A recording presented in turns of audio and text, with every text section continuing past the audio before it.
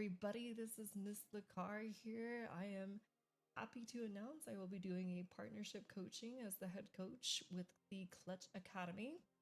I hope you all are having a wonderful time during the tournament. I am going to bring you guys a little breakdown here of how to run the flag correctly, or at least a good setup on Imperium here, or as some of you may know it, the pit. This is with a 4-man team. Obviously, you need some good synergy and teamwork to pull this off, but this is going to be a good general idea for setups that you want to have. This is going to be specifically to pull the flag through the green hallway or the long hallway here, but we're going to be focusing mainly on the green hallway here. And you'll notice on the blue side here, the flag pull that we're going to be going for, I've labeled the majority of the spawns here, at least the major ones that you need to be concerned with. You're going to have their S1/courtyard spawn up here, labeled as number 1, their flag spawn labeled number 2, and their mauler spawn labeled number 3. So really, these red lines are going to be indicating where we're going to be pushing from, basically off of the start. Now, you don't need the power weapons to make this work. Of course, it makes it easier.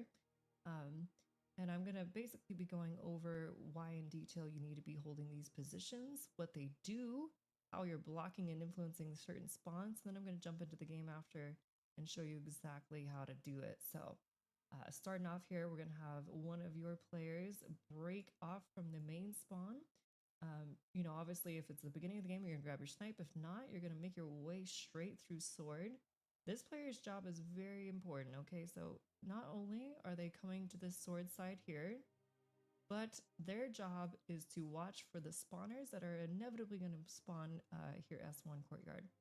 The other 3 players, you'll have maybe 1 or 2 push through the green hall here, of course playing for rockets if it's up.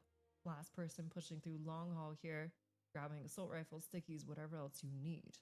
Once you have players in these positions here, you can start to think about a flag pull. Now, of course, best case scenario, you're going to be able to kill all 4 players, hopefully within a good amount of time next to each other so they're not all staggered off of their spawn. Let's say you get into this good position here. You get all 4 players dead on the other team, so things are looking great for you. When you have players relatively in this position, you're going to want one person in their side sword, either hugging this wall or somewhere around this area. Either way, you need one of these walls, and I'll explain why in just a minute. You're going to have 2 players in close to their green box here, and 1 or 2 players also pushing through the long. And so the idea is that you're going to have 2 players here push together through this mauler side, through the needle side, into their first and go for the flag pull. So generally what we're going to do is we're going to keep this number 6 player here watching for spawners. In these positions right here, you are actually going to be blocking the number 2 and the number 3 spawn here, which is what we're going for. We're trying to block this whole half of the map here and spawn them out here over in the S1 courtyard spawn, right? This is the idea that we're going for. So we're going to send number 7 and number 8 through this side of the map, playing for their first BR here to hopefully be able to grab the map without taking too much damage here. Of course, ideally you've killed them, they're respawning S1, so there shouldn't be much resistance. If there's nobody in their flag, this number 8 player can actually stay back and doesn't need to really push up to help the flag guy at all.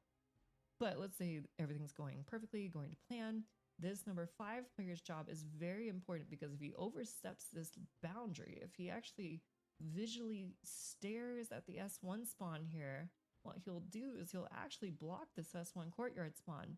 And if you're close enough to this 3 spawn, the mauler spawn, you'll end up blocking all 3 of these major spawn points at once, and you'll force the enemy team to spawn in their emergency spawn, which is this little yellow box here. They will spawn bottom runway underneath you on their side sword, which allows them to quickly and easily just overextend to your side through runway and beat you to your side as you're trying to run the flag.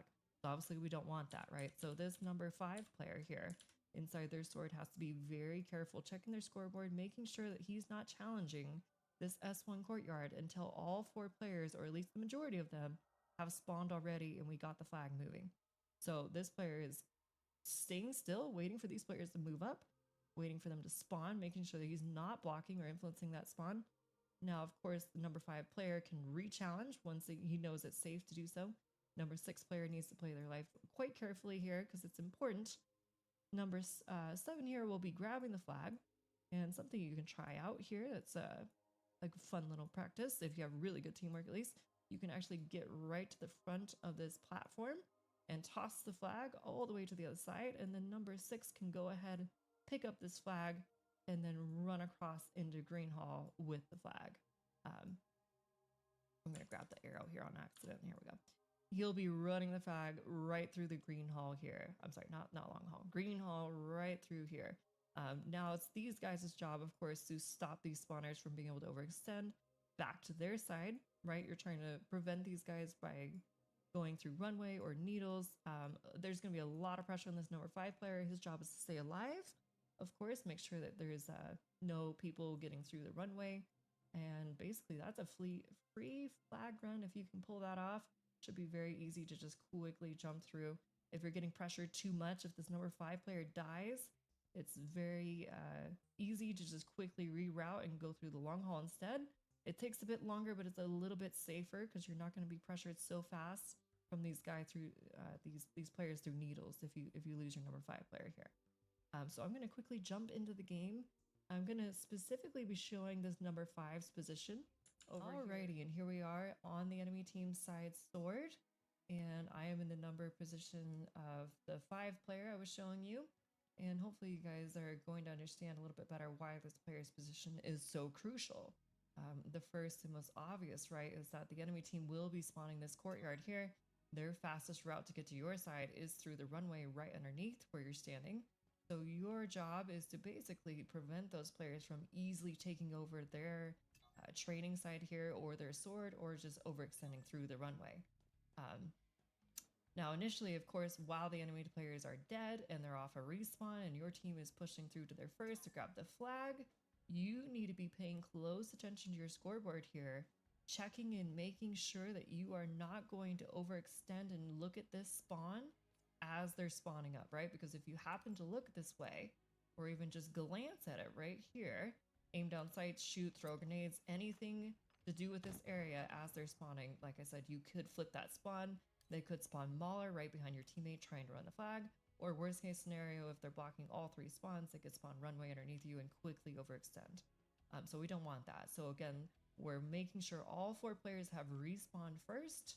Now we can check their courtyard, put some shots in, put some damage in. Hopefully they're distracted, already trying to shoot your flag runner and your teammate in their training side right now. So usually you're not going to have too much pressure. You can get some shots as they're distracted, back down quickly if you're taking too much damage, slowly transition over to your side here as you're getting your shields back. You'll be full shields again by the time you get back over here, and then you can clean up anybody that's happened to make it through runway or is trying to push into your training. You are the bodyguard for this whole other side of the map, making sure they can't get through for free, making sure that your team can successfully capture that flag, right? And of course, rely on your teammate inside the needles. Both of you need to work together, watching each other's back. Don't let them just run up into needles and kill your teammate for free. You know, hold your ground. Also, don't forget there's a shotgun here. You know, this is a wonderful weapon to have in this position. That way you can kind of force them to have to push you inside their sword. And anytime they get in these close range fights, you know, this shotgun is going to be extremely effective. So you make yourself a very difficult kill inside the sword with a shotgun, and you're basically going to all but ensure that your team is going to get that flag and cap it. So alrighty guys, that will do it from me. This has been a quick breakdown of Pit flag or Imperium flag here, how you can get the flag quickly through the Green Hall with a 4-man setup. I hope you guys found this useful. You're going to be catching me in the Clutch Academy. I do coaching. Come and find me. We can go in more in depth. We're going to go through all the maps together, and I'm excited to be working with you very soon. I hope you guys have a great tournament, and talk to you later. Welcome, Spartans, to Clutch Academy. We're dedicated to helping players of all skill levels excel in competitive Halo. From our Major 8s to our Champ 8s, we provide tailored coaching and resources to help you climb the ranks. Clutch Academy is more than just a place to play. It's a community.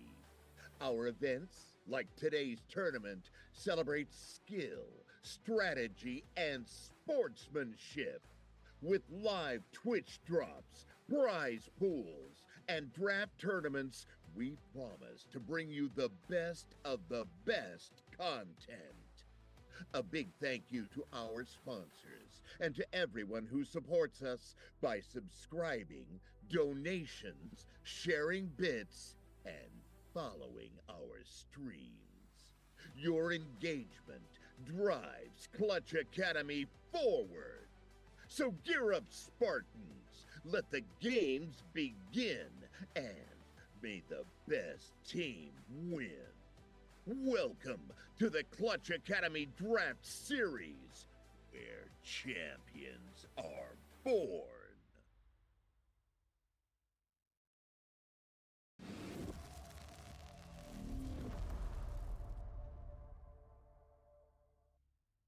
All right, what is up, Mr. Descendant? I know you got on a new team.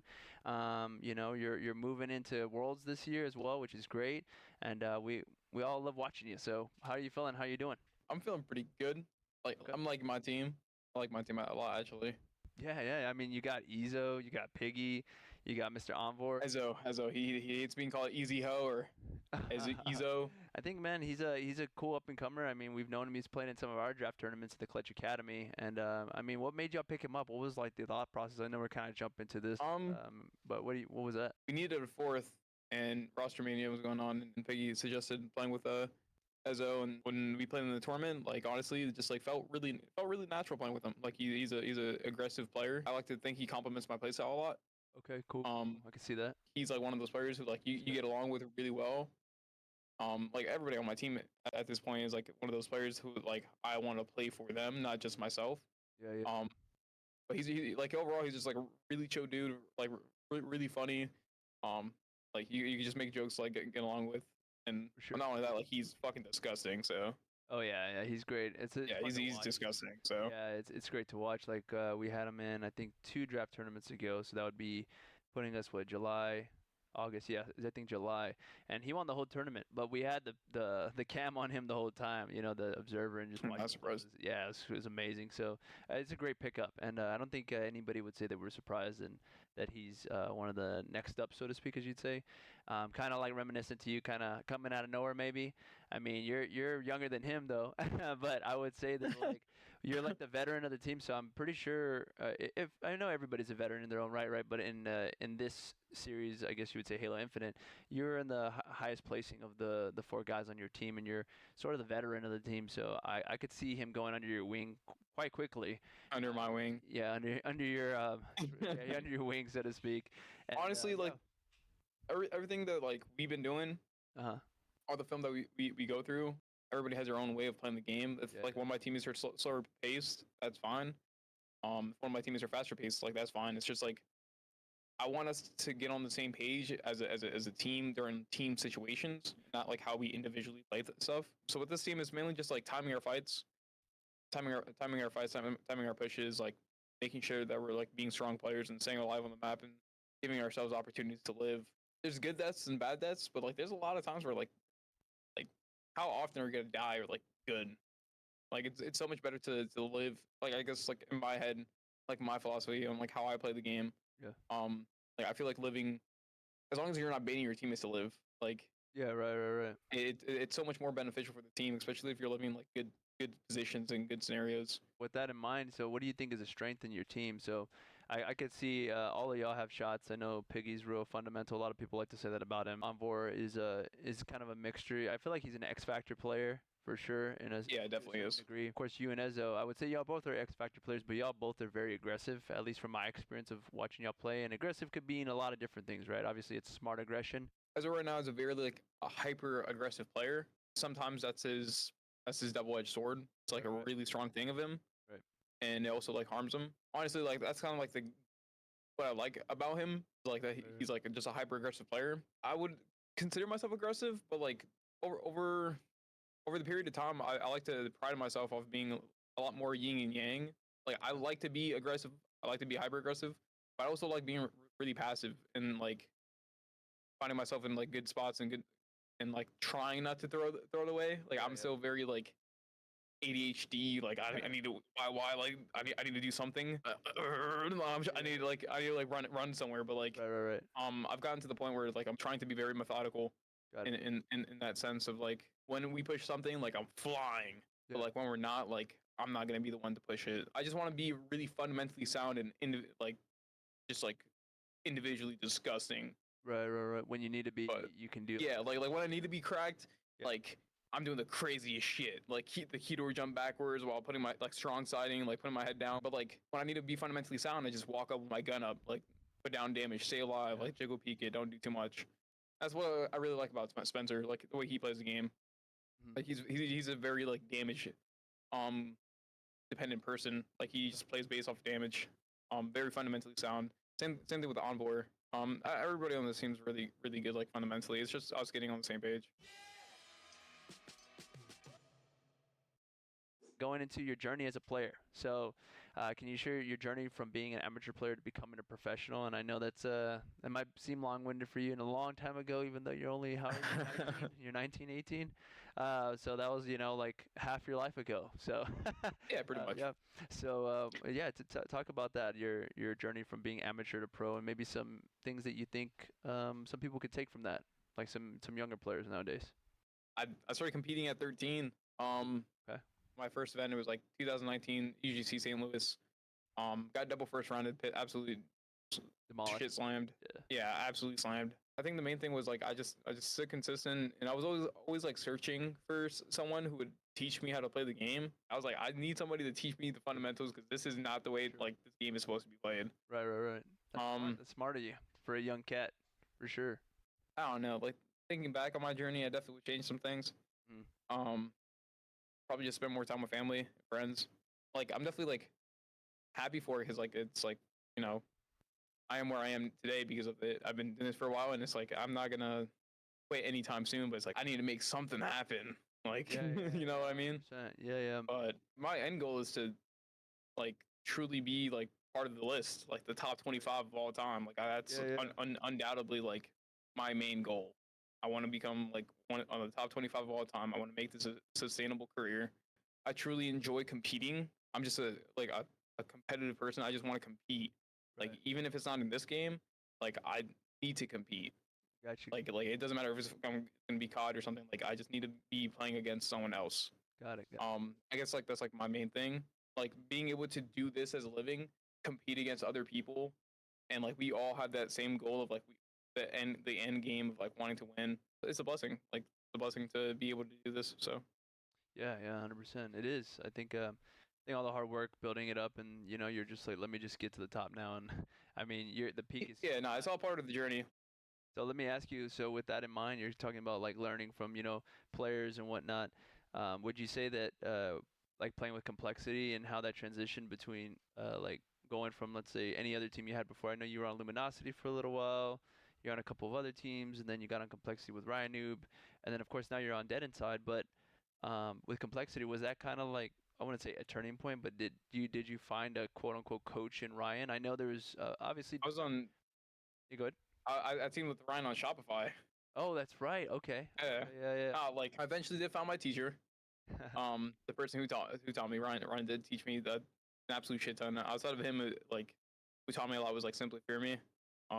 Probably don't even know who that is. I know who that is. I know. You know who that is? I have a good friend that actually was cool with him back in like Halo 3. They used to hang out and stuff. That's cool. Shout out Had.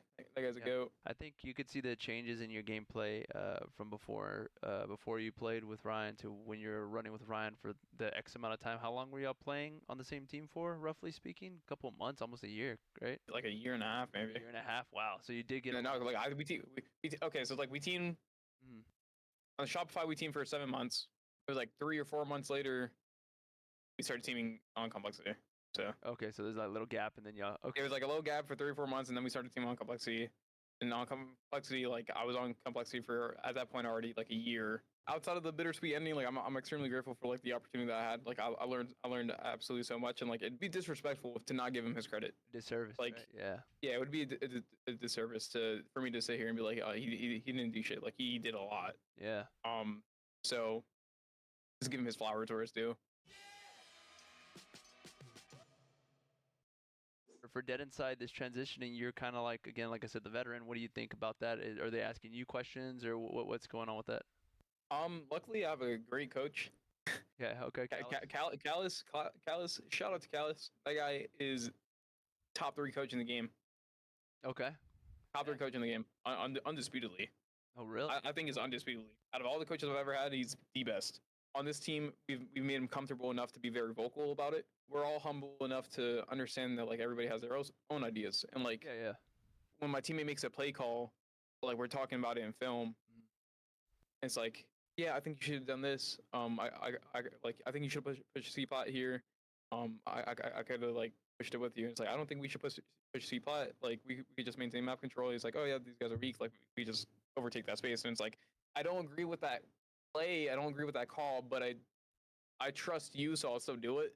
Yeah. But I don't like agree with the call. Yeah. I'll still do it. Okay. Yeah. Yeah, I'll still do it. I'm down. Like I trust you, but I don't trust your call. Yeah, so I'll still do it. All right. Yeah, cool, okay. it's like I don't, and that's like I think like an important thing that like this team has is like even if we disagree with like a shot call or a play, like we still like trust each other enough to do it. Right. And if it fails and like I didn't agree with it and it fails, it's not like, oh, I told you so. Right. It's like, all right, look, it didn't work. This is what we're practicing. Like, let's do it my way. Yeah. Let's try it out. And if it works, then if it works, then I might be, yeah, you, it worked. Better than yours last time. I got you. Yeah, it worked. But let's go ahead and go into another piece of this interview, like going into the warm-up routine. Like, let's say, what's your typical warm-up routine, like before a tournament versus a scrim? What are you kind of going into? Are you just doing matchmaking? Are you shooting bots? I just shoot bots. Shooting bots. Yeah. Is there anything specific that you do with the bots? Do you put like, let's say, a limitless ammo with no deaths, or is there anything like that you can pick up? There's like this. I think Scoopmeister made it. The aim bots thing. Yeah, the aimbot thing. The aimbot labs map. That's all I do. Okay, gotcha. I'll literally just do that. And then I don't really like to play matchmaking or any of that. I don't play matchmaking often. Okay, gotcha. Okay, you just kind of do that and then scrims. Yeah, that scrims and like I'll grind matchmaking sometimes, but honestly, like I don't know. This game's just like matchmaking wise is just so boring. I can't do it. I believe it. Yeah, I could see that 100%. So let's go ahead and with that in mind, do you have any specific drills or exercises you focus on to prepare yourself before the events, like or scrims, like physically or mentally? Like during scrims? Yeah, like let's say we just get some coffee. All right, I know some people drink caffeine. Are you talking about like a pre-game, like pre-tournament ritual? Yeah, maybe like a pre-tournament where you eat some eggs and bacon. You're talking about like not like practice, but you're just talking about like a pre-tournament or mental and physical ritual. Yeah. Let's see. What do you? Let's see. Tournament days, like I wake up, cold shower. I'll try to like walk around a little bit. Usually it's like cold shower, pray, and like I'll walk around a little bit. I'll walk around like the venue. Try to get something to eat, DoorDash, like fruits. Like I'm very strict. Like I'm trying to be very strict on my diet, like during tournament days. The reason for that? Kind of cutting you out, but I ate an entire cake for yeah, I'm not joking about this. I ate like an entire cake when I was on Shopify. We were playing native for top 4. I was just so hungry, and I ate like an entire cake. Not the entire thing, probably like half the entire cake. Fair enough. And that shit knocked me out. Oh, like you were tired, like you knocked, like you. Dude, I literally chugged a Red Bull before my match, and I'm laying down in my chair. I'm like eyes closed after chugging the Red Bull, and my eyes, I'm like trying to keep my eyes open, and I can't. My teammate is doing everything to keep us in this game, fighting for top 4, and I'm just getting slammed. I don't know what the is happening. And from there, it's like, all right, bro. I'm never doing that again. You're gonna control the variables, so to speak. Yeah. So like that shit happens again. I'm doing something. That's crazy, bro. Dude. But yeah, that taught me a lesson. There you go. So no cakes for Worlds until after. Okay, so very stupid enemy. Like I should have known better. So I'll try to stick with like fruits. Like I like sticking with fruit, like beef jerky. Protein bars, apples. Apples are a very huge one for me. But outside of that, like it's pretty much just like protein bars, beef jerky, and fruit. Light, kind of light. Yeah, just light stuff. what are your goals and plans for upcoming Worlds? And if there's a next season, what are your plans and how are you preparing for it? So let's start with Worlds. What do you think? Worlds. Main goal, top 6. In the sense of like, obviously like, oh, we can't win it or some shit. Yeah. But my main like bare minimum that I'd be okay with is like mainly for the sake of like how long have we been as a team, Yeah. the realistic expectations that we have. Yeah.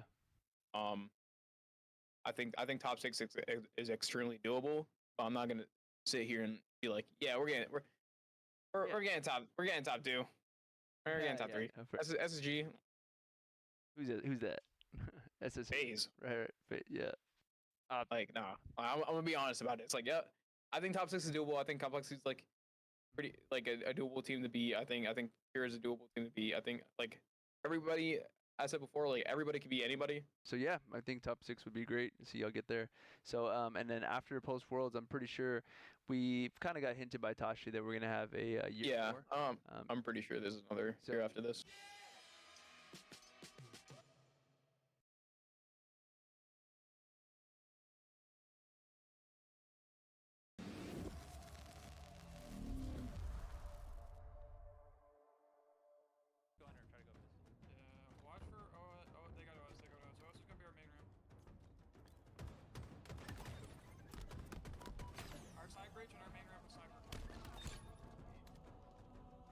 They're training.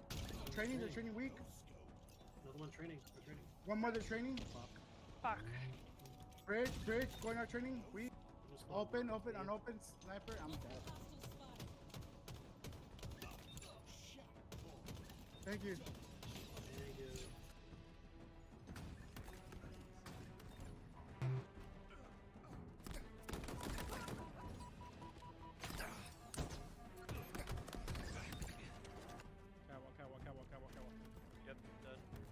One more. One shot A. And then bottom A. One shot bottom A, one shot bog. Laga. Behind you, bog.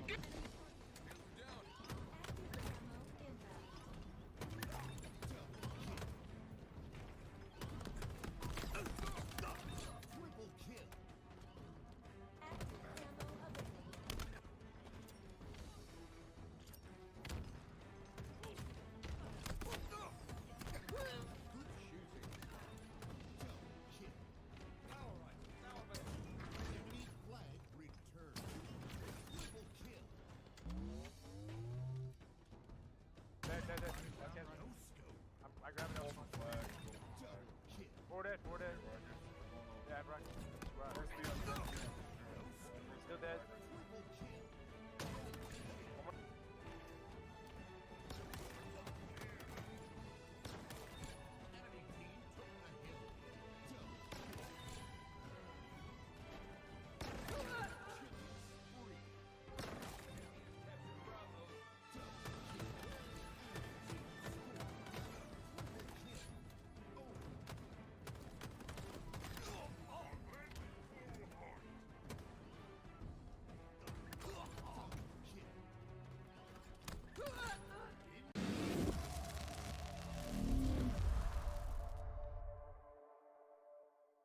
He dropped. Done. Save it. We can save it. Top 8 above you, white. Or Killjoy, sorry. Top Yeah, 1. what's bottom white? I'm in heaven. Nice fucking shot, Professor. And we spawned red. Oh my gosh. Blocking the A spawn.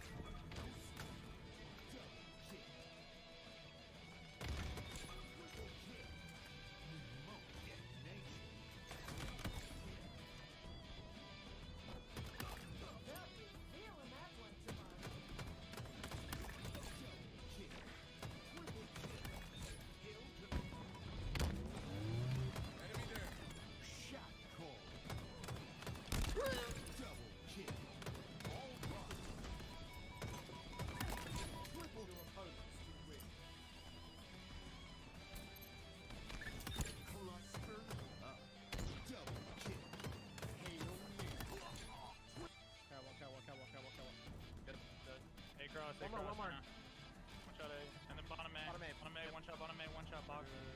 Laga. Behind you, box. Oh.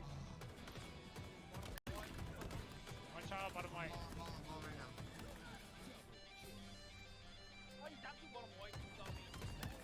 Nice go. Keep him off ball, Nice.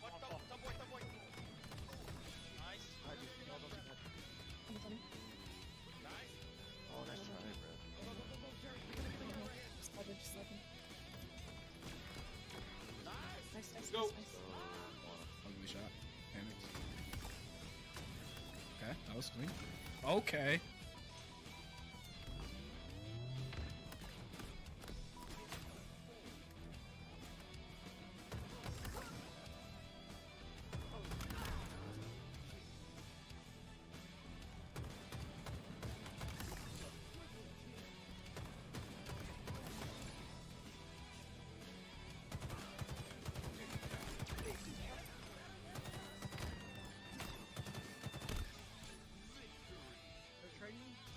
They're training weak. One more, they're training. Bridge, going out training, weak. They're spawning. Engine 2 and engine 2. I'm getting pinched. Open, unopen.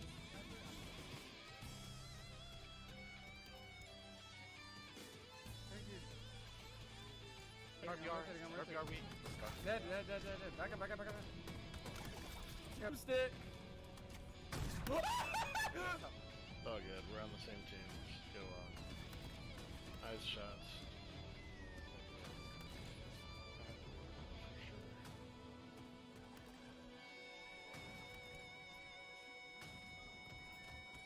Nice three. Yeah.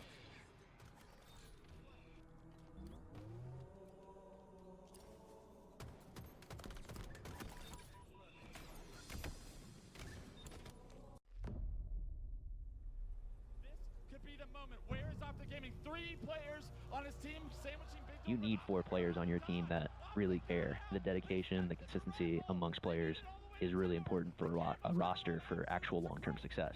Day in, day out for hours on end, making sure you're all locked in, just understanding and again that consciousness, that mental awareness of, I'm actually trying to get better with my team. I mean, we were AM team and we were just practicing day in, day out as an amateur team against other amateurs. That's what we were doing. That's what we were always going to be doing, and that's how it is at a pro level. So it's like if you want to become a pro, you basically need to be acting like a pro before you're even there. Dummy door right now. Ball is going to be able to now with 2 players on the side. One pick over.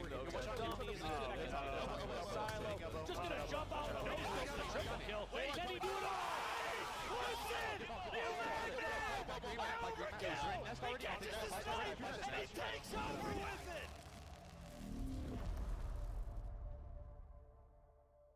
Yeah, no, I'm ready. I actually met you in HCS Orlando, and I got a picture with you. Okay, nice, awesome. I don't know if you remember, but I signed you signed my helmet. Okay, It's like yeah, a big- I do. I do think I remember that. Yeah, backstage, right? Like by the. Yeah. Okay, yeah, I do remember that. Yeah. Good to talk to you Yeah. again, man. Nice. So what do you got? What do we what kind of questions you got here for me? So I'll tell you, I've been doing like aim training, and like before I start playing, I do like 30 minutes of aim training, and I do bots. I'm playing a lot of the clutch tourneys, and I do like rank and stuff. I want to ask you if there's anything else that can help me. How old are you? 14. I'm a freshman. You're doing well in school. How you doing in school? Good. Doing pretty good. Nice. All right, so I mean that's kind of I was in a similar boat with kind of being I think I was a sophomore in high school whenever I started playing Halo 5. And just like you, I mean I played Halo like you, probably just casually, just played everything, played some rank, played this, played that, playing in a tournament here and there, especially whenever I wanted to start competing. You're already doing the right things for the most part. Sounds like you're just getting involved, trying to be around the scene. You're obviously going to some tournaments, which is awesome. Just getting involved is definitely the first part. Aim training is good. The one thing I would say is that aim training it's good that you're doing some. Like you said, you do like a 30-minute warm up. Perfectly fine. That's good. I definitely recommend that. The most important thing about getting better is just making sure that you're actually exposed to tournament style or as close to tournament style gameplay as like you can kind of get to. So especially since you're not maybe playing as many 4v4 like actual tournaments, then ranked is going to be like the bread and butter. Like you want to make sure that you're participating in ranked as much as possible. And what I would do whenever I was in high school and I was doing pretty well. Like I had great grades, so then that makes it easy with your parents. They're like, do whatever you want to do to have fun. That makes it a lot easier to grind.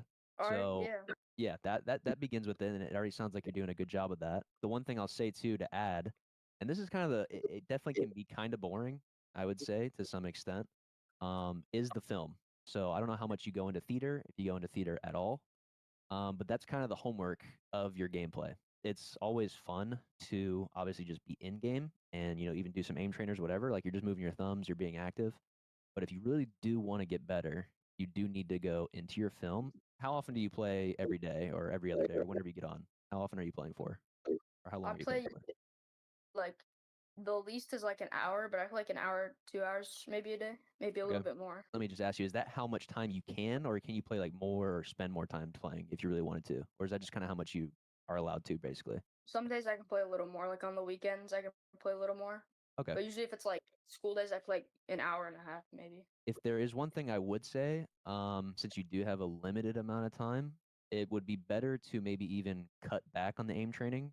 If anything, it's good to just start focusing, especially right now, if you really want to start getting better. Hop into ranked, start playing. Don't worry about everyone else in matchmaking. Just mostly focus on yourself. Turn off the comms. It's good to have comms too if you are communicating, but sometimes people are just like toxic. Like people are just toxic and annoying to be annoying. We've all been there. If you're a younger player, talking in the lobby, like people just don't take you serious or don't want to listen to you, whatever. I would just recommend maybe not aim training as much. Instead of the 30 minutes on aim training, spend 30 minutes in theater. So if you only can spend like an hour and a half to 2 hours playing each day, spend an hour, hour and a half playing actual matches. And then on the back end, you should spend maybe 30 minutes watching your gameplay. And then whenever you are in theater, the thing that I used to do is kind of skim through. And then whenever you die in game, that's when you pause and you rewind. So whenever you make a mistake, or just again, like just treat it like, oh, I died. What could I have done differently? That's what you should be thinking in your brain. It's good to keep doing that because eventually you'll start to understand more like, oh, I actually couldn't have done anything. Or maybe it was my teammate that made a mistake, but there are plenty of things that you could have done differently by yourself in those moments. Just make sure you're staying alive. Make sure you can like kind of change your decisions a bit more in the future. Build that repetition of like, oh, I actually could have done this. I could have done that differently. And then implement it in your gameplay. Like try to just create some mental notes in your brain. So then you are, then focus more the next time, the next day you get on like, oh, I just remembered I played this game yesterday. I'm going to do this a little differently in this type of scenario. It's entirely up to you. You got to make sure that if you're actually doing that, you're implementing it, you're being conscious about it, being mindful of it. If you start doing that, you'll really start to notice your little mistakes and you're correcting those little mistakes very quickly. Thank you. Because I've really been like trying to do like when I have I have coaching sessions, I tend to do like VOD reviews and stuff. Yep. They've really been helping me. That's really good. And I think that's the next step for you is to make sure that you're consistently doing that even by yourself. Again, it's good to be more critical of yourself, especially if you're losing games, losing out on things in games. Again, those deaths, those losses, and then just like, what could I have done differently? Don't try to blame your teammates too much. Don't try to think about your teammates too much. Just focus on you, especially just for matchmaking. Matchmaking is just matchmaking, but it definitely will build up some good habits if you take that. Thank you. Of course. Yeah, no problem. Yeah, I wanted to ask you, like, what's it like being a pro and, like, going to all these, like, lands? This is my job now. Like, just like anybody has a job, this is my job. So, got to keep that positive perspective more than not. And just take it as, like, just like how I'm telling you to get those reps in, like, that's, and, putting in that time, that's a job for me. It's my livelihood. So, I take it as serious as possible. It's a great thing to be doing. It's a lot of fun. It can be a lot of frustration. It's a job. So it definitely, the more you play, if, instead of me just putting in a couple hours a day, like sometimes I want to, I need to put in 5-6 hours plus. I need to be doing that almost every day since it is my job. I think that's all I have for now. Those are great questions. Yeah, thank you. Of course. Yeah, thank you so much for giving me this opportunity, Clutch. Yeah, of course, dude. Yeah, have a good one, man. Thanks for coming by. Yeah, thank you.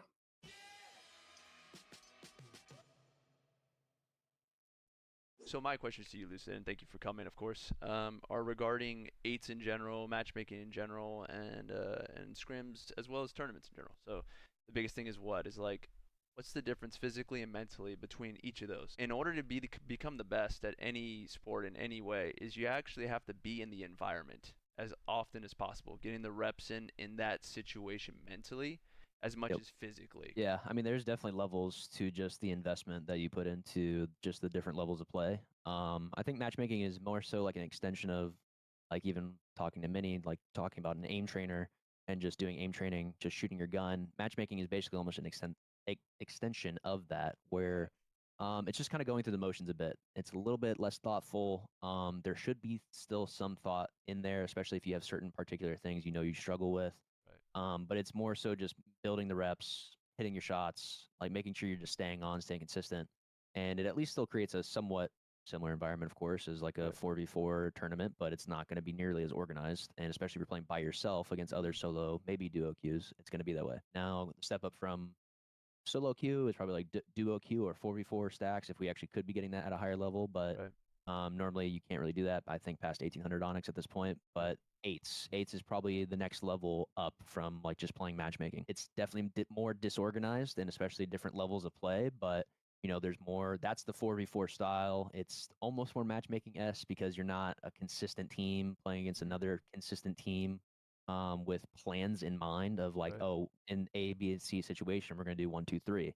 We're not going to have like those set sort of ideas, and other people are going to have their different thoughts on how situations should pan out. So that's why in eights you almost get definitely a variety of how situations can get. It gets a lot more mixy. And so again, it's like that next level of like this is definitely more serious than matchmaking. A lot of times people are putting up some money to almost kind of create a little bit more of an incentive of like trying a bit harder, but then you still do have just a variation in the ideas of what should be going on in those sort of environments. And then after that, you get into scrims with your own dedicated team, whether it's fresh or not. That's why it is important to get a dedicated fresh team and stay together longer, because then you can sort of bank on like, I don't even have to go over as in depth as I need to sometimes, because it's more of that instinctual play as a team. It is more just locked in your minds without even having to say a word on like, okay, we're here. We need to push this, and then everyone knows the exact spots they need to go to. Once you keep getting those repetitions in as a team, and even at a higher level, it becomes way like those specific scenarios start expanding even more. You have to get even more in depth about what you want to do at a higher level. So the level of play for scrims can really vary to almost like eights, where everyone's just kind of running around, to being very strict and very to the point of how you want to play so that you can specifically understand what you're getting better at. You need 4 players on your team that really care, and you're going to get closer to that again with the actual scrim. That is why the dedication, the consistency amongst players is really important for a roster for actual long-term success. And so it's just the stepping stones, one after the other, of how much, again, the physicality of it, being making sure you're on with your team day in, day out for hours on end, making sure you're all locked in, and then the mental of just tying into that, just understanding, and again, that consciousness, that mental awareness of, I'm actually trying to get better with my team. We need to do A, B, and C in this type of scenario. Or you can just, sometimes people just wing it. They don't even talk about it. And some people have a lot of success, even at a higher level. There are a lot of people that just play that way, but that does not lead to championships normally. Like, they're just kind of banking on like, I hope this happens, or I hope this works out, rather than like knowing how to make it work out is the biggest thing. And with the Clutch Academy, and just kind of putting us in here, is we kind of do the in between eights and scrims to a certain degree, because we have so many people consistently playing in the Clutch Academy Discord. And for everybody watching, that's kind of the goal, is like, how do you make it to where you can bridge the gap between just playing eights and meeting people, and then becoming an amateur and maybe a professional in the future? And that's usually playing with people at a higher level, of course, as well as communicating with people. But we have a couple of people that have actually made teams that are doing really well, and you'll be speaking to Professor next. He actually got top 16. What was it, this past Wednesday in the Open, but he was like at like a 1600 only like 2 seasons ago. How have coaches and teammates helped you build confidence, refine your skills, and reach the next level in your career? Yeah, I mean, I think coaches, it can vary a bit widely with Halo in particular, but I do think coaches have a great impact if you can allow them to, and if you have the right people. For us, obviously, having Lunchbox, it's like, he was a previous pro player. There's no reason to have any amount of ego when talking to him, especially about like strategies. Whenever, that's why he took a step back, because he didn't feel like he wanted to really keep up with the actual competitive side nearly as much anymore. I can't blame him. He'd been at the top for so long, and then you're just ready to just put down the sticks. You're ready to kind of chill for a little bit, but he still has that mind, and like that doesn't just go away. I mean, even the skill doesn't just go away. He's still absolutely a beast, and so he acts as a fifth man. And some teams don't have that fifth man aspect, I think, from their coach. They are there to primarily be a stopwatch, and that's not necessarily the end all be all, but I do think it does make quite a big difference when you have a fifth person that you can confidently be talking strategies with and confidently have serve as like a mediator amongst the team, talking over strategies, talking over comms in game, and actually directing comms in game, and being confident with what he is saying, not shutting that person down. He is sitting back watching all of us, taking in everything, and then kind of being able to insert himself where he knows he needs to. I've had different periods in this game cycle of like there's different plateaus of understanding the meta and feeling like I don't need to go over film as much. But whenever I do kind of have that feeling like, oh, we need to play some catch up, or we're struggling here and there, it's time to start watching some more film. Somebody like Lunchbox is the perfect person for myself at least to talk to, and that kind of helps refine my idea of what I'm thinking, because I really do trust what he says. And once I feel like he and I can maybe even talk, once I kind of have an idea of like even what I'm trying to understand for myself, I can then bring it to the team almost more refined on like, this is the strategy that I'm thinking, and this is how I think we should play this situation, A, B, and C. This is where we need to be for A, B, and C, doing this for these moments. And so he really does, again, serve as just an extension, especially for the higher end thought processes going behind just understanding strategy. What do you think about teammates, and what do you expect from a great teammate? I guess that would be it. What's your definition of that?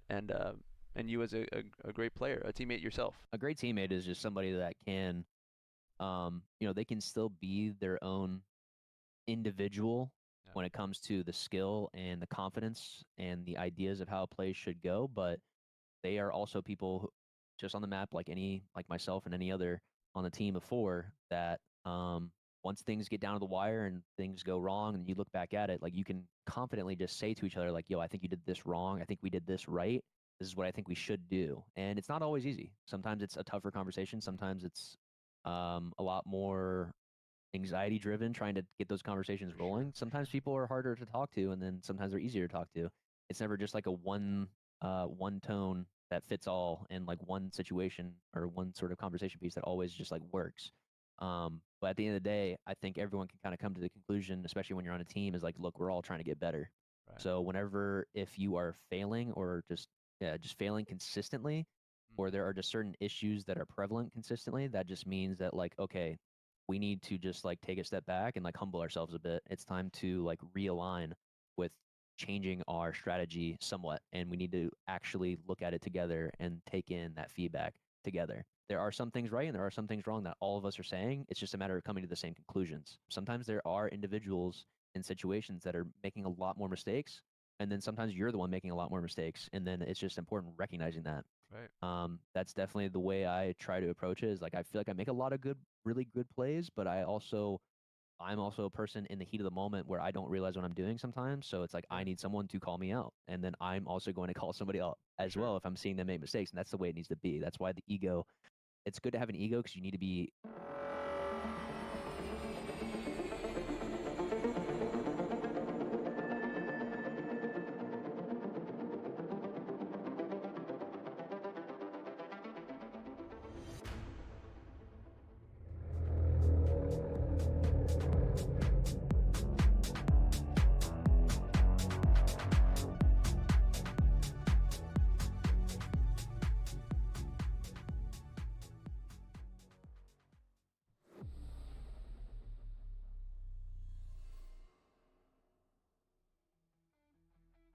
Ladies and gentlemen, welcome to Clutch Academy 4v4 draft featuring, of course, LVT Halo that will be taking care of the other broadcast, the Bravo stream.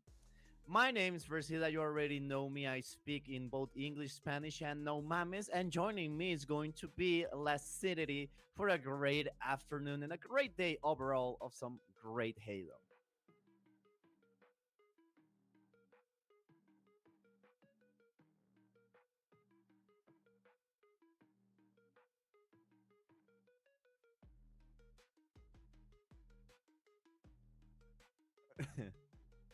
There we go. Seems- Sorry about that, y'all. I accidentally muted myself. I was muted in the wrong spot, but what's up? Welcome into the 4v4, the last tournament before Worlds that Clutch is hosting. And I was told that, honestly, these teams are already building a lobby and they're ready to go.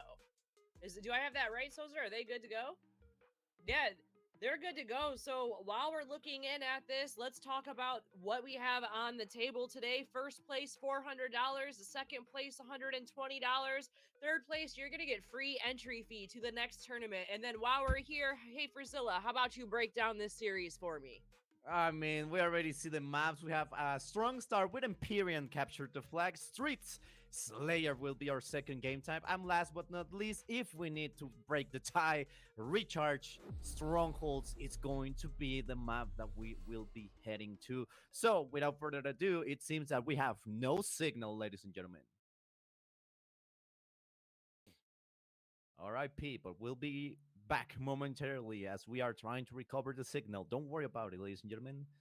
It's just the OBS things. Well, while we're here, though, and we're sitting here, let's talk about the two teams that we have playing right now in this first series. This first series is going to be the best of three winners round one. We have, I'm going to go with Team Gun Goddess. We'll talk about them first. Don't be confused. Gun Goddess is not actually on the team, but they did ask if they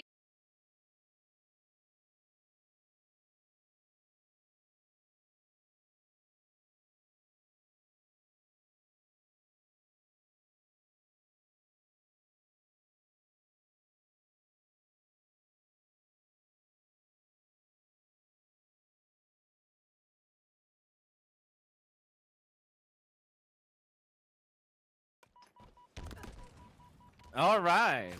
Ooh, we're back. So we're back, but it looks like we might be missing somebody from the lobby. So we might have to do a quick little reset here. But while we're getting this all together, happy Sunday.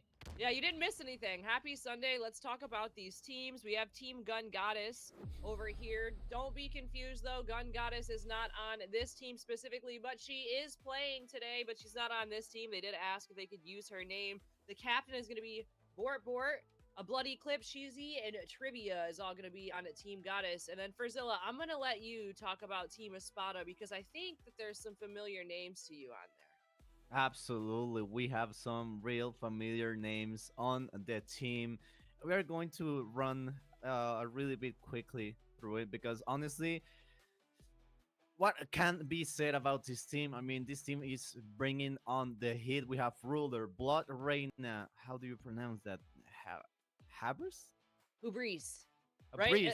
Anxiety, that's what he said in my ear earlier. Hubris. We talked about this. Yes, hubris. Okay, and Miss Loveless. So, a really charged team ready to take down everyone. And I have just quickly talk about Blood Reina, which made a really good show on SLC at Salt Lake City, running on that Infinite 2v2s and getting all the way up to, if I remember correctly, top 2. So, I mean, that's a great way of running it up. And now, well, as we are approaching Worlds, it's now their turn to bring down anyone on their way. And well, if they're planning on going to that FFA, well, they're starting and will try to get as much damage as possible. Yeah, so it's really cool to see these. A lot of returning names today, too, as well in this tournament.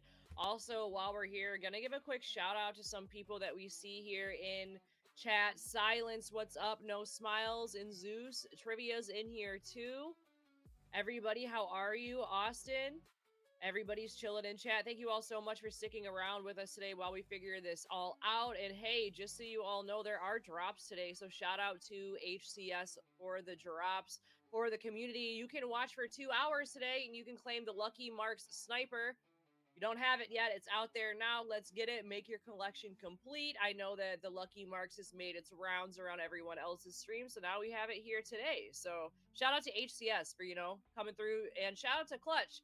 I don't know where Clutch is right now. He's probably in an admin chat somewhere. But shout out to Clutch because Clutch puts all this together for all of us. And if you haven't joined the Discord yet, make sure you do join the Discord. And you can also participate in a really fun tournament just like this. Oh, okay. We have certified Latin American moment.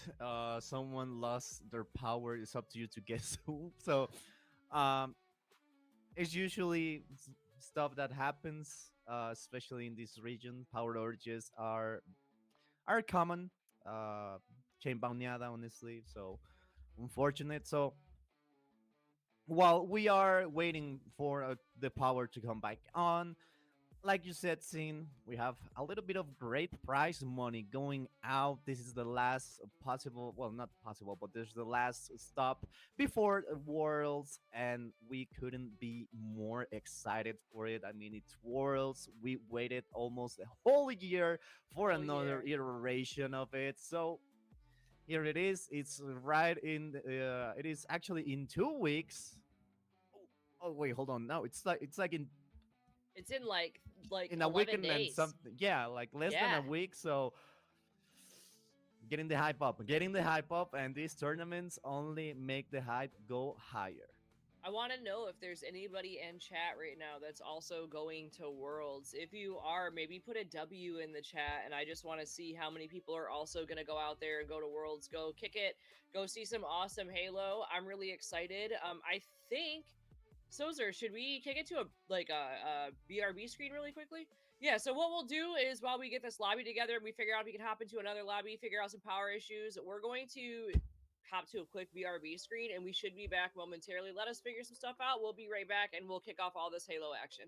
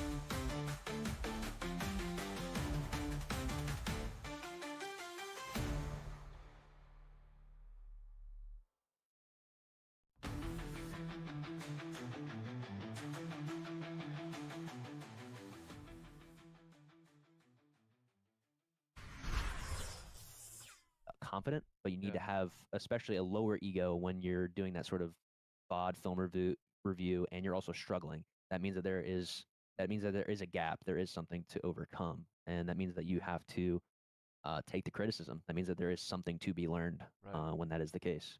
At the end of the day, we might look at y'all from the outside in and say, hey, they're pros and they're all, egoed out. But being able to be humble and being able to talk to your teammates and your coach honestly and take criticism, if you want to call it constructive criticism, is truly what makes you the champion from the beginning to the end. I'll just get into it. What's up, Ben? How you doing? I'm good. How are you? I'm good. Doing good. Was there any turning points in your amateur career per se where something changed or a massive turning point that really launched you forward to the next level?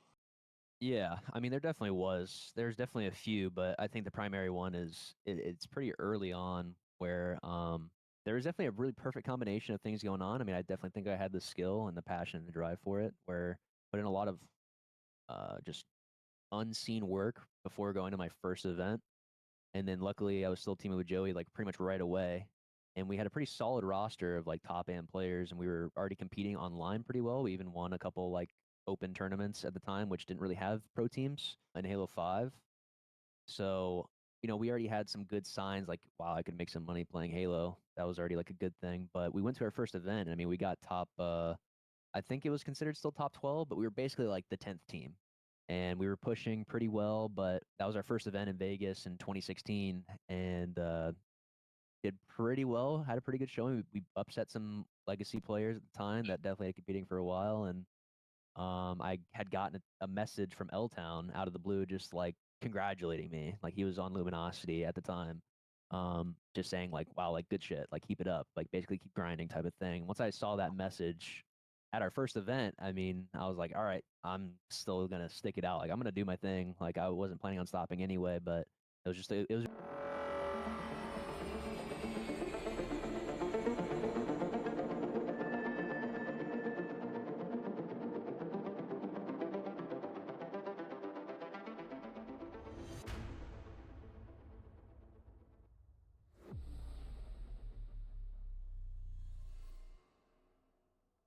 Hello, everyone, and welcome back. Sorry for that. We had a couple little mishaps here. Let's talk about it. Somebody lost their power. We had to find a sub, and then we got hit with the good old EAC.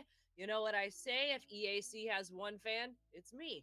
So we got hit with the EAC. So now what we're going to do is we are actually going to migrate to a different lobby here. What we're going to watch right now is going to be Team Happy to Be Here versus Team Grippy Socks Gang. Over on Happy to Be Here, the team captain is going to be Kubu, followed by Wookie, Dream, My Reality, and OG Jangle. And then over on the Grippy Socks Security, we have Nuclear, Blaze, Janitors, BR. Shout out to Homie Hopper and Kino. So everyone is here. Kino, actually, I just caught that. Kino. And Kino and them are Kino and Homie Hopper. Actually, Frazilla knows them too from the women's circuits. We've seen them play on some women's events. It's cool to see them back. Also, I just realized your background because this is the first time I'm able to see it. I mean, that's the joke that I wanted to do, and honestly, this is just like the running gag we have, Sorcerer and me, when I point out something that's just going wrong, and I just utilize it to my favor. So it's a running gag. Love Sorcerer, love everything he does. So there we go. We now have. We don't have an offline stream. We now have game, and ladies and gentlemen, we're going to go straight into this first game of Grippy Sock Security against Happy to Be Here, as we are jumping into Empyrean, capture the flag, and Homie Hopper has the OV. And Homie Hopper has the OV now, so she has a lot of room here to kind of do whatever she wants. And she has Sniper, a very deadly combination when you're on this map. She does get a kill right here on top mid against Kubu, but two are down on a Grippy Socks right now. Two also down for Happy to Be Here. She still has the Sniper, and look at that. She has over 10 bullets to work with here. It's a little bit of a reload. Oh, unfortunate spawn right there. That's going to be a hit being teared off. A couple receiving a little bit of damage. Homie Hopper still has a lot of weapon damage, but unfortunately will go down. Kino Kinoe will get taken down to Nuclear Base on the attack as Dream My Reality is starting to get some damage. And now Nuclear Blaze has the S7 and will start to get some damage going. Gives a new haircut. It's forced to retreat a little bit. And the Pizza S7 Sniper is going to start to cause a lot of really dangerous situations for Happy to Be Here. Yeah, lots of really dangerous situations indeed. Nuclear Blaze still has that sniper, is able to get some kills, does a double kill right here. Also still has about 7 bullets left. Wait, 4, 5, yeah, 7 bullets left in the sniper. Still does some more damage, drops it right there though. And so sniper is still down in the middle, but it looks like this might be the first cap of the game in favor of Grippy Socks, and it is. Grippy Socks gets the first cap of the game. Janitors BR right there with the clean cap, finishes it with a kill. Has to hide there though to get some shields back up, but still definitely making their way down and is about to make a really nice play over here.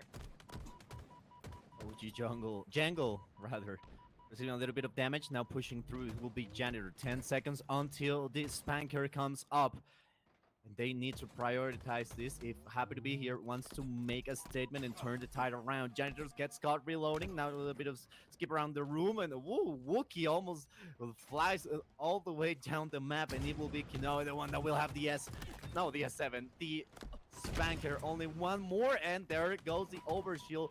Wookie now has a little bit less of a quarter of a shield remaining, and Dream My Reality will take down Homie Hopper as the push for Happy to Be Here is starting to be of great success.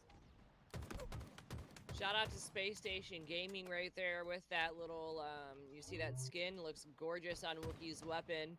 Definitely who I'll be cheering for at SLC. Homie Hopper back with the sniper again. That pizza sniper coating. Oh no, but it looks like Homie Hopper and Wookie kind of get into a little battle right there and both get taken down. 3 were down briefly for a moment for Happy to Be Here. Back down for 3 again. It just seems like Grippy Socks is really kind of outslaying here right now. They're really outslaying. If you look into terms of assists too, they're doing a lot of team shooting as well. So each team definitely shooting together, doing the best that they can, but it just looks like Grippy Socks kind of has that one-up edge, which I will say too, I believe that Homie Hopper and Kino have played together before. Could be. There's been a lot of recent draft tournaments that the community has been playing over and over again, and honestly, that's something we love to see, but now it will be the time of Happy to Be Here to start going on the offensive. Homie Hopper, possible last line of defense as she has the S7 sniper able to take down the shields, but no! Oh my gosh, gracious. no mames! That's a certified no mames moment as Homie Hopper is able to absolutely get that quick shot and that no scope in motion. Dream My Reality is the only one that will be available, but also Homie Hopper needs to check the corners, will be able to take one down. Runs out of ammo, the flag is still there. Gets immediately called back, and with 25 seconds left on the Spanker, seems that the fight will now move into the middle section, and Grippy Sock Security will take control of the zone as 2, 3 go down, make it 3 as Jangle goes down, and that's a 4-man down situation as Grippy Sock Security once again gains control of the map and the enemy flag. Homie Hopper there really just kind of went out and did the most work and damage, ended up dying in the process, still makes her way back, goes back, and is able to do this to secure the second flag cap. Her play, her play right there over there on long haul when she respawned and came back is what got them that flag cap. She was able to do as much damage as she can. She died, respawned, went back there, finished it up, was able to still play amount of D team could get it back, and that was just a phenomenal play out of Grippy Socks right there. But she's definitely showing what she what she knows to do. You know, she's showing like, hey, give me the sniper, let me make some shots right here. And that was just one heck of a run out of homie right there. Just a battle in the back of the base right now too. Oh man, and Janitor's BR has rockets. We got that pizza coating on the rockets. Oh, takes down Kobu. I believe rockets are out of ammo, but manages to get the flagpole right here. Homie Hopper playing some defense while Janitor is really pushing this flag up towards long, makes it around the corner. Oh no, gets taken down in the process. Flag is down over there still. Oh, everyone's trying to do some defense. Oh, the flag is running as we have on the right the clutch spotlight of Homie Hopper. This series we don't have the data yet, but we have the career stats, and as the game ends, as the 3 captures are met, the first game will go in favor of Grippy Sox Security, which are able to comfortable get that 3-0 lead this first game and the 1-0 lead in the series, as we are now approaching to the next Slayer game. It's going to be our game number 2, a Slayer on Streets. Ooh, and don't we love a Slayer game on Streets? So let's see here. We're going to look at the stats here in just a moment and possibly look at everything. Look at that last game, see what was going on. Was there anything that stuck out to you for Zilla? Because something that really stuck out to me was the amount of teamwork that we saw out of Homie Hopper's team. There was a really good push there for that third and second flag cap. The defense that they all had all 3 in just a straight line, you know, over the halfway mark towards Happy to Be Here's base, and just was ultimately holding up. We'll say they built a wall per se and kept everybody out. Nobody could pass it. Kept everybody out. They stood there. They're like, nope, nobody can go here. You guys can't get past us, and that led to that was like the play that stood out to me. But was there anything that stood out to you the most in that first game? For me, it have to be the aggression. Just how Grippy Sox was just being constantly aggressive. I mean, we saw with that no scope from Homie Hopper, she was basically destroying everything and everyone on their way, with basically no regard of who will receive the shot, let it be teammates or basically the enemy team. So they were just going at it. We saw a lot of great situations where they basically had full control of the power weapons, the Spanker, the S7, and from time to time, the overshield. But in the end, woo, there's a starfish right there. But in the end, Grippy Sox was able to walk away with a W, and now as we transition to this second game type that is going to be Slayer on Streets, history can repeat itself, or maybe Happy to Be Here might be able to make the comeback and tie the series up 1-1. But so far, the series is looking for a full swipe for Grippy Sox Security as they're starting strong with a 5-1 lead. Yeah, and Homie Hopper came into chat there in between game 1 and game 2, and if anybody's in chat, I want you all to look at what she said. She said, we're locked. She's here and she's ready to go. Their team is locked in and loaded, and they're definitely showing that they're ready to go right now. One heck of a run going out of Nuclear Blaze. 5-1-0. That means killing spree on the clock. Let's see how far this run can go. I did. I'm so sorry. I did. I gave the Caster's Curse as soon as I called it out, but one heck of a start right there for Grippy Sox. We're going to go on over to Wookie now. Wookie's at 4-2 right now. Definitely leading in slays on their team. Definitely doing the most damage. Has to kind of hide here. Definitely in a sticky situation. 6-11 right now in favor of Grippy Sox gang. About 10 minutes left on the clock, so still a fresh series. Anything is possible. A double kill. Oh man, that could have been a potential great triple and a step close to that overkill extermination, but now it's going to get a little bit more difficult. A 7-kill lead for Grippy Sox is going to put them into a really comfortable situation. Homie Hopper trying to get stick. Oh, that's a stick by Homie Hopper and absolutely getting the kill on Wookie, coupled with the Stalker rifle, the red rifle. Dropping down and starting to get some shots. Will it be able to get the kill on Kinoe, but will get taken down now as Homie Hopper. We switch back to her. She will pick up the Stalker rifle. Will start to get some shots going. Gets the trade. Jungle is able to get the trade, and now, it's an 8-kill lead so far as we have 9. Oh, well, there goes the table. Oh no, don't jump, Grandma. That damn table.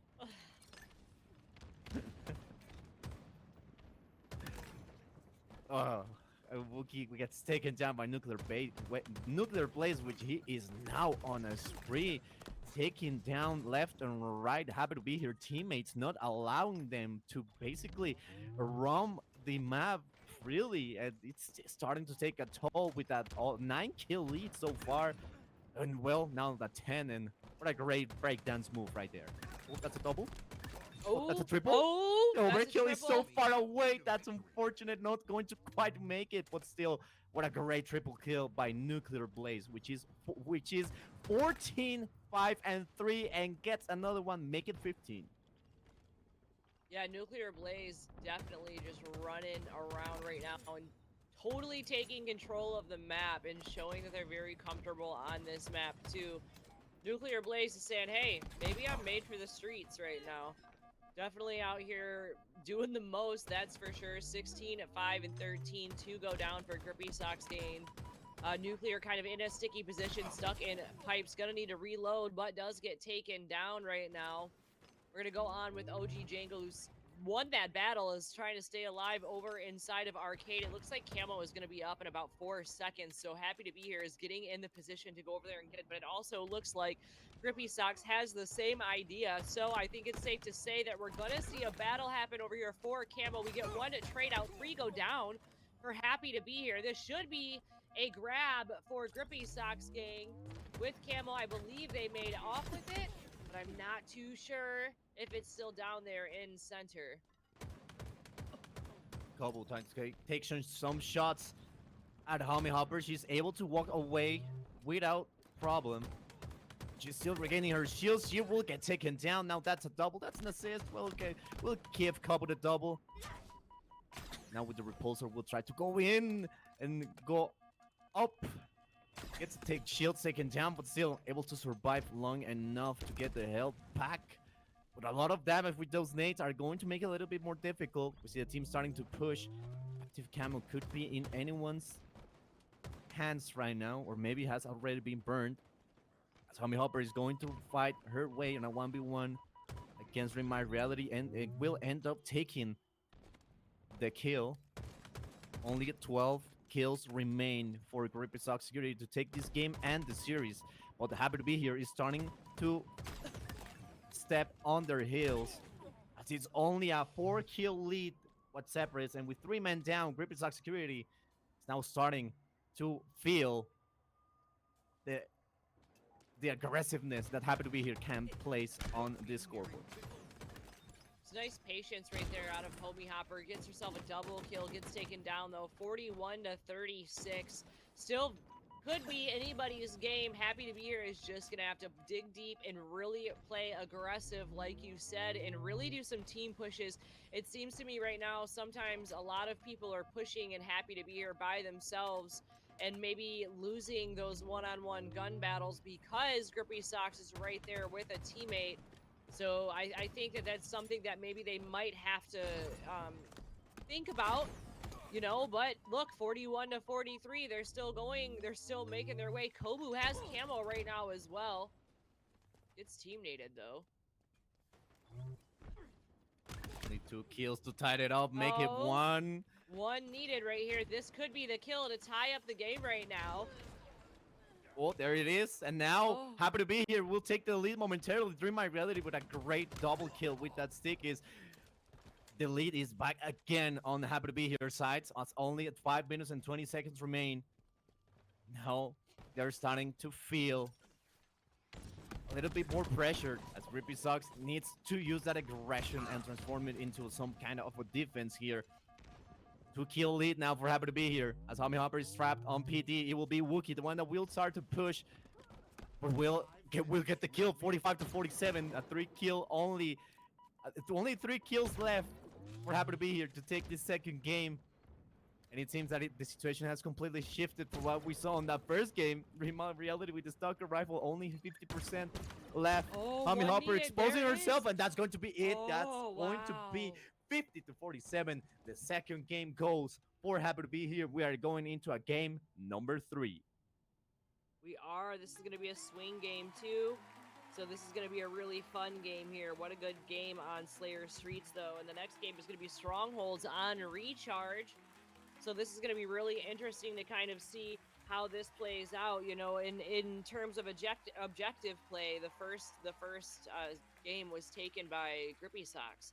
So, you know, everyone says that everything can change with the Slayer. So now we're going back to another objective game. So it's going to be really interesting here to see who is going to come out on top here. So what a good series, what a good game, and that was a close game as well too. 50-47, not too big of a difference.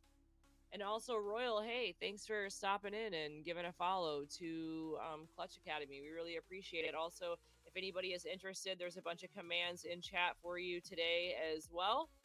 You can keep up with everything and check in on your drops and things like that too.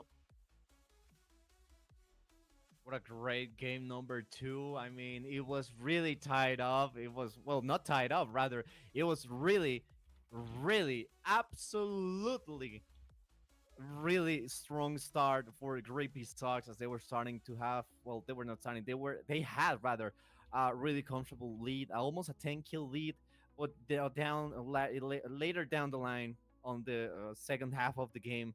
We started to see Happy to Be Here started gaining momentum and started to win those 1v1s. And a key moment was that uh, that Sticky, that Dream My Reality was able to throw and absolutely kill two. Well, he was able to get a 2-for-1 combo. So, well, that's a way to put it lightly. But here we have the stats. Here we have the numbers that dictate how the game went. And well, Sin, it seems that there was a very good reason why Happy to Be Here was able to take this second game from Grippy Socks. Yeah, absolutely. I want to look around. I want to look to assists across the board. I love calling those out. Janitors BR, 11 assists across the board. I'm also going to call out here some accuracies. Kobu, 68% accuracy, highest accuracy in the lobby right now. Definitely hitting all of the shots. You know, I'm hitting all of the shots and beyond, followed by Wookie, 65%, Nuclear Blaze, 61%.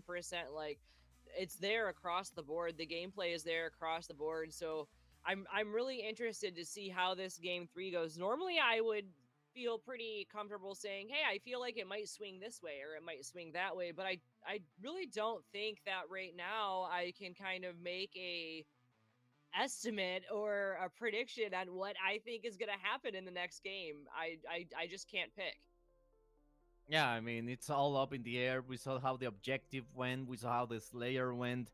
But now this is a kind of a mix and match about 2. It's 3 simple objectives to take. But at the same time, well, it's not much that it can be done as they have to be placed inside to capture it. It will be Strongholds on Recharge. Just looking at those first 2 games, I mean, there's just not much one can say about the stats. I mean, the stats can dictate one thing, but when it comes down to strategy, a lot of things can happen and a lot of things can move on. But it seems that we are moving on, and let me tell you, Sin, whoever is able to grab that shock rifle could dictate how this game is going to be running. I agree, and just kind of piggybacking off of that, not only do we have the shock rifle, but we also have camo down there in the center.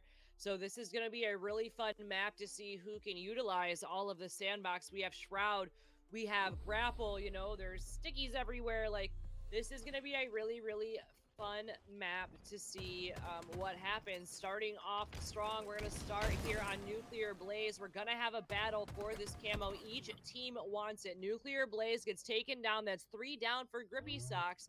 This should be a clean camo grab for Happy to Be Here if somebody wants to go down there and get it. I believe somebody did grab camo. I'm unsure where camo made it off to, but we should be seeing some camo plays here shortly as well. Nuclear Blaze will get taken down, and it seems that the first points on the board will go for Happy to Be Here as they're able to get B and C respectively. A couple of shots, Cobble will try to go and get the damage, will get the assist. No, will not get the assist. No one will get taken down, but BNZ are starting to turn around. It will be Janitor, the one that will try to capture C. It will get denied. Now a quick reset by Kobo will try to deny, but we switch at the last possible word moment, and now we don't know what happened. Kobo will get taken down, and Janitors will be able to try and reclaim, well, not reclaim, rather claim that C side. But A and B are still in favor of Happy to be here, which means they are still going to be scoring. Someone is starting to place themselves on A from Grippy Socks. It will be Nuclear Blaze. It will be Jangle, the one that will deny with a clean double kill. Great shot and 3 down for Grippy Socks. Now A and B are still in control, and the first 50 points will go in favor of the blue team that are really happy to be playing today. In favor of the blue team, and happy to be here as a really nice setup right now. They're holding down gold pipes with the shock. That means they're blocking off a spawn and able to hold it, but Grippy Socks did just come through with a successful push inside of gold pipes. They're gonna flip this power position around, and it looks like they're on their way to securing a triple cap right now. So they just had one successful push, and now let's see if they're able to kind of secure that area, get rid of those spawns, don't let anybody spawn up over there. Typically, I think that AB is the power position or hold on this map. It's just the great place to be. And look, you know, Grippy Socks made off with camo right here, too. Oh, no. Oh, just missed on that stick, too. Janitor's BR has the camo and is able to kind of go around and get some information and relay that information to their team. Take some damage, or do some damage as well. Wow, with that camo. Just a really nice little camo play out of there. Do some damage, do the most. 3 go down for Happy to be here. Proves to be successful. 50 seconds and counting. Work Grippy Socks with a solid AB hold.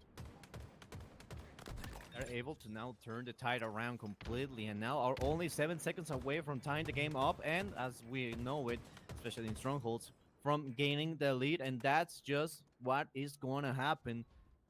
70 to 67. Now the lead has completely switched to Grippy Socks as they are starting to get a really aggressive hold of A and B, not letting them approach whatsoever. The green gun has been grabbed. Homie Hopper will go down. It's a 1v1 situation here on red pipes. Go to gold as they are pushing back a little bit. Seems that they're going for a push, but it will be stopped by Janitors. He doesn't have the nades. The nades haven't spawned, but it doesn't matter. Wookie will not go down. Kobo will go just in time for the season. The BR, which we missed dearly in the competitive. Well, at least I do. It's going to be in Kobo's hand as it will take A and B. Now the push is going to be yet again for Happy to be here, as now they're starting to claim points. A shock rifle in the hands of Dream My Reality, and it seems that the A push from Grippy Socks is on motion. They still have to take a little bit more of caution, as well. The shock rifle can do a lot of damage. The trade is going to be no trade, but the active camo is going to be there, trying to go for the kamikaze play. Won't be able to, and the triple cap for Grippy Socks is going to be in motion, but momentarily, as B has been captured by Wookie. What a nice little capture right there by Wookie, too. 79 seconds in favor of Happy to be here. Somebody just needs to finish off C if they're able. Until then, the clock will continue to tick for Grippy Socks gang. 1:17. Shout out to Spartans everywhere and counting. Looks like they're going to flip B right here and maybe secure themselves the A-B hold, while Happy to be here is so focused on C. But it looks like Happy to be here is able to also win over on B and C, and they have a B-C hold right now. 87 seconds and counting. A little bit of fly-through action by Nuclear Blaze. Will get the shot. Has a little bit of the hook and will go straight in flying. It's a 1v1. Look at this, flying around, making sure he doesn't get hit, but not going to quite get through the door. Double kill from Kabu. Could make it a triple, and it will be Dream My Reality, which that will take the double 4 down for Grippy Socks. And now the situation can switch entirely, as a possible triple cap can be placed by Happy to be here. Only will take A and B, holding down the angles, and of course trying to deny the approach from Grippy Socks, as they have already spawned. And well, it's a really tied up game with similar kills across the board. Shout out too to the 510 Elite coming through with a follow today for the broadcast. Welcome in. Thanks for deciding to kick it with Nuclear Blaze. Like that you came in too, 510 Elite. If you noticed, hit that nice shot right there with the shock. Nuclear Blaze in a really nice position to kind of oversee the map and see where everyone is at. Do the most damage that they can, and mostly just kind of be annoying. Janitor's BR has camo over here. Does some shots, has to back up though. What a nice little play with camo, was able to really feed that information to Nuclear Blaze, and Nuclear Blaze was able to do the cross map shots right there, going off of the information that was passed over because of the camo. So, you know, showing why camo is so crucial in this map right now. Janitor BR is just really relaying as much information as possible, which is really proving to be successful. 180 seconds and counting. A strong AB hold still for Grippy Socks gang. We see now Janitors dropping down, trying to get some kills going. The Plasm is going to cause huge damage and will take a down Cobble. They're starting now to Janitors push and try to take down Jungle. PR in hand, and we know how usually it goes. That triple burst, 200 points. Only 45 seconds remain until Grippy Socks takes this third and last game.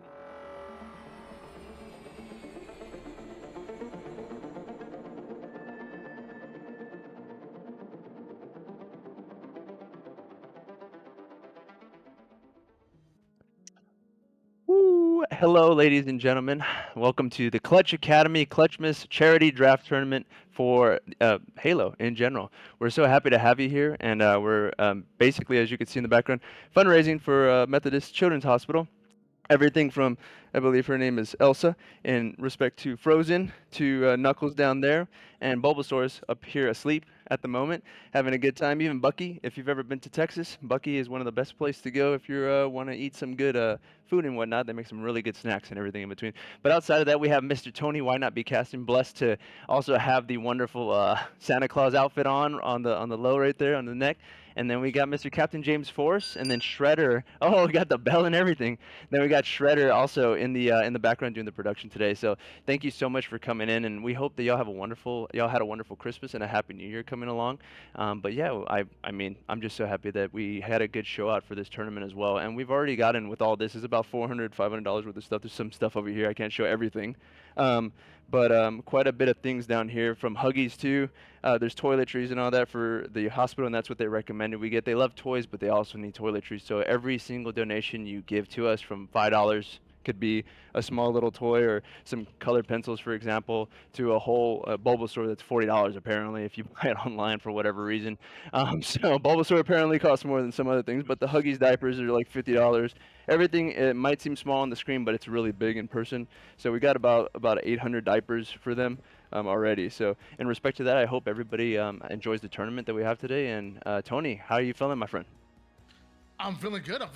Thank you, obviously, for letting me be involved in one. I get to work with you, Captain James Force. I got to meet Shredder in the background. Absolutely amazing on the ones and twos, and we're doing it for a fantastic cause. So I don't know if you guys already done it, but I believe it's a pinned link on the top of the Twitch. And even if not, if you type in !Clutchmas, which, by the way, clever as hell, !Clutchmas in the chat, it should bring up that link. Mate, thank you also for inviting me on as well. Yeah, I spent a lot of time in hospital as a kid, so you know, anytime that it's about helping out kids in hospitals, I'm right there. We're right there. We're gonna bring some Christmas cheer. You know, might be over Christmas Day, but hey, we're still here for it. But I think we should crack into it, because there are 8 excited Halo players waiting in the lobby, waiting for us to get into it. But mate, thank you so much. And yeah, Bulbasaurs are expensive, bro. Welcome to Pokemon. Pokemon's like, that's a lot of money in there. Yeah, it's very interesting. But in respect to that, everybody, thank you so much again. Everybody from the chatters yesterday to Smileless, actually a previous player that won our draft tournament last month, if it was last month. He actually donated his winnings, which was at the time $100 specifically for the cause. So I mean, he donated his winnings to the charity. So thank you so much, Smile S. You're the GOAT. Appreciate you for that. And it started us off pretty well. So again, thank you again, everybody that even donates $5, $10. We had about 20 people actually donate $10 on the sign up. So it was a 200 plus is 100 plus a little bit more on the side. So that's where it all comes from. So a lot of the players, I can name them all, like Fortune Cookie. We had people like Dissector come in and say Miss Lovelace did so as well. There's so many more. So thank you so much for that. We appreciate you very much. So thank you. It's gonna be fantastic. And why don't we send the signal over to Shredder, let them know, hop in the observer mode, let them maybe type an R in the chat, let them know they're about to get ready, because I know you have a bunch of stuff that you got to deal with, Clutch, in the background of things. Hey, obviously me and James Force, kind of the faces right now as far as the casting, but it takes a full team effort. Big 100%. shout out again to Shredder. Big shout out to Clutch for hosting this. Also, Izzy, lead admin, and everybody else that's involved. It really does take a village in order to get things started, which I believe he just hopped observer mode. He just let them know. It looks like we about to get ready. And James Force, why don't you talk to me about our teams? Mate, I'm super excited about this. I think this is going to be like a really, really good matchup first up. Yeah, Grinchmas versus Resolution. Super exciting. Grinchmas is Juice Jukum, Stretch, Fortune Cookie, and Visual 91. And Resolution is Super CC, Ruben, Gun Goddess, and Bike Messenger. Nice. So I'm excited to see these two teams. I think this is going to be a real good clash. Clutch, before you go, why don't you just... And whether it's one player, two players, or something to just watch out for when watching these teams. Give us some final words before you go about these squads. Oh man, I mean Juice Jukum, consistent top 3 placement in the Clutch Academy draft tourneys with Stretch, also a draft tourney winner. So Stretch has won a draft tourney. Juice is pretty much up there all the time, and them two together on a duo squad is pretty intense. I know they play together every now and then, so it was a pick based off of familiarity on top of that. So they're going to be pretty good just right off of that. And on top of that, we also have Super CC. We all know him, the HCS pro, the GOAT. He played for us in a free-for-all back in the day when we first started out with Clutch Academy at one of the HCS events. But him, dude, if he gets a sniper, man, we already know it's going to be a show. So everybody on both teams are really good. Fortune Cookie's amazing. She worked admin with us before. Gun Goddess played for a team for us. So this is actually like an all-star Clutch Academy show right here. So it's going to be a really good time, and I'm excited. Hopefully the Grinchmas doesn't steal the Bike Messenger's bike, right? Are they on the opposite team? That's a good kind of quote. Oh my gosh. Yeah, I might steal the bike. So we'll see what happens today. The Grinch who stole the bike. You better watch out for. Better watch out. There'll be no messages being delivered here. And you know what? I'll let you guys know what I'm excited about. I mean, you already talked about it a little bit, Clutch, as we hop into game here. Thank you so much, brother. But what I want to talk about, number one, Super CC evades, like Clutch mentioned. I mean, going back since season 1. We saw him on that Fnatic roster from the first tournament, and he was always been absolutely incredible. Super CC have been there, done that player. But then also on top of that, I mean, ladies, the ladies night around, the ladies are out right now. Fortune Cookie and Gun Goddess, who are two highly underrated players that we have in our scenes, and man, can they shoot as Gun Goddess opens up with a hot 5. Yeah, awesome to see right off the rip. I actually remember casting Stretch, I think in the last tourney, and he plays so good. Definitely, like Clutch said, one to look out for.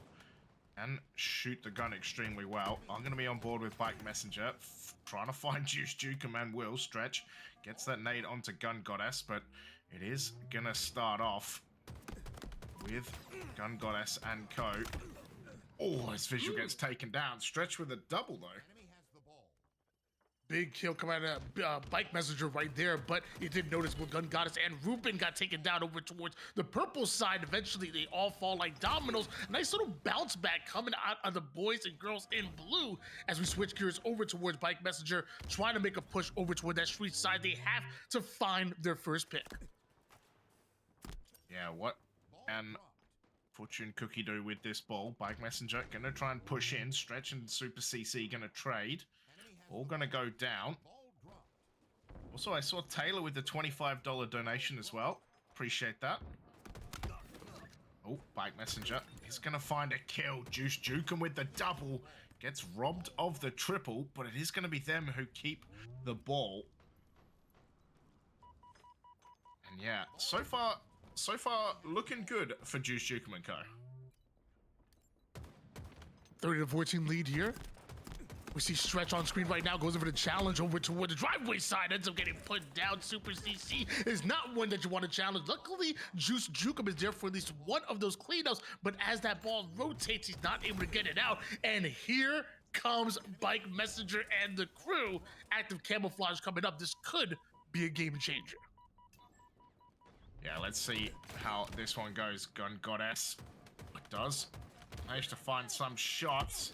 Gets the kill assist as well. Camo not going to be taken. And there's going to be 8 people dead on this map. And it is going to be Super CC, the last one left alive, who's going to pop that camo. 45 seconds, of course. As Resolution. 20 points down, but I gotta ask you, Tony, what do you think of this kind of change as the backsmack comes in? Or the repulse as well, the stick double kill, the triple kill from Evades.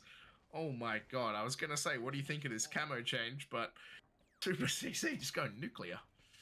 A young man from Pennsylvania, Super CC, somehow finds a way to evade death and raise hell, but notice how still find herself over toward the opposite end of that ball. Although the triple goes down, 11-4 performance, now make it 12. It's still Juice Jukum and the crew that are scoring right now and coming up the lead.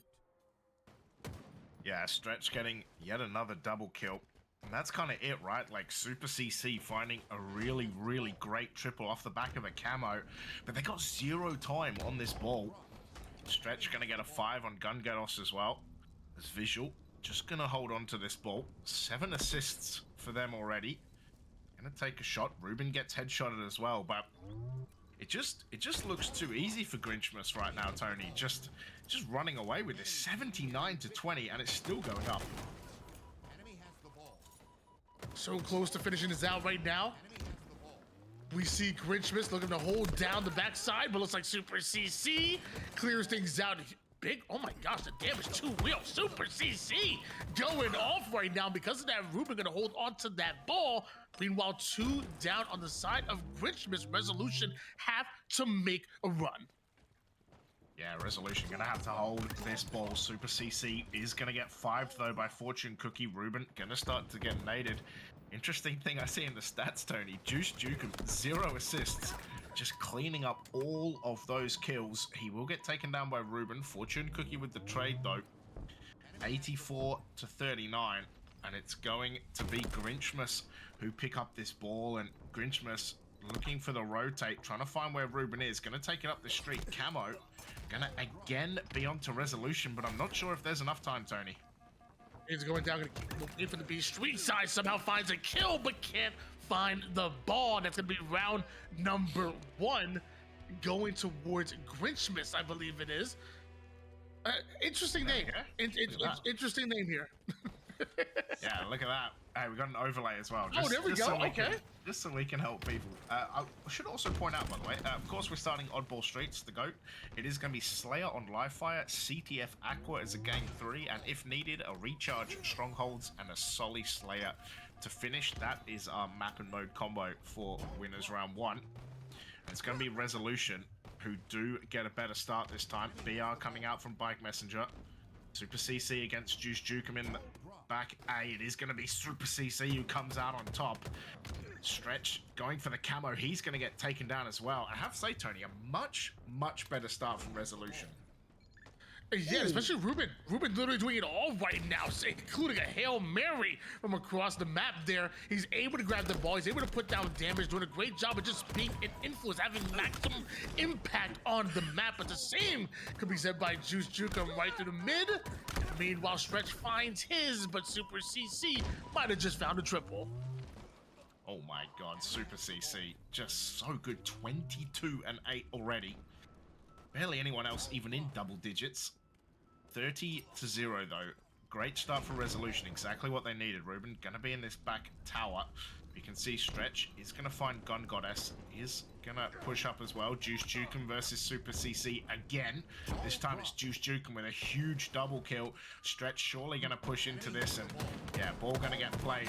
Juice Jukum does get taken down, but 41-1, Tony. every time Resolution managed to find some kind of hold. Like you mentioned, Juice Jukum gets in there, gets a huge double kill. Somebody from Grinch was able to put down maximal damage, and before you know it, that setup crumbles, and Grinchmas are able to take over. 41 points right now for Resolution. Hopefully they can bounce right back and get a hold of this ball, because they are still down 0-1, and my gosh, Fortune Cookie is shooting. Yeah, damn. Just Jukum, by the way, just a one bullet trying to run in. Super CC, another double, making a triple. He's going for the over. It's caught, and Gun Goddess steals the over.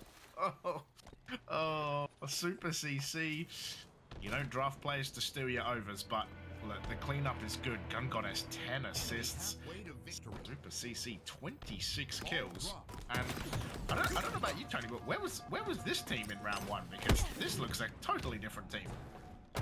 I also will say one thing. I mean, not only putting up 26 kills, and not only is Resolution looking different, but also sharing the ball. You even had Super CC, who was by far the leading slayer in the entire lobby, and he was just holding that ball over towards that back eight, 28 seconds worth of time for him. So unselfishness coming out of Chasen, and some fantastic stalker rifle shots out of Bike Messenger. They're gonna need more of that as Grinchmas try to approach over toward the purple side, but they're sent right back to the respawn screen.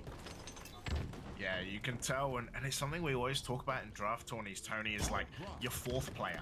That player that you draft fourth, like how much can they contribute? And so many times we see a winner of a draft tourney who finds a fourth that gets kills, that finds assists, that gets OBJ time, and that's kind of what it's been like for these teams, like the successful teams. It's finding a fourth who contributes in a big way. And if you look at Resolution, you know, everyone's in double-digit kills. Basically, everyone's in double-digit assists. Almost everyone except for Gun Goddess has time on the ball, right? Like, everybody in that team is contributing, and you can see in this second round, it's 70-4, and it looks like a team effort. It really is. And it's still with the hold right now coming from Resolution. Only 4 seconds on the clock for Grinchmas at the moment. They really must be feeling the pressure as Super CC gets another 5-shot. Perfect shots out of him, but Juice Jukum on the flank might be able to take down both. Nope.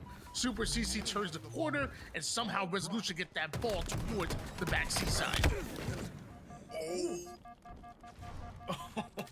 Gun Goddess with the 5 and giving it to him as well. We'll find another one as well. She has been huge in Arc Street right now. Means Resolution gonna keep this ball. That reversal was so nice, and you talked about it. Super CC has this ball right now. He has 50 seconds of ball time and 33 kills, which is just kind of outrageous. Goddess gonna put some damage down. Stretch trying to dip, dodge, duck, dive, and dodge behind a tree. Fortune Cookie finds a couple, but 89-5, and finally Grinchmas gonna find this ball in the second round.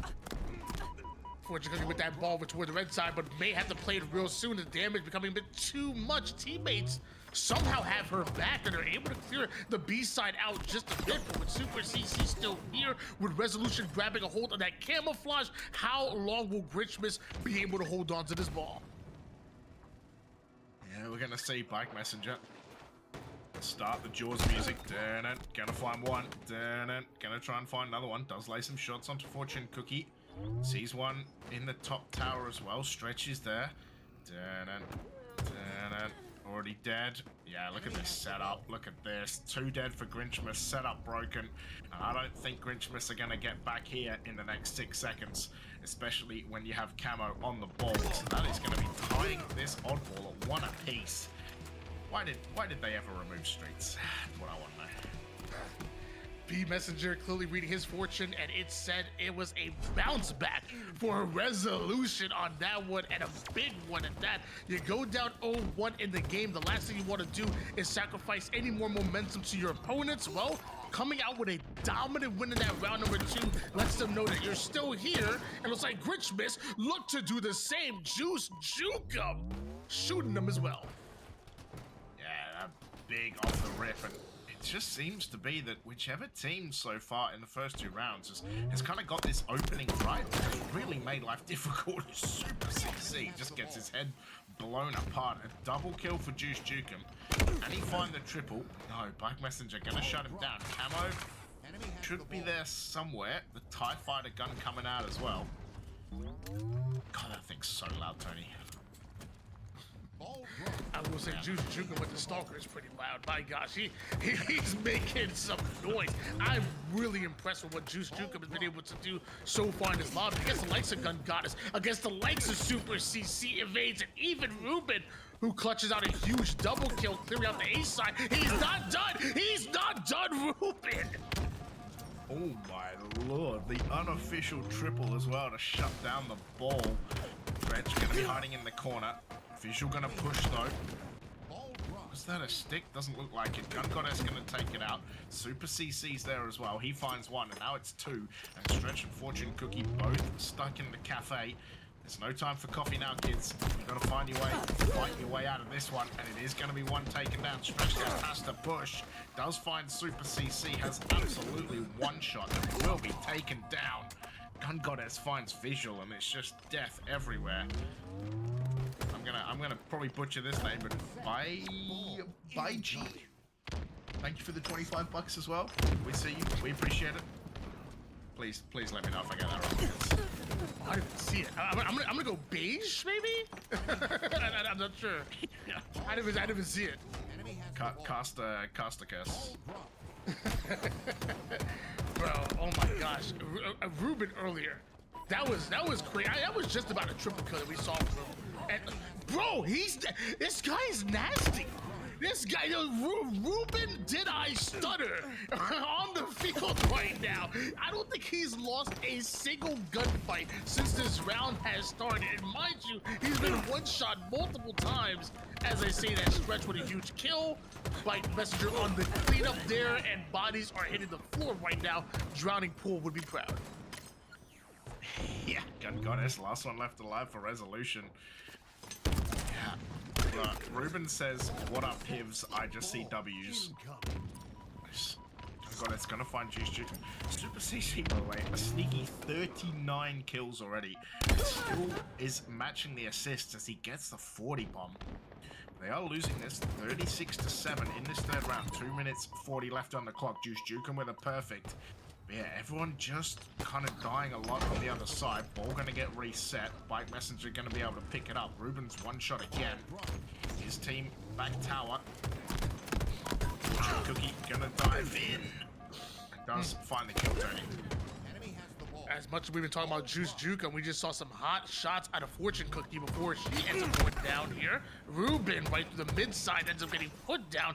A momentary advantage here for resolution. They have to take advantage of that, but Juice Juke somehow finds the exit route, buys a whole lot of time, just enough for Gun Goddess to let the whole lobby know, can nobody gun with her. Oh my lord, I was gonna say, there's a reason he's Juice Juke and those moves absolutely insane, but Gun Goddess says, put that back in the box. Stretch with the trade out. Ball here, 36-36 in this third round. Could not be closer. Fortune Cookie gonna find a trade though. Ruben is gonna watch that ball go away. Juice Juke him on the push.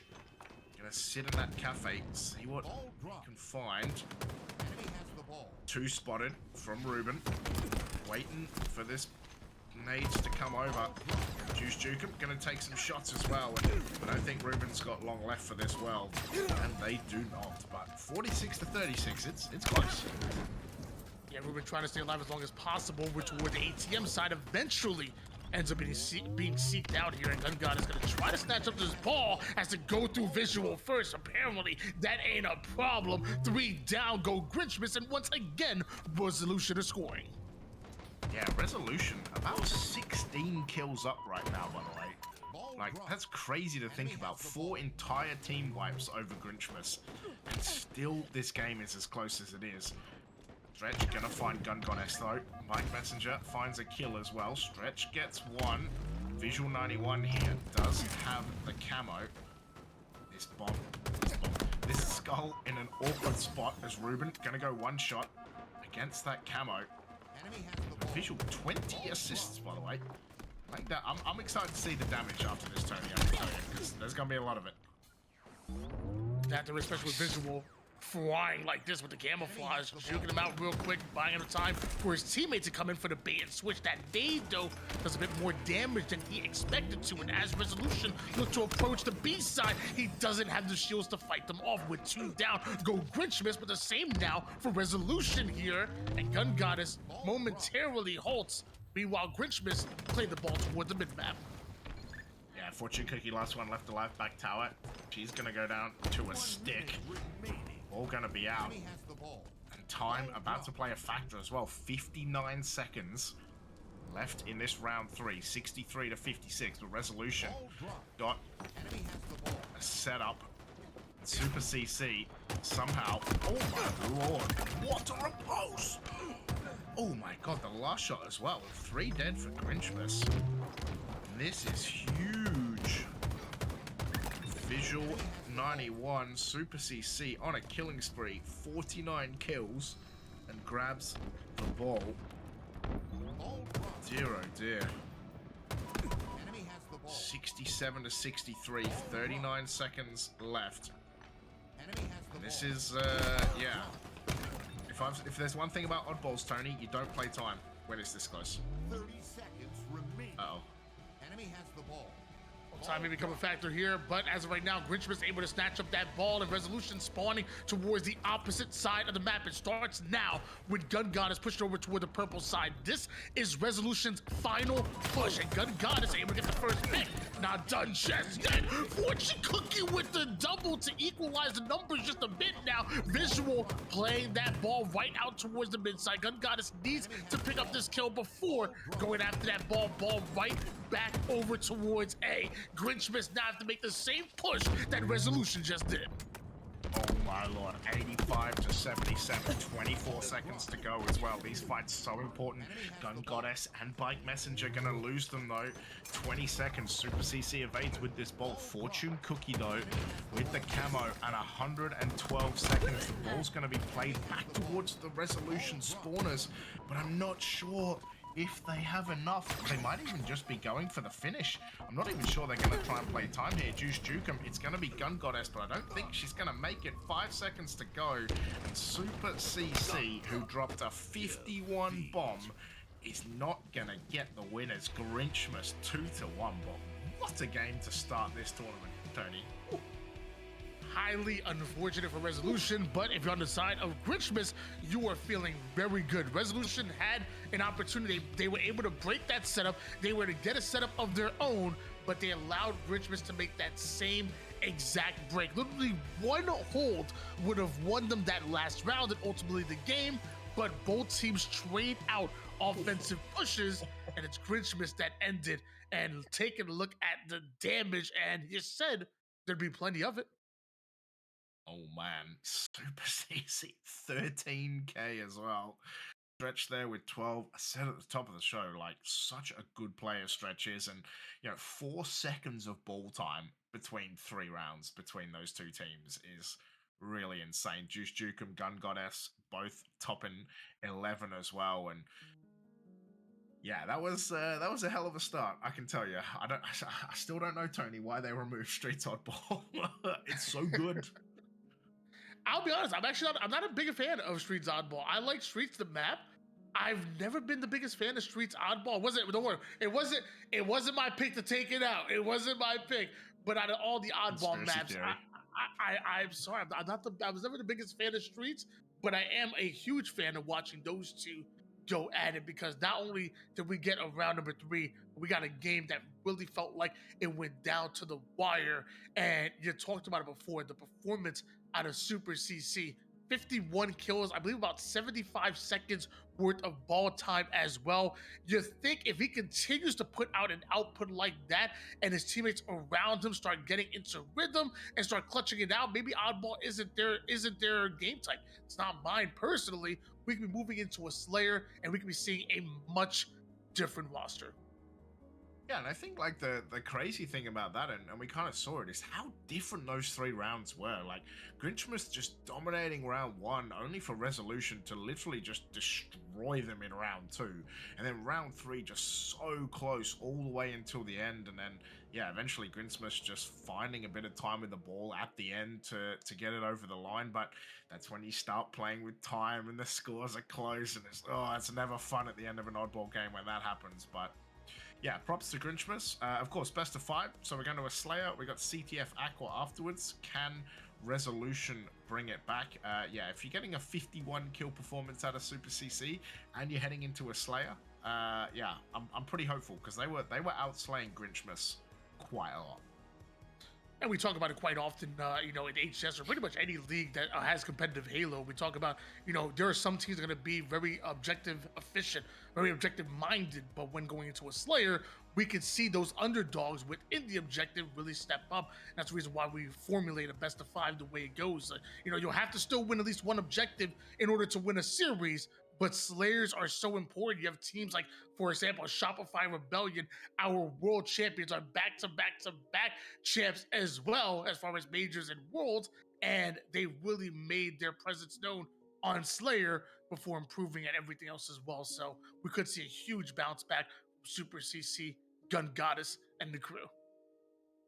Yeah, I'm confident that especially with how many kills they were ahead. Like I said, like at one point it was like 16 to almost 20 kills ahead. So yeah, if you convert that to just like pure slaying ability, I think they're gonna be fine. Like I think this, it's gonna be hard to stop. But then again, Grinchmas, like a lot of good players on that team as well, right? We talked about it, Stretch, Juice Jukum, like there's some handy shooters on that team. So yeah, I'm excited to see how that goes. Hopefully we are not too far away. I'm trying to see where we are. We are connecting to server right now. So yeah, we are gonna jump right into this. Which gives you a perfect time for you guys to not be a Grinchmas yourselves.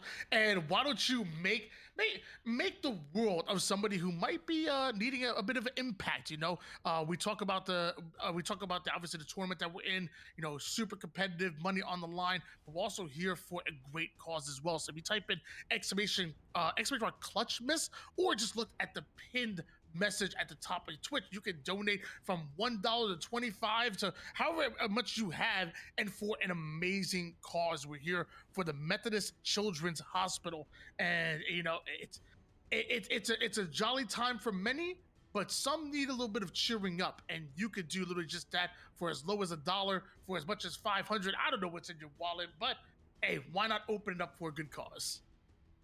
100%. Yeah, like I said, I spent a lot of time in hospital as a kid, so yeah, definitely always right there to help out kids. And hospital is not super fun. It's usually a pretty scary place for kids. So yeah, anything that people can give is gonna help. Methodist Children's Hospital down in San Antonio, Texas.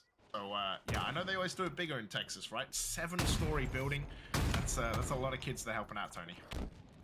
That it is, and a lot of faces to go after with the sniper here for Stretch. Stretch commanding control of the tower side with the sniper, but as I say that, he's forced out and taken out completely. Resolution put a target on him, and the entire Grinchmas squad, as they go 4 down, ripped apart in a tied-up game. Yeah, huge start from the side of Grinchmas. Gun Goddess and Ruben Note finding kills. Super CC now has the snipe, gonna take the head off of Visual as well. Oh, camo snipe. That is not a fun combo right there. Especially if you're Stretch, who's having a real bad time. Fortune Cookie gonna get rolled as well. And the double kill no scope. Oh dear. Oh no, Juice Jukum. Yeah, good night. Thanks for coming. Killing spree. Easy done. And it's gonna be a trade as well. Oh my god. Dude just got 6 kills in a row. It was like, alright, time to play the video game. Pennsylvania's finest in Super CC is in the building. And Grinchmas, let me give you a little bit of advice here for the rest of the game. Do not allow that man to get the sniper ever again. You saw what he could do. That was just an appetizer of what Super CC can do. Do not let him get the sniper in the hand, and maybe you'll have a chance. But right now, you're down by 6 kills. Stretching the crew. What do you got? Oh my god, don't even give him... That was only half a sniper as well. That's the most terrifying part. Got a camo and half a sniper and ripped off 6 kills. So yeah, just try to avoid doing that at any point in the future. Oh my god. Fortune Cookie does find a nade, does get reverse naded though, so Bike Messenger and her are gonna trade out, but Resolution already an 8-kill lead, but thankfully for Clutchmas, Slayers always kind of kickstart around the 30 mark. So a little bit of time to get back into it, but not when Super CC is finding headshots. Make it a second one as well. Juice Jukem there. Visual going to be cleaned up. Juice Jukem going to get cleaned up, and Ruben and CC say thank you very much. We're halfway to victory.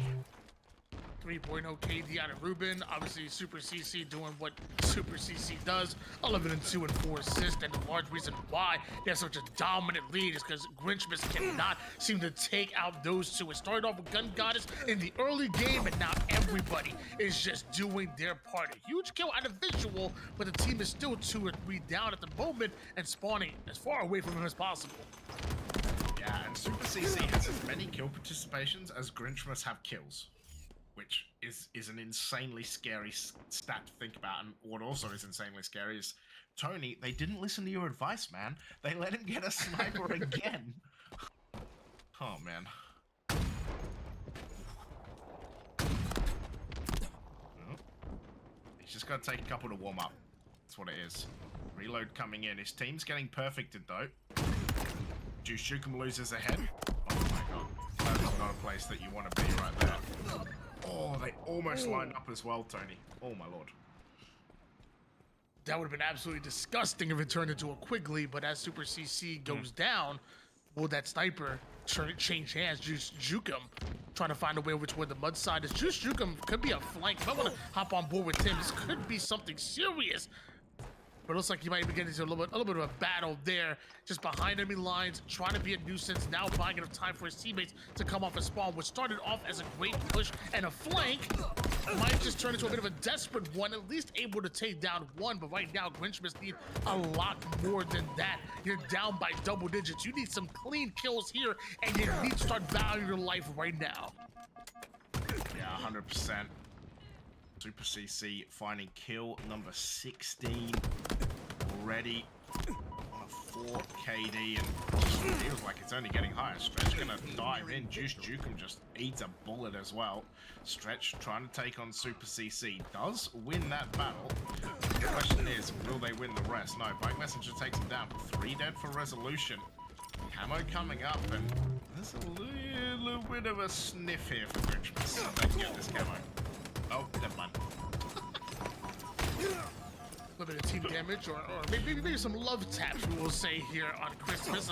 A gift from your teammate in the form of damage ends up giving Resolution their 43rd kill, now making 44. As Super CC continues to rain down the pain, 18 kills, only died 5 times. He does end up getting cleaned up by Stretch. Now it's just Bike Messenger and the crew replacing him. Gun Goddess is there as well. Huge plays across the board. Resolution continue to turn nothing into something big. 47 to 32. The barbecue's been put away. There will be no steaks today, but geez, you know, it's one of those things that you looked at it, you know, during that oddball, just how dominant Resolution were, and CC as well. But yeah, this is where it shows in the Slayer, right? Gun Goddess gonna finish it off. But Super CC has 72 kills in the first 2 maps, Tony. That's terrifying. I mean, it's impressive, and to be honest with you, I don't think anybody's really surprised by that. We've seen what he can do throughout the entirety of Halo Infinite, even before then. When I first got my start casting back in Halo 5, you know, Super CC been there, done that player. In fact, if you remember that old KCP roster, you know, there was a time that before Manny was on the roster going into Halo Infinite, that Super CC was going to be teaming with Druck and the boys, but eventually they did go with Manny, and obviously Super CC has still been a powerhouse. 5 1,000 damage, only takes 2,500 damage in return. So you think about that maximum output with, by the way, not taking that much in return, and that level of damage differential is so tough to deal with if you're on the enemy squad. Yeah, 100%. Gun Goddess the same, right? Like a plus 600-700 damage differential as well, and she had more damage than everyone else on Grinchmas. So, yeah, when you're dealing with kind of those two just absolutely mangling your defense for 9k damage between them, it's always going to be very difficult. And I think that was something we saw on Oddball Streets, that kill differential. Super obvious in a Slayer, but hey, you know, like you said, you do have to win at least one of these OBJs. So we're going to move on to an Aqua CTF, my favorite map and mode. I'm super excited for this. Strongholds Recharge locked in as well. So yeah, the question is pretty easy. Can Resolution, you know, string it together is the real question. Well, I guess the good thing for Resolution is that going back to that game number 1, they were never really out of it. Like, that round number 1 might have been a little bit decisive going in favor of Grinchmas, but obviously they bounced back in round number 2, and it was a very, very close round 3. So it's not like we're talking about an incompetent objective squad. We're talking about a tough battle in that round number 1. And if you really want to go deep into the weaves, think about what map we play as far as free-for-all. Literally every single FFA tournament, especially the HCS, it's Aquarius, and who has the most free-for-all experience in the lobby? It's definitely Super CC, who's already been going off. So that's even something to think about if you really want to try to dig deep. Either way, it's going to be an exciting one. You mentioned Gun Goddess as well. Definitely want to shed some light on her. Obviously, a mid to high Onyx player. Anybody who plays at that level is familiar with her. She is incredible. And no matter what, who's on the other side of things, they're going to have to deal with both Super CC and Gun Goddess and the rest of the roster. You know, it's not just a one-man army. Yeah, that is extremely true. We are loading into this third map. I would like to point out, by the way, the bottom counter for the donations down here is for PayPal donations. I can tell you the Tiltify link has $175 in it as well. So yeah, both of those things counting separately. So yeah, the PayPal ones will appear on stream down in this bar, but Tiltify is going as well, 175. I saw Revenite put triple figures in there as well. So yeah, huge shout out from him. I'm excited to get to cast with him next series as well. So yeah, it's look, support is massive, guys. We super appreciate it. I know Clutch, you know, he might not know how much Bulbasaurs are, but I know he's excited to give them to kids because they'll know. They get it. I mean, why is Bulbasaur so expensive? I mean, we're talking about the worst starter Pokemon in the game. I mean, why is Bulbasaur going for so much? If you chose Bulbasaur as your starter Pokemon, honestly, low key, I'm about to call the cops. Yeah, I mean, you're clearly having Charmander as the best, right? Or are you a Squirtle boy? As far as the coolest, oh yeah, for sure, definitely Charmander. Okay. I was worried there. You're about to be a Squirtle boy. I'm scared. Ruben, though, speaking of scared, it is going to be, geez, Resolution already with this flag, but they are for dead. Flag will go back. Flag coming back the other way. Super CC will find Stretch. We'll get a perfect as well. Visual last left alive. Very, very chaotic start. Lots of deaths. Both flags been taken already and returned within the first minute. But yeah, crazy start from these two teams. Switch gears over towards Super CC once again, starting off exactly the way he left off in that game number 2. And that's pretty hot, but it looks like Juice Juke are going to bring him back down to reality. Huge nade come out of him. More importantly, staying alive, 3 down, go Resolution, and Grinchmas look to apply pressure. Let's see what they can do. Pushing into U-tilt. Stretch gonna come up big as well. If you're Super CC, you just see a ton of blue grabbing this flag. Gun Goddess, last one left alive. She's gonna find a kill. Visual on a bunch of assists as well, and it's gonna be Juice Juking with this run. Gonna start to get shot in the back. Does almost whiff the flag. Does have teammates dying left, right, and center though. Stretch goes for the damage. Oh, doesn't make it. He gets taken down as well. And again, Tony, one flag goes back, one flag gets stolen. And it's really unfortunate. His team is 3 down right there. He thinks the other enemy team is maybe closer than what they have to. So he thinks he has to drop that flag and make a play. But in actuality, he might have been able to get into the bridge and maybe get it closer. So unfortunate timing, just not on his side. And eventually now they're the ones that go 4 down, and the counter cap goes the way of Resolution here. High risk, high reward, but doesn't pay off exactly for Jukum and Clutchmas. Super CC finds a massive nade as well, and yeah, finally Resolution get one in. Had a couple of flag offs, but eventually it's going to sort itself out. Stretch is going to find Ruben with the headshot though. 9 minutes to go. Visual still on the goose. As Super CC going to miss the jump. No, getting awkward. Has like 1 bullet left. Jukum might get stuck there as well. It's just chaotic, Tony. That's what it is. Love the skill jump right there, but it looks like Fortune Cookie was somehow ready for it, and just like choosing Bulbasaur may have not been the right decision to go for that one, as Fortune Cookie and Clutchmas now clearing out their base and immediately going for the 50% portion of the map. Man is all about that Bulbasaur hate today. Oh my lord. Brother. Makes the first gym so much easier, Tony. Like, and the second one. I mean, that's fine, you know. If you want to take the easy route, you definitely can. You know, I'm a Halo player. I'm a competitor. We don't take the easy route. We don't go COD, okay? True. Yeah. Oh, okay. Yeah, Bulbasaur is COD, then fair enough. Then Squirtle's Battlefield, I guess. That's where the in-between. It is going to be Mike Messenger who does find a kill. Stretch going to eat a nade, but Jukum finds the 5 and gets the double. Visuals on the board. Just like a good Olive Garden, getting them breadsticks. 11 kills here for Stretch. Is that reference good? I don't know. I've never been to Olive Garden. I am a fan of Olive Garden. Oh my gosh.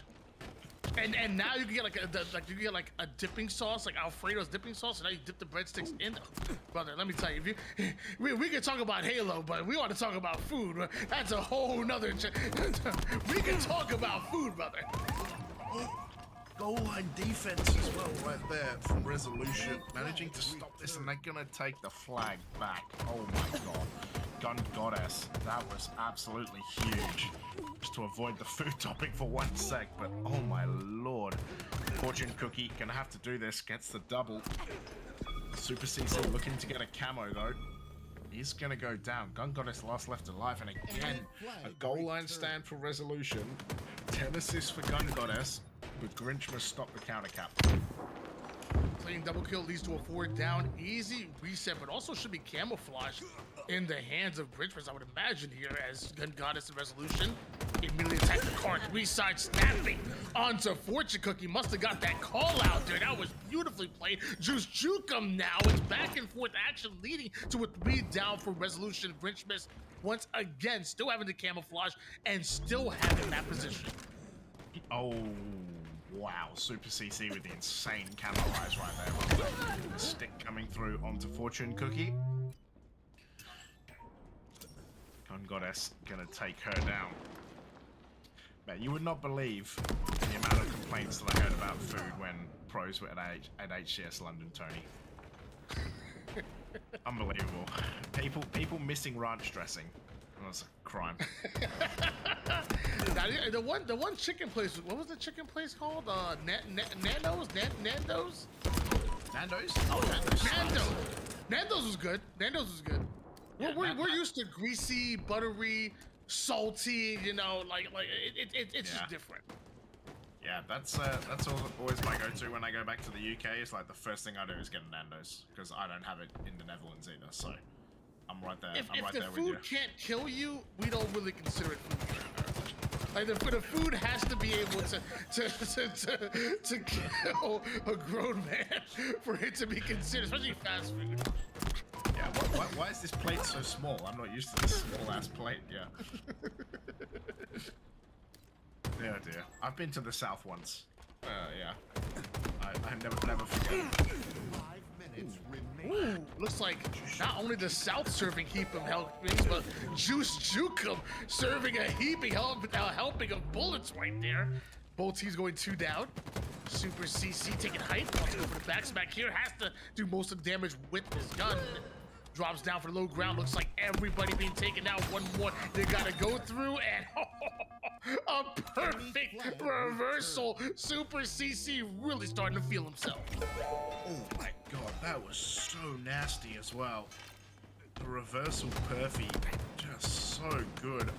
Now you can see Stretch, I think again Stretch with the camo, Juice Juke though, gonna get shot in the back, killing spree for Super CC. The camo here though, it is on Stretch, who's gonna try and find something. Wow, only gets one and Super CC takes him down. And now both flags getting taken again. Vision 91 trying to find a way with this flag. It's gonna get taken down, but Resolution go 3 dead, back to 3 alive. Both of the flags are on their side though. You can see bottom mid, Juice Jukum takes a huge amount of damage. Fortune Cookie goes down as well. Stretch goes down as well, and this should be a capped flag for Resolution. Only visual here, and I don't think he's gonna be able to stop this, and he won't. It's 2-0 Resolution. Clearly Gwen has been coaching up Super CC pretty good, because he's moving different right now. 24 kills, 10 assists, and every time you see a swing in momentum, it's usually Super CC some way, somehow involved here. Meanwhile, Bike Messenger doing everything he can to put down the damage, tries to find the exit route, can't exactly find the gun. Goddess gets hers, but 4 down goes Resolution, and Clutchmas could put their first flag cap on the board right now. That they might be able to. Fortune Cookie gonna run it down into the util. However, Resolution already have 2 goal line stands. Can they find a third? They won't be able to. Grinchmas finding their first cap. Chat seems to be saying that Super CC used a heat wave as well. That's rough. I mean, we always say with a GA, with a gentleman's agreement, you're not beginning the game. Usually a team is gonna ask, hey, you guys want a GA? Some of them say yes, some of them say no. So I didn't see it personally, but I'm here for it. Hey, look, it's year 5, a GA is out the window. Yeah, you know, HCS doesn't exist anymore, kids. We need, you know what we need? We need more Bulldogs. We have 0 Bulldogs right now. We need to bring the Bulldog back. Okay, get the daggone Mangler in here. Oh, who was it saying that they missed the Mangler? It might have been Revenite earlier. Someone was like, I missed the Mangler. Ooh. There's a special layer of hell for those people. I can tell you.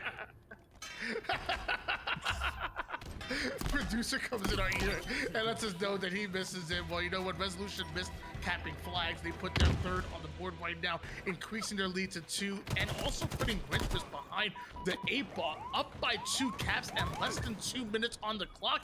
And Grinchmas once again find himself 3 down, and Super CC with a freaking overkill.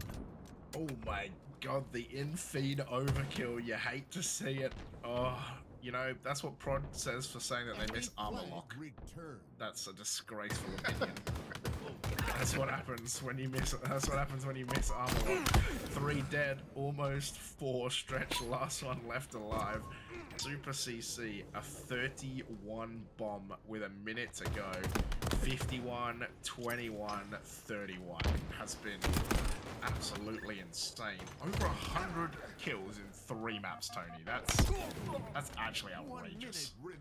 And it looks like Super CC ain't the only one making it rain right now. Look at the bottom right-hand corner of my screen. This says Revan and Bear with the $125 dono. Now, again, I believe this is only the PayPal, so we can't actually see what's going on in the Tiltify, but we do see that Taylor, Beiji, and Revan and Bear coming in with a total of $175. We just getting started, baby.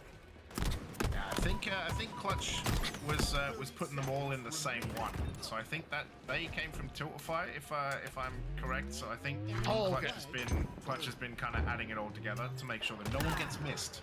All right, we want to make sure that we shout out everyone who donos. So yeah, we appreciate every single one of you. As 14 seconds to go, Resolution about to wrap this one up as Super CC gonna go down. 107 kills in 3 maps, Tony. and there's still at least a strongholds to go. I'm scared about how many Super CC is gonna drop in this one. Ooh, Stretch with a 25 bomb, not enough though. Resolution. Hey, you talked about needing to find an OBJ map. They found an OBJ map.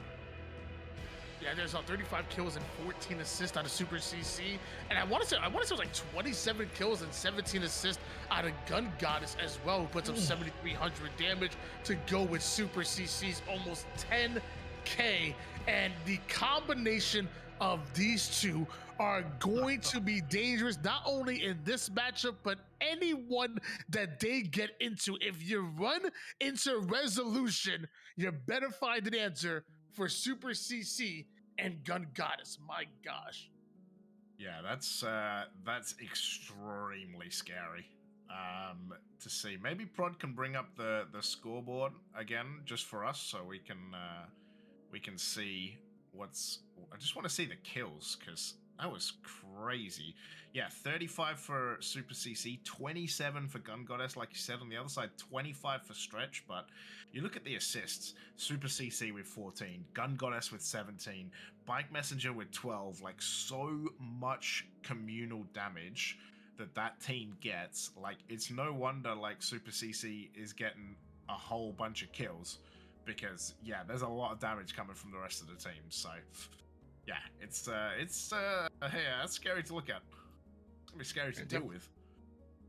It definitely is. And looks like they might take a bit of a break here, as looks like one of the players is going to restart their game, giving us a perfect time to give a huge shout out to today's I was gonna say today's sponsor, but I apologize, not a sponsor, but I guess the reason why we are here, and that is Methodist Children's Hospital. You know, a lot of money on the line, a lot of great competition, and obviously to look at me and Captain James Force's face and listen to our voices. But what we're really here for is for the amazing children at the Methodist Children's Hospital. You know, again, we say it from $1 to, how many people we have in chat right now? We have literally over 200 people in chat right now. If everybody donated $2 at this moment, we're talking about over $400 that's going to an amazing cause. That's how much a difference $1, $2, or even $3 can. So a lot of you guys are probably thinking, I don't have $25, I don't have $20, I don't have $100 like everybody else does. Well, let's start a trade. Everybody put in $1, and that really can make a difference and see it grow. Yeah, 100%.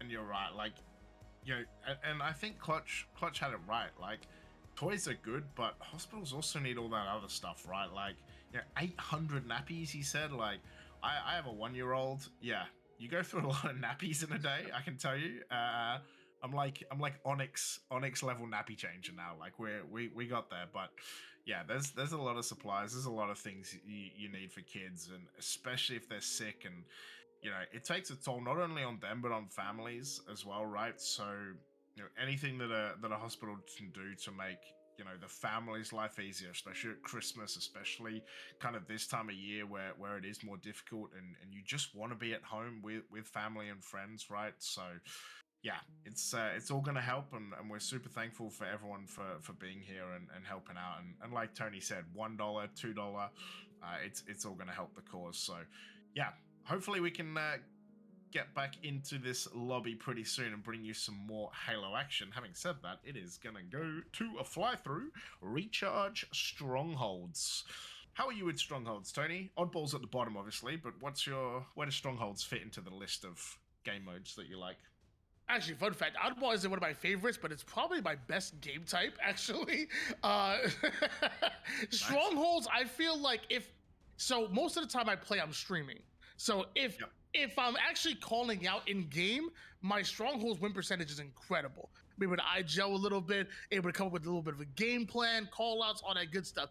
Now, if I'm not talking in game chat, I'm not calling out, that's where it's a problem, because I feel like Strongholds is one of those game types that you have to be on the same page as your teammates, otherwise you are going to get run over.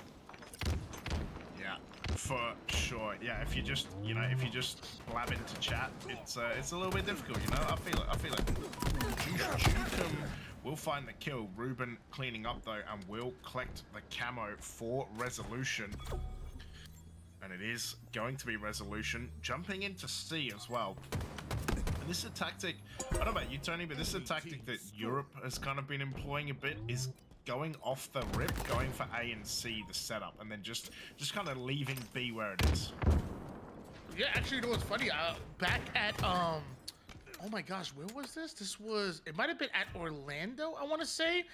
So we got the chance to sit down and talk. I want to say with it might have been Soul Snipe, and he actually told us that he and his roster actually like going for A and C off the rip. And they're like trapping the teams over towards that back goal and limiting their options. So maybe not just over across the pond, but over here as well. We've seen some teams like to employ that type of dynamic. Yeah, one thing we've definitely seen in Europe, especially on our LAN when we were in Stoke after Worlds, but also in a lot of the lead-up tourneys, is a lot of trip caps. Like, I don't know what happened in the latter part of HCS, but a lot of teams decided that trip caps were the way to go, and they weren't going to be scared of them. So a lot of times we saw a trip cap after a trip cap after a trip cap. It was just, it wasn't like this, like, oh my god, there's a trip cap. It was like, oh my god, there's another trip cap. Like, yeah. So we'll see how these teams play it, but yeah, triple caps just became really, really standard in games that we've seen recently. Yeah, especially on different maps like Live Fire and whatnot, which are so snowbally. I wonder if Rechar's gonna have that same exact result. But I mean, hey, if you have your players in the right position, if you're able to influence spawns, you can go for those trip caps and you can really punish your opponents. Right now, we're seeing one come alive as Bravo almost gets taken. There it is. And another one. Gun Goddess, last one left alive though. Not sure how long this trip cap will last. She's gonna eat a nade. But hey, it lasted for a good 10 seconds, so 20 points extra racked up for Resolution. Also shout out Mail Main for 25 bucks as well. We appreciate you. Juice Jukin with a double. Resolution, yeah, seemingly have got this trip cap that's over now, but they're just dead so often. I see them 3 dead like all the time. High risk, high reward, and a lot of times strongholds will favor the teams that play faster, but if you have an answer to it, teamwork can really slow a team down, and that's exactly what Grinchmas is able to do here. Resolution may have the lead, but Grinchmas may have a bit of a bounce back if you're able to take down one visual goes down, and I'm not sure if Juice Juke can clean up everybody here. Juice Juke does get taken down. You see again, Grinchmas finding a trip cap, but the difference is, lasted barely a few seconds before Resolution found that kill. Gun Goddess with the mind games right there, just knew exactly where Fortune Cookie was coming from. Got naded. It's gonna be Ruben with this shock rifle. Enemy team score. See, finding. Gets tagged as well. Juice Juke, I'm gonna win the battle. So far, A and B and Resolution pushing towards that 100 mark. 2 dead for Grinchmas, 2 dead for Resolution. Some great prediction denial grenades from Gun Goddess leads to a 3 down for Grinchmas, excuse me, as Resolution not just leaving C up for chance. It's like they first try to go after it, creating the split spawns, but it's exactly what Gun Goddess and Resolution wanted. They wanted to go for C, they wanted to find 2 split up, and the collapse is beautiful. This is Halo.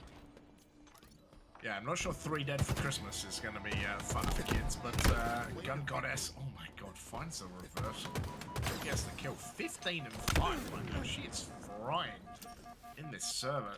And like you said, so many good nades, just so many predictive nades. Like, oh, you're going to jump up here, nade. You're going to be over there, nade. Like, she is absolutely controlling this map so far. Super CC, 14 and 5 as well. Yeah, it's going to be hard to stop 29 and 10 between the 2 players. And I know we've talked about them in literally every map, but still, they are rocking this map right now. Bike Messenger gets stuck, but oh, he did get killed by the nade as well. And once again, Tony, 3 dead for Resolution. Ooh.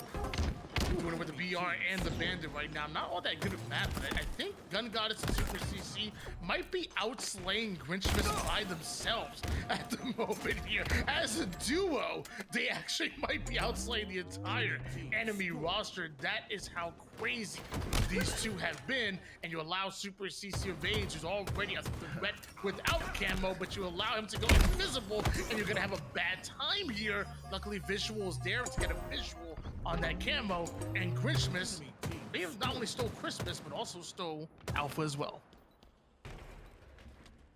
Yeah, your maths is correct, by the way. 34 between Gun Goddess and Super CC, and 31 for the entire Grinchmas. So, yeah, losing the battle there. But you know, I think if that's something we kind of saw already from the first 3 maps here, is just how potent those 2 players are together. And you know, I talked about it in that early game of that oddball, like how important it is to have a 4th, you know, who finds kills, who can contribute. But when you have Gun Goddess and Super CC just carrying as a 4th, you just need to, you know, not suck. Basically, like, just don't die unnecessarily, and these 2 will just carry you the rest of the way. They've been that big.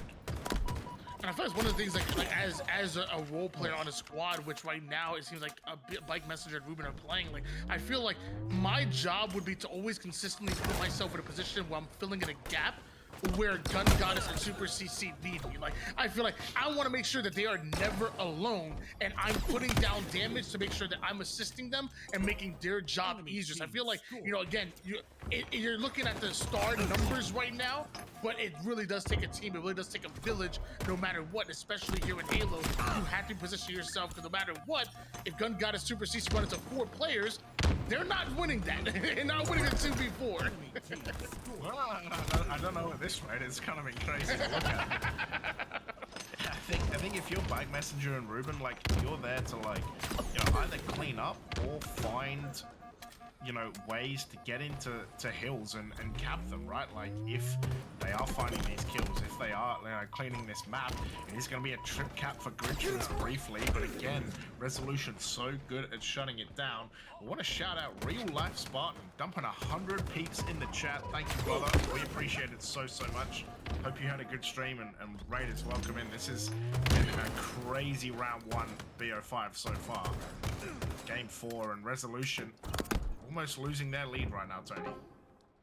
Yeah, for those of you guys who are new, we're watching the Clutchmas Methodist Children's Hospital donation, or excuse me, charity tournament right now. It's a draft tournament, and this is round number 1, Resolution versus Grinchmas, where Resolution had a crazy lead, and we're on one for quite a bit. Grinchmas starting to claw the way back into it, but Super CC just ninja'd the daylights out of his opposition. Yeah, oh man. Yeah, there's no coming back from that one. Gun Goddess, though, does find a trade. Super CC there as well. They bring up a 50 kills between them. Gun Goddess and Super CC. And again, if my maths are pretty good, which they are, 47 kills for Grinchmas, 51 for Gun Goddess and Super CC. So yeah, that's a little scary to deal with. Well, I got some even easier math for you. I mean, they only need 29 points right now to Resolution. Grinchmas not that far behind, and a trip cap might be exactly what the doctor ordered here. But Bike Messenger creating a lot of chaos over toward the Bravo side. Looks like Ruben's trying to catch up with Super CC. They're down in numbers. They're not scoring at the moment. Can Grinchmas force a Game 5? Yeah, this is gonna be the one. Another trip cap coming through, although once again, as a reversal perfy from Bike Messenger, Resolution right on that. And that's one of those things that, you know, Resolution might not have got many trip caps, but when they did, it was, you know, 20, 30 seconds. Sorry, 10 to 15 seconds. And Grinchmas, it seems like every time they've got a trip cap, it's just insta shut down. Stretch gonna absolutely eat one. Kill assist comes through as well. Visual 91 on A. Getting the team to push. B's there as well. Juice Jukum's gonna get taken down. Should be taken down. Surely gets taken down. Bike Messenger does taken down. A and B in this Resolution hold, and there's only 13 seconds, Tony. Super CC evades, and the CC stands for creating chaos, as he's able to grab a hold of another camouflage. We saw what he did in his last life, largely giving them that double cap and having them scoring once again, and he's right back to action with the camouflage, and oh my gosh, puts another body down. Now gonna work on Stretch. Stretch can get it too. Fortune Cookie, now the final player alive, has to dive it over towards B, but the rest of the lobby is going to have absolute lasers on her. I don't know how she takes B? Oh my god. I guess they're out of nades. Like, I don't know how she takes B either. What but the the clock stopped as well. Like, such a rare medal to see. A starting to go, B going well. Fortune Cookie surely 3 down won't beat Super CC. Bike Messenger takes her out. And now the trip cap coming through, the kill assist going through. It's a trip cap to end it, and Resolution gonna win it off the back of a Super CC 138 kill series in 4 maps, by the way. Genuinely unbelievable. Absolute incredible work by the entirety of Resolution, and again highlighted by both Super CC Evades and Gun Goddess. That duo is crazy. 87, almost 8,700 damage out of Super CC Evades, 7,600 out of Gun Goddess, and you still had over 7,000 between Ruben and Bike Messenger as well to round things out. But I will say, not perfect. You know, I mean, think about that entirety of that series. Round number 1. Or sorry, game number 1 didn't go their way.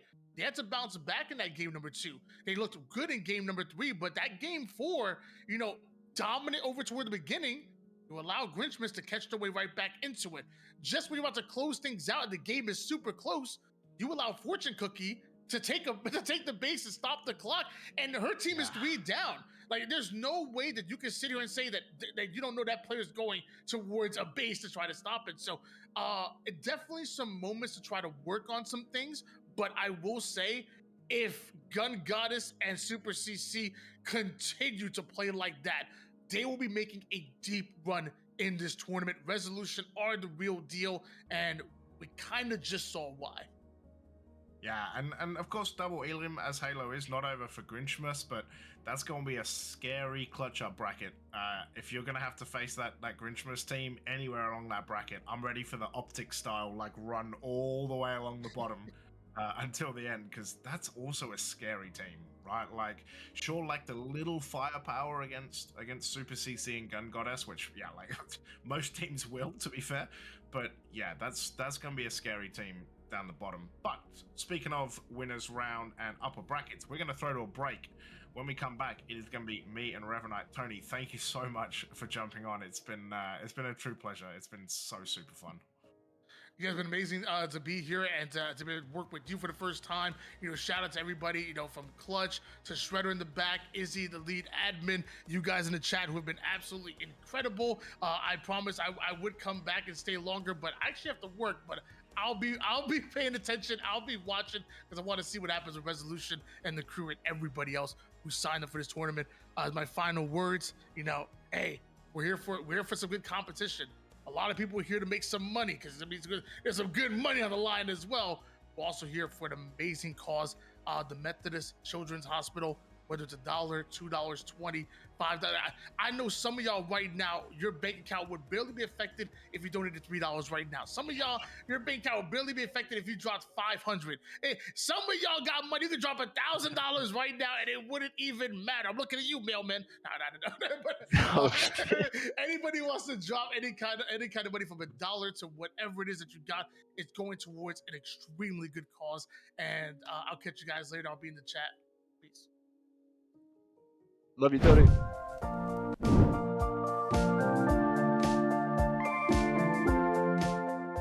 Hi, my name's Christine. Welcome to Methodist Children's Hospital Emergency Department. I'd like to show you one of our new sensory-friendly exam rooms. In this room, we've created a sensory-friendly environment for our children to come into that have sensory needs. So the ER definitely does not have to be a scary place.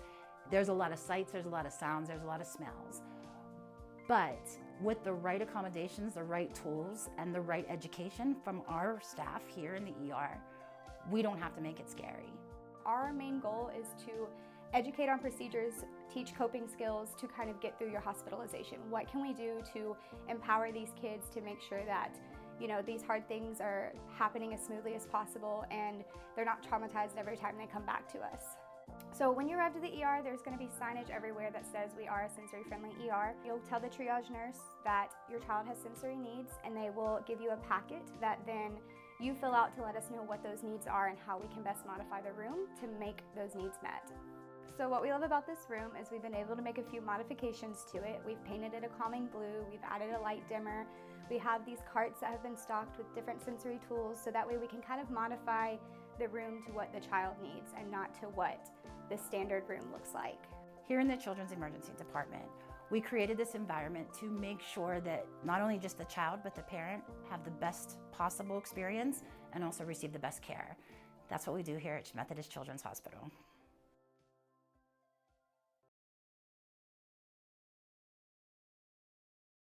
Methodist Hospital got a special treat today as they moved into their rooms in the hospital's brand new wing. And as Eyewitness News reporter Priya Sridhar reports, it was a special moment for both the kids and their parents. 3-year-old Joshua Poole came here to Children's Methodist Hospital Saturday for kidney stones. It was stressful at the beginning. We were in the PICU, and so we've just been here for a day. Yeah. But they've taken such good care of us. Tuesday, the Children's Hospital patients moved from their old rooms to ones in the brand new 220,000 square foot tower that was just completed. To commemorate the occasion, doctors and nurses turned the little ones into kapow, superheroes with capes as they made their move. As a mom who's had a child in this hospital before, to see the families and the patients light up and have some fun and some joy, it means everything. And when they got to their new rooms, bam! An even bigger surprise was awaiting them. Their favorite superheroes were there dangling from the roof to welcome them. For the parents of these recovering children, seeing them have a wondrous moment was priceless. He was actually airlifted here and was in a lot of pain. And he's had a little procedure and a CAT scan and an MRI and a lot of stuff, so he's braver than I am. Tara Poole says that while her son Joshua got a chance to see his superheroes today, she's realized through his journey at Children's Methodist that her superhero has always been right in front of her. Priya Sridhar, Ken's 5, Eyewitness News. Can you imagine being one of those superheroes in the so winter? awesome. So we're in agreement. That was Spider-Man, Superman, and Batman. Yeah, the big three. The big three. The big three. I mean, all scale on the walls. I love it. I love it. Fantastic. All right, Tropical Storm. This could be the moment. Where is Optic Gaming? 3 players on his team sandwiching big door, but Optic are out of dodge. Optic got out. They snuck to the rat hole. You need 4 players on your team that really care. The dedication, the consistency amongst players is really important for a roster for actual long-term success. Day in, day out for hours on end, making sure you're all locked in, just understanding and, again, that consciousness, that mental awareness of, you know, I'm actually trying to get better with my team. I mean, we were an AM team and we were just practicing day in, day out as an amateur team against other amateurs. Watch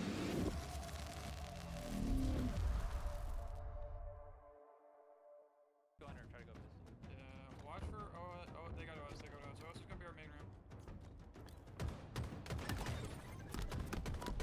Our side bridge and our main room is sniper. They're training. They're training weak. Another one training. They're training. One more, they're training. Fuck. Bridge, going out training. Weak. Open, unopened. Sniper, I'm dead. Thank you.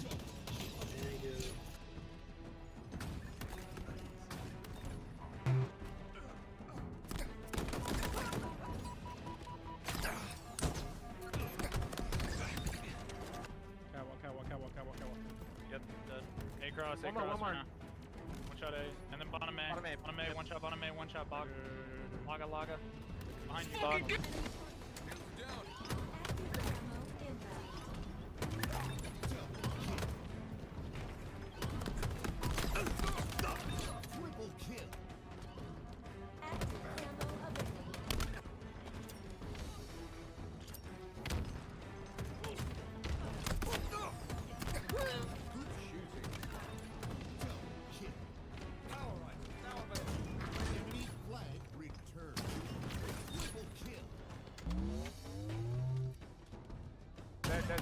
Can't No run. scope. I grab it up.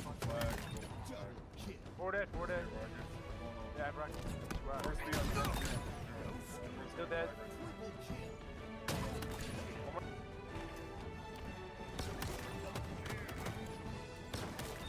Enemy team took the hill. Double kill.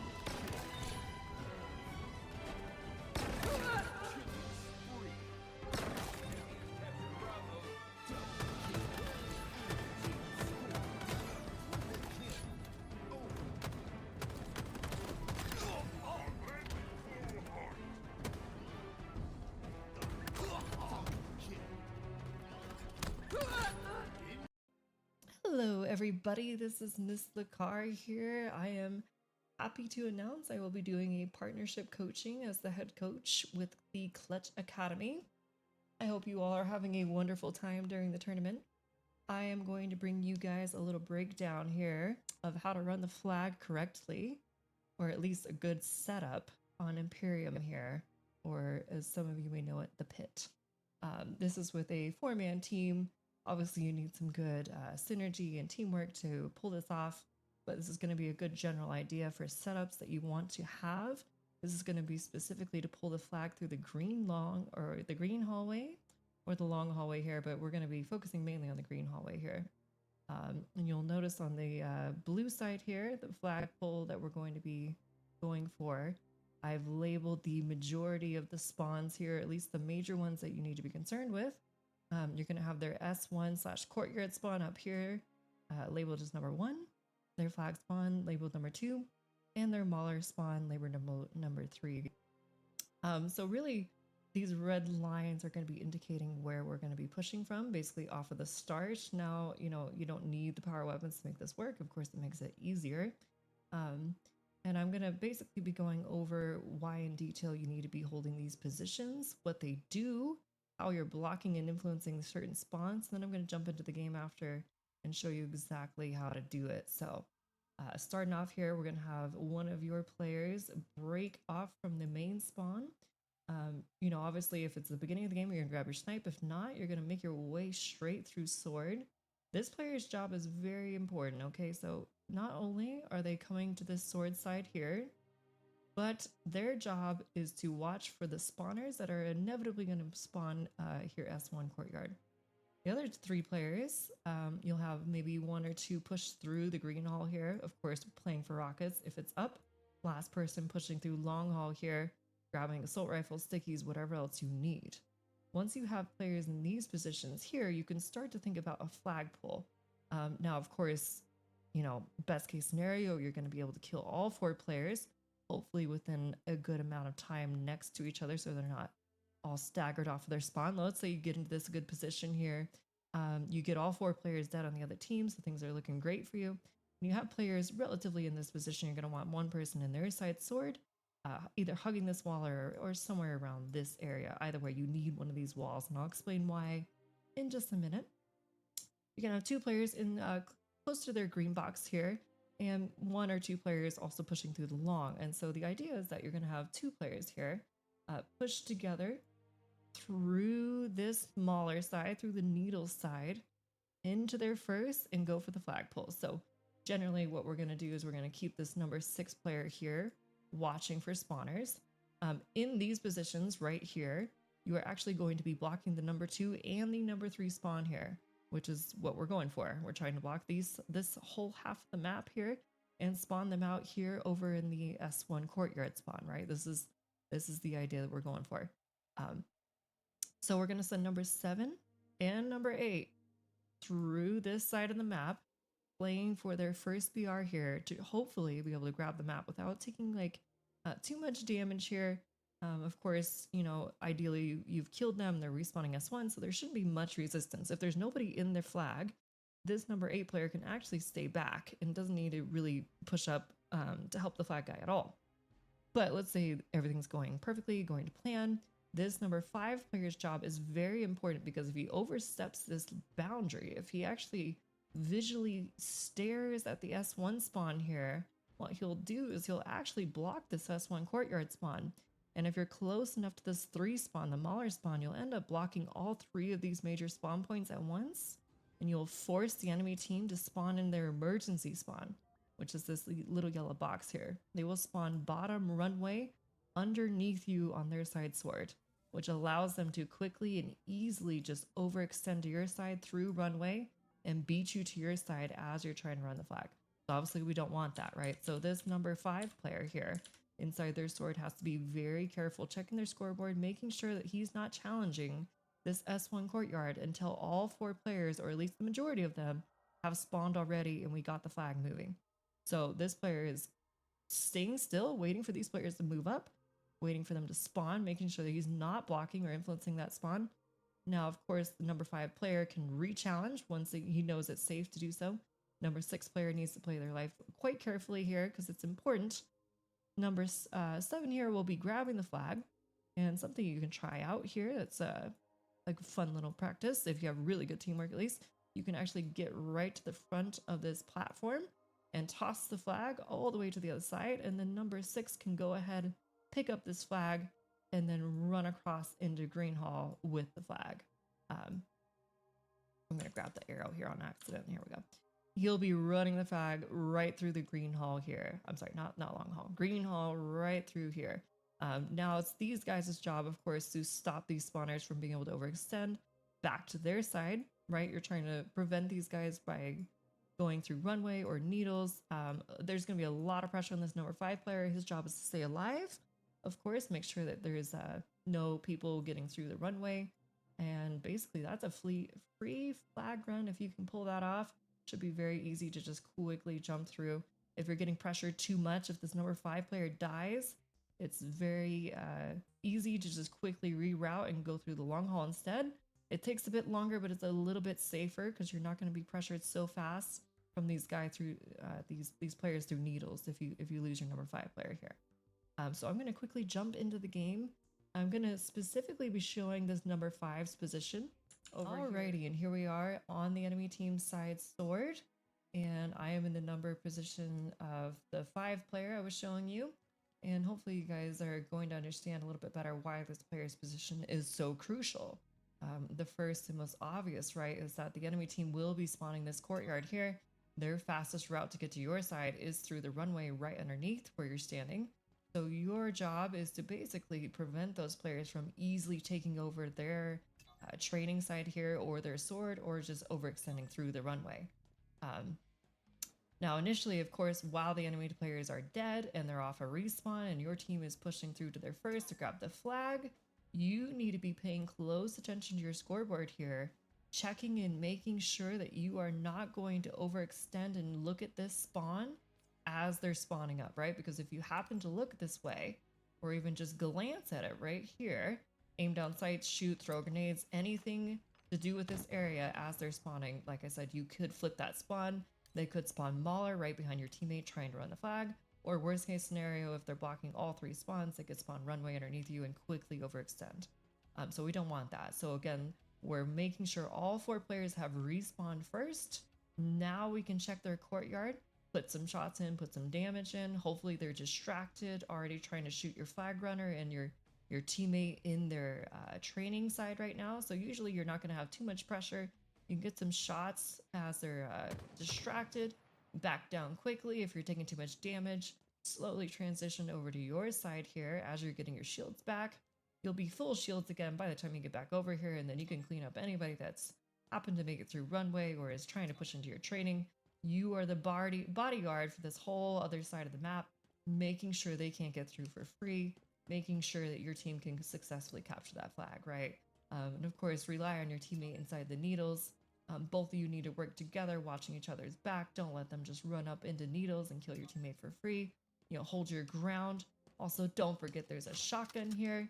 You know, this is a wonderful weapon to have in this position. That way you can kind of force them to have to push you inside their sword. And anytime they get in these close range fights, you know, this shotgun is going to be extremely effective. So you make yourself a very difficult kill inside the sword with a shotgun, and you're basically going to all but ensure that your team is going to get that flag and cap it. So alrighty guys, that will do it from me. This has been a quick breakdown of Pit flag or Imperium flag here, how you can get the flag quickly through the Green Hall with a 4-man setup. I hope you guys found this useful. You're going to be catching me in the Clutch Academy. I do coaching. Come and find me. We can go in more in depth. We're going to go through all the maps together, and I'm excited to be working with you very soon. I hope you guys have a great tournament, and talk to you later.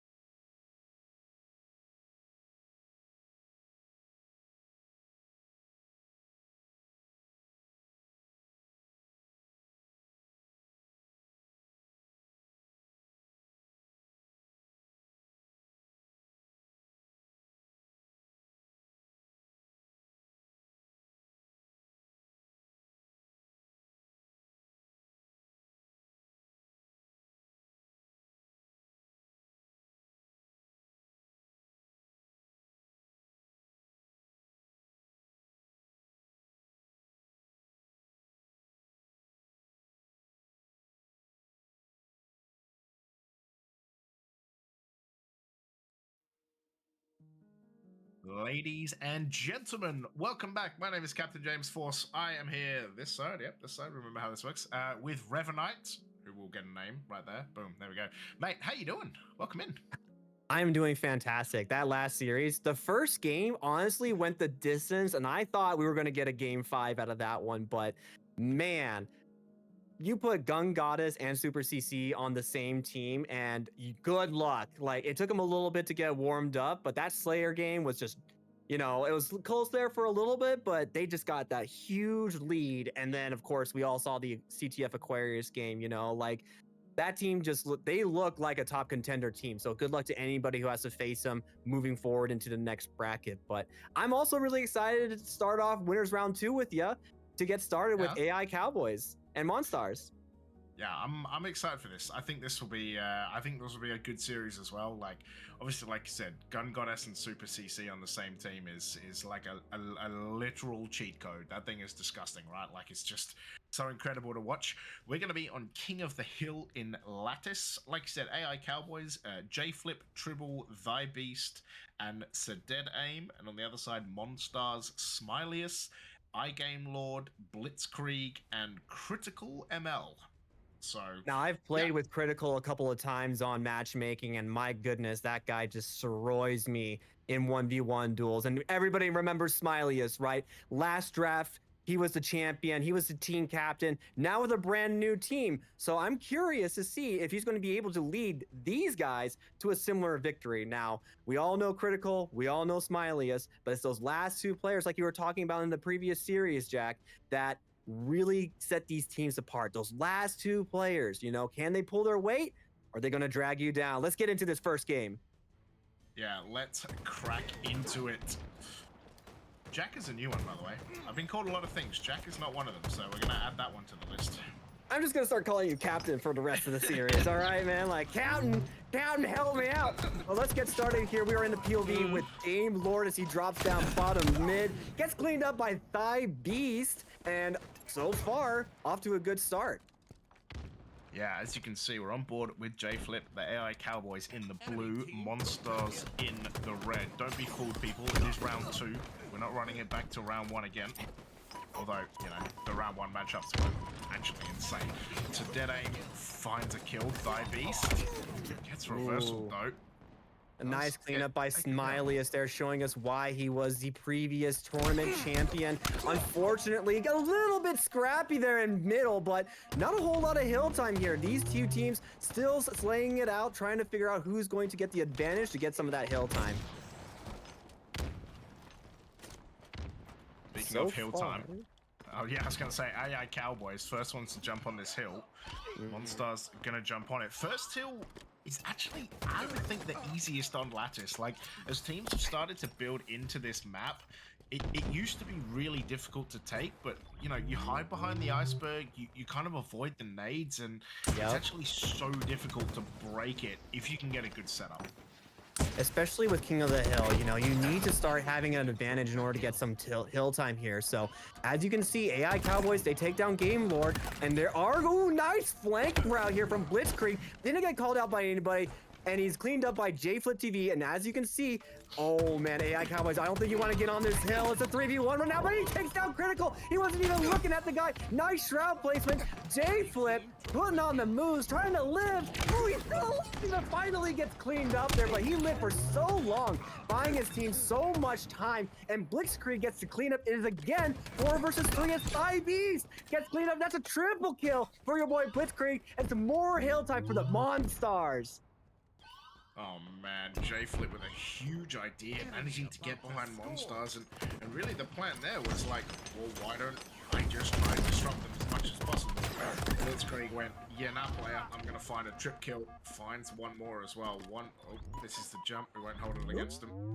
Honestly, it's such a finicky little jump. I'm prone to miss it, you know, and it's nice to see other people miss it too, so that I know I'm not alone. But again, we got some hill time here from AI Cowboys. Monstars just need a little bit more time. But if AI Cowboys continue to hold here, they are closing in on the lead. That's 2 dead, going on to 3 dead. If Critical can live here, no, he can't. He gets taken down.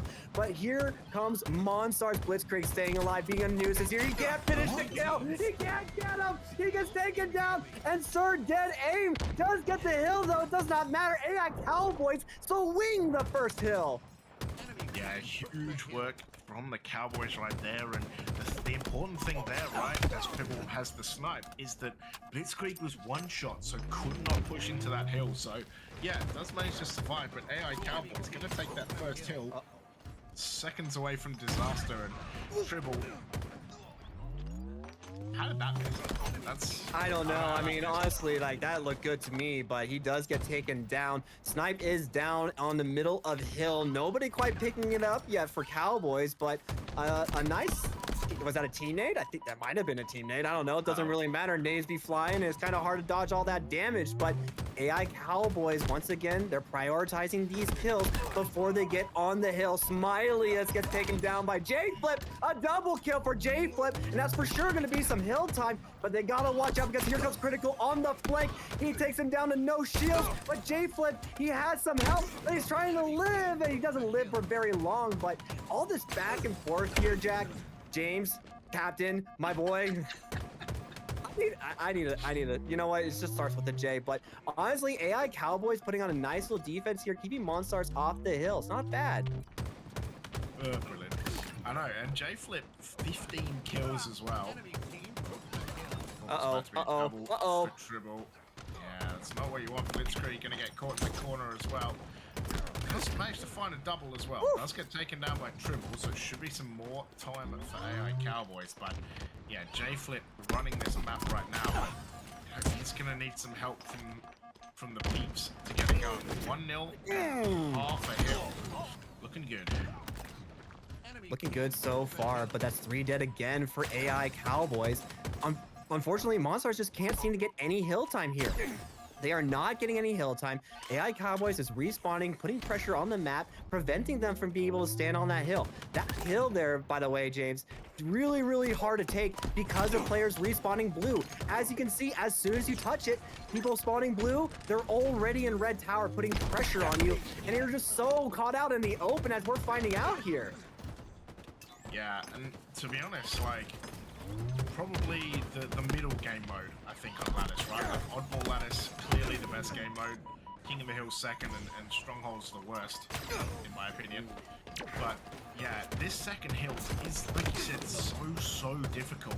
As AI Cowboys just trying to throw bodies at the problem. Thigh Beast is going to find Smiley though. He's going to start taking damage. Full ML takes them down. And a second as well. Going to be jumping on this hill. Tribble going to come around the corner. Cleans that up. Thank you very much.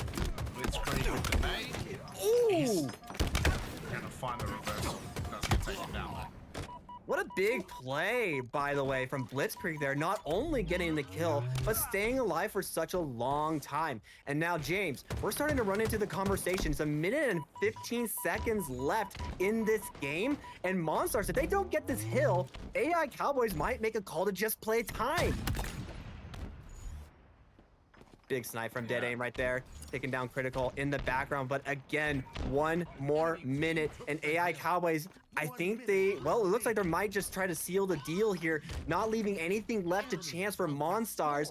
And we are still sitting in Dead Aim's BLB. And just like his namesake, rips the head off of one player, but can't get the other. And Monstars, again, they desperately need this hill time. Smiley is, he cannot live. Thy Beast puts him in the grave. That's another 10 seconds he gotta wait before he can do anything. And we have the snipe once again in Thigh Beast's hands. J-Flip doing some more damage, but again, all these respawners in blue, they're just pushing across the map, but they can't get the hill, and that's AI Cowboys 2-0 with 52 seconds left in this game, James. It's do or die now for Monstars, but do they have enough time? Yeah, body shot there as well from Thigh Beast. And if you're AI Cowboys, hello, killing spree, thanks for coming, see you later.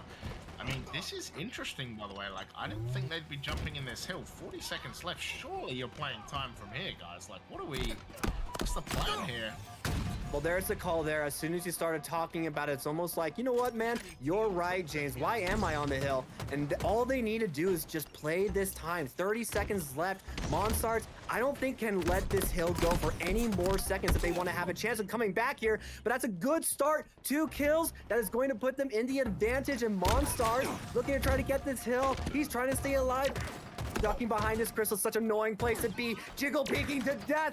Come on, Triple, he's out of ammo. He has to reload, but he stays alive. The team comes in and saves him. J-Flip doing what he can to try to hold this position. It's a very strong position, but Critical. He cleans them up, and Monstars still have the hill. AI Cowboys, they have to move in now. Dead Aim, he is going to get one. Here's a nice little flank though. That's a cutie backwards. He gets cleaned up, and this will be hill. 30 more seconds. It is possible. It is doable, but it's the hardest hill to take on Lattice, James. Yeah, that was crazy. Just hiding behind Ben 10 and really making it super difficult. You just run around Ben 10, like, just play hide and seek, basically.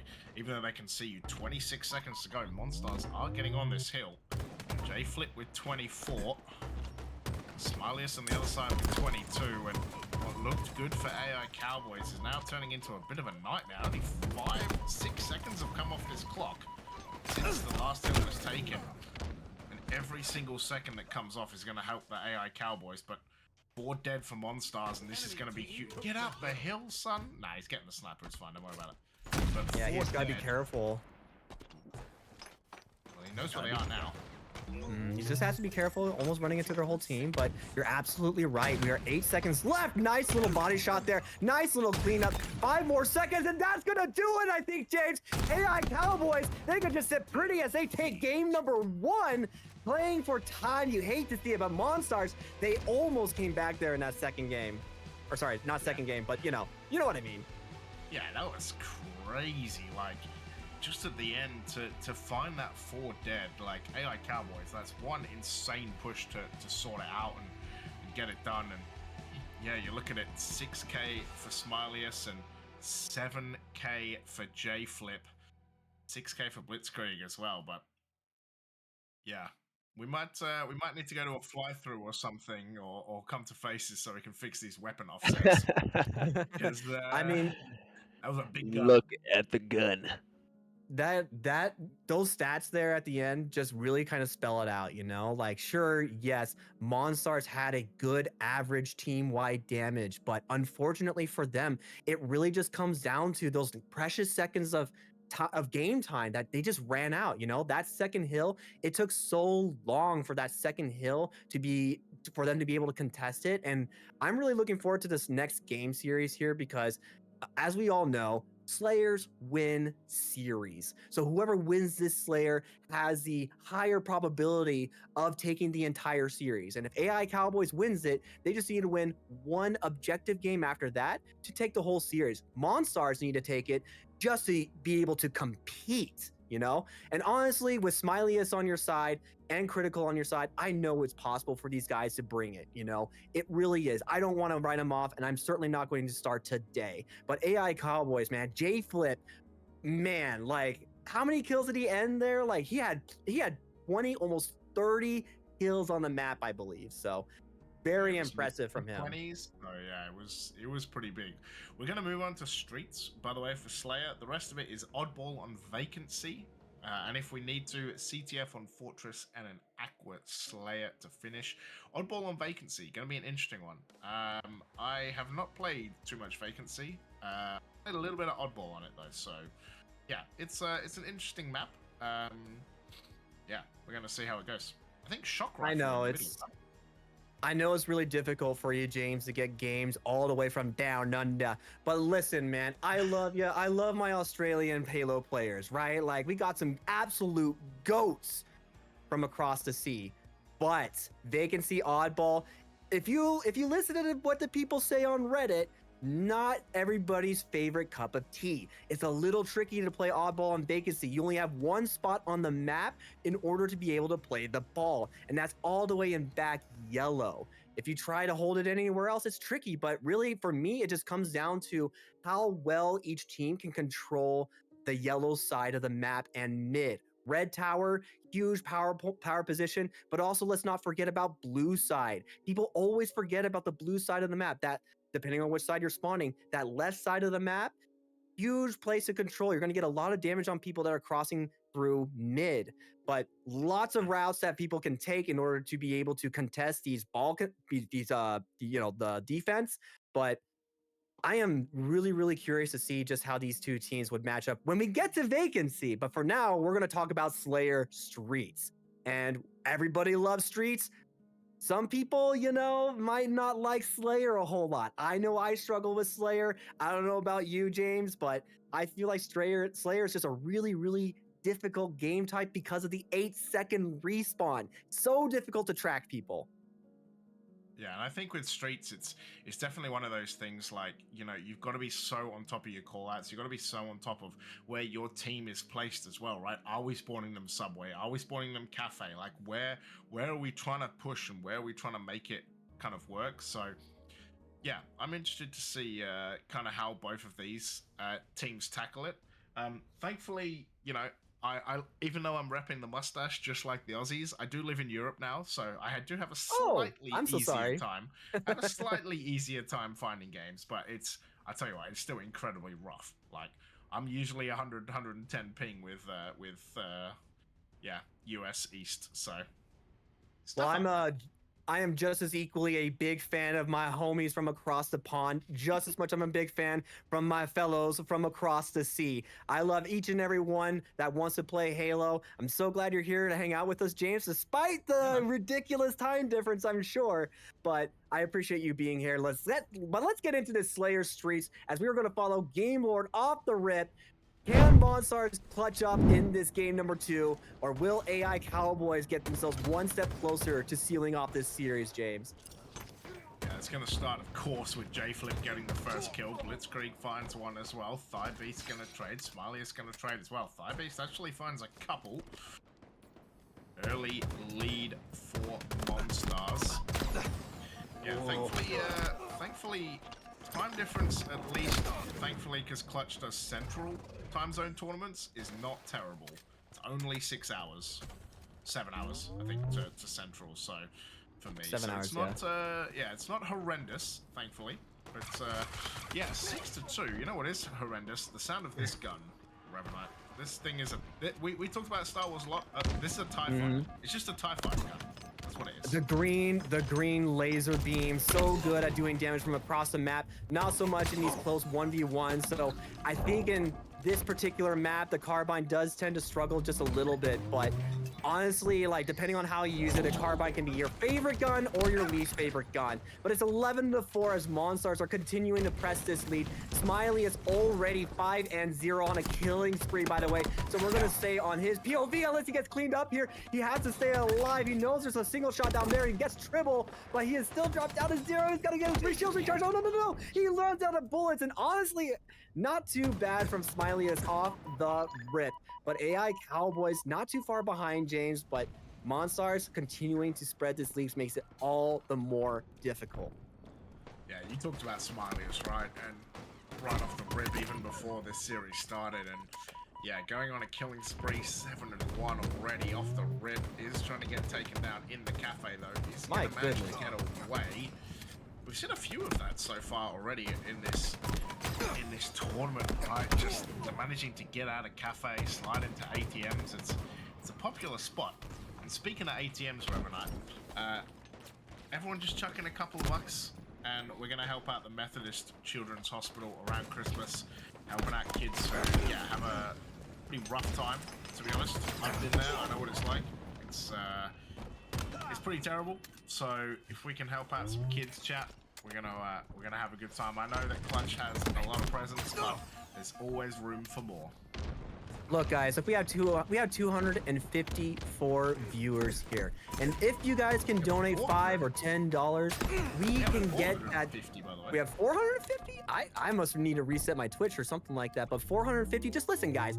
If everybody just donates just $10, you know, every single one of you just donates $10, we're going to easily almost hit that goal of $5,000 donated. All right. Now I know we're gamers. Okay, we're a bunch of cheapos. Okay, $10. That's asking a lot, right? So if you can't do 10, just how about just $1? You know, $1, $2. Every little bit goes to help making a kid's dream come true and help making these non-profit charities do what they do best, which is take care of the kids.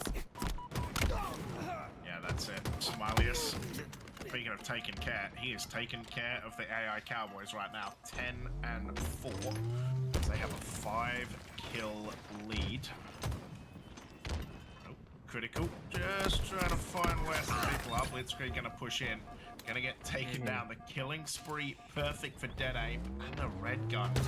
This could be the start of something good. Does find one. Smilius gets one. Will get traded out. And yeah, so far AI Cowboys putting back to just 3 kills down, Revenant. And to think that we were at a much bigger deficit earlier in this game. Props to AI Cowboys. Every single player is doing their part to try and keep the dream alive. We are getting a little bit of a trade as J-Flip takes down Blitzkrieg over in the background, but we're still going to follow the POV of Dead Aim as he gets cleaned up by Smiley. So we're going to swap to him, you know, because this guy, like we've all been talking about, he is the previous Halo draft champion, and you want to see the best gameplay from your team captain. And honestly, this guy has been dropped to no shield so many times, and he's still alive, still doing damage. And James, in a Slayer game, the more you can stay alive, the more damage you can deal, which is all you need in these kind of games. But unfortunately for him, gets the reversal as the Stalker runs out of ammo. Yeah, that's not what you want. But yeah, we always talk about it in Slayers, right? Like about 12 or 13 deaths is the max that you want, right? After that per person, obviously you're losing games if everyone gets to 13 deaths, but like 12 to 13 is basically where it's at. And you can see, you know, Thigh Beast is already on 11, Blitzkrieg's already on 10. Like, these guys just gotta work out ways to live more, otherwise it's gonna be super difficult when you get to the other end. And most times, you know, you talk about Slayers, they start at 30, and that's kind of where it kind of gets a bit more intense. And you can see Critical here with no shields and a camo, gonna survive, gonna run away, gonna try and hunt for info. Spotted Thigh Beast, sees 2 at Cafe as well, huge. Nice stick. Stick as well, lays some damage down, finds a double killing spree. But this is what you're talking about, right? Thigh Beast already 13 kills, that's a problem. It really is, you know, and like, I'll be honest, having a large amount of deaths in a Slayer game feels bad, right? Believe it or not, James, I've had an 8-20 Slayer game before, but we ended up winning. So yes, you might be critical of people who have have like 10 plus deaths or in a Slayer game, but really it just comes down to, are these good deaths? Are you dealing the damage and are they being cleaned up? Which currently right now, not necessarily happening for AI Cowboys. 8 kills away, and Monstars will bring the series tied 1-1. Yeah, and they're getting a whole bunch of kills in, 10 kill lead, and it's just like we saw in the first round, right? Like, losing the oddball resolution, but just had way better Slayers. So, yeah, in the end, they managed to put it together, and, when Super CC drops like 140 kills in 4 maps, they're also having a good time. But, it's gonna be Triple who finds a good kill, but yeah, 10 kill lead. Don't think the 5 minutes is gonna matter. They have to play together. They have to play together. They have them trapped here. If they collapse on this damage, if they're able to clean this up, this might actually be a big swing. Ibeast gets 2, but unfortunately going for the flank there, he gets a nade for his trouble.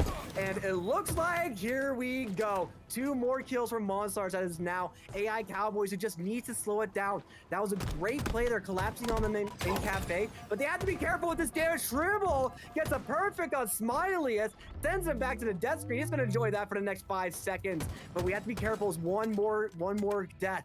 They cannot push out. They cannot fight 1v1. They have to be next to each other. They have to poke. They have to prod. But here comes the team, and unfortunately, Tribble gets taken down, and it will be Monstars who ties the series 1-1 in a clean Slayer game from Monstars. Yeah, the Blitzkrieg came in, and there was no stopping that. Yeah, in the end, Monstars getting it done, and we're going to at least another game 4, right? So, getting some bang for your buck for Halo. 5k from Smiley's. You said up top, Revenite, the guy's good. Like, the guy deals a lot of damage, and not wrong. Well, when you're the team captain for your team, right? There are certain levels of expectations that you have for your level of play, right? Smiley he's a team captain. He's one of the higher rating players in the lobby besides Super CC, of course. And honestly, like, if he doesn't perform for his team, that's a big problem, right? Of course, like, you're just one player, but sometimes one player can make all the difference. And that's why we love first-person shooters. That's why we love Halo, because individual player skill can stand out and win games. Yeah, and you're right, and it's something that we talked about. Like, you always talk about, having a good 4th person to kind of like prop up the team and bring some damage. But if you're a team captain, there is a weight of responsibility on your shoulders. Like, you're a team captain. You saw it with Super CC, like, so many kills, so much damage, being that leader.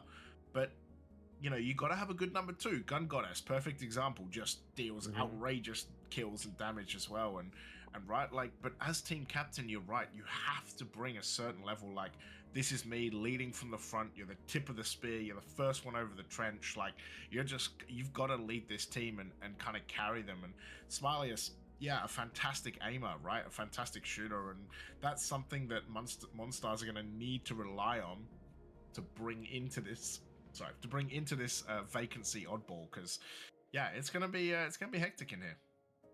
Now, of course, objective game modes are vastly different from Slayer game modes. We are now going back to 10-second respawns, and I don't know about you, James, but a lot can happen in 10 seconds. So a lot of this is going to come down to that captain role we were talking about, how well you can pilot your team, the strategies you call. Every single thing that you do as a captain, how you lead your team to victory, is going to matter more than ever now in Oddball. So I'm looking at J-Flip now to see how he's going to bounce back his team from that not quite so devastating Slayer loss. It was really close there for a second, but as a captain, you have to be able to get your team to bounce back, to be able to put their best in the next game. It's not over yet. We're tied 1-1, and I know J-Flip can absolutely get AI Cowboys, the rest of his boys, on the same page to bring it in this next Slayer. And we're going to start off with, once again, Game Lord. We love starting off with Game Lord. Yeah, why not? Get rid of Game Lord on the screen. Shout out to Sydney8896 as well, by the way. Appreciate the $25 dono as well. Thank you so much. It's a bit more than half a Bulbasaur. It is a bit more than half a Bulbasaur, but every... Don't know why it was like Bulbasaur was the one thing. I mean, I donated, you know, $100, which is probably like what, half a Machamp or something like that. I don't know. I don't collect Pokemon cards anymore. Unfortunately, Smiley is not able to do much with that shock rifle, but it's still down on the map. Critical has it, brings him down to no shields. Nice trade there. He is going to get traded out. Maybe, actually, no, finally, Thibes takes him down. But again, these crucial seconds of just playing your life, distracting the team, forcing them to follow you. I mean, they're at 8 seconds, sure, but Thibes cleans them up. Nice shock rifle shot, but these kills here, these cleanups are really going to matter in games like Oddball. Nobody gets to play the ball, and it looks like 3 dead as it's just J-Flip, last player alive for AI Cowboys. Should go to play the ball here. No, sorry, I'm looking at Critical. I got turned around, James. Save me. It's all good. Monstars we're actually in a bit of trouble there. They were 3 dead themselves, and AI Cowboys were looking pretty good. We're actually running for the ball when J-Flip got taken down. So, yeah, Monstars rescuing the situation. 24 and climbing. High Beast wins a critical 1v1. Blitzkrieg gonna jump around this corner. You said it was a power spot down there, and it is. And just gets bullet through the brain. J-Flip definitely gonna go down, running into 3 players. Critical gonna take him out there. Smileyus trying to run away. Somehow survives 1 shot thanks to teammates. And that's just what you expect from your team captain. Sorry to interrupt you there, my bad. I promise I'll be a nicer man, okay? But honestly, like these lights that from Smileyus, like for those of you who are like struggling in solo queue, take notes from Smileyus and just how he plays his life, how he rats his, sorry, I shouldn't say rats, but you know what I mean, how he plays so like, he just moves around the map, he plays his life, ducks his head. These things are all things that people who are in those higher ranks, those higher level lobbies, this is what they do to play their life. As now AI Cowboys finally get some ball time, and you know, things are a little bit closer, but as we've seen, as we talked about, still getting those slays is just as important as getting that objective time. You can call him a rat, it's fine. All right, the rat gameplay, man, playing his life like that, insane. Hey, you know, sometimes we all got to do some rat gameplay just to live. Speaking of living, Dead Aim, I was about to say, was getting a little goosey. Third time's the charm, Smileyus. Yeah, we'll get there eventually. I was going to say, Dead Aim is just struggling to trouble the scorers. There's 3 dead for Monstars. Does manage to find a kill, though. So all good there. 6 assists for Dead Aim as well. 4 dead for Monstars. It's going to be a little bit of time for AI Cowboys, but like I said, this is a weird spot because they are not playing this over at yellow just yet, as Dead Aim going to miss a jump.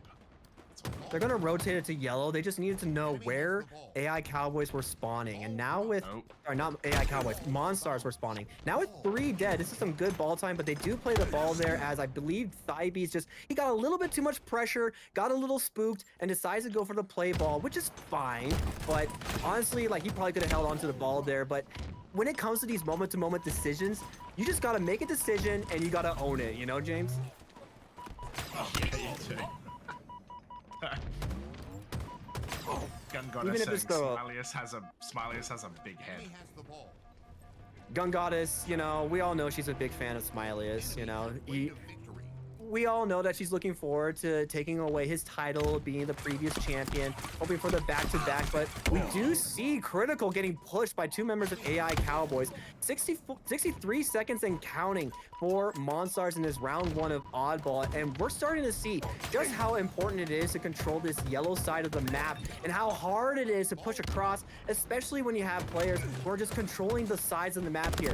J-Flip pushing out from bottom red, putting out some good damage. Thibes doing what he can from middle, but has to be careful as J-Flip gets cleaned up there, unfortunately, gets taken down, and AI Cowboys going to have to once again going back to the drawing board to get another push going, because Monstars, they're just in a complete flow state right now, James. Complete flow state. Yeah, Smiley's on a killing spree. I was about to say it's having a tough game, but never mind that. Oh my lord, yeah. Huge play there. J-Flip, he's gonna get taken down as well.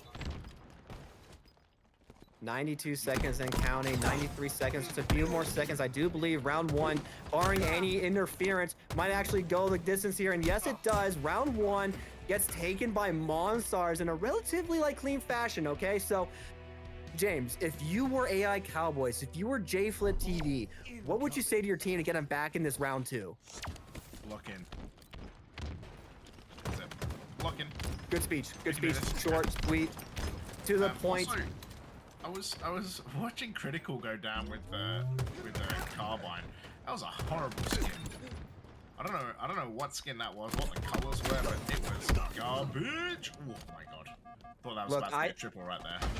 I will say it over and over and over again, and louder for the kids in the back. The Envy color skins for your weapons, the cleanest skins in the game. Love me some blue, love me some black, love a little bit of that accented white as well on the edges. If you want a good skin, it's the Envy skins. And I'm not saying that as a fan of Envy, it's just a good skin. Ooh, Smiley is taking down Dead Aim. He's not gonna like that, forced back into the respawn screen, but Smiley is with the shock rifle, showing us why you just cannot let him get away with it. And unfortunately, AI Cowboys are having to rethink this push.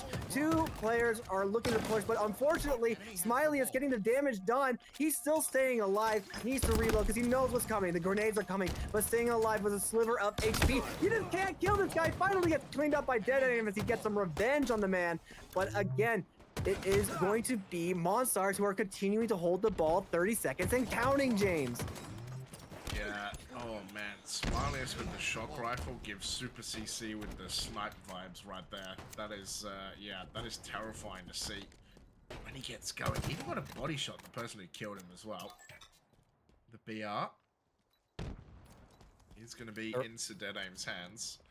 So the decision here is to hold it tower side, which is an okay spot to hold it for now, as the entirety of Monstars was going to spawn yellow. But now they have to drop the ball. They have to get some slays. They do have a 1 kill advantage for now, traded out, and it will be 3 dead. They kill Blitzkrieg. That's 4 dead, 4 dead. So here we go. AI Cowboys continuing to rack up those points now, James. They are bringing it closer, and they're going to crest it in just a few more seconds. Yeah, and they're already getting that push on as well. Smiley is trying to rush in. JFlip on the flank though. He does get spotted at posters. Triple. Oh, that's a massive push, by the way. Smiley is getting taken out is pretty big, but Blitzkrieg and iGameLord just finding those kills. JFlip does have a trade, but just look at this push from Monstars, man. Like, yep, thanks for coming. 4 dead basically for AI Cowboys, and now you know that they're spawning blue tower. You just get this ball for free. Even if Blitzkrieg does smack his forehead right into the green wall. Grapple shot is hard to pilot from time to time, but the German Lightning, unfortunately, having to learn that lesson for firsthand. But it's okay. Smiley is nice damage there as he takes down yet another player from AI Cowboys. And AI Cowboys, you know, they're still playing. They're still gunning team. They're still gunning people down. But eventually, here we go. Monstars do get the necessary kills that they need, forcing all of AI Cowboys to spawn blue. And now they're going to hold the ball in red. And good play, good heads up play here by Blitzkrieg, dropping the ball for his teammate that was low. Now, these are things that you are just going to have to learn the more you play Halo, especially when you play oddball. If you see a teammate who is low shields or no shields, and you're holding the ball, drop the ball, tell them to hold the ball, because they're going to have to wait for their shields to recharge anyways, and you can take that power position on the map to deal some damage while they get their shields back. It's just a smart heads up play, and I wanted to call it out. Yeah. Massive call out. JFlip goes down. AI Cowboys literally get the ball and then just go 3 dead, like, instantly. Smiley has 24 kills, 12 assists as well, 37 kill participations as they find the perfect triple. Just a really massive game from them so far, and that's what we talk about, right? You need your team captain to step up. You need your team captain to do bits, and he is doing bits, although his head is in bits. Right about now, Dead Aim needs this, doesn't get it. Oh, it's ugly from Tribble, and an overkill for GameLord. Oh my lord! Get that, I believe, yeah, that was a triple. That was an overkill actually for GameLord. Not quite an extermination, which is fine, but still good plays from GameLord. But just as much as I want to call out the kills on Monstars, take a look at the assists. 2 players in double-digit assists. This means that they're putting out so much damage on the map that's getting cleaned up, which is exactly what you want to see. Nice play ball here as well by Critical. He could feel the heat that was coming, plays it safe. They just need 10 more seconds to take this game number 2. And with J-Flip going down, that is going to be a great ball grab from Blitzkrieg. And 21 and 17, not bad from Blitzkrieg. Not quite the most ball time. That title goes to Critical. But honestly, you need these objective players in order to be able to get points. But unfortunately for Monstars, they're going to get taken down. Game Lord doing what it can. Be a nuisance, getting a nice double kill actually in bottom mid. Good play. But it will be Tribble who is going to continue to hold the ball, gets the call out, has to stay alive. Can he get the kill on J-Flip TV? Oh, J-Flip TV, you cannot get away with that. You cannot do that to the man. But he absolutely dances and prances on Game Lords and send him that back. Great job by J-Flip. But it won't be enough. God. Look, I live in the Netherlands and I see a lot of windmills, but that was one of the biggest windmills I've ever seen. That was horrendous. It's not gonna matter though. Monstars still get it done, but oh man, it was incredibly windy right there. A very stiff breeze just flew through that vacancy map for Game Lord. Look, you might get an over, but everyone's gonna remember the windiness. 9k for Smilius as well, an absolutely insane amount of damage there, and yeah, that is very, very impressive. Like twice as much damage as basically his entire team. Mm-hmm. Like 9k damage, that's the number that you want to see from your team captain. He's putting out so much damage across the map, and yes, the rest of his team is just cleaning up the damage, but that's all you need when it comes to being the highest damage dealing player on the team, in the game actually. And Smilius, you know, he's doing exactly what we've been expecting, a back-to-back. Sorry, not back-to-back, but like that's what we expect from these team captains. Is that level of performance from Smilius. It's why we've been talking about him, James. It's why we continue to hype the guy up. It is because he performs, and he performs at such a high level that honestly, like, I would love to see Smilius and Super CC go at it, you know, mano-y-mano, 1 versus 1. See who the king of damage, who the king of slays really is this tournament. But I don't know about you guys, but my eyes are going to be on those 2 individual players for most kills in the tournament, most damage dealt in the tournament, etc. Yeah, I mean, in fairness, you know, Smilius does have a lot of catching up to do. There was that's not where we're playing CTF. It was that's where we're playing CTF. Yeah, I mean, you know, when Super CC played an oddball, he dropped 51 kills, right? But it was obviously not as dominant a performance. In fact, it was a game they even lost, right? So, yeah, as long as you're dropping a bunch of kills and your team's winning, I think that's all you can ask for. And we're gonna move on to CTF Fortress, which is a sneaky map that I like. I like CTF and Fortress. Bomb, awful. CTF, I actually really enjoy. 2 snipers across the map from each other, asymmetrical map. We have Overshield in the middle in ring 1, and it looks like Monstars greeted a little too hard for that Overshield. I think that is going to be AI Cowboys who have Overshield. I think J-Flip has it, and Night Beast takes down Critical. But the first flag pull already, we just started this game, James, and we have a flag pull already. Yep, always you see it. You saw it in CTF Anchor's Night Beast finds an incredible double kill. Won't be able to get the triple unless Critical decides to poke the head out, which they will not. Not 0 right now. Still for Thigh Beast. Oh, there we go. They have to be careful here because what's so tricky about Fortress is controlling those respawns. I view Fortress pretty much the same as I view Plaza from Halo 3, right? How important is it to control these spawns, to force them to spawn on other sides on the side of the map that you want them to spawn? And this is a big, powerful position for Smilius to be in with this S7, you know? Like, Game Lord also with an S7 on the other side of the map. We are in a deadly crossfire as it is 3 dead for AI Cowboys there in Shambles. As I was talking about earlier, James, Smilius already looking for the spawns, looking to force him to spawn in the third place in Thigh Beast. He just got back. He just wanted to play the game. Not done yet. As Denny next on the docket for Smilius, and just like that, James, Monstars lead 1-0. Yeah, it's going to be a very easy game to win if you have Smiley's just absolutely murderating everyone with a sniper, because that was insane. Just like wham, bam, thanks, see you later, thanks for coming, no scope you, take out you. Yeah, just 4 dead for Monstars though. So AI Cowboys good at striking back, will grab a flag, know where they're spawning as well. Critical, gonna be the last one left. They're gonna die. It's gonna be split spawners, but they haven't really timed this very well. Blitzkrieg gonna get taken down. A perfect, and this should go in. This should be one apiece, but you just see how crazy that is, right, Revenant? Like, you start with this Smiley's like popping off so crazily, so insane, and then AI Cowboys like, okay, well, we'll just strike back literally right away, and then get another flagpole. That was a clean team play from AI Cowboys. Like we were just talking about, James, they knew that they had 2 players spawning in tower. As soon as those 2 players are dead, where do you think they're going to spawn next? The answer, guys, is they're going to spawn bottom base. So as long as you're looking, and we saw J-Flip go straight to ring 3. He was patient. He waited for the players to respawn, and he caught Blitzkrieg with his pants around his ankles, his back facing him, trying to make it to ring 2 to put some pressure on that flag cap. And here comes AI Cowboys once again, putting Monstars in a blender here of spawns, but Critical with the snipe takes down Tribble, and that flag might be dead in the water, James, bottom mid. Oh Yeah, my goodness, he's not done yet.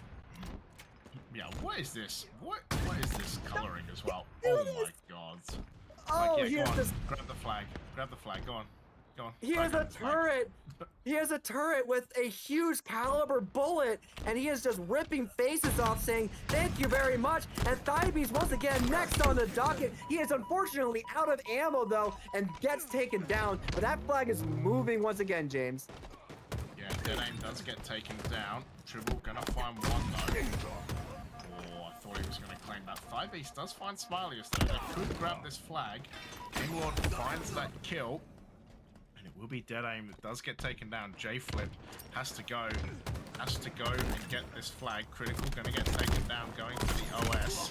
Yeah, J-Flip just had to commit to trying to get a kill there. Blitzkrieg is gonna find it, but it does look like this flag is gonna come back, especially with the OS on it. Speaking of the OS, they are gonna grab this flag, probably. They're just gonna hunt down J-Flip. They know where he is. Flag's gonna get pulled, and Revenant Monstars with the possibility of going 2-1 up, even as OS gets burnt.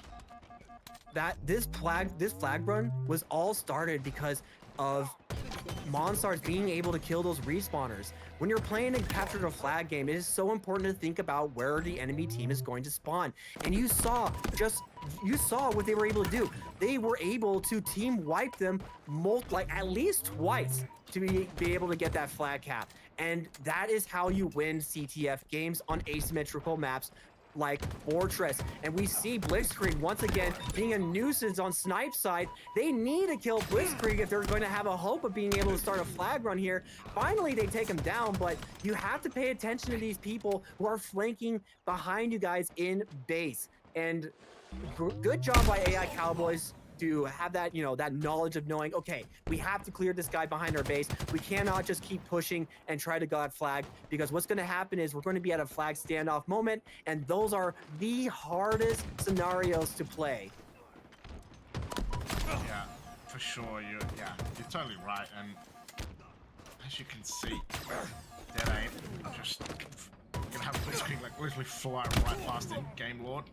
Oh, it's just so easy for Monstars at the moment. Just finding where these AI Cowboys are, and this could be the end of the game and the end of the round.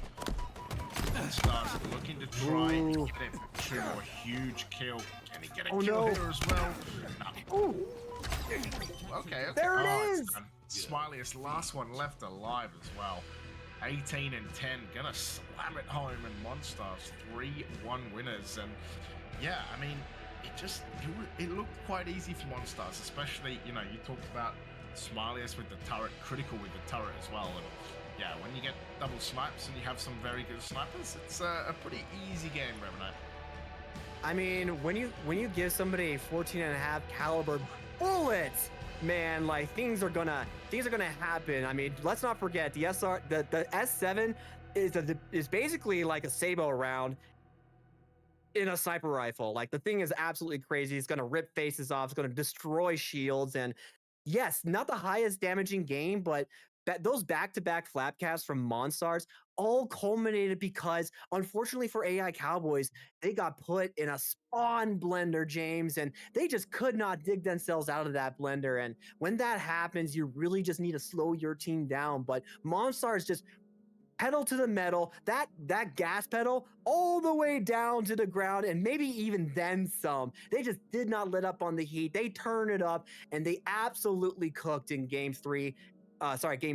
And unfortunately for AI Cowboys, their run in the winner's bracket ends here. And it's not over for them yet. They still got the clutch bracket, but that was an impressive performance from Monstars as they're a very rocky game number 1, you know?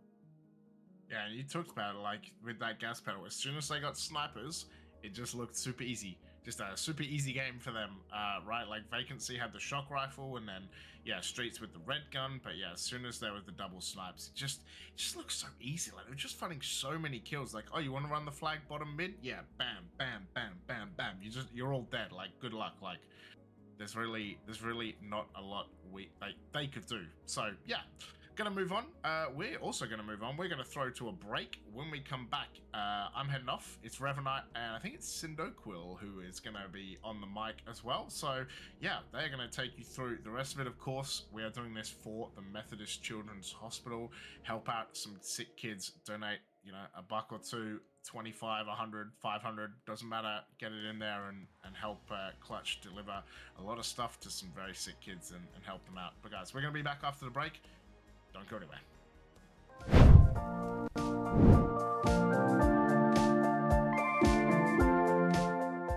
Hi, my name's Christine. Welcome to Methodist Children's Hospital Emergency Department. I'd like to show you one of our new sensory-friendly exam rooms. In this room, we've created a sensory-friendly environment for our children to come into that have sensory needs. So the ER definitely does not have to be a scary place. There's a lot of sights, there's a lot of sounds, there's a lot of smells. But with the right accommodations, the right tools, and the right education from our staff here in the ER, we don't have to make it scary. Our main goal is to educate on procedures, teach coping skills to kind of get through your hospitalization. What can we do to empower these kids to make sure that these hard things are happening as smoothly as possible and they're not traumatized every time they come back to us.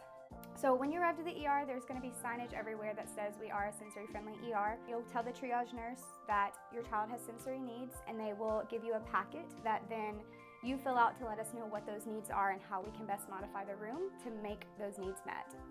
So what we love about this room is we've been able to make a few modifications to it. We've painted it a calming blue, we've added a light dimmer, we have these carts that have been stocked with different sensory tools, so that way we can kind of modify the room to what the child needs and not to what the standard room looks like. Here in the Children's Emergency Department, we created this environment to make sure that not only just the child, but the parent have the best possible experience and also receive the best care. That's what we do here at Methodist Children's Hospital.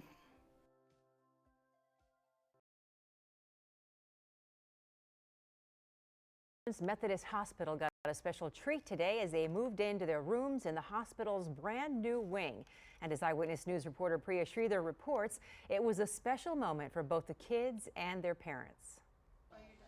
3-year-old Joshua Poole came here to Children's Methodist Hospital Saturday for kidney stones. It was stressful at the beginning.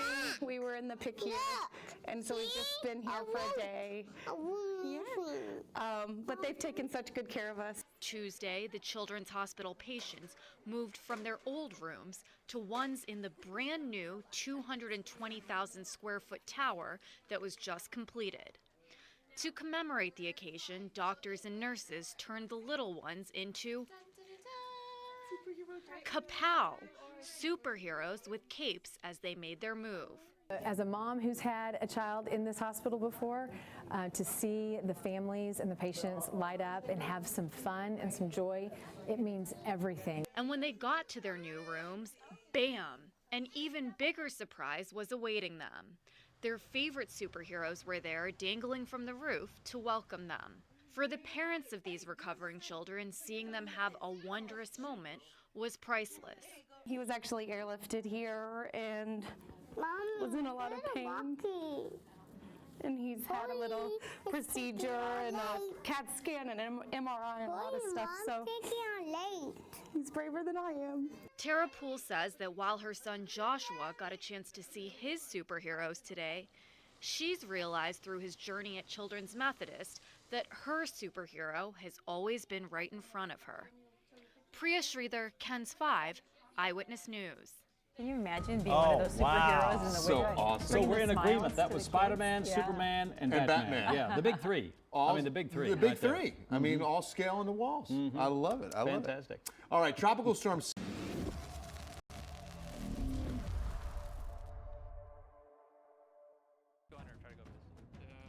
for, they got us, they got us. So this is gonna be our main room.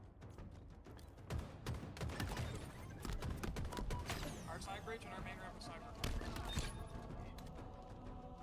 They're training. They're training weak. Another one training. They're training. One more, they're training. Fuck. Bridge, going out training. Weak. Open, unopened. Sniper, I'm dead. Thank you.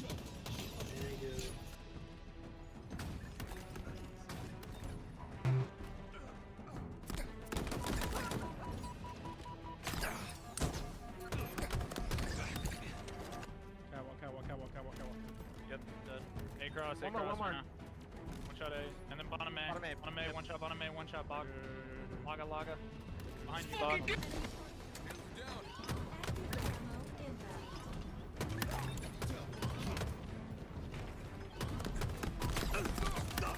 Triple kill.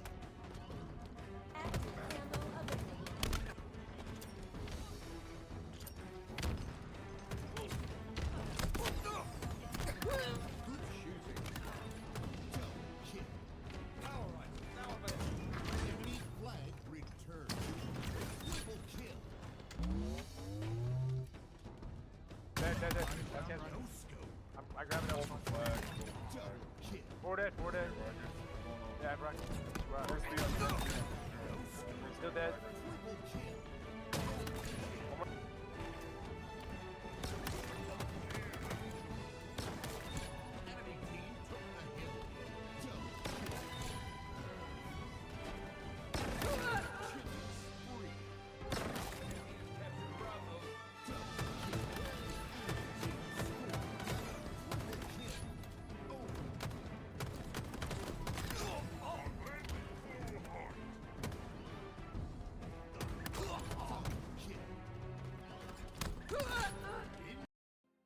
Hello, everybody. This is Miss Lacar here. I am happy to announce I will be doing a partnership coaching as the head coach with the Clutch Academy.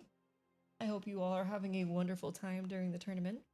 I am going to bring you guys a little breakdown here of how to run the flag correctly, or at least a good setup on Imperium here, or as some of you may know it, the pit. This is with a 4-man team. Obviously, you need some good synergy and teamwork to pull this off, but this is going to be a good general idea for setups that you want to have. This is going to be specifically to pull the flag through the green hallway or the long hallway here, but we're going to be focusing mainly on the green hallway here.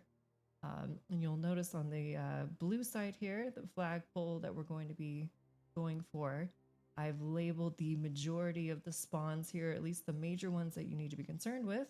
You're going to have their S1/courtyard spawn up here, labeled as number 1, their flag spawn labeled number 2, and their mauler spawn labeled number 3. So really, these red lines are going to be indicating where we're going to be pushing from, basically off of the start. Now, you don't need the power weapons to make this work. Of course, it makes it easier.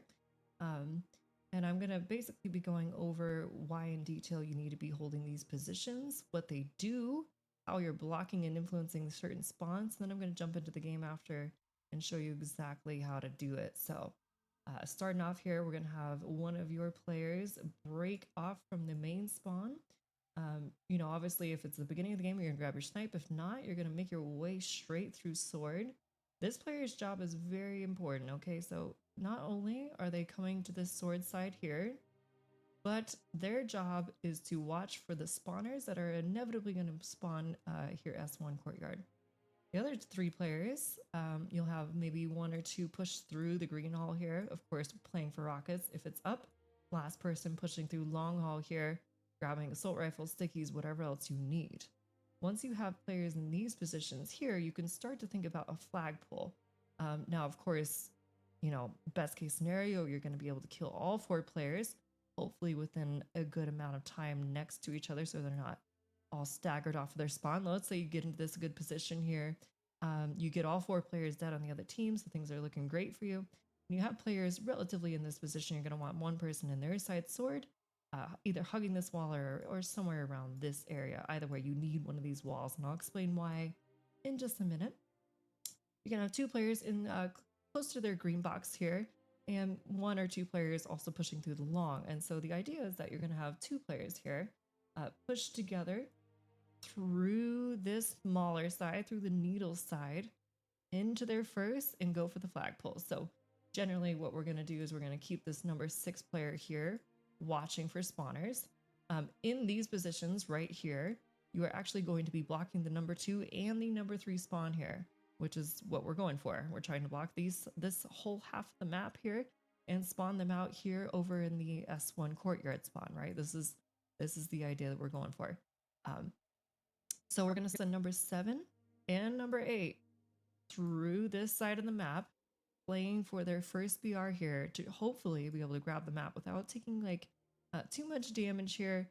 Of course, you know, ideally you've killed them, they're respawning S1, so there shouldn't be much resistance. If there's nobody in their flag, this number 8 player can actually stay back and doesn't need to really push up to help the flag guy at all. But let's say everything's going perfectly, going to plan. This number 5 player's job is very important because if he oversteps this boundary, if he actually visually stares at the S1 spawn here, what he'll do is he'll actually block this S1 courtyard spawn. And if you're close enough to this 3 spawn, the Mauler spawn, you'll end up blocking all 3 of these major spawn points at once, and you'll force the enemy team to spawn in their emergency spawn, which is this little yellow box here. They will spawn bottom runway underneath you on their side sword, which allows them to quickly and easily just overextend to your side through runway and beat you to your side as you're trying to run the flag. So obviously we don't want that, right? So this number 5 player here inside their sword has to be very careful, checking their scoreboard, making sure that he's not challenging this S1 courtyard until all 4 players, or at least the majority of them, have spawned already and we got the flag moving. So this player is staying still, waiting for these players to move up, waiting for them to spawn, making sure that he's not blocking or influencing that spawn. Now, of course, the number 5 player can re-challenge once he knows it's safe to do so. Number 6 player needs to play their life quite carefully here because it's important. Number 7 here will be grabbing the flag, and something you can try out here that's like a fun little practice. If you have really good teamwork, at least, you can actually get right to the front of this platform and toss the flag all the way to the other side, and then number 6 can go ahead, pick up this flag, and then run across into Green Hall with the flag. I'm gonna grab the arrow here on accident. Here we go. He'll be running the flag right through the Green Hall here. I'm sorry, not Long Hall. Green Hall right through here. Now it's these guys' job, of course, to stop these spawners from being able to overextend back to their side, right? You're trying to prevent these guys by going through runway or needles. There's going to be a lot of pressure on this number 5 player. His job is to stay alive, of course, make sure that there's no people getting through the runway. And basically that's a free flag run. If you can pull that off, should be very easy to just quickly jump through. If you're getting pressured too much, if this number 5 player dies, it's very easy to just quickly reroute and go through the long haul instead. It takes a bit longer, but it's a little bit safer because you're not going to be pressured so fast from these guys through these players through needles if you lose your number 5 player here. So I'm going to quickly jump into the game. I'm going to specifically be showing this number 5's position over Alrighty, and here we are on the enemy team's side sword, and I am in the number position of the 5 player I was showing you, and hopefully you guys are going to understand a little bit better why this player's position is so crucial. The first and most obvious, right, is that the enemy team will be spawning this courtyard here. Their fastest route to get to your side is through the runway right underneath where you're standing. So your job is to basically prevent those players from easily taking over their training side here, or their sword, or just overextending through the runway. Now, initially, of course, while the enemy players are dead and they're off a respawn and your team is pushing through to their first to grab the flag, you need to be paying close attention to your scoreboard here, checking and making sure that you are not going to overextend and look at this spawn as they're spawning up, right? Because if you happen to look this way, or even just glance at it right here, aim down sights, shoot, throw grenades, anything to do with this area as they're spawning, like I said, you could flip that spawn. They could spawn Mauler right behind your teammate trying to run the flag, or worst case scenario, if they're blocking all 3 spawns, they could spawn runway underneath you and quickly overextend. So we don't want that. So again, we're making sure all 4 players have respawned first. Now we can check their courtyard, put some shots in, put some damage in. Hopefully they're distracted, already trying to shoot your flag runner and your teammate in their training side right now. So usually you're not going to have too much pressure. You can get some shots as they're distracted, back down quickly if you're taking too much damage, slowly transition over to your side here as you're getting your shields back. You'll be full shields again by the time you get back over here, and then you can clean up anybody that's happened to make it through runway or is trying to push into your training. You are the bodyguard for this whole other side of the map, making sure they can't get through for free, making sure that your team can successfully capture that flag, right? And of course, rely on your teammate inside the needles. Both of you need to work together, watching each other's back. Don't let them just run up into needles and kill your teammate for free. Hold your ground. Also, don't forget there's a shotgun here. This is a wonderful weapon to have in this position. That way you can kind of force them to have to push you inside their sword. And anytime they get in these close range fights, this shotgun is going to be extremely effective. So you make yourself a very difficult kill inside the sword with a shotgun, and you're basically going to all but ensure that your team is going to get that flag and cap it. So, alrighty guys, that will do it from me. This has been a quick breakdown of Pit flag or Imperium flag here, how you can get the flag quickly through the green hall with a 4-man setup. I hope you guys found this useful. You're going to be catching me in the Clutch Academy. I do coaching. Come and find me. We can go in more in depth. We're going to go through all the maps together, and I'm excited to be working with you very soon. I hope you guys have a great tournament, and talk to you later.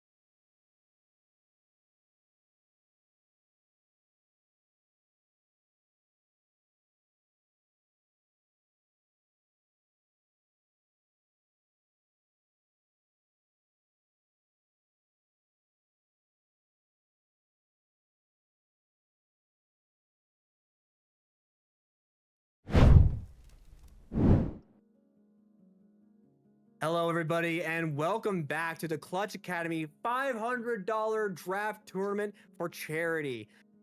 It is I, Revenite, back again to cast the third series of the day, and I am joined today by none other than my man, Cyndaquil. How are you doing today?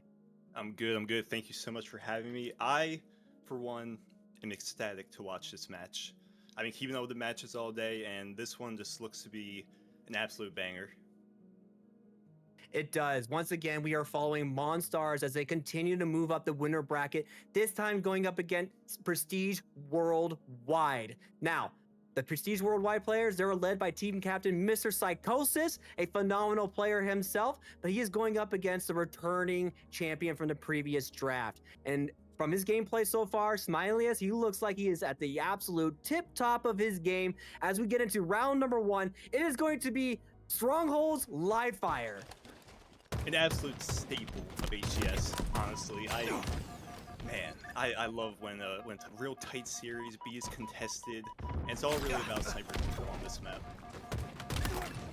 It is, and Sniper right now in the hands of Game Lord, as it looks like Monstar is going to be, yeah, maybe. They're just waiting for the reset on A, and there it is. Ooh, unfortunately for Game Lord, though, that will be a back smack there, and it looks like it will be, I believe we're looking at, sorry, Prestige Worldwide. New team, I gotta remember the name here really quick here, but Prestige Worldwide, unfortunately, do burn camo, and this Sniper is just passing hands in the Quill.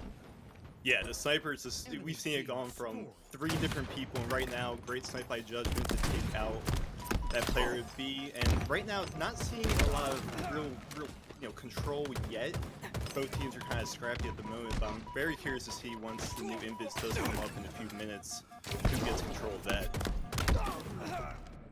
I think he meant to pick up the Sniper there before he QT'd, but unfortunately the respawner from Monstars is going to take him down, and this looks like once again a brief triple kappa is going to be paused by Blitzkrieg as he takes B, but needs to be careful as Judgment coming out like he was not ready for that guy at all, and it looks like despite the fact that they were able to get B hill, they were able to take C, and now they're getting some points.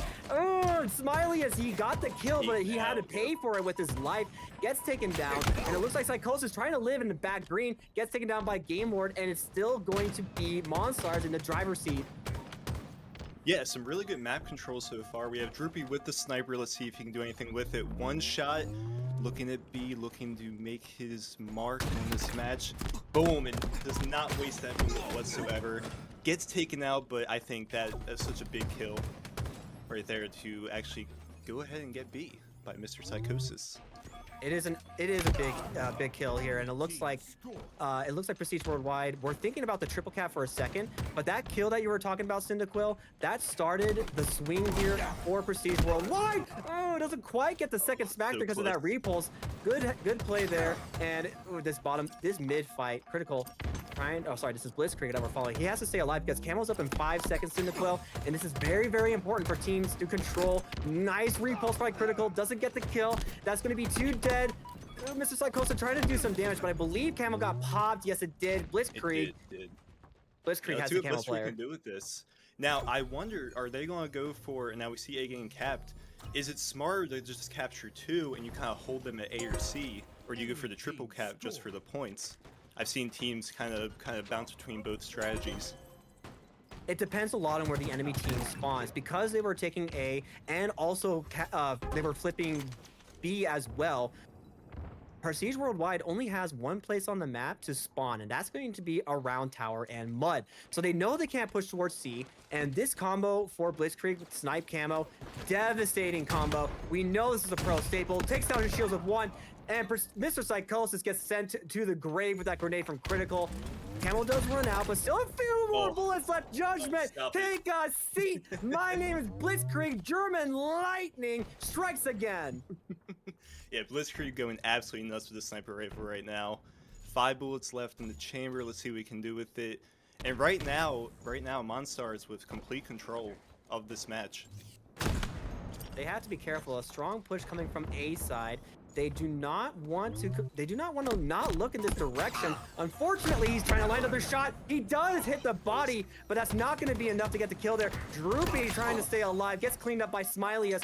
Smileyus looking for that sniper. They know it's here somewhere. They're just trying to find where it is, and there it is. And Game Lord getting a nice 5 on Judgment, and this is going to continue to be, well, no, it's not actually. During that entire engagement, Mr. Psychosis gets a back whack, nice body shot there, looking for the, well, I mean, he was trying, enhanced, nice body shot again, but Smileyus gets taken down. Another reversal, 2, 3 dead for Prestige Worldwide. See you later, take a dip, Mr. Psychosis, with 1 bullet in the chamber. Cyndaquil, what do you think he's gonna do with this? I mean, as we see, he's not wasting any time. Sniper rifle hitting by, shots taking out everyone, and I'm really curious to see how Prestige Worldwide can hold this AB setup they have at the moment. I think in terms of slays, they are getting outslayed a little bit, but Mr. Psychosis taking, just completely controlling B by himself, defending that with his life, and making the comeback right here, only down by around 30-40 points. Mr. Psychosis doing what he can to lead his team to victory. Blitzkrieg, Enhance, making sure that they do not get the burn on that. Nice shots by Droopy, actually taking down Smileyus. That was your previous draft champion, by the way, Droopy. I don't think it matters. The boy is locked in. Game Lord sent to the water again by Mr. Psychosis, and we are starting to see Prestige Worldwide locking in a little bit. Cyndaquil, they're coming back in this game. Yeah, but Monsters, even with that, gets control. But we do have Droopy with camo. We'll see what we can do with it. And right now, Monsters does have AB control, but it feels like momentum's beginning to shift to Prestige Worldwide. But it all really just depends on Droopy. We'll see what he can do. Little unfortunate teammate there, prevents Droopy from getting his shield back right away. But they know they have players back here in green. Droopy, he does reload, he still has his camo, but this is why camo is so important. He gets a clean up double kill on Smileyus. Game Lord trying to stay alive on Nest Bridge, forced to retreat towards mid, but he's got the rest of his team spawning dummies. So I can see a big push coming towards Turbine side. Smileyus taking a little bit of damage, but unfortunately Droopy getting a little too aggressive, and that's 3 dead for Prestige Worldwide. So here comes Monstars on the swing. Yeah, big momentum shift there, 3 down. Not sure where they're spawning. It looks like, was that back mud side? Droopy gets a great kill on Mr. Psychosis on B. We have Blitzkrieg with some help from Game Lord and with Sniper yet again. Let's see what he can do with Sniper. This is a few shots. But it's okay. He's doing the damage. Look, it's more important to stay alive with the Sniper at this point, especially if you're Monstars, okay? So Prestige Worldwide going to flip A. This is going to be another AB hold, but Smiley is with the first kill. Another kill for Critical, and it looks like Monster should be able to start the cap on B. Smiley just needs a little bit of help, but it looks like Critical saying it's more important to just stay on this nest. Powerful position, sees Enhanced, rips his shields off. Nice little cleanup kill, keeping Smiley alive. More importantly, Smiley is staying alive here in green. Really, really important for Monstars. I agree. And Smiley is 20 kills already in the match. Absolutely just tearing through the lobby. Blitzkrieg, every time we look at him, it seems like he has a Sniper, so keeping Sniper out of the hands of Prestige Worldwide. And right now, Blitzkrieg with the commando cleans up C. He's looking dummies, and Invis does go to Enhanced here. And we'll see if Prestige Worldwide can do something with this. Big plays from Enhanced to stay alive with the camo, not taking any damage. So it looks like Monstars are just going to give up on the play there. But ooh, a little bit of a bad route, but it doesn't matter. Nice reversal on Smiley. And Smiley is unfortunately going for the shot instead of the second beatdown. And this will absolutely open up the field for the rest of Prestige Worldwide. Just needs to finish that cap there. They know they have 2 spawning B. There's the call. Here's the attack. Big patience coming out of Enhanced. Waiting until he gets in position. Ooh, I don't know if that's stuck. It did not. An easy double kill. Going into a triple. Where's my overkill? Critical. He is forced to hide in the rafters, and it will look like Enhanced denied the overkill, at least for now. But a great start from Monster, for Prestige, actually, to continue to eat into the lead of Monstars. That was amazing to see. Honestly, expert use of the camo getting the triple kill. Now on the killing spree, takes out another double kill at B. And just as you mentioned, Prestige chipping away at that lead, but Monstars not giving up. They're looking to Excuse me, Prestige captures A and Monster is stuck at C right now. Let's see if Prestige can hold them at C. And Enhance is on a tear right now. A double kill, another triple kill. Oh my god. How They does need he to stop keep getting Enhance. away with it, Syndical? I don't understand, but Smiley has played that perfectly. The best, the most patience. Oh, Judgment ripping off Critical's face. Have a bullet. How did that taste? But he's gonna take some shots here. I don't think he got the body shot, so he's gonna try to stay alive. Can't die here. Trying to buy some time. Grenades come flying in, does get taken out, but Syndical, I just want to highlight that play from Smiley as the patience, the great positioning, the nice cleanup on the kills, playing his life, jiggle peeking around pillars. What a great play from Enhanced. I agree, and honestly, as someone dealing with that, that's a very scary moment because if you lose that, the momentum shift is massive, especially losing against someone with no shields and giving up sniper. But man, just Judgment with an amazing snipe, Enhanced just going off, and this is just so competitive. It's so nice to see. Such a back and forth, but right now Monstars is looking to close this game out. Prestige is trying to cap C, trying to stop this, but it really just comes down to B and Invis, and we'll see who can secure Invis here. What a nice flank route by Prestige Worldwide, by the way, to be able to secure that flank around C. A lot of damage. This by the way, Cyndaquil, this camo, this is going to be the game here. Whichever team gets the camo is going to win the game. Currently, right now, Prestige Worldwide, they are momentarily 2 dead, and it looks like Critical will have camo, but they need to start putting pressure across the map. It looks like they're going to be able to flip C, but a nice flank route from Critical might be able to catch a few players off guard. Smiley is getting a couple of kills there as well. 3 dead. Ooh, Critical dies. That's the camo player off the map. Big play coming out of Game Lord to stay alive. And this, I think this might be game depending on, there's going to be one more team fight to decide who wins the game here, Cyndaquil. I agree. Prestige needs to go full throttle here. This is it. If we see another 3 or 4 down, it is completely over. Right now, Monstars and Smiley is absolutely on a tear right now. 30 kills at the moment, just unstoppable. And another one killing spree. And Prestige, A and C, there is a chance. There is a chance. They're not giving up. There is a chance.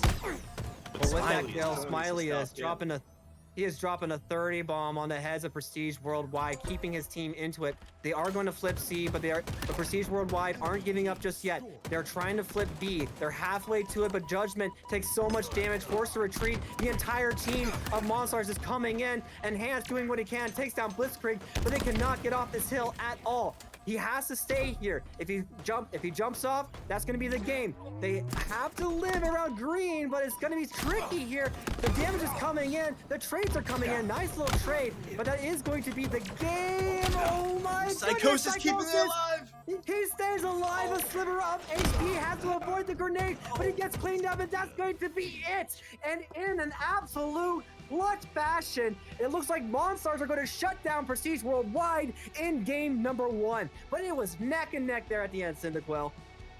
This is the start of, I think, it's going to be a very, very competitive series.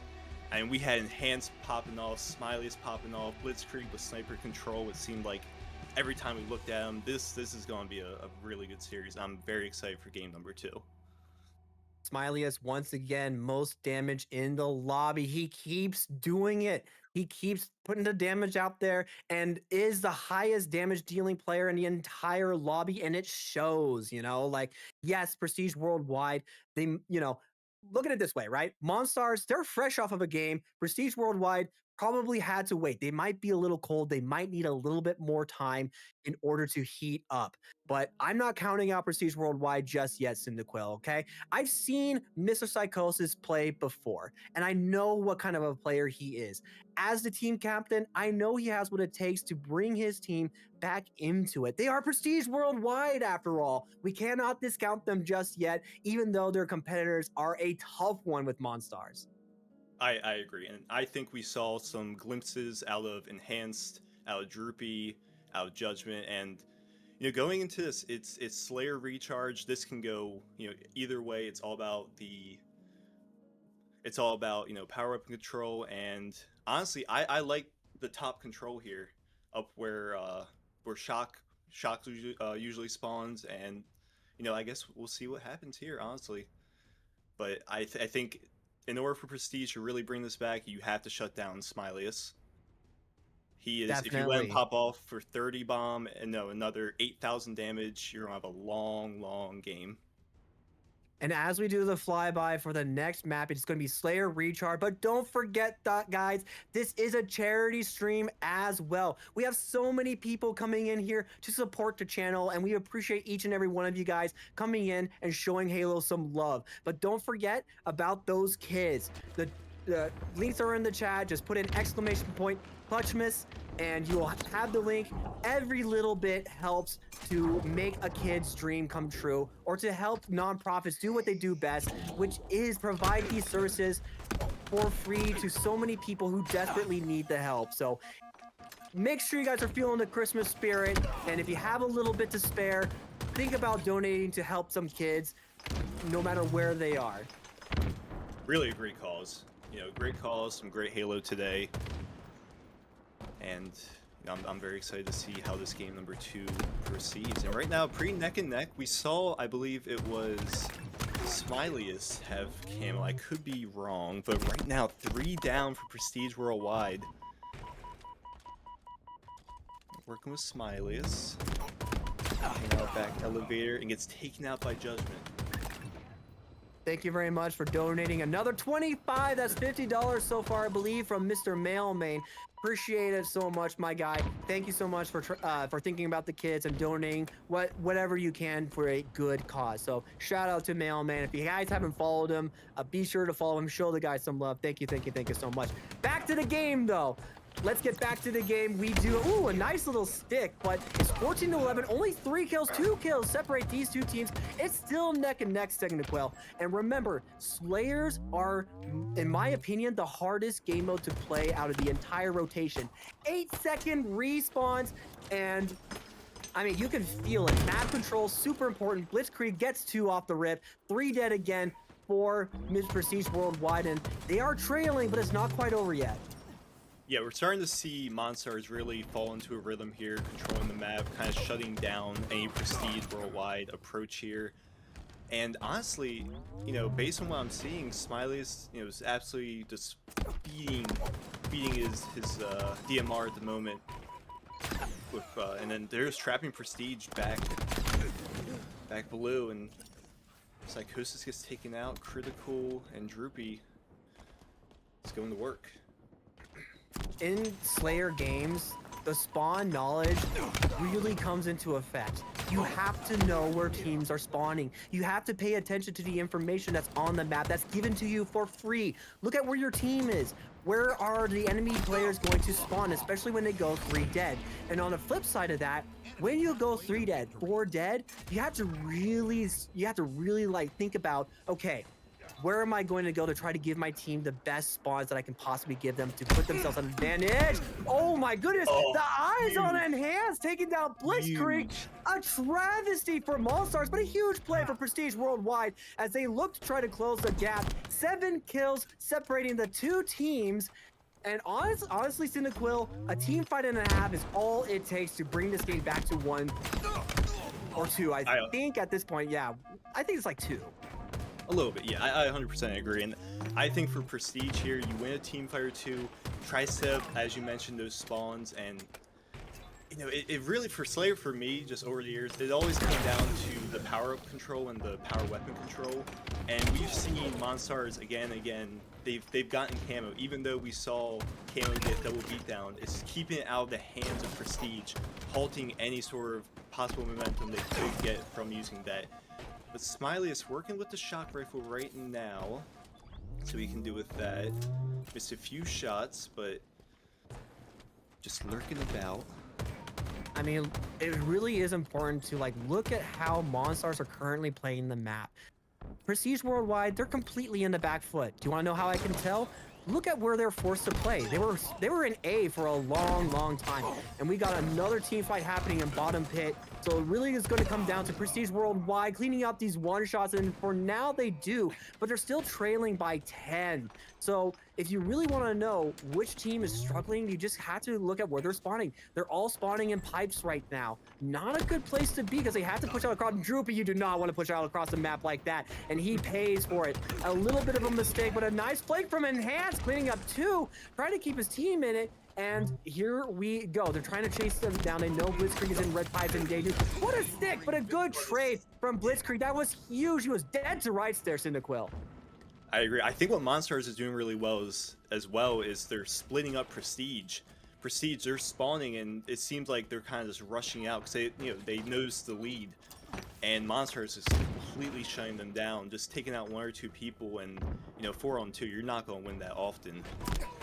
Right this now, game is moving so fast right now. We are flying. 7 minutes in, and we're already 7 kills away from Monstars winning the game. 44-33, 11-point differential, and honestly, Prestige Worldwide, do they have anything left in the tank to try to bring this game close? Critical eats an absolute flurry of explosions before moving into bottom white. That is 2 kills traded out by Blitzkrieg, who is continuing to push that lead, but honestly, Prestige Worldwide, they gotta think about, okay, how do we get back into this game without giving more kills to Monstars? And so far, every single death that they get is yet another one added to the lead of Monstars as Judgment gets caught out in a bad situation there. 3 kills remaining, 2 kills remaining, and Prestige Worldwide, they have to slow things down, but Enhance gets going across mid, now forced to go bottom pit. It looks like he's going to get cleaned up. He absolutely does. Judgment pushes out a little bit. Mr. Psychosis trying to clean up a kill, but instead gets traded out, and that's going to be the game, Cyndaquil. Monstars lead 2-0 in the series. Yeah, honestly, what a dominant showing by Monstars. Every time we looked at the scoreboard, it seemed like 3 or either a full team wipe for Prestige Worldwide, and I think heading into this game 3, if you're Prestige, what do you think some sort of adjustments need to be made to compete with a Monstars that is red hot at the moment? Right now, I think Prestige Worldwide is just playing a little bit too much of Monstars' game right now. Look at the damage dealt, pretty much an even spread across the board for Monstars. Meanwhile, too much damage is being taken on Prestige Worldwide. And that, to me, is the issue. There didn't really seem to be that much of a game plan in that Slayer's Recharge game. And honestly, Mr. Psychosis just needs to bring his team back together, do a little group huddle, take a pause if they can, maybe, to just get everybody on the same page. They got to be able to communicate, which is super tough, especially when you're like this late into a tournament, right? Everyone's tired. You've been playing multiple games. Yes, you're in the winner's bracket, but just because you're in the winner's bracket, you have that safety blanket of just being demoted to the clutch bracket, you still cannot play the other team's pace. You cannot play the other team's game. They just need to lock in. They need to relax. They need to breathe, refresh, reset, and try it again in this next series. I agree. I think for Prestige Worldwide, I think slowing down the game, make Monstars play your pace. And I think King of the Hill Solitude is a great map for that. And we'll see, can Prestige stop this Monstars assault? And Smiley's once again, I don't know if we saw it, but most damage in the game yet again. Just on an absolute tear, causing havoc. And look, maybe Prestige Worldwide just needs to find a way to disrupt Smileyus. 3v1, 2v1, whatever you have to do to put Smileyus at a disadvantage, you have to start thinking about doing it. Solitude King of the Hill is certainly a map where it is possible to put pressure on individual players by forcing them to spawn in certain places. It looks like we have a little bit of an issue with some players not loading into the game, which is fine. So we are going to be going back to the lobby screen, so apologies guys, but I promise you we're going to go into the next game as soon as we are able to. But you absolutely hit the nail on the head there, Cyndaquil. Smileyus is performing, so you have to be able to answer it if you are Prestige Worldwide. I agree. And even as unfortunate as losing a player is right here, and we have to wait for the game to start, maybe a good thing for Prestige. Gives you a little more time to game plan going into this match. Cool down the red hot Monstars, cool down Smilius and Game Lord and Blitzkrieg. And I think if you're Prestige, you need to look at Enhanced and Droopy as your leaders on this team. Yeah, especially like we've seen Enhanced make multiple plays for his team, but unfortunately, it's just not quite enough for Prestige Worldwide. And as a player, that can be super frustrating to deal with. Putting your heart out there for the rest of your team and having it turn up into absolute nothingness to make it meaningless is an absolute gut punch when it comes to trying to perform in these games, you know? And honestly, like I really, really, really do hope that Prestige Worldwide are able to make something happen in this next series to prove to us they still have something left in the tank and that they're not running on empty right now. It's going to be tough. Don't get me wrong. Seeing that 2-0, 0-2 series deficit, it's really, really tough knowing that your back is against the wall. But sometimes when your back is against the wall, players start to shine. They start to perform, Cyndaquil. And I do think that Prestige Worldwide has the talent. They just need to put it on display. Yeah, like you said, a 2-0, it is a mountain to climb, but it's possible. And I think it really does come down to make Monstars play Prestige's game. And that's what we need to see right off the gate. And I think a big thing is not getting split up. We saw that a lot during the Recharge Slayer. It seemed like 2 were down consistently for Prestige, and that's how Monsters were able to completely control the map and dominate. But we are ready to load into our next game type. Ranked King of the Hill, Solitude. I love Solitude, big fan of the Plaza from Halo 5. Sure, yes, no more S7, but the shock rifle still just as deadly in the right hands, arguably maybe even more so. We're going to dive right into this game in the POV of Judgment to see if Prestige Worldwide have anything left to say before the series gets wrapped. Enhanced taking down Blitzkrieg. First blood is drawn. He takes down Smilius, and just like we were talking about Cyndaquil, Enhanced really trying to make something happen for his team. A 3rd kill, Cyndaquil, for Enhanced. Excellent plays. And right now, we're seeing a huge fight for Camo. I believe someone did snag Camo. I'm not sure. It was Enhanced. So Enhanced does have Camo now. And let's see what this man can cook right now. I think if you have a player that's heating up, getting a killing spree off the rip, why not give him the most powerful tool that he can possibly have in this moment? Unfortunately, he has to live here. Unfortunately, him going on hill was not the correct play there. He needed to get to a different part of the map, but unfortunately, maybe the rest of his team just couldn't get there in time. It's hard to say, but you live, you die, you move on, and I am not discounting the rest of Prestige Worldwide right now. I think that they have what it takes, but so far Monstars making it difficult. Yeah, but Prestige, I mean, like we mentioned, Enhanced absolutely just going off the moon, 5 kills off the rip, and I'm really liking what I'm seeing. Psychosis takes out Smilius, and we're starting to see Prestige kind of fall into place. They're at this point controlling the map, controlling the hill, and just picks all around. 3 down go for Monstars, and we might see a first hill cap here. Huge plays. This is exactly what we were talking about, Cyndaquil. Prestige Worldwide, they're in a flow state. They have the momentum. And currently right now, it is Monstars who are on the back foot. Unfortunately, a little bit of a mistake there from Judgment, but it doesn't matter when you secure the first hill. 3 do go down. Enhanced still alive, 7-1 right now, putting out a ton of damage, but these are the moments, these are the plays that you need to make when you are in a series deficit, and I can absolutely see Enhanced. He is the spear. He is the tip that is going to push Prestige Worldwide into victory. Wins a crucial 1v1 there against Smilius, and once again, all 3 dead. Enhanced gets taken out by Game Lord. He is forced to run for his life, and here we go. Prestige Worldwide is in the swing of it. Yeah, I'm loving what I'm seeing so far. I think, after that Slayer, they may have felt a little down, but right now they're opening up red hot against Monstars, and, Enhanced, Psychosis, 8 kills and 7 kills respectively. And we look at Smilius on the team of Monstars. They are doing a great job not shutting him down entirely, but holding him to just 3 kills at the start. I think it's working really well. But we do see Blitzkrieg with camo takes out Droopy. Looking to take on Hans, does get picked, but now it's 2 down for Prestige Worldwide.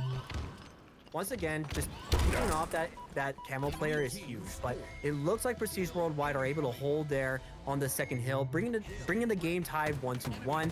And if you're Prestige Worldwide, you can't let him live, Enhanced. Oh my goodness, but he has teammates, and Smileyus lives in hotel, able to move up towards cafe window, dodges 1-2 plasma grenades. Mr. Psychosis trying to win the 1v1, unfortunately lunges at air, and Smileyus puts him back in the grave, immediately jumps up, and this is an absolute spree coming out of Smileyus, and again, he is putting Prestige Worldwide on the back foot, cleaning up Enhanced, and look at the amount of time that's already being put on the hill. And that was all because of Smileyus' play there, forcing him to spawn and forcing him to basically play on the back foot.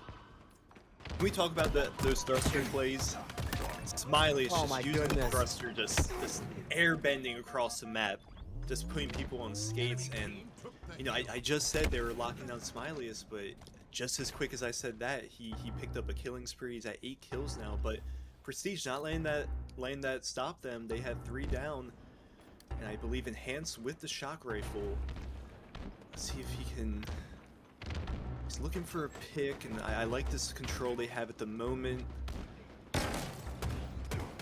Being a little bit patient, but I wonder if it's going to cost him going to cost the team. He was playing a little bit too passively. Prestige Worldwide, they knew that they were going to spawn somewhere over towards gold, but unfortunately just let them wrap all the way around C. And once they got that flank route, the whole hill just falls apart. The defense fell apart. Nice kill by Mr. Psychosis, but immediately cleaned up by Critical. And this hill is about to Judgment. A crucial nade, nice grenade, making sure that they do not get hill, but he can't touch it just yet. And instead, they are going to finish capping that hill 2-1 in the series so far, but that was all because of what I think is just a little bit too passive of a play there from Prestige Worldwide. I agree, and that's the bane of a power weapon. It's like the shock rifle or sniper, is you put it in the hands of someone that is popping off, you have to play that sort of passive role because you don't want to lose that power weapon, and we just saw it in 4K with Enhanced. Just the shock rifle, I feel like stopped more momentum for Prestige and giving them, and we just saw it with that hill cap. But Mr. Psychosis with the camo, let's see if he can make something work. He's trying to sneak up behind them. A few shots in, and does take out Blitzkrieg. I like Psychosis, what he's doing, just being real sneaky with that camo right now. Just helping out his teammates, and just as quick, 2 down for Monstars. Good patience, great patience from Psychosis. Needs to play his life, still has a little bit of camo left. Unfortunately, runs right into the bullet of Blitzkrieg, but Blitzkrieg gets taken down. This hill is super hard to cap. So if Prestige Worldwide are able to cap this hill, that would be huge because, again, when it comes to being in these deficits, especially with these harder to control and harder to cap hills, time starts to become a factor a little bit, but great teamwork out of Prestige Worldwide. They are absolutely feeling it right now. The communication is there. The gameplay is there. And if he's able to stay alive, unfortunately, Enhanced cleaned up by Smiley as the one and only, but so far, over the halfway point with this hill, 2 minutes and 28 seconds left. Plenty of time to cap this hill, but they have to watch out for the attack coming out of Monstars. Droopy, great damage, looking to hunt him down, but unfortunately, Blitzkrieg gets the reversal. Droopy pays for it with his life. Mr. Psychosis, what a nice shot. Mr. Psychosis absolutely needed to hit that, and it's a huge play from Mr. Psychosis, keeping Prestige Worldwide on this hill. And with a few more seconds, they might get this. Critical needs to die. Critical, he dies. Plays off of hill, and his teammate is there. And there we go, guys. Tied up 2-2. Prestige Worldwide with Mr. Psychosis in the driver's seat. They have something left to say. He is not done. Blitzkrieg gets taken down. Misses 1. Lines up the other. Misses 2. Taken down. And Smileyus ends the reign of Psychosis. That was insane. Honestly, I feel like that hill was their life right there. They absolutely needed that hill, and they came through entirely. Mr. Psychosis putting the team on his back right now. 21 kills. Camo is up though, and honestly, I feel like Bear gets camo here, the momentum shift would be massive. They do have to be careful though, because unfortunately they were getting flanked, wrapping around lift, and also they had another guy in U-turn as well. So when these flanks start to happen, as a team, you just have to focus on the same player. And unfortunately for Prestige Worldwide, they were all on a different page there, and they're gonna pay for it as Monstars gets over the halfway point with this hill. One more shot left in the shock rifle for critical, and he is playing it so patient. Smileyus gets a double kill though, so this hill is absolutely going to go into the hands of Monstars. So Monstars once again find themselves in the lead. Smiley is playing his life, jiggle peeking, but Droopy finally gets the cleanup there, but it's not going to matter because he's going to get cleaned up, and Monstars will be able to get the hills 3-1. Nice, perfect. Blitzkrieg trying to stay alive, isn't going to live. Mr. Psychosis not letting him get away with it. But again, we are once again finding Prestige Worldwide on the back foot, Cyndaquil. Yeah, and I want to mention, if you look up at the scoreboard, it's 2 down consistently for Prestige, and that goes to Monstar doing a fantastic job splitting up Prestige. And they're going, like, yeah, once again, Judgment and Droopy fall, and you know it's now a 2v2 situation, but Monstars with complete control, it feels like, in a complete momentum shift, and with a clean hill right there, they're looking to close this game out right here, right now.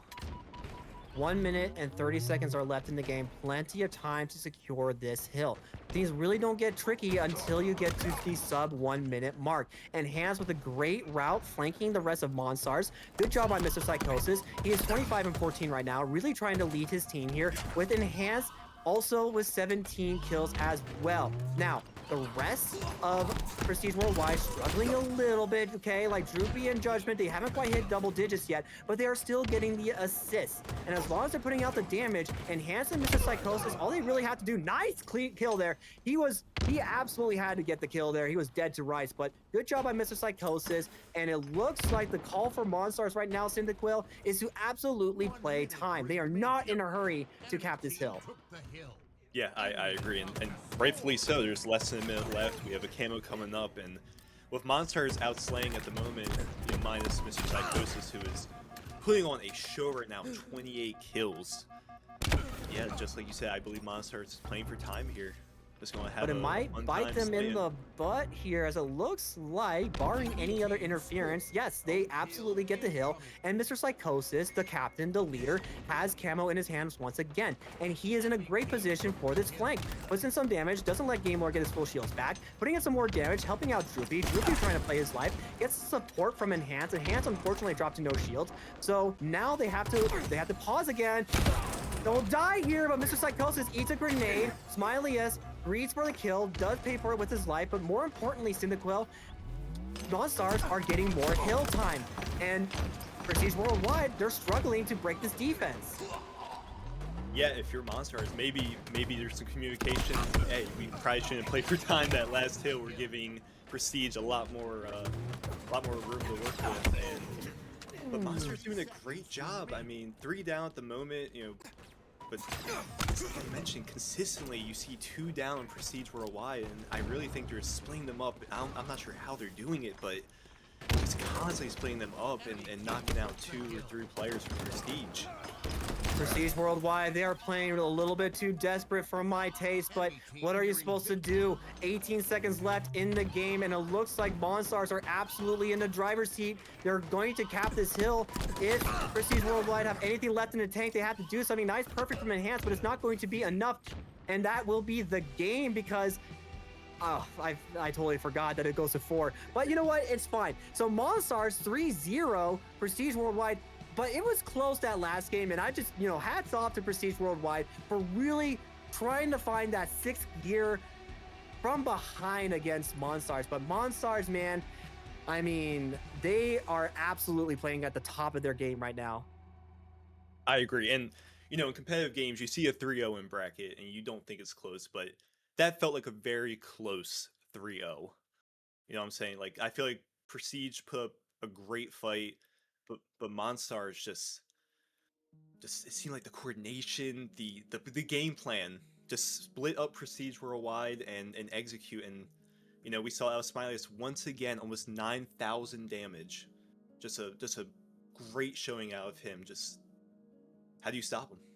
how do you stop him? Smiley is really like I mean, you're absolutely hit it on the head. Smiley is putting out tons of damage and is clean. More importantly, his teammates are able to clean up those kills. Sure, Smiley has a very, very high KDA right now, but I think what's more important is that he is putting out all that damage and they're getting secured. It's super important to rely on your teammates to clean up the damage that you're dealing out there, which like I said, we can talk about Smileyus all day, Cyndaquil, but huge props to Critical, Blitzkrieg, and I can't really see the last guy's name, Game Lord, for really helping Smileyus perform, and this is what championship teams look like. There is a strong player, an MVP, if you will, but the team has to click and honestly, that is why Monstars look really, really good for me. That's why Super CC's team also look extremely good as well. Gungullus, I see you in the chat. They are playing outside of their mind, and I absolutely believe it's going to be these two teams in the winners finals in just a little bit. But unfortunately, that is going to be it from this series, Prestige Worldwide. It was a good run, but they're going to be in the clutch bracket. It's now do or die, and if I'm Mr. Psychosis, I had to get my team back in it. What would if you were Mr. Psychosis, Cyndaquil, what would you say to your team? Yes, you lost 3-0, but how do you get your team back into the game? Man, that's a great question. Mr. Psychosis, I think, dropped 32 last game, and I think he kind of took the role of Smiley's where, it's not obviously a one-on-one kind of game. It's the supporting cast. I think just Psychosis, just keep positive. I think making sure the team doesn't split up. It seemed like a lot of the team was split up throughout the matches. And I think, going, you kind of went against, not, for a lack of a better term, a monster of a team in Monstars. And, we'll see how they do in the clutch up bracket. I think they have a good ways to go, and I think they'll make some noise in the clutch up bracket.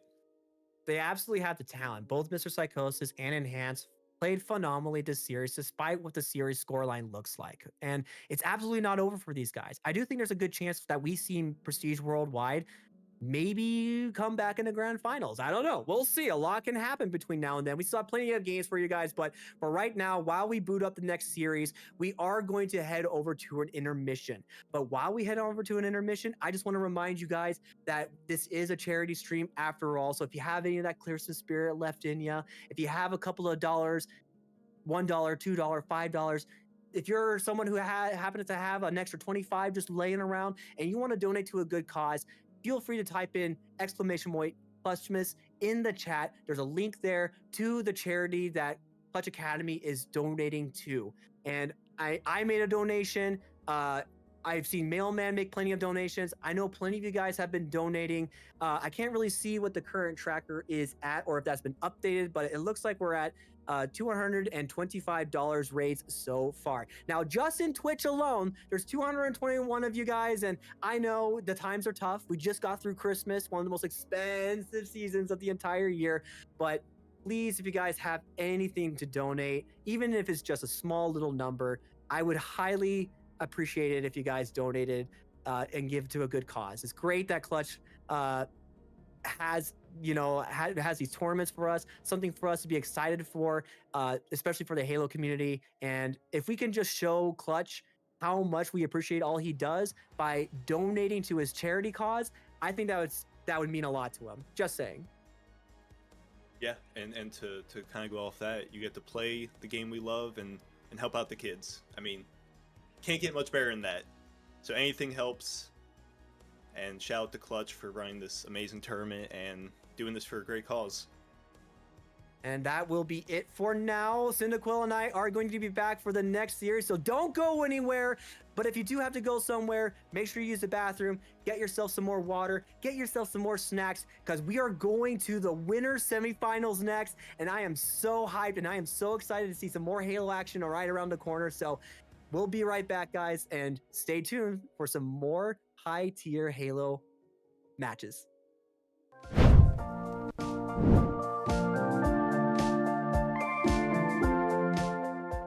Hi, my name's Christine. Welcome to Methodist Children's Hospital Emergency Department. I'd like to show you one of our new sensory-friendly exam rooms. In this room, we've created a sensory-friendly environment for our children to come into that have sensory needs. So the ER definitely does not have to be a scary place. There's a lot of sights, there's a lot of sounds, there's a lot of smells. But with the right accommodations, the right tools, and the right education from our staff here in the ER, we don't have to make it scary. Our main goal is to educate on procedures, teach coping skills to kind of get through your hospitalization. What can we do to empower these kids to make sure that, you know, these hard things are happening as smoothly as possible and they're not traumatized every time they come back to us. So when you arrive to the ER, there's going to be signage everywhere that says we are a sensory-friendly ER. You'll tell the triage nurse that your child has sensory needs, and they will give you a packet that then you fill out to let us know what those needs are and how we can best modify the room to make those needs met. So what we love about this room is we've been able to make a few modifications to it. We've painted it a calming blue, we've added a light dimmer. We have these carts that have been stocked with different sensory tools, so that way we can kind of modify the room to what the child needs and not to what the standard room looks like. Here in the Children's Emergency Department, we created this environment to make sure that not only just the child, but the parent have the best possible experience and also receive the best care. That's what we do here at Methodist Children's Hospital.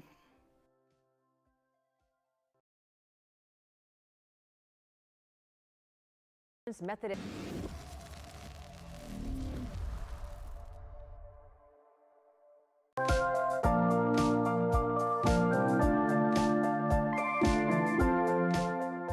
Hi, my name's Christine. Welcome to Methodist Children's Hospital Emergency Department. I'd like to show you one of our new sensory-friendly exam rooms. In this room, we've created a sensory-friendly environment for our children to come into that have sensory needs. So the ER definitely does not have to be a scary place. There's a lot of sights, there's a lot of sounds, there's a lot of smells. But with the right accommodations, the right tools, and the right education from our staff here in the ER, we don't have to make it scary. Our main goal is to educate on procedures, teach coping skills to kind of get through your hospitalization. What can we do to empower these kids to make sure that, you know, these hard things are happening as smoothly as possible and they're not traumatized every time they come back to us. So when you arrive to the ER, there's going to be signage everywhere that says we are a sensory-friendly ER. You'll tell the triage nurse that your child has sensory needs, and they will give you a packet that then you fill out to let us know what those needs are and how we can best modify the room to make those needs met. So what we love about this room is we've been able to make a few modifications to it. We've painted it a calming blue, we've added a light dimmer. We have these carts that have been stocked with different sensory tools, so that way we can kind of modify the room to what the child needs and not to what the standard room looks like. Here in the Children's Emergency Department, we created this environment to make sure that not only just the child, but the parent have the best possible experience and also receive the best care. That's what we do here at Methodist Children's Hospital.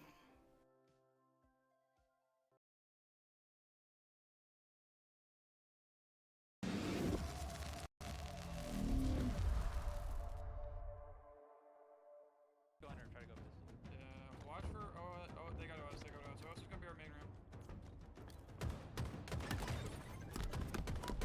Our side bridge and our main room is sniper.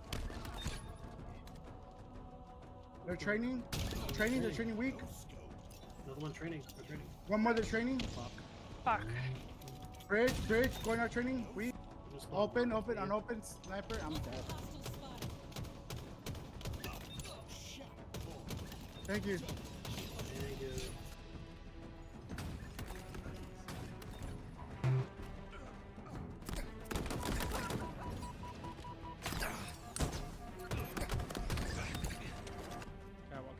Catwalk. Yep, dead. A cross, A cross. One shot A, and then bottom A. Bottom A, one shot, bottom A, one shot, bog. Laga. Behind you, bog.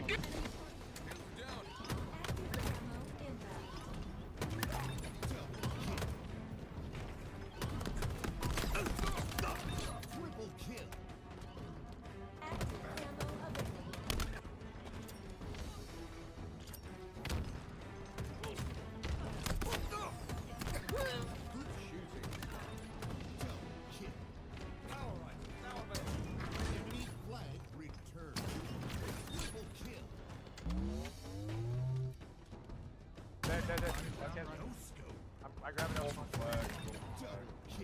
dead. 4 dead. Yeah, Brock. Still dead.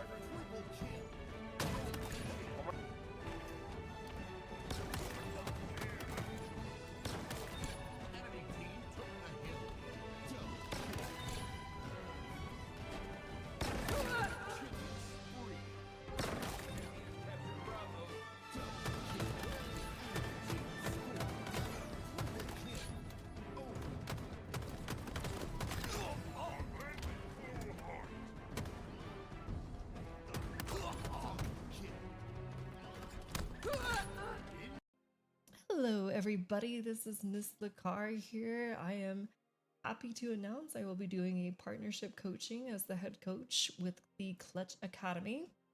I hope you all are having a wonderful time during the tournament.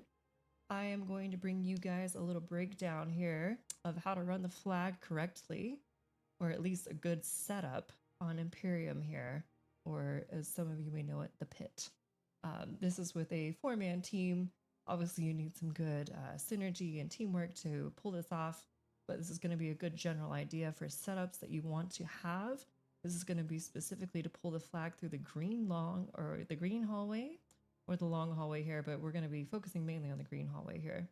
And you'll notice on the blue side here, the flag pull that we're going to be going for, I've labeled the majority of the spawns here, at least the major ones that you need to be concerned with.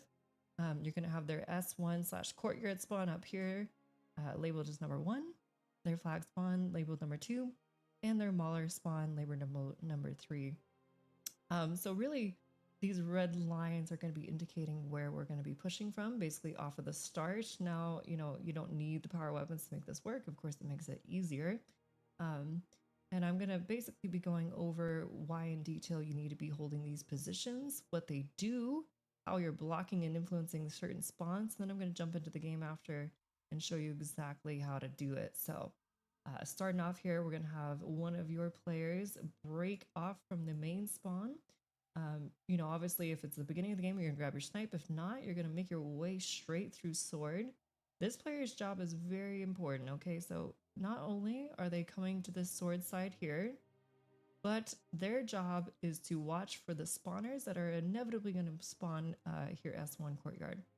The other 3 players, you'll have maybe 1 or 2 push through the green hall here, of course playing for rockets if it's up. Last person pushing through long hall here, grabbing assault rifles, stickies, whatever else you need. Once you have players in these positions here, you can start to think about a flag pull.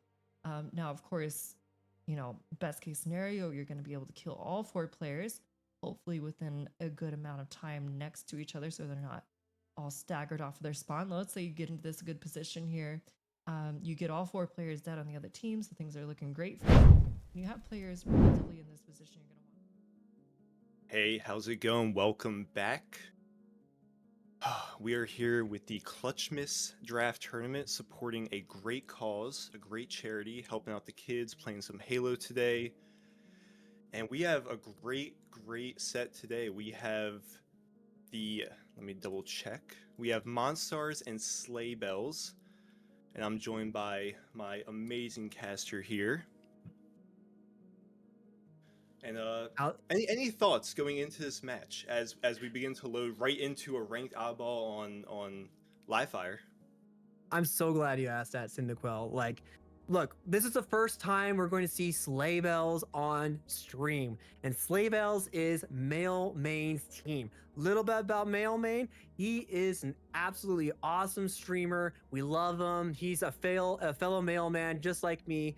We share the same profession, so I am a big Male Main fan, all right? Big fan right off the bat. However, they are going up against the Monstars, and we know what kind of a team Monstars is. Smileyus, he's at the top of his game. So I'm really curious to see just how Male Main leads his team, and we are going to go ahead and follow the POV of none other than the man himself, Male Main, as he leads the Sleigh Bells to victory in game number 1 against the Monstars. And shout out to the Postal Service. We love them. Without them, none of these gifts will be delivered every year. But a huge fight for Sniper, and I believe someone did grab Sniper. I'm not too sure. Blitzkrieg with ball gets taken out by Astro. Smiley's. Someone has camo. I know that. Someone, there we go. Smiles does have camo. I knew someone did. Going through cuts. And right now, just this little scrappy ball play in the beginning. And here comes the frontal attack of Slaybell. Smilius, if he doesn't die here, that will be a free sniper in his pollux. 7 bullets, no small joke for Smilius to have in his back pocket here. Gets the body shot, doesn't quite hit the melee, but very wise by Smilius actually. Yes, he died. Yes, he loses sniper for his team, but it went from 7 to 4 bullets, you know? So like, that's good. That is good when you're in a bad situation like that to just rip it with the sniper rifle, get as much of that ammo count away as you can. Otherwise, you're going to give it to the other team. And Astro, he's trying to stay alive, lines at the body shot, but Mailman doesn't quite need the help. Takes down Blitzkrieg, misses, but hits the body shot on Smilius, but he's going to pay for it with a little cheeky self-destruction. Spartans can't swim, Syndikill. I don't think anybody knew that, but it looked like Astro needed another reminder. Oh, very unfortunate for Astro, but great play ball there. And Oddball Livefire, one of my favorite game types and map combinations. I know typically teams go for that backpiece setup and this window setup here, but what do you think, you know, we'll give it to Slaybells, what do you think they need to do to succeed against, you know, a hot Monstars team? They just need to continue to slay. They need to continue to put pressure across the map. Look, yes, the current hold is back A over by window. However, just because you're holding the ball there does not mean your team needs to be stagnant, okay? You need to think about what possible angles the other team is going to be pushing you from, going to be challenging you from, and you need to be watching those angles. So as you can see, here comes Monstars on the flank route through Big Door, and as they were trying to rotate the ball, Critical, crucially, or you could say critically, holds the position on Key Door, which is an absolute Chad move for him to hold. And it looks like for now, at least, there's a big fight around Camo, but Cyanide trying to stay alive. He is taking a little bit of damage. Playing patiently and cautiously, puts one shot on Smilius, but a nice trade. However, Critical in the perfect play ball position. He is going to get those buddy spawns as well, except for Blitzkrieg, who is going to spawn over by back tower. But here we go again, the Camo snipe spawn. Such a powerful combination, Cyndaquil. Yeah, and I want to see how Cyanide, and I was about to say I want to see what Cyanide does with it. Pick someone off at Nest, and right now 4 down for Monstars. So Slaybells has a chance to have some map control here and kind of cut that lead down. We'll see, and working with the sniper, just misses the headshot, just barely misses it. Picks up the kill on Smilius. Good for Has to watch this flank route though. Only has 1 more bullet. Oh, what a good play. What a good heads-up play there. Cyanide knew he was in trouble, knew that the enemy team was coming, so not only do they play ball, forcing the ball to spawn bottom mid like that, but also Cyanide wasn't going to give Monstars a 3-shot snipe. So he just tossed it off the map. Good heads-up play, and as it's not quite paying off in ball time for now, but unfortunately here comes the attack from Monstars as it looks like, yes, they will be able to get the ball bottom mid. Currently fine over scoreboard. That's not a frag grenade, that's a spike grenade. But man, oh man, the man himself wins a pit against Critical, but sorry, not Critical, but he gets cleaned up by Critical, rather. And here we go again, Cyndaquil. It looks like we are, again, this is just oddball, right? Slay, then get ball time. Yep, and it's very interesting to see who they kind of delegate the ball to, because you don't typically want to put it in your main Slayer's hands. But with how scrappy this game has been so far, I think it's whoever can get it, just get some time and get out of there. Because I'm seeing a lot back and forth, and right now we see, oh, Male Main does get taken out there, unfortunately, but you know, as I mentioned, just back and forth slaying, and with Camo coming up right here, this will be a huge shift in momentum. Unfortunately, Blitzkrieg already in possession to get this camo. He will receive a couple of shots in the back, courtesy of Astro, but not going to pursue that any further as Blitzkrieg is there immediately to back him up. but they did sacrifice ball time to get this camo. So it really is just a lot of pressure on Blitzkrieg right now to make it worthwhile. Every second that takes away Cyndaquil, that leads stretches and stretches and stretches. Right now it's manageable, but nice play by Cyanide. You notice how he holds on to the ball as he's jumping off the ledge. Still getting those last crucial seconds. That can be those last 3 seconds, honestly, could be the difference between a round win and a round loss. Yeah, I love when they play ball like that. Too many times we see teams kind of just launch off the side, just jump with it. Get those last few seconds, it can mean everything. But right now, Blitzkrieg still working with this camo, does get the pick, but gets taken out. And right now, once again, 3 down for Monstars. It's just brawling up in back B, trying to play his life. And once again, we do see sleigh bells. So we do appear to actually have a sub. This is the first time we've seen brawling on stream. So we do not have Game Lord anymore. Unfortunately, it looks like he just didn't have enough time to be able to continue to participate in the tournament. So brawling is a new sub for Monstars, and I mean, he's here to play. He's 11 and 10, so with 4 assists, so he's a little, he's in the positive. But unfortunately, it will be round 1 going to Sleigh Bells. So Sleigh Bells, they are here to play. Also, by the way, just want to do a quick shout out to Trunks. Thank you so much for rating our boy Eli's channel. I see you in the chat. Thank you so much. We appreciate you. And hope you guys had a good stream. And I hope you guys continue to enjoy the gameplay in front of you as we watch Monstars fight back against Sleigh Bell. Yeah, and we're seeing Monstars on the back foot here. And what do you think they need to do to really shift this momentum? And right now, 3 down for Sleigh Bells.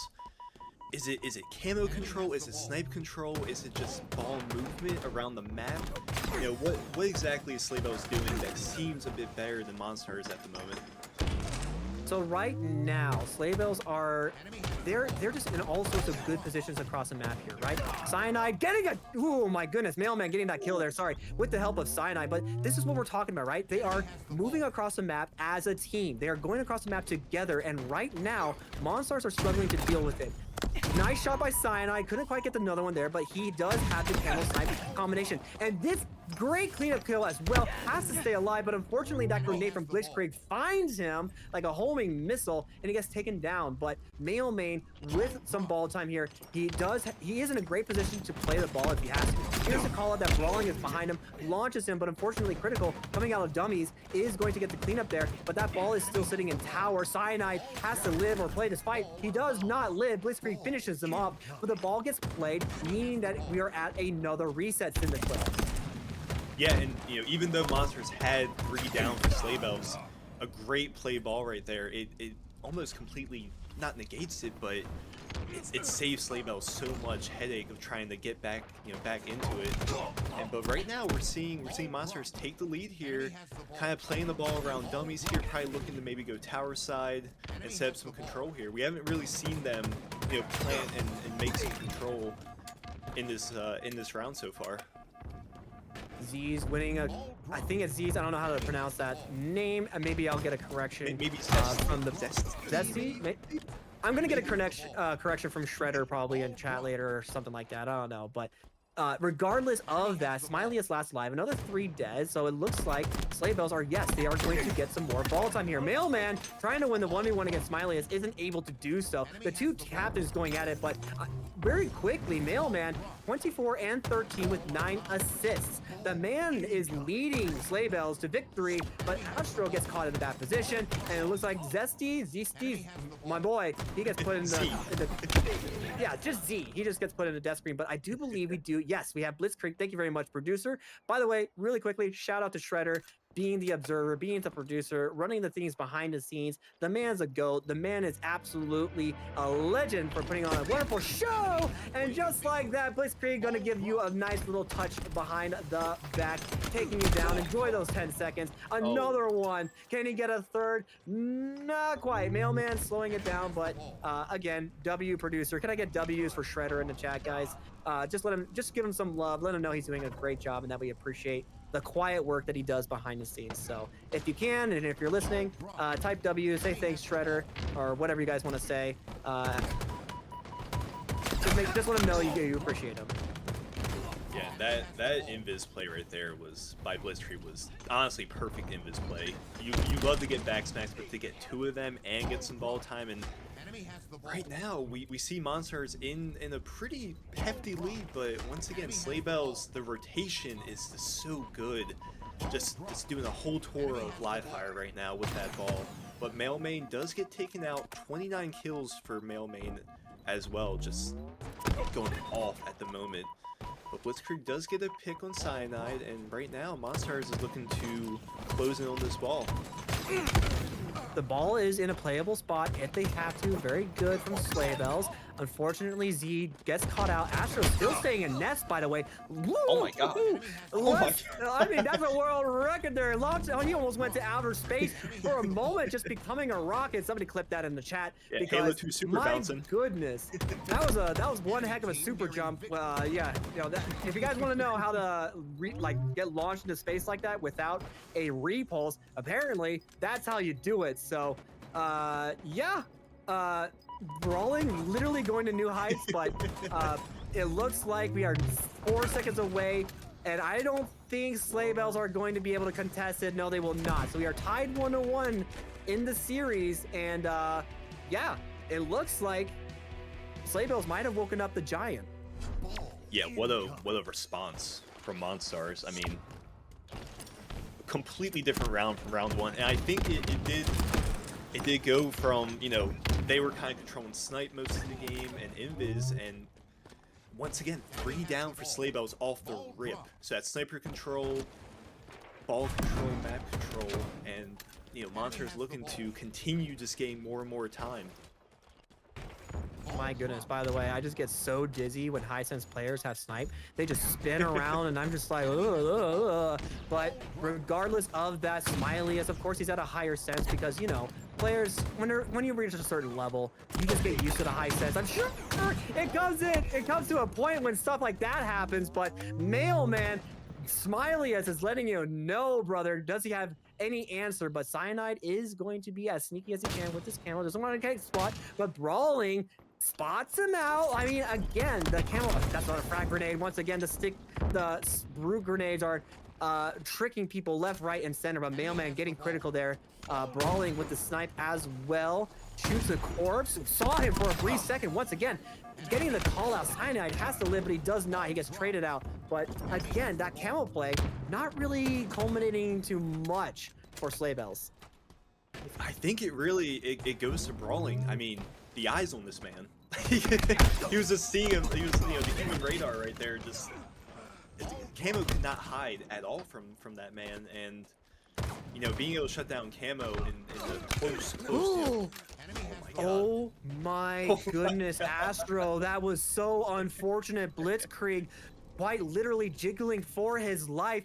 Astro thought he had the easy beatdown, but unfortunately, he jiggled enough to get his shields to recharge, just enough to prevent him from dying outright. And Astro turns his back and receives a whack to the back in compensation for that mistake. But unfortunate timing as they were just unable to get him there. But it looks like Mailman is going to hold the ball back tower, and there are just so many monsters around the map. Mailman running for his life, gets a punch to the side, sent to the death screen, ball gets played, and once again, we are at a reset. Really quickly, shout out to Andy. Thank you so much for the donation. Appreciate you, my guy. Remember, this is a charity stream, so if you have any cash lying around, anything to spare at all, please do consider donating it to a good cause. Links are in the description. !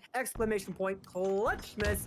We appreciate each and every one of you who donates any amount. Thank you guys so much for support. Yeah, big shouts to all the donors for this great cause, and once again, shout out to Clutch and everyone behind the scenes just running this amazing tournament and making it smooth and a fun Saturday for everyone. So big shouts here, but this is neck and neck round 3. Is as tight as it could possibly be. Cyanide with the plasma pistol play here gets the assist, but it gets taken out. Bottom tower. Right now, it's a little scrappy. 2 down for both sides. Smilus with almost a takeout there, but I forget the name of the thing. I'm blanking right now. The teleporter. Sniper control in the hands of Monstars.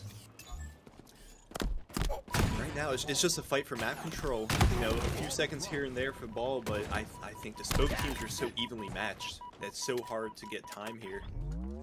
If you take a look at the scoreboard, Mailman is 3 kills away from dropping 40, and yet the game is still this close.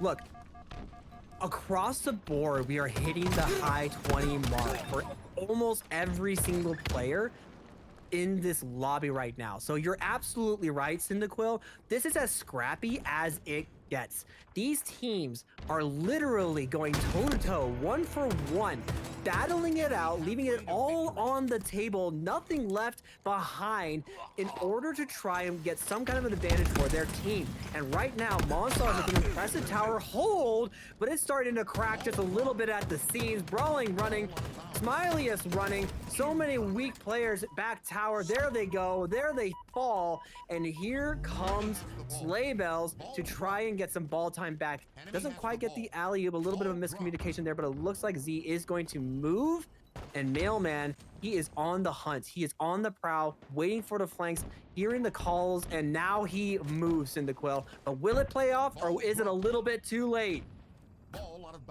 Great play by Z to play ball right there. Knew he's getting pushed, and 3 down for Sleigh Bells. Mailman dropping bomb mid, but gets taken out by Blitzkrieg. Blitzkrieg looking to maybe potentially end this game right here, right now at tower with the tower setup. You know, Mailman down. That's a huge blow, and big pick right there. And camo, this is a huge camo. This might be the round. Oh, Smileyus. Did he live? Oh, great play by Mailman. 1 kill away from 40, by the way. Huge play from Mailman. You could not give Smiley as a camo for free like that. So well done on cleaning up that damage. Well done by Astro as well. Sleigh Bells, yes, they are in a little bit of a 40, almost a 30-ish, high 30-second deficit. Smileyus living, he does finally fall. Mailman, he is on the hunt. I mean, this guy is literally like a UAV. Every single time this guy spins around, you know what he's listening to. He's listening to those call-outs, and I apologize to everybody that we can't quite get any listen-ins, because I would love to hear the comms from every single one of these teams that are participating in this tournament, but maybe, you know, someday we'll get there, all right? Like, you know, give us a break. This is a grassroots organization, okay? Like, we're trying our best, and the fact that we even have this tournament in the first place, big W's, right? Okay, Blitzkrieg with the snipe. Doesn't quite get anything there, gets backed off, but yeah, Monstars, you know, that lead you were talking about is gone. Maybe, yeah, it's gonna disappear in the next couple seconds. Boom, look at that, yeah. Great, oh my god. Blitzkrieg with a great shot there on Astro, but great just ball control by Sleigh Bells. Bring it back. Were they down almost 40, 50 points, I believe? And it was like 33 to 72, yeah. Yeah, it was a big swing, and right now Blitzkrieg with sniper back tower misses a few shots here, takes out Astro, and Ball's just hanging out. Plays the sniper though. I love that play. Not put it in the hands of Sleigh Bells. Oh my god! Oh no way! I am so sorry to interrupt you, but that was disgusting. No, the that was crazy. sticks? That was crazy. Are you kidding me? Stop this man. Insane. And Blitzkrieg, he's 5 away from 40 as well. What's going on?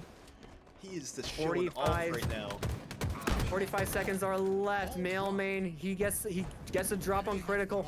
Ball is in the hands of Sleigh Bells. Repulse up to top mid. Here's the call out. Knows there's somebody over by Turbine. Steinite goes down. Easy cleanup for Mailman. Mailman doing what he can, spinning around on the hunt. He hears the call, but I don't think anybody knows there's a guy back tower or 2 players back tower. Nice play ball though from Astro, but Camo is spawning, and here comes the absolute flood in tower here, by the way. Mailman trying to live a repulse. He's still alive, by the way. Mailman not going down, and it's ball in the hands of Sleigh Bells. 1 more second, and that's it. Game 1. Game 1 goes to Sleigh Bell, and I don't believe we're saying it, Cyndaquil, but Monstars are down in the series for the first time since we've been following them. That was insane. Dude, a monster 46 bomb from Mailman. What a round 3. That was, wow. What a way to close out that game. And think about it, going into the next match, I mean, if you're Monstars, that's gotta just suck the wind out of your sails. That's gotta hurt. You had it, you had control, you were up by, you know, like you said, 40, 35 points, and wow, just great team play, and look at the damage by Astro and Mailman, just helping out their team, doing everything they can. That was Can we just that was go? insane.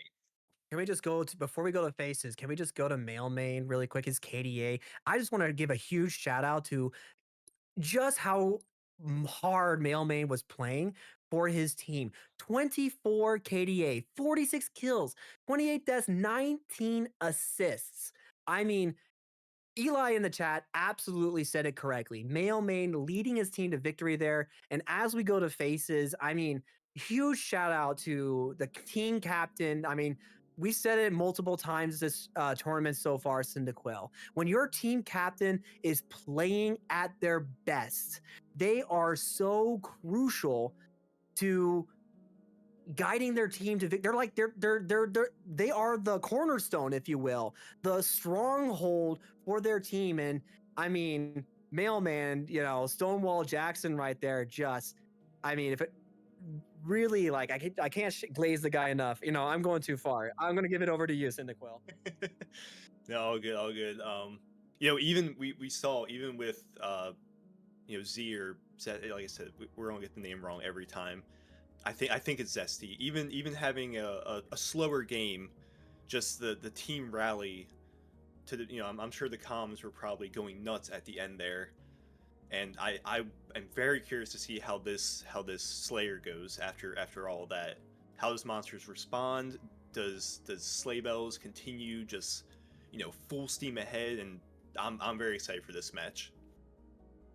Absolutely. I mean, we are going to Slayer vacancy, you know, new map. Not everybody has had a chance to play a whole lot of vacancy yet, but I definitely feel like this could go either way, Cyndaquil. And honestly, given the track record of Monstars, I don't think I would normally be saying that, but Mailman put on such an absolute GOAT performance with the help of Cyanide and Astro. And as we go into the POV of Smilius here, I do think this can go either way, Cyndaquil, and I am so looking forward to seeing how this Slayer game plays out.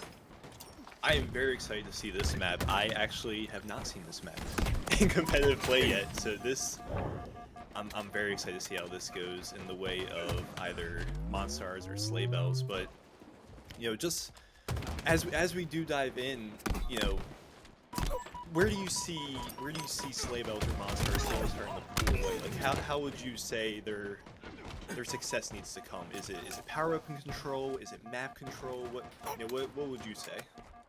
So when it comes to Slayer, it is completely different from the other game modes in Halo specifically, right? The other game modes, the respawn time is 10 seconds, but in Slayer, it is 8. So when you kill one player, they're gonna respawn 8 seconds later.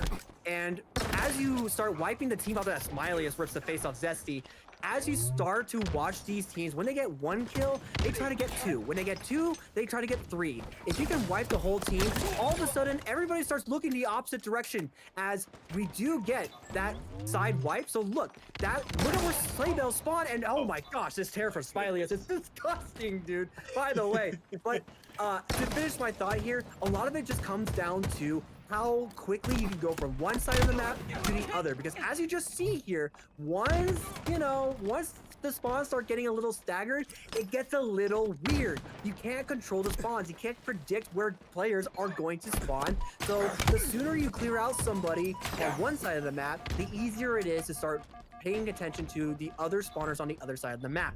So with all that being said, it is 14 to 13. The game is not quite over yet, as both teams are going toe to toe. Of course, Smilius and Mailman, you know, leading both teams respectively. I mean, these are the two players that I want to watch the most in the Cyndaquil, but what do you think?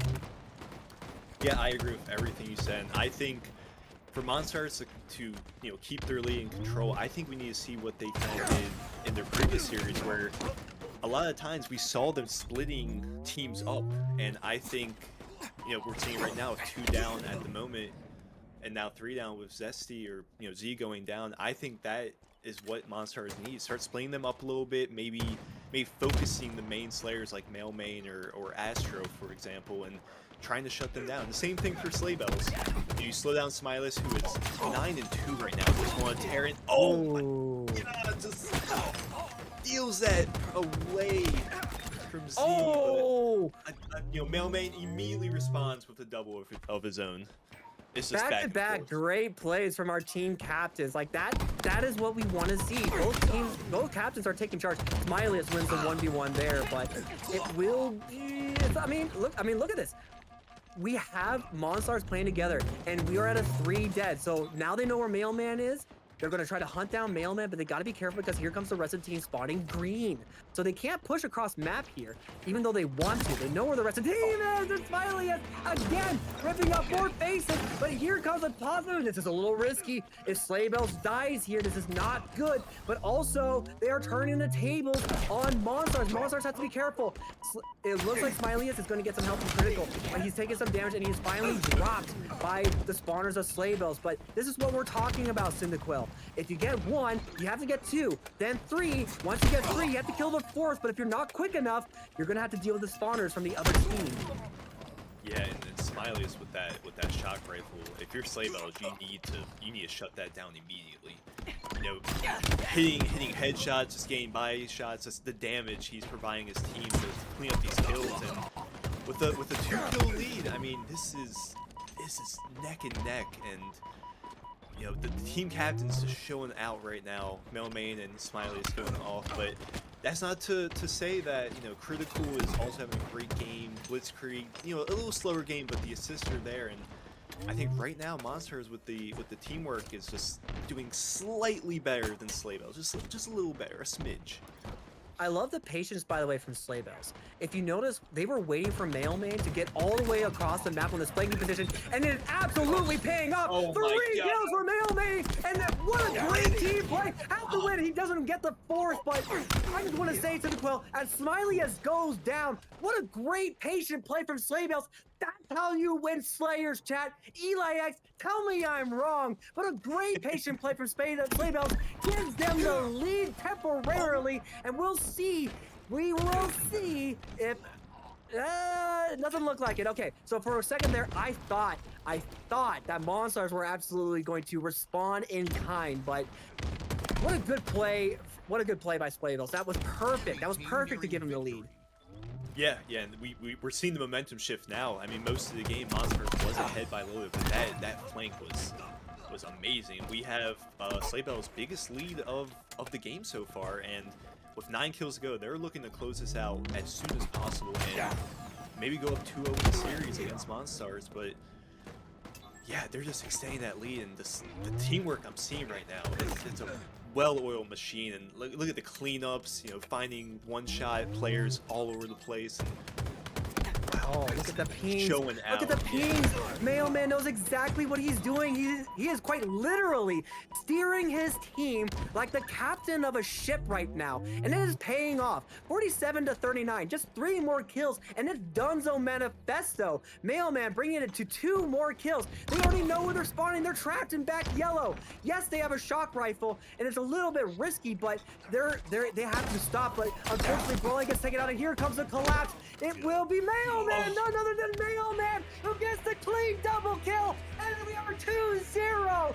2-0. Monsters are falling behind, and Sleigh Bells showing the champion from the previous tournament that they still have something left to say. They are challenging the crown. They're challenging it. That, I don't want to say statement game, but that felt like a statement game. You know, the oddball was really close with that. I mean, once momentum shifted, it was full Sleigh Bell control at the end there. And Mailman just, wow. Great game out of Mailman right there. And I mean, down 2-0 right now. Monstars, you know, what do they need to do to respond, to bring this back? You know, we said in this last series, it's a mountain to climb against a hot Sleigh Bells. I mean, normally this would be where pro teams would take a pause, right? They would take a break because going down 2-0 in a best of 5 series, it's do or die time now for Monstars. Now, we know they have the skill. We know that they have the players on the team who absolutely could be the stuff made from champions. But right now, they're being seriously tested by Sleighbells. And I know, guys, okay? I'm going to sound like the biggest male main glazer of all time. I understand how it looks, but you have to agree with me, chat, that Sleighbells with Mailman at the helm, they are looking like an absolute phenomenal team. So we're gonna dive right into game number 3 with King of the Hill, Recharge Cyndaquil, and Monstars. If you have anything left in the tank, this is now the time to do it. Yeah, it's do or die, and off the rip we see Blitzkrieg with the camo here, and I mean, first hill is such a momentum, statement or whatnot. And, it makes a big deal of how the rest of the match is going to go, and I'm looking to Blitzkrieg and Smiley's on Monstars to really go off this game. This control shock rifle, maybe get a setup here at the hill, maybe the top class. We'll see how it goes. But right now, it's brawling, critical. I'm trying to see what they're up to, and Cyanide gets taken out. Zesty gets taken out on hill, and we're in for a good match. Yes, we are. And again, it did take them a little while to be able to make that push. But it's important to nice shots by Smiley's again. You gotta give the GOAT the shock rifle. Zesty is going to go ahead and take him down, unfortunately, meaning the shock rifle is no longer in the hands of your god player. But again, when it comes to this hill, especially the first one on batteries, it's so difficult to push the hill because look at all the open space you have to cross in order to be able to get this hill. Yes, you can hide behind batteries as much as you can, but you're exposing yourself to so many sightlines. I mean, just look at this POV alone. Oh man, Zesty trying to line up a shot there on Smiley. It doesn't quite get it. Mailman with a nice little flank though. Good patient play. Nice duck, dip, and dodging. Takes down Smiley's, but Brawling is going to be able to get the kill there from long haul. And it looks like, barring any more interference, well, actually, they can't finish hill because they're 2 dead, Cyndaquil. Yeah, and right now, 3 dead now for Monstars, and it looks like Sleighbells might get this first hill, where I'm looking for some nades to come flying in. As you said, this hill is so open, and just like that, Sleighbells goes up 1-0 in the match, and they do a shock, but it is unfortunately empty, so not much you can do there. But right now, I mean, Astro 5 kills, Mailman 7 kills, and posse counting. Cyanide shuts down the camo grab right there by Monstars, and I believe picks up camo. And once again, Sleighbells doing an excellent job keeping power weapons and power-ups out of the hands of Monstars. Sleighbells are in what we call in the gaming community an absolute flow state. 2 more go down again. The call originally there, Cyndaquil, was to give up on that first hill and set up for the second hill. And then Astro comes in and gets a double kill and completely puts a thorn in the side of Monstars just as they're trying to formulate a plan. And unfortunately, with the camo, Mailman gets a nice flank on 2 players. Doesn't quite live with his life, which is unfortunate, but Monstars just cannot get anything going, and it's showing because now Sleighbells are up 2-0 in the series, and they're not letting up on the gas in the Quill. Yeah, we're seeing a lot of what Monstars did last series, but Sleighbells is doing it. They're splitting up Monstars. We're seeing that a lot, and I'm not sure if it's, if they're outslaying them entirely or the spawns, or they're just getting unlucky with some spawns, but it seems like it's just 2 down constantly for Monstars, and I want to see how they can bounce back from this. They need to break the setup right now that Sleighbells has. Oh my lord. Great shot, and just like that, Brawling misses a few shots, and Astro clutches up the kill. 9-2 for Astro, by the way. He is having a game at the moment. Don't forget, if you guys are some Halo 5 stands, Mailman a few kills ago gets Top Gun first on the lobby to get double digits. Isn't quite able to line up, but 15 kills for Mailman, Mailman. I need to remember it's Mailman, not Mailman. But Mailman is putting on an absolute clinic against Monstars, and Monstars are just struggling to make something happen here. Zesty lives through all of that damage. Uses the grapple to try and live there as well, but you know, he ain't Superman. He's gonna fall, and I mean, it's not quite end of the road for Monstars, but right now it's just you just have to break the flow state from not only Mailman but the rest of Sleigh Bells as well. Yeah, Sleigh Bells, even though this is a draft tournament, they look like they're a well-practiced team at the moment, and it's showing like their pushes are excellent, and the teamwork, there's no selfish, unfortunately a ghost melee, or it sounded like a ghost melee right there, very unfortunate. Yeah, blank melee, you hate to see that, but you know, that's the game we love, and that's the game we love, right? Like blank melees, blank shots. I'm behind a wall and I'm still dead. Like we're used to it at this point. It's been 4 years. Let's not joke around, right? But what's important here, Cyndaquil, is yes, they didn't get camo. Mailman burned the camo, so they don't have that. But the position here for this hill is very good. Nice job by Zesty to get the kill on hill. But now the setup that was just praising is completely broken by Sleighbell. Yeah, and Monstars, I mean, you have to get this hill. You have to fly in, stop this hill from being capped. This is huge if they get this, and it looks like they are poised to get this, and this could be the shift right here. You know, we've been saying, you know, Mailman and team have been just going absolutely insane, but even so, it's 2-1 now, and Blitzkrieg with Shock Rifle, and Monstars looking to get a little setup here.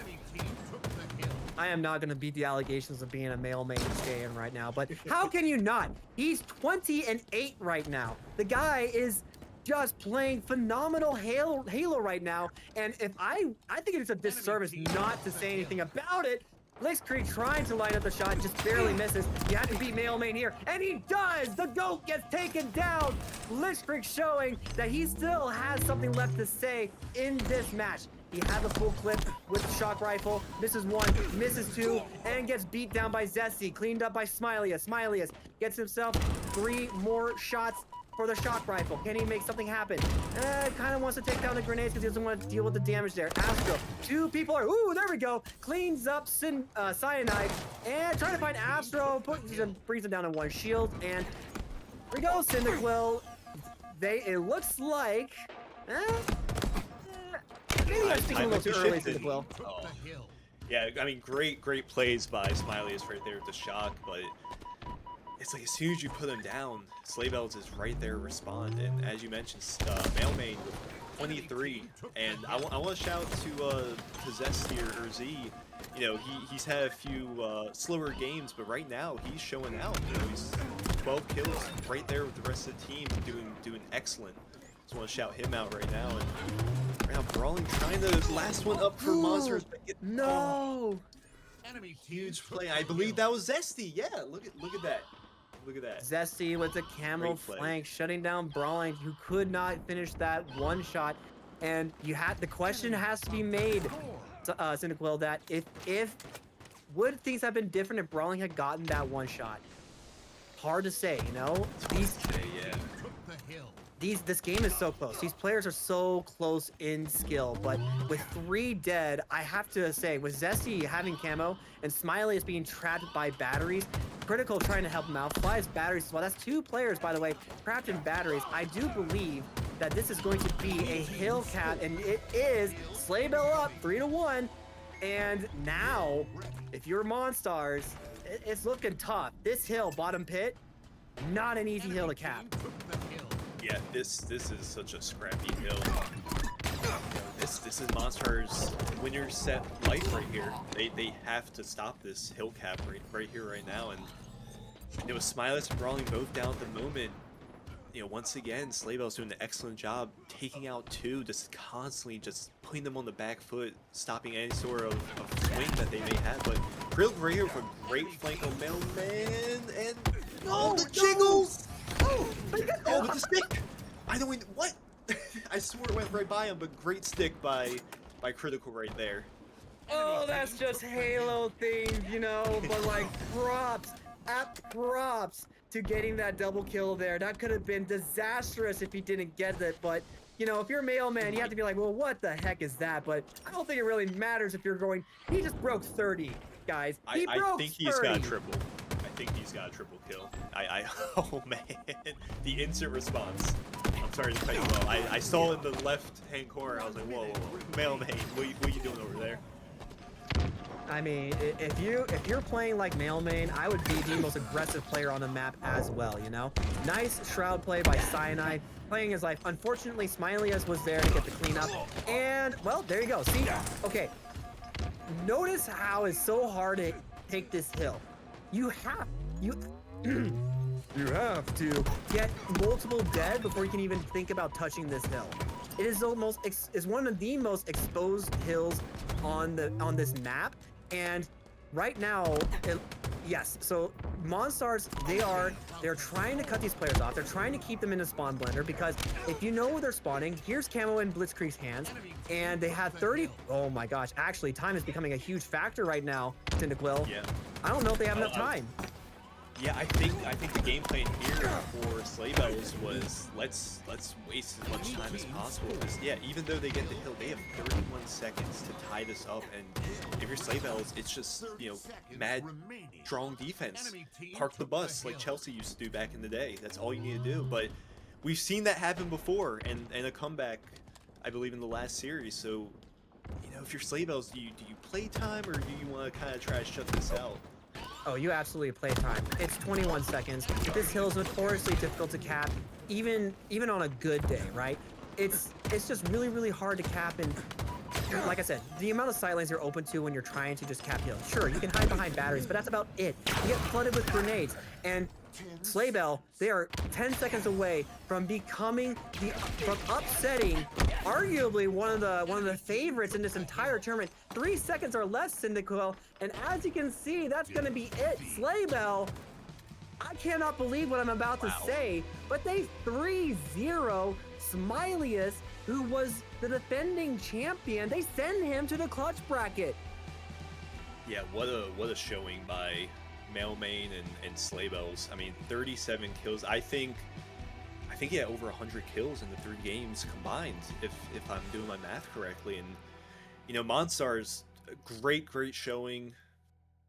You know, unfortunate result, but you have another, you know, obviously another shot in the clutch up bracket. But right now, Slaybell's sitting pretty in winners finals, awaiting the winner of the next winners semis. And yeah, just great. That was a great game. That's all I have to say. That was a great game. Mailman just putting the team on his back. In the wise words of Greg Jennings, you know, I put the team on my back, even with a broken leg. And wow, great game. Look, I've been glazing Mailman this entire series, and I don't think I need to glaze him anymore. The stats speak for themselves, but just as much as we want to give props to Mailman, I too want to give props to the rest of his team. You said it earlier in that match, Cyndaquil. Zesty was struggling in games 1 and 2. Not that it mattered, because the rest of his team were able to clutch up and basically make sure that they won the games regardless, right? But he did take a little bit to heat up. So I'm super happy to see Zesty with a positive stat line in that 3rd and final game. I think, you know, as a player who, you know, I'm not the best player, right? Like, I'm usually like Diamond 6, okay? But I totally understand when when you're like in that mindset where it's just like, man, I am just not able to get anything done right now. And I feel like I'm the rock that's holding the team down, you know? But it's such a great feeling to have that one game where you're just like, I actually felt like I participated. I felt like I was a part of the team. And, you know, props to Zesty and the rest of Slaybells, and, you know, especially Mailman for just a powerful showing there. And hopefully Monstars don't take this loss too hard, you know? Yes, they're in the clutch bracket, but they still have a chance to make it to grand finals. They just need to fix the mistakes, get back on the same page, take a little bit of a break, and come back stronger in the next series. Yeah, I agree. You know, they have a second chance. We'll see how the rest of the clutch up bracket goes. And yeah, I'm excited for the next match. But before we get into that, once again, this is a charity. So if you have any spare anything, any amount helps. It's helping the kids. It's Halo. We love it. But we will be back shortly after these few messages. that will unfortunately be it from Cyndaquil and I. We are going to hand the reins over to two amazing individuals. And I know for a fact you guys in chat are going to be in good hands. Don't go anywhere. Once we come back, we are going straight into the winners finals, and we are going to continue to watch these fantastic players put everything that they got on the line for a chance to win this prize pool of $500. So again, thank you so much to Clutch for putting this on. Thank you so much for Shredder for working on the behind the scenes and making sure that we have a seamless stream. I don't think we've had a single hiccup, but thanks so much for everybody for putting this on and giving me and Cyndaquil a chance to just cast some amazing Halo. And a special thanks to the players for participating. And also, I don't want to forget to mention the viewers, all the watch parties, all the streamers who are participating in this tournament, and the viewers who are watching it online at home. Thank you guys so much for participating. And that's going to be it from me. But it was a pleasure. Cyndaquil, it's great to cast with you. Clutch, I know you're in here, but thank you so much for having me on board, and I look forward to the next one. Methodist Hospital got a special treat today as they moved into their rooms in the hospital's brand new wing. And as Eyewitness News reporter Priya Sridhar reports, it was a special moment for both the kids and their parents. 3-year-old Joshua Poole came here to Children's Methodist Hospital Saturday for kidney stones. It was stressful at the beginning.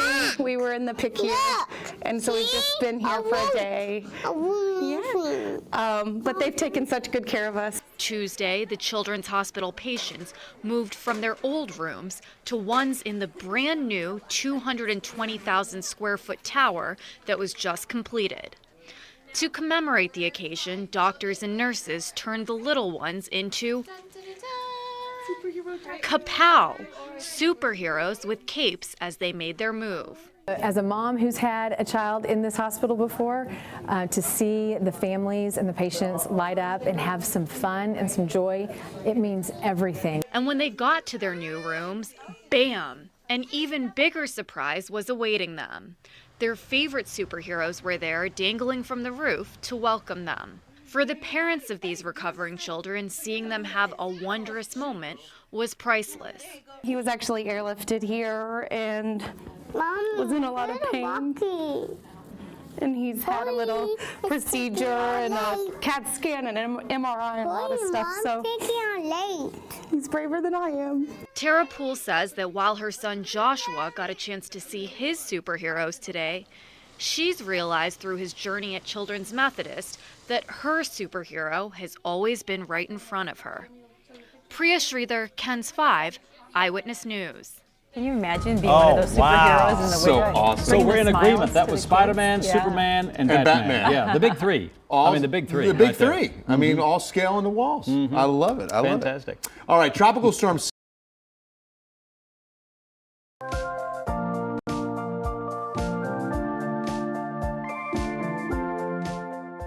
Hi, my name's Christine. Welcome to Methodist Children's Hospital Emergency Department. I'd like to show you one of our new sensory-friendly exam rooms. In this room, we've created a sensory-friendly environment for our children to come into that have sensory needs. So the ER definitely does not have to be a scary place. There's a lot of sights, there's a lot of sounds, there's a lot of smells. But with the right accommodations, the right tools, and the right education from our staff here in the ER, we don't have to make it scary.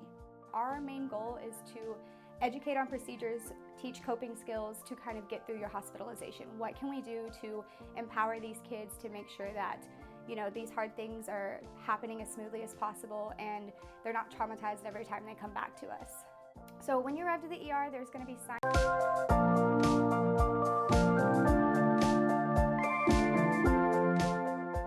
Hi, my name's Christine. Welcome to Methodist Children's Hospital Emergency Department. I'd like to show you one of our new sensory-friendly exam rooms. In this room, we've created a sensory-friendly environment for our children to come into that have sensory needs. So the ER definitely does not have to be a scary place. There's a lot of sights, there's a lot of sounds, there's a lot of smells. But with the right accommodations, the right tools, and the right education from our staff here in the ER, we don't have to make it scary. Our main goal is to educate on procedures, teach coping skills to kind of get through your hospitalization. What can we do to empower these kids to make sure that, you know, these hard things are happening as smoothly as possible and they're not traumatized every time they come back to us. So when you arrive to the ER, there's going to be signage everywhere that says we are a sensory-friendly ER. You'll tell the triage nurse that your child has sensory needs, and they will give you a packet that then you fill out to let us know what those needs are and how we can best modify the room to make those needs met.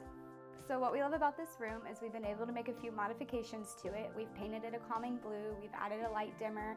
We have these carts that have been stocked with different sensory tools, so that way we can kind of modify the room to what the child needs and not to what the standard room looks like. Here in the Children's Emergency Department, we created this environment to make sure that not only just the child, but the parent have the best possible experience and also receive the best care. That's what we do here at Methodist Children's Hospital.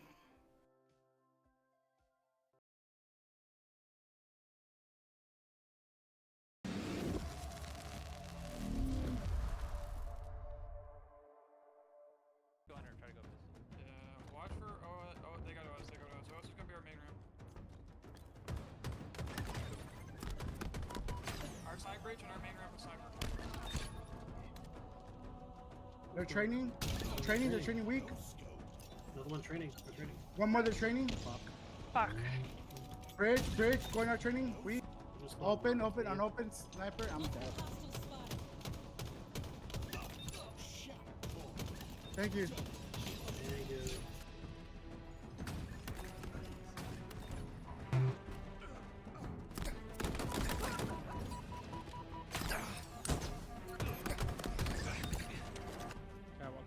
Catwalk. Yep, dead. A cross, A cross. One more. One shot A. And then bottom A. Bottom A, one shot bottom A, one shot bog. Laga. Behind you, bog.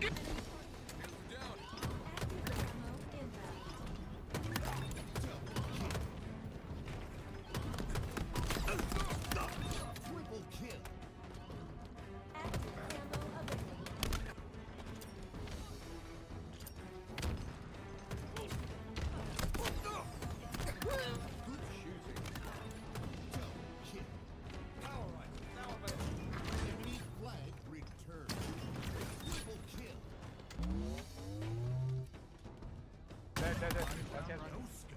I grabbed it.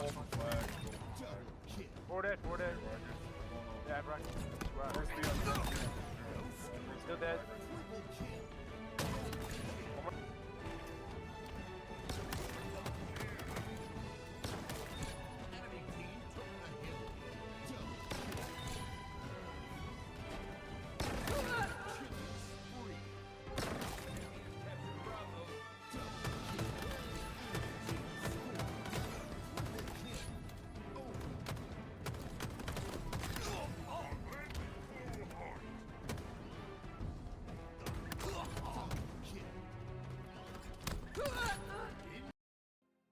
Hello, everybody. This is Miss Lacar here. I am happy to announce I will be doing a partnership coaching as the head coach with the Clutch Academy. I hope you all are having a wonderful time during the tournament. I am going to bring you guys a little breakdown here of how to run the flag correctly, or at least a good setup on Imperium here, or as some of you may know it, the pit. This is with a 4-man team. Obviously, you need some good synergy and teamwork to pull this off, but this is going to be a good general idea for setups that you want to have. This is going to be specifically to pull the flag through the green hallway or the long hallway here, but we're going to be focusing mainly on the green hallway here. And you'll notice on the blue side here, the flag pull that we're going to be going for, I've labeled the majority of the spawns here, at least the major ones that you need to be concerned with. You're going to have their S1/courtyard spawn up here, labeled as number 1, their flag spawn labeled number 2, and their mauler spawn labeled number 3. So really, these red lines are going to be indicating where we're going to be pushing from, basically off of the start. Now, you don't need the power weapons to make this work. Of course, it makes it easier. And I'm going to basically be going over why in detail you need to be holding these positions, what they do, how you're blocking and influencing certain spawns. And then I'm going to jump into the game after and show you exactly how to do it. So Starting off here, we're going to have one of your players break off from the main spawn. You know, obviously, if it's the beginning of the game, you're going to grab your snipe. If not, you're going to make your way straight through sword. This player's job is very important, okay? So not only are they coming to this sword side here, but their job is to watch for the spawners that are inevitably going to spawn here S1 courtyard. The other 3 players, you'll have maybe 1 or 2 push through the green hall here, of course playing for rockets if it's up. Last person pushing through long hall here, grabbing assault rifles, stickies, whatever else you need. Once you have players in these positions here, you can start to think about a flag pull. Now, of course, you know, best case scenario, you're going to be able to kill all 4 players, hopefully within a good amount of time next to each other so they're not all staggered off of their spawn. Let's say you get into this good position here. You get all 4 players dead on the other team, so things are looking great for you. When you have players relatively in this position, you're going to want one person in their side sword, either hugging this wall or somewhere around this area. Either way, you need one of these walls, and I'll explain why in just a minute. You're going to have 2 players in close to their green box here, and 1 or 2 players also pushing through the long. And so the idea is that you're going to have 2 players here push together through this smaller side, through the needle side, into their first and go for the flagpole. So generally what we're going to do is we're going to keep this number 6 player here watching for spawners.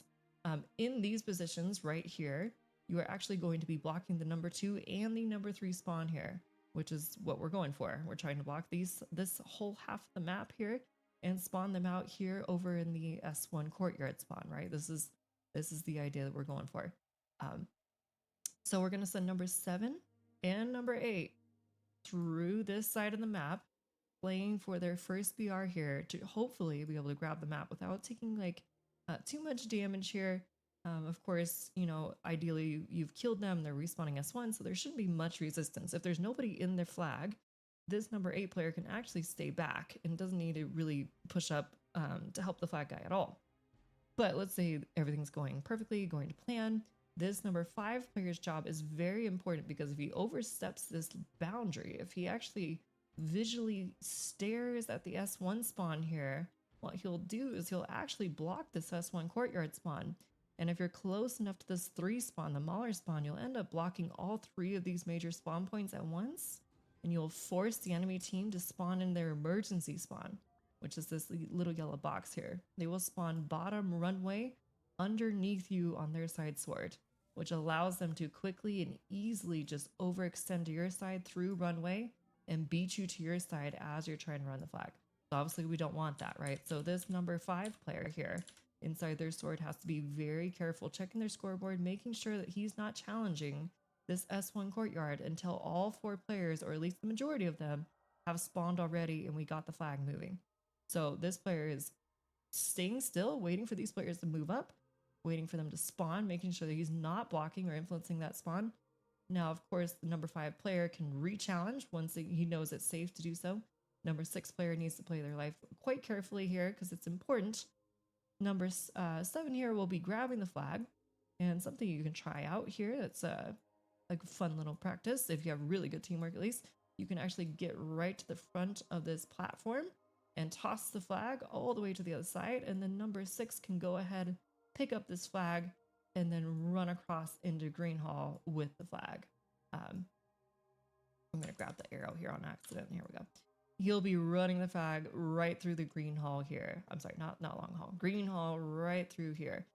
Now it's these guys' job, of course, to stop these spawners from being able to overextend back to their side, right? You're trying to prevent these guys by going through runway or needles. There's going to be a lot of pressure on this number 5 player. His job is to stay alive, of course, make sure that there's no people getting through the runway. And basically that's a free flag run. If you can pull that off, should be very easy to just quickly jump through. If you're getting pressured too much, if this number 5 player dies, it's very easy to just quickly reroute and go through the long haul instead. It takes a bit longer, but it's a little bit safer because you're not going to be pressured so fast from these guys through these players through needles if you lose your number 5 player here. So I'm going to quickly jump into the game. I'm going to specifically be showing this number 5's position over Alrighty, and here we are on the enemy team's side sword. and I am in the number position of the 5 player I was showing you. And hopefully you guys are going to understand a little bit better why this player's position is so crucial. The first and most obvious, right, is that the enemy team will be spawning this courtyard here. Their fastest route to get to your side is through the runway right underneath where you're standing. So your job is to basically prevent those players from easily taking over their training side here, or their sword, or just overextending through the runway. Now, initially, of course, while the enemy players are dead and they're off a respawn and your team is pushing through to their first to grab the flag, you need to be paying close attention to your scoreboard here, checking and making sure that you are not going to overextend and look at this spawn as they're spawning up, right? Because if you happen to look this way, or even just glance at it right here, aim down sights, shoot, throw grenades, anything to do with this area as they're spawning. Ladies and gentlemen, welcome back to the Clutchmas Draft Tournament. I'm excited to be here. I'm Patobot, and joining me for one more series is Cyndaquil. Cyndaquil killing it so far in the tournament. But break it down for me. Catch me up. What's been happening? What have been some of the names to watch out for? Man, thank you for having me, but it has been just banger series after banger series. We've seen Smiley's going off.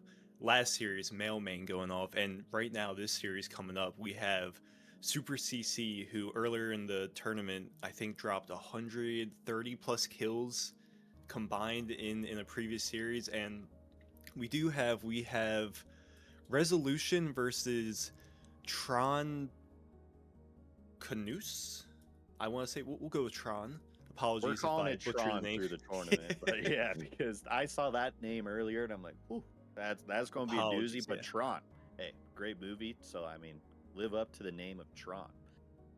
And the fun thing about this series is both these teams in their previous matches, 3-2 bracket wins. So they are both like coming out of just skin of their teeth kind of wins. And here we start off with we have a neutral bomb on Aquarius. Aquarius camo spawning up top mid. We're on board Super CC first, trying to take out Mini on the P1, but just surviving. Camo gets taken out by Ruben as well. Now Super CC with the fast, aggressive pace here, going towards the base, waiting for some teammates while Gun God is slaying on the other side as well. Finds the melee. So good start here going for Resolution. Yeah, I'm loving what I'm seeing so far. Our Resolution 2 do get taken down though, but on the side of Tron 2 as well. And I think camo, especially in this game type, is so massive with no heat wave available or any sort of. I believe Bulldog was at one point in this map. It's just straight DMRs and camo, but neutral bomb, a very interesting game type. Any thoughts on this? Any sort of game plans you think that Resolution or Tron should look for? Any sort of setups? I mean, just looking off how they've been playing so far, Resolution, very fast pace. They're pushing the pace towards those spawners here on that fridge side. And then it's also important to keep control of that 50 as we see Ruben cleans up the spawner and goes back to the 50, allowing Messenger here to push pace into the base here. Going to have an opportunity to get some more damage. Has to back down for Ruben, but they're getting close here for a bomb plant. Yeah, I'm loving what they're seeing. Not getting too antsy to plant the bomb, but kind of playing their lives a bit, trying to get a few more cleanup kills on Tron. And right now we're Super CC on the 50-yard line, pushing into util, trying to get a pick here, but I'll say right now pretty even game at the moment in terms of slays. And Super CC with a great perfect right there, and just on the move. On the move, looks like Mini last alive, gonna have to make a hero play, but gets taken out by Super CC. 2 spawners remain. Now the ball is going forward. They're gonna need to slay one more set of times. The spawners get into the back base fast here. Homie Hopper trying to make a good trade out of that one, and takes out Messenger clean as well. The melees go through. Gun Goddess finds the kill. It is now a 2v2, but the bomb unable to be planted. And that's the one thing comparing bomb towards like a flag mode. They would have had so many flagpoles at this point if they were pushing pace into that base, but Bomb has to be a little bit more patient here. So Tron, good opportunities to play defense and stop this. Yeah, honestly, and if you're Tron, you are on the back foot, but you're showing out in defense, and I think that's something to really take home is, yeah, we're on the back foot, but we're stopping this powerful team, led by Super CC and Gun Goddess and Ruben as well. And it's very important, and a momentum setter as well. It's got to be frustrating for Resolution to be that close, 2 or 3 times, and unable to shut it down. Yeah, for sure. Also, look at the slays on the side of Resolution. They're up in slay category. So they feel like this should be going towards a point, but hasn't happened yet. It is still tied. So while you're trying to get out of your spawn for Tron, you have this opportunity here that the game is still tied. You can start to find your heat. Now Ruben doing a good job hiding with the ball there, waiting for the time to strike, and now Gun Goddess doing damage with that BR, but Homie Hopper with the perfect. That's a 5 trade. Super CC there to clean up on the damage, but the rest of the teammates fall around him. The ball in that side where they want, and he missed the melee, thrust it back, but still won that fight. Yeah, great heads-up play by Super CC. Down 3, but still able to get that double kill to stop any sort of progress by Tron. And right now, Dell sneak into util, and Bomb kind of just getting tossed all over the place. No team yet is really taking control of Bomb in the sense of being able to score other than Resolution. But as quickly as we say that, Resolution takes down a few on Tron, but yeah, this is gonna be a crazy match. I can already see it now. The slays are coming out. Both teams, Resolution is outslaying a little bit, but by likes of, is it Karjan or Carson? Apologies if I butcher your name. It's showing out right now with 9 kills to show, but right now Gun Goddess near the bomb, looking to potentially plant the bomb, sneak in halfway. Oh, it gets taken out. Yeah, that's the one thing. Your teammates need to be in such a good position to plant the bomb there. She had the opportunity, she had the timing, and it was getting close for Gun Goddess to plant that one.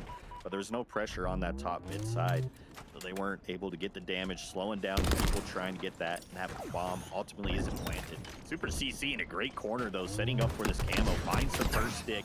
Now doing damage, but it's going to be met with the fire of Tron here. Has to back down here, waiting for this camo. That camo pops, and it looks like Mini Berserker might have gotten that one. Falls down, but gets taken out by Super CC, so camo once again void here, and we have another battle of trades. Yeah, and I love what you said with Gun Goddess with the bomb, because I love bomb with Aquarius as opposed to Slayer and Flag, because it's so much more methodical. You can't just run in and try to get that heroic cap. You have to sit there, and you need your team to absolutely cover you, or you will get completely off. But Ruben just hanging out and getting the back smack there, and maybe looking to sneakily plant a bomb here. Oh, he gets a little. It's behind them. Maybe that's 2 kills. We'll see. Yeah, it's 2 down. That should be it. 3 go down. Carson the last to spawn here, and the first plant finally going towards Resolution here as Ruben passed that 20 kill mark. Super CC there at 19 as well. So the Slays finally capitalized to a point, and now they can kind of coast. They can continue playing that Slayer game they have, going up to 1-0 here. But a quick 3 go down as the bomb spawns. Also trying to escape through that bottom mid with the ball, but gets taken out. And Resolution just doing a great job of keeping things scrappy after that bomb, so they don't get counter scored on you. Yeah, and like you said, with that 1-0 lead, I mean, Resolution, you have Ruben and CC with 20 and 21 kills respectively. They can just play the Slayer game. You don't necessarily have to be aggressive with the bomb. Yeah, what a play by Berserker right there, getting the 5-star DMR shot. I'm very curious to see. Yeah, I'm curious to see how Tron responds here. I mean, so far the trades have just been going towards the way of Resolution. Even if it's not trades, they've just been outslaying. So they've had some great defensive stands, but they need to find a way to capitalize some slays into an offensive push. It feels like the majority of the time has been on the Tron side of base, and they've just not been able to breathe. Resolution's been suffocating them with that. But you're finding good kills here. Berserker finds one at the nade. Messenger gets one, but now 4 go down for Resolution here. They're going to need another set of slays to give the ball towards Mini, who has camo here. So this is going to be the first set of offense here. It'll be a good opportunity with this camo. Does he get caught out by Messenger? That trail being left behind. Good patience out of Mini here to back up and wait for teammates to get pressure on the map. Yeah, good on Messenger seeing that trail and calling out camo, because that, I mean, let's see if he sees him, but oh, great bomb kill, but gets shut down right there, and Ruben just taking that bomb way back, playing defense, but Carson, great kill on Ruben right there to stop the bomb from going back, and right now we're seeing this is hectic, the slays, people falling left and right. Yeah, but good job out of Resolution. They had camo and bomb, and they're like, okay, we've been pressuring the whole time. We can also play slow. They slowed down in the back of that base and stop that camo presence from Mini Berserker. Well, it looked like was going to be a good opportunity. Stop short. Now Gun Goddess with good damage in the back of the base. Super CC pushing this bomb forward. They're waiting for these spawners here. Mini on the flank in the P1 side. Pushing out the slays, still going towards Resolution. Using that BR for an extra bit of distance on the other side of the map. Messenger finds the opening kill. Gun Goddess looking for the one shot, but Mini survives here. Ends up trading Messenger, Homie Hopper. So things have definitely slowed down on this pace here as the battle for the 50 continues.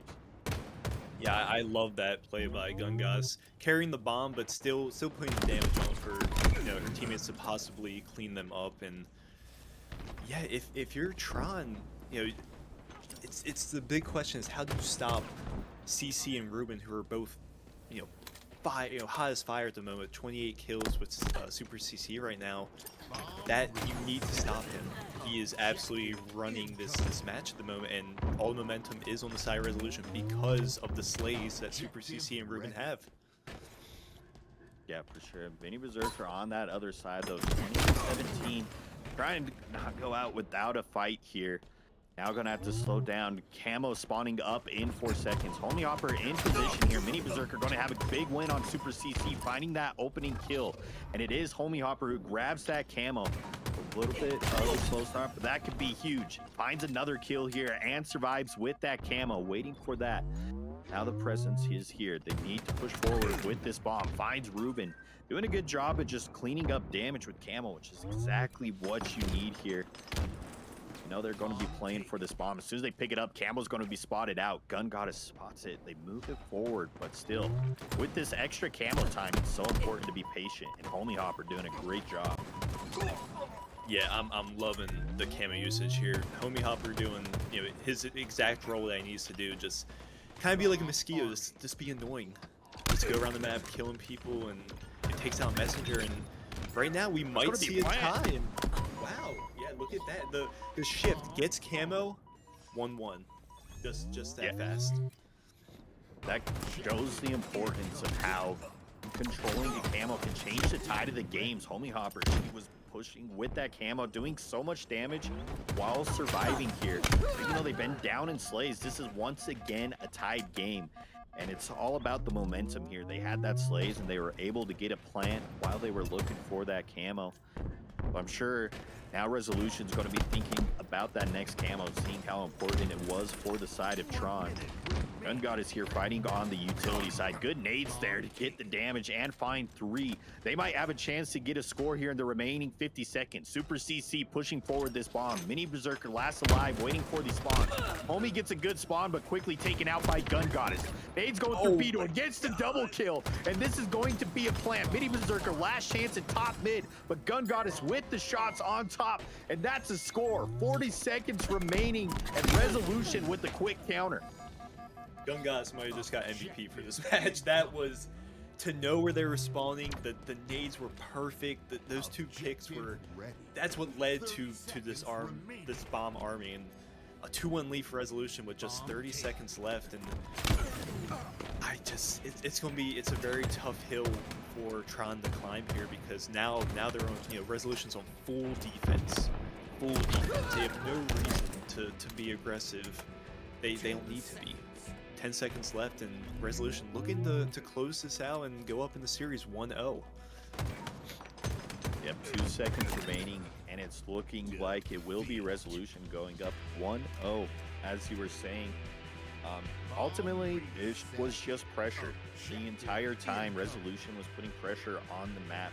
And even when Tron was able to tie that one up, bring it back, they kept their composure.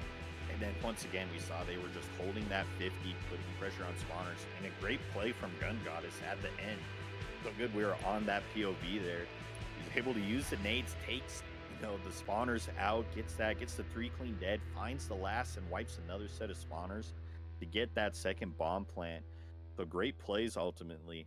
On the other side of Tron, though, they're not out of this yet. They were starting to find, how they wanted to play against this team towards the end. They got that bomb plant. They were starting to get more slays, making it a little bit closer. So moving into this Slayer, it's definitely going to be a little closer. Yeah. I mean, looking at the scores and the damage dealt, I mean, Super CC with 10,000 damage, and I'm very curious to see how Tron responds in this Slayer match. You have to stop this behemoth of a Slayer in Super CCs, and I mean, Slayer's a good way to really shut people down. There's no objectives you have to protect or carry, so I'm curious, with map control, power up control, power weapons, we'll see how Tron responds. Streets is a great map, love that map, and for sure.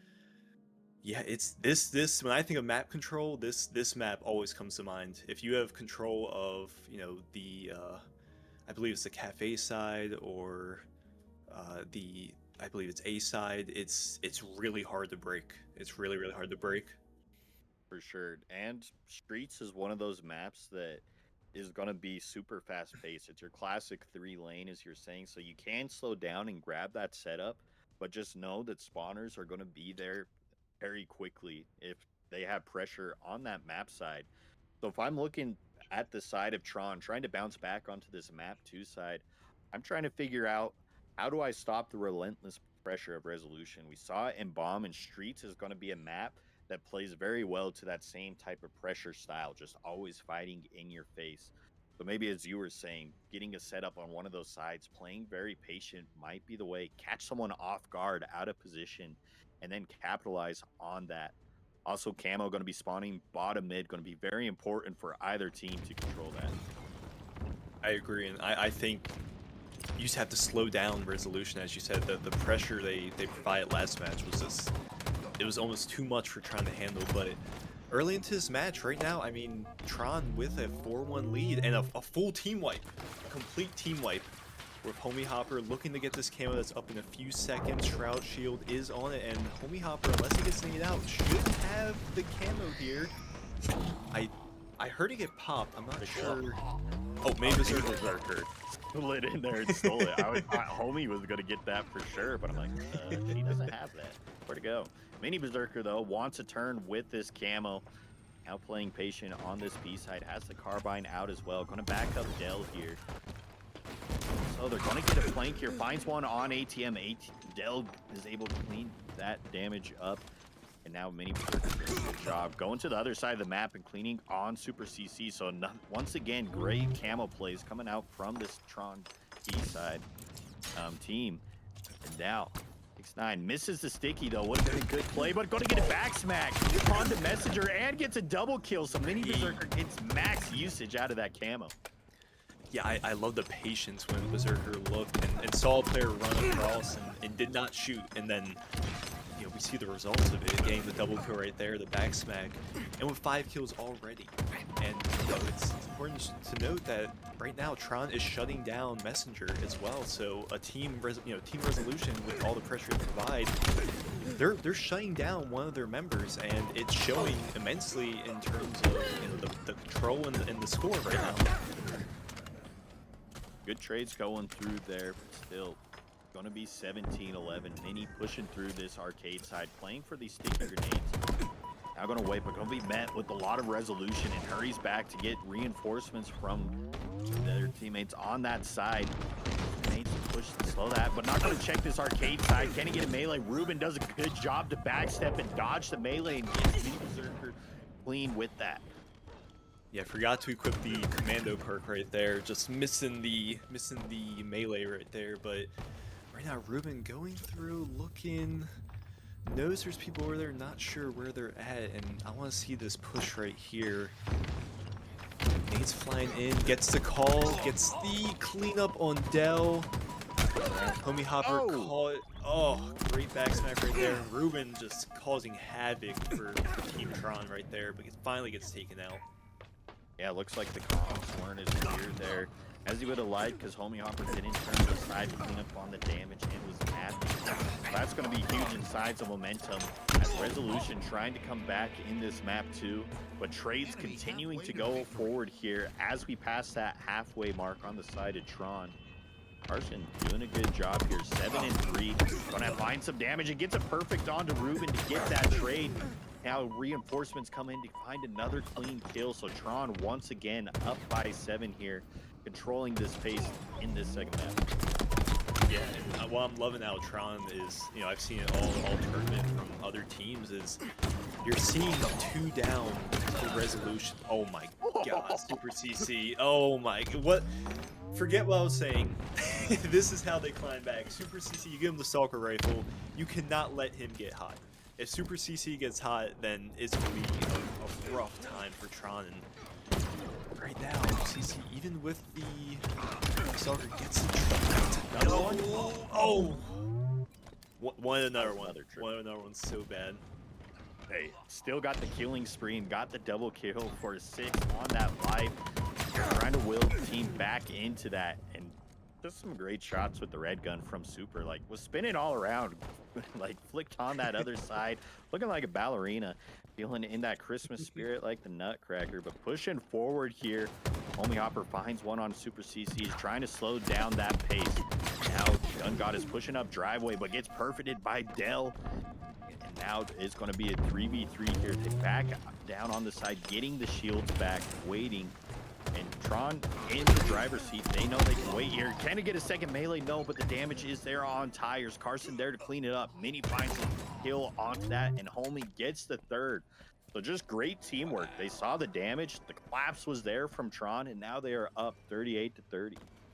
Yeah, and I think we're seeing, because the space that Streets provides as opposed to Aquarius, just the teamwork, as you mentioned, out of Tron is, I mean, I'm seeing just team shooting consistently. You're rarely seeing Tron stuck in 1v1s.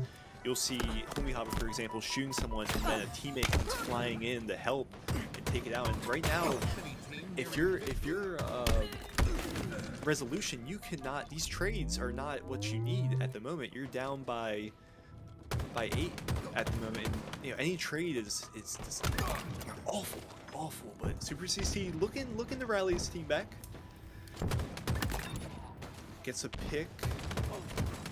Catches someone just hanging out, yeah, and only down by 5 now. It's possible, capitalizing on that damage. Put on the other side of Super CC, they find another 2. So just like that, that double kill does not matter. Can Super find one onto that? Ends up having to back down and survive here. It's gonna be crucial. Almost gets out, but Mini hit the jump, got up to that commando side, cleans it up. So now they are up by 9, only needing 5 to get to that 50 kill mark. Gun God is with the map. They cannot trade here. At this point, you need clean kills if you're the side of Resolution and you want to come back into this. 5 with trading is going to be hard, but that's going to be a clean kill from Gun Goddess. They're pushing towards that B-step side. 1 kill at a time. Finds a lurker on that sub side. Now we see a little bit of different pace. Neither team wants to scam here. But Gun Goddess just doing a great job capitalizing on that damage, getting clean kills. Now that lead has been brought back to 5. Oh! Where did Berserker come from? Oh, and Dell gets the pick. 2 kills ago, 1 kill. A triple kill! Oh my lord. A triple kill, and I think 2 of them were back smacks. We have a ninja on the team.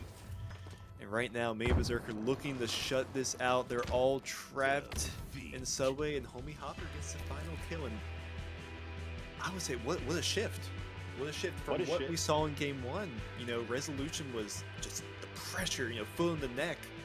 And then Tron does it to them in Slayer.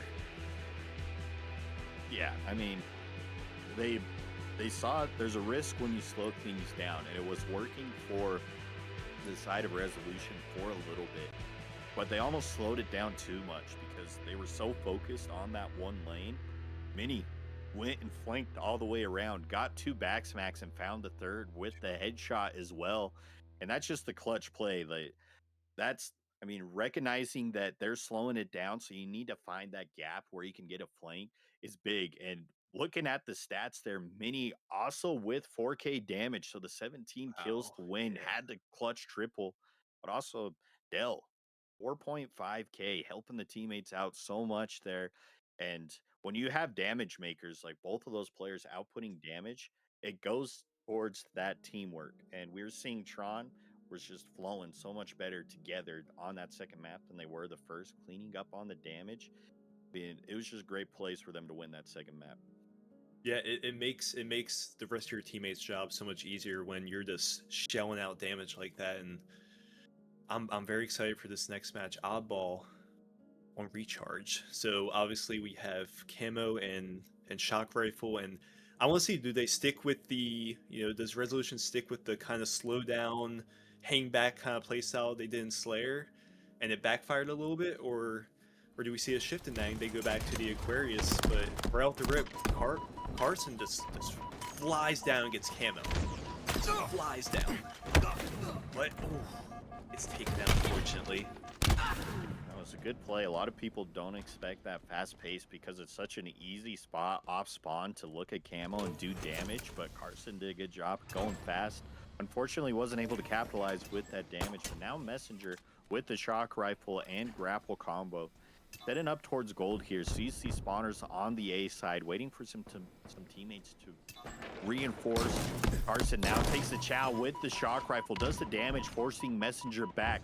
Homie Hopper finds a kill onto Ruben on the other side. So now the trades are here. It's 2v2 and Messenger goes for the ball. Super CC in a good spot, and now it's just going to be some dirty scrap time here on that ball. Clean 7 seconds. Now it's going to get caught out on this bad side. Tries to grapple out, but gets taken out. Yeah, I love their grapple plays with when they grab ball like that. But here's how Gungas does right here. Has the carbine and ball in a kind of weird spot. Kind of see how she does. Takes a few shots at Dell at batteries, and yeah, we have one down on the side of Tron, and this looks like it's just gonna be a scrappy match all together. I don't think Tron is ready to adjust to the. Oh, never mind. 3 down immediately. As soon as I was about to go on a little tangent, 3 down immediately for Resolution. Tron is cooking. Never mind. Everything I was saying. But Super CC with the good counter, they had the position to bring that into C-side, but Super with the great shots on the ball and then lands nade as well. And now finds another kill that's not traded out. So what looked like a setup towards Tron's going to go towards Resolution. They're going to be in the perfect spot here to hold it on this backside. If they can find the kills, Super finds one. Ruben's going to be on the ball, and another double kill from Super. Super wants to erase that Slayer from history and is now activating here on map 3. Yeah, 9-3 right now. Super CC is, this. If I'm Resolution, you have to look at CC to just go off this match, and Super CC is not disappointing. But Homie Hopper does get the back smack, and I think Camo was picked up. I heard the Camo go off, not sure, but 3 down for Resolution. But great play by Ruben to play ball right here with the collapse coming in on Turbine, or on back blue. Yeah, for sure. And that's just the play. You see your teammates going down, balls on that side where you can play it. Don't give them a setup. Just push forward that. And great job out of Ruben to slow the pace down of Tron here. Super once again finds a kill here. Going up 45 now for E2 for the side of Revolution. And they're going to get that more time going towards their side as they have this 44-5 lead, and time is counting. Yeah, it seems like right now Tron is just having some problems just getting the ball. It's like they get the ball and the collapses that Resolution have is too strong. But right there, Carson getting a pick on Gungas. Ruben still hanging out, just chilling. Takes out Homie Hopper, and once again it's 2 down for Tron, and they're kind of going back to how they were doing Aquarius, where the pressure's there and they're splitting up the team. Yeah, for sure, keeping that. And Ruben finds another one. What's going to be last alive as teammates around him get taken out. Gonna have to wait for these spawners here. Dodges the green gun from Mini. Can he land the last bandit shot? Does. Ruben takes out Mini on that gold side to find that opening pick. So now that's going to allow Super to push through that side. Gets to bottom A and activate. They're going to rotate this ball, waiting for that. But Dell, good shots and gets the melee there. Trading that one out. So Tron doing a good job here, keeping things scrappy, not letting them get this ball time. But they're going to need to find some themselves. He's cleared down by 45. Yeah, and there's just 3 down for resolution again, but even with 3 down, Tron was unable to even touch the ball right there. And I'm not sure what Tron needs to do to stop this avalanche of pressure from resolution, but great pick by Dell right there, and it's 2 down for both sides. But once again, Super CC, or not Super CC, excuse me, I believe that was Messenger, just guarding that ball at batteries with their life right now. Yep. Doing a good job here, keeping the pressure. They know they don't need the time, so they can just bait this ball out on battery side. It's such in the open. Homie Hopper, though, going to find the camo here as all 4 go dead, and now this is going to be their first chance for a setup. But they're rotating it into A. A has the spawners. This camo's going to need to make a play. Takes out Gun Goddess. Homie now needs to survive. This ball gets into white side. Out. Good trades out of them. So what was about to be a scary situation, they're able to come out okay. Camel's still alive. Now Homie gonna have to find it, but Super with the ledge jump there gets the 5 onto the camo. Now it's gonna be very hard for Tron to win this round 1 of oddball. Oh, that's gotta be so demoralizing for Tron. You had a full team wipe, 3 down, and you only got, I believe it was, what, 5 or 6 seconds of ball time? You know, if you're Tron, you're probably asking yourself, what do we have to do to get ball time? The unlucky rotation to A, where the spawners were, was just, you know, the end of any sort of momentum they had. But if you're Tron, I mean, you're looking to next round. What sort of adjustments do you think they need to make in order to possibly take this next round? They've been having the slays go in their favor a couple times, but they haven't been able to get a setup with the ball. We saw times where they needed to be a little bit more efficient, be thinking about the ball on that side and move it towards a spot where they can set up and get some time. So looking towards that, I mean, I would want to see Tron start to play for those power positions and find a way to rotate the ball to them. I agree. And unfortunately for Dell, gets taken out. I believe Dell used camo right there, and once again, 3 down for resolution. Now 4 with Gun Goddess and Ruben now spawning in, and you know, a different change of pace here. We see Tron already with ball. Maybe it's we don't have to wait for a certain set. Let's just get the ball and play scrappy. Yeah, especially while the kills were going towards that side, they're able to bring the ball towards gold, wait for the spawners there on that side. It's a 3v3 going here. Homie Hopper with the big win of 5 on to Messenger. So now Dell going to move that ball towards A. Well, they're going to have that. They are in position for this A setup. These next set of kills are going to be super important here for the side. On the other side, Super CC 22-12. Gun Goddess gets traded out here, so great time going towards Tron. Homie Hopper on the top A side with that ball, bringing it to 40 seconds. So a vast difference from what we saw. Like they're listening, they had that setup and they saw the A setup get broken, and now a great rotate towards the C side. Spawners are there, and Dell finds 2 kills as well. So time continuing to go for Tron. Dell with the triple kill. Dell not going to give him an opportunity for the over. Good stuff. Now I'm sure Homie Hopper was looking to maybe play that ball, but Dell just a triple kill, just the clutch factor right there. And this is the momentum shift they needed, 100%. They're up 62 and counting to 0. They are completely shutting out resolution. And I mean, I've seen 3 or 4 down resolution many times this round, and I'm loving the change right here by Tron. Yeah, for sure. And it might lead to a perfect round as they're about to pass that 80 mark. The ball gets played as Ruben gets the sticky here. It's gonna be a big win. Mini gets that onto Messenger to slow the bleeding here from this break, but Gun Goddess gets the kill with the BR and now bringing the ball towards the gold side. So they're gonna have a little bit of setup of their own, but not if Carson has anything to say about it as he trades out on that side. Is now a 3v3. Dell finds another one. Messenger here trying to keep any bit of control of this gold side that they have left. But while they were paying attention to the ball, Homie Hopper grabs another camo and get a back smack. Does get the back smack, breaking this gold setup. Going to see another one. Gets a double kill, cleaning up the one shot here. So the camos really have been hurting that side. And Tron doing a great job at cleaning it up. Yeah, Camo has been the gets taken out there, but Camo has been the difference maker this round. I think they've gotten Camo every single time, and I mean the score is reflective of it. And once again, Tron looking to maybe close out this round. Tourney Lair tries to play ball out to mid right there, but right now I think Resolution's is getting caught on the back foot. Now they're going to have a little bit of a break here. They're able to get a clean 4 dead, and now Super with that shock. But Dell just off spawn cleans up Messenger. Now going to make this setup weak towards the A side. Gun Goddess finds the trade onto Carson. Super just baiting this shot, making it to where they can't cross. But here's the footsteps. Mini though gets the damage in. Dell with the map on the other side. They haven't been able to get a setup here. It's been the opposite this round. We saw Resolution with the setup in the first round, but now the pressure from Tron has made it to where Resolution really can't get any time on this ball.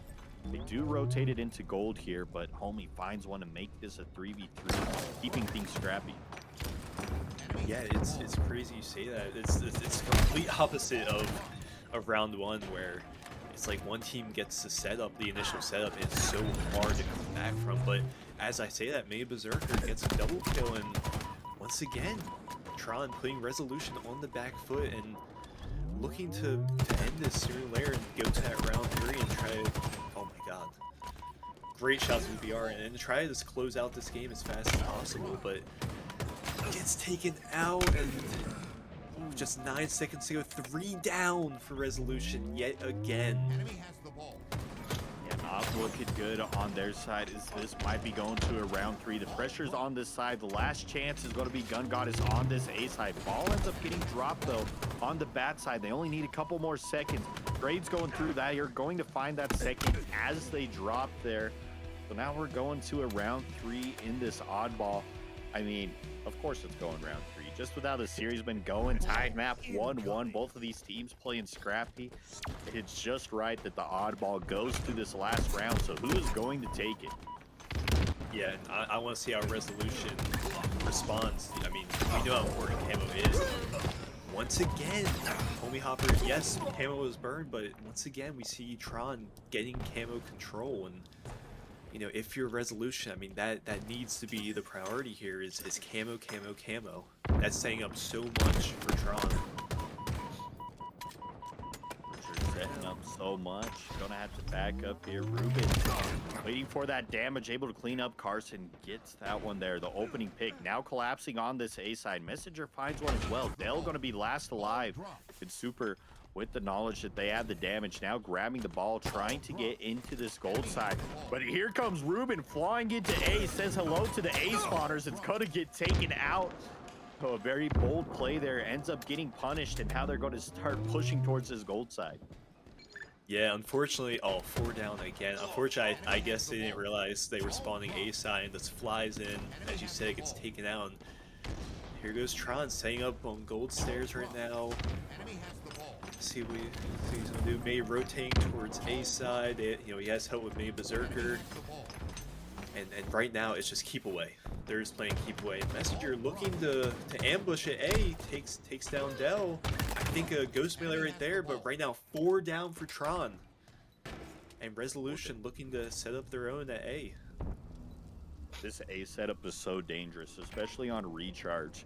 There's so many different ways you can look across the map and get the crosses. So you have this person on the ball side, and Ruben in a very important anchor position on that glass side. Going to be watching the cross moving into this side. So it is vital that Ruben survives here and does damage, and it's doing just that.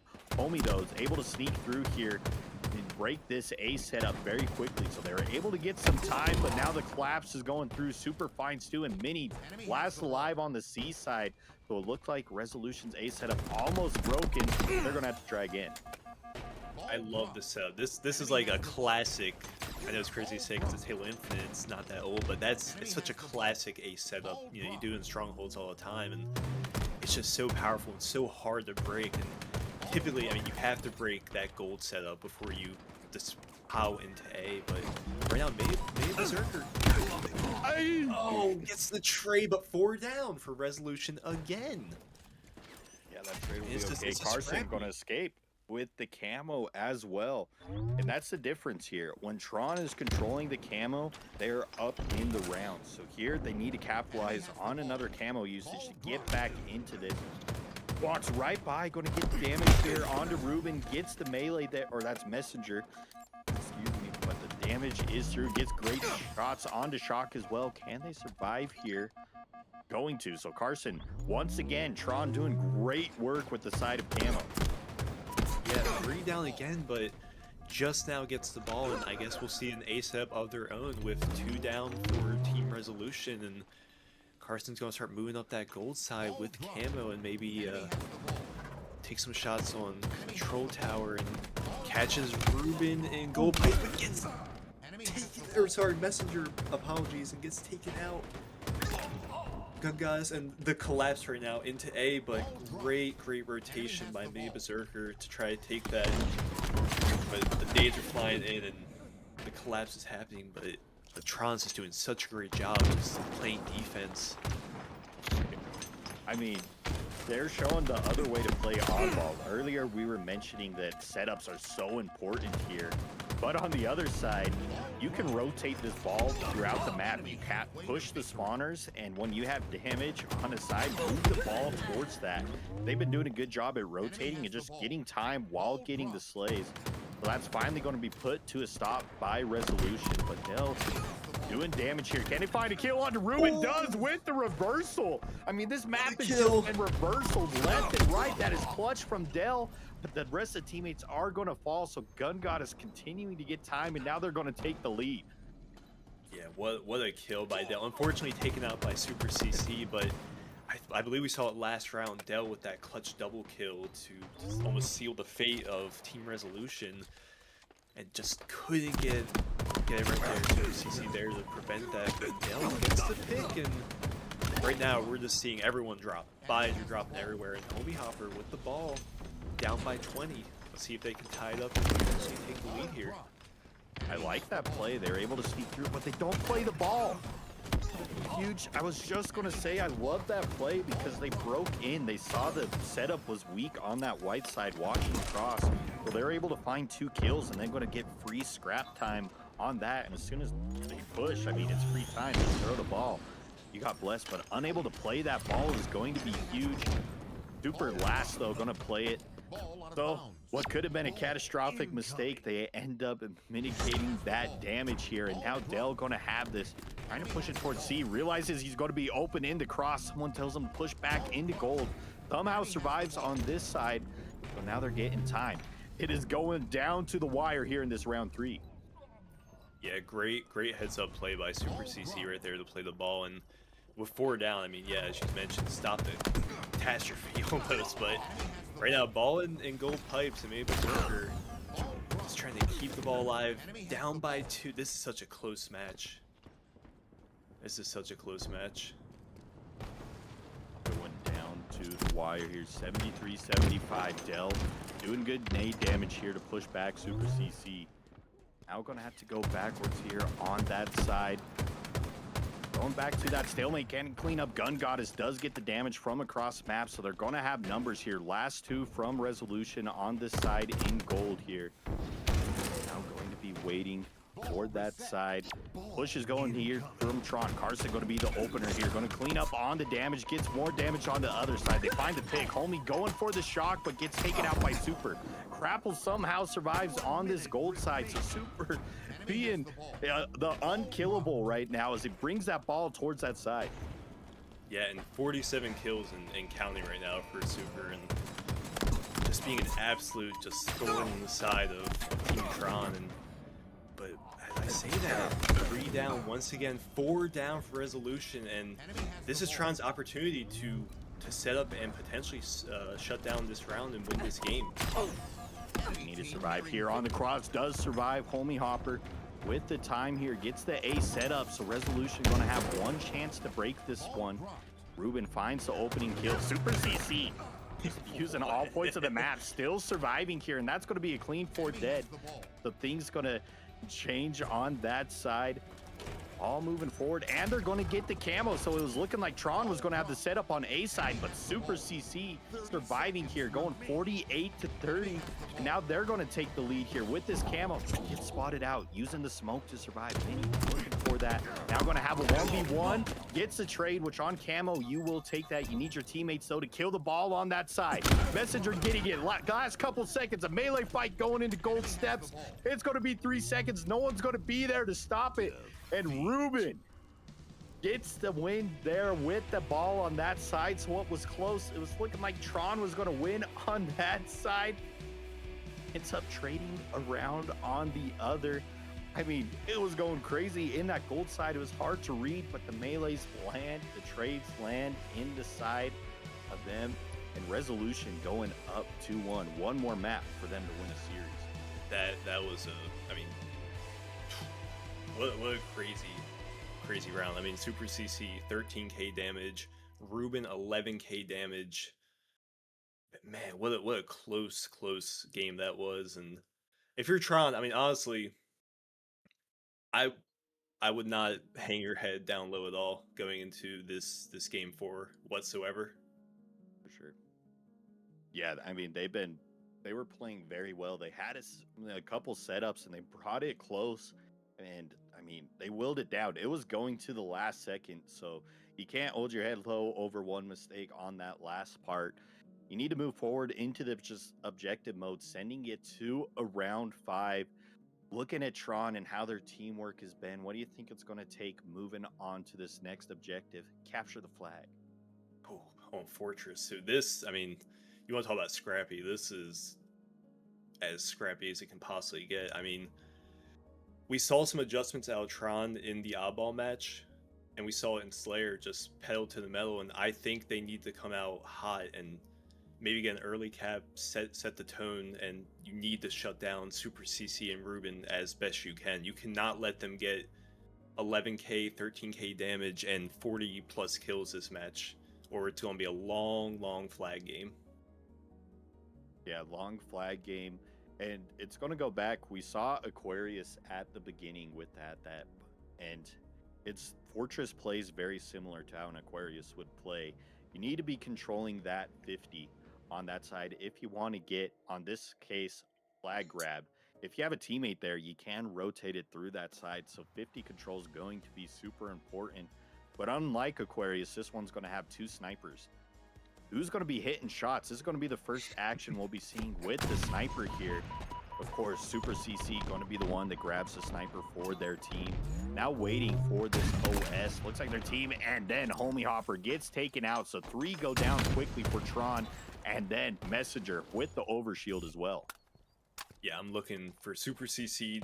I want to see them cook with the sniper rifle right now. And I love that beginning portion. Oh my god, look at that. It reminds me a lot of Pit from Halo 3. As soon as you pick up the sniper, I mean, you're firing instantly across the map. But right now, 3 down, now 2 down for Team Tron. And I mean, Resolution is just on their side, just causing mayhem. And they might be poisoned for a flag pool here, and they do. Carson, though, off spawn, going to do a good job to take out the flag runner. Now Super CC still surviving in this armor side. Looking for the shots there. It's taken out, so now that's going to be a 3 dead. They're going to stop the momentum here from Resolution, and Carson's going to be granted 3 more shots from the work. It's going to land it. Great headshot onto Ruben. That's going to be the opener here. Homie Hopper finds another one, so 3 go down, one of those being a spawner here. We need one more set of slays to grab a pole. Gets the body shot onto Super, backing him up. Homie there to clean up the damage. So Tron in a great position for this flagpole. Yeah, I'm loving what I'm seeing out of Carson. Just, you know, Resolution knows where Carson is, and just Carson's playing the comfortably, just being annoying, but picks up the kill on Gun Goddess, and 3 down for Resolution. This flag is deep. This flag is deep. Replay. Big win. Super did a good job of flanking and getting a stop there, but it's not going to be enough with the double kill. Homie Hopper going to secure that first flag grab. Now Overshield spawning at bottom mid here. Going to be important. Homie in a great spot to play for this one. Nade's going through. Ruben going to try and stop this, but no. The Overshield is popped, and 3 go down for Resolution here. So Tron in a prime position to get into second flagpole. Yeah, and they're winning these team fights, not comfortably, but I mean, it's consistently, it seems like. And with Overshield, yeah, as you mentioned, this should be soon another flagpole and potential cap, but Resolution doing a good job halting this momentum. Super CC gets a pick, but Homie Hopper just a menace right now, just causing so many headaches for Resolution, and it does get taken out. You'd think Homie Hopper had camo, not Overshield, because she got to the back of the base for free and found a backstack with that. Unfortunately gets taken out, but keeping things scrappy on this base. Resolution hasn't had an opportunity to breathe, hasn't had the opportunity to get that map position. You see Carson on their wing side doing damage towards Gun Goddess on that sniper side. Gonna have to survive, and every time we cut to their POV, they're just surviving in this base from the pressure of Tron. Yeah, and Gun Goddess here with Sniper Rifle trying to push back a little bit. And some picks on the side of Resolution, 3 down go for Tron, and Gun Goddess with Sniper looking to help out. But yeah, Mini Berserker on the other side. I mean, 3 down for Resolution. Gun Goddess last one up. Oh, Mini with the great shot to take out Sniper as well. We'd love to see it. 10-4. Now can they control that Sniper? Homie in position here. Going to get another headshot. That's another 3 down. Dell in position to grab this flag. So the second flagpole here from Tron is bent off the back foot from the Sniper of Mini Berserker. Going 11-4. It's still alive. Yeah, as you mentioned, that was Mini. Just headshot after headshot. The buy shot there on Super CC to set up their teammates, and I believe Tron also got Overshield right there. And right now, if you're Resolution, I mean, what can you do to stop this? It's so tough. I mean, you have a team in Tron who is just destroying you at this point in terms of the team shooting and the map control at the moment.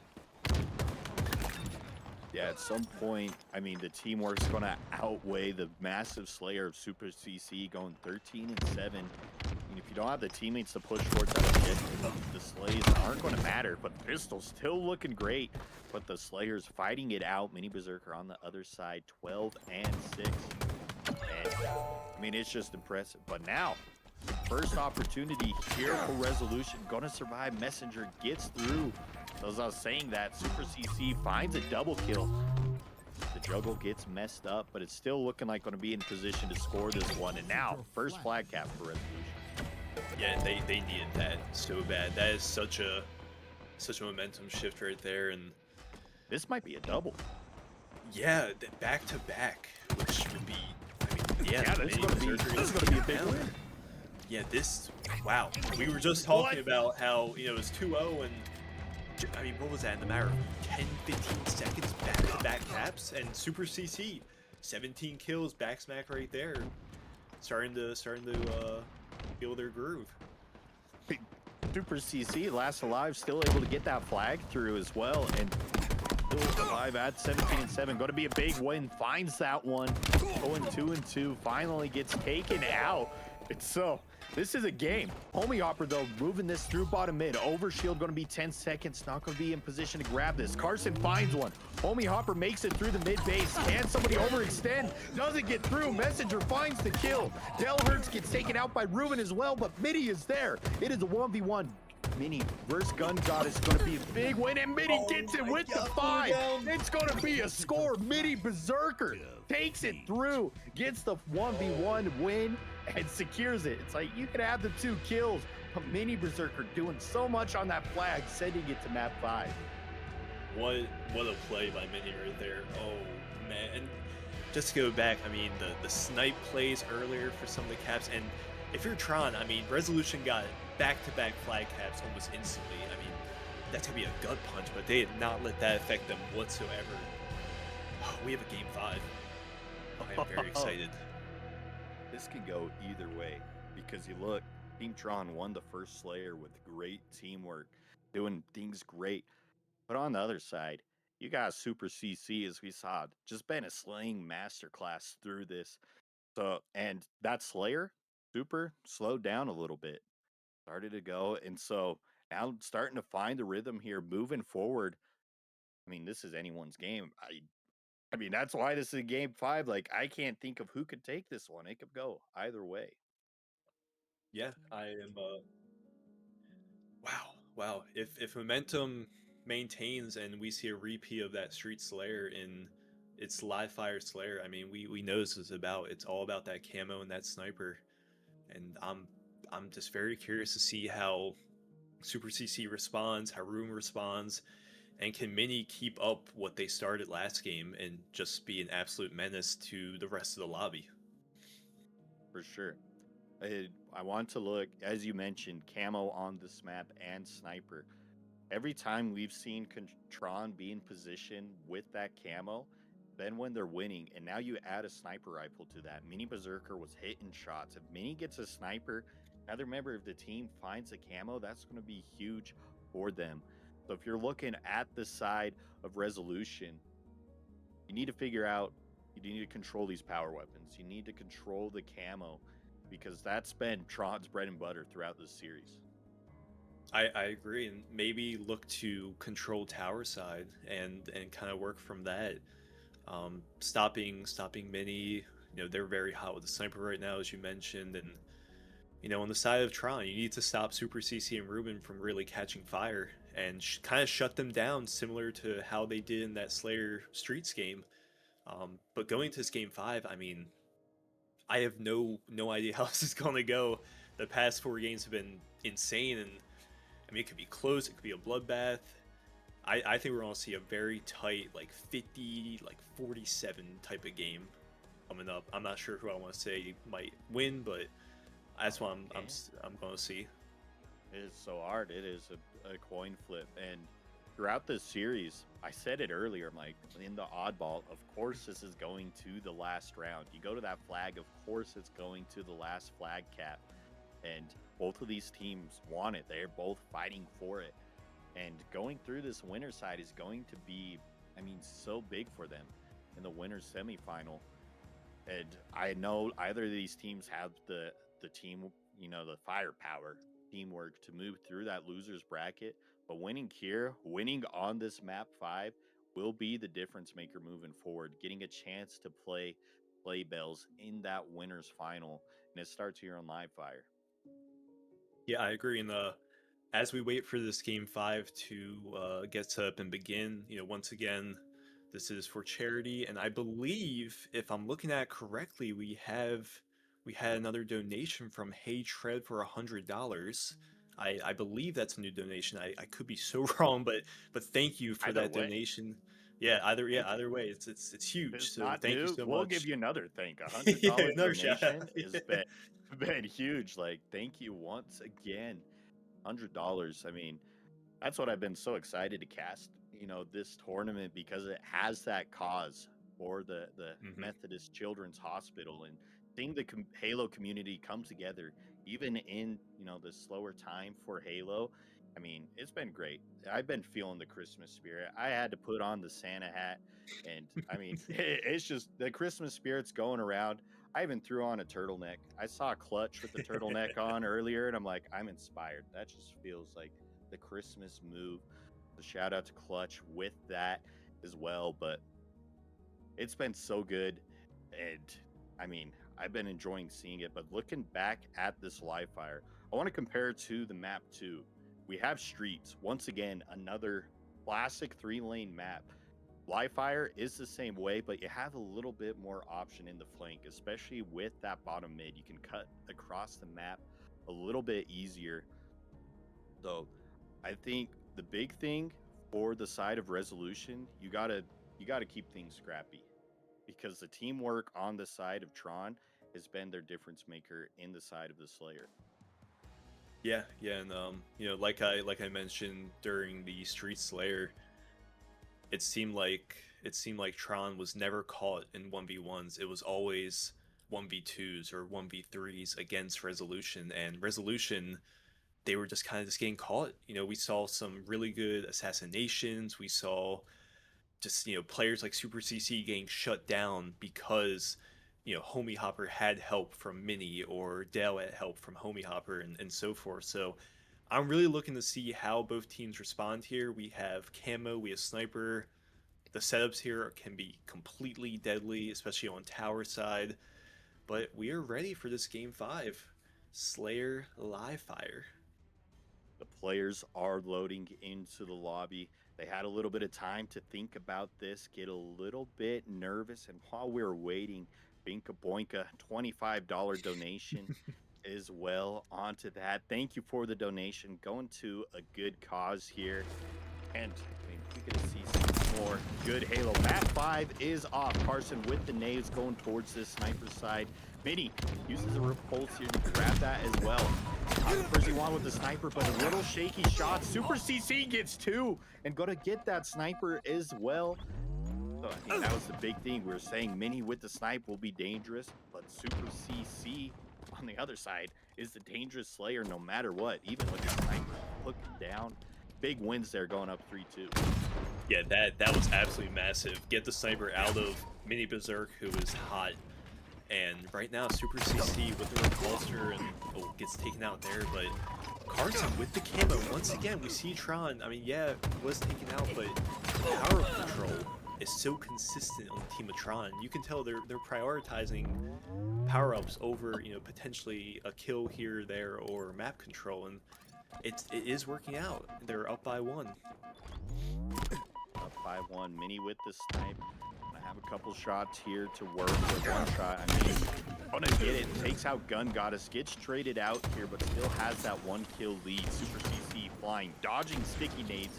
Gonna have to slow the pace down here for the next opportunity.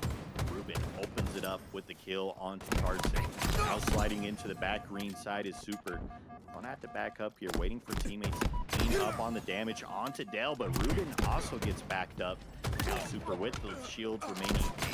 Finally take out Dell, but then the teamwork, as we saw Mini Berserker and Homie Hopper gliding through that big door. Mini with the triple kill with the help of Homie Hopper and the damage.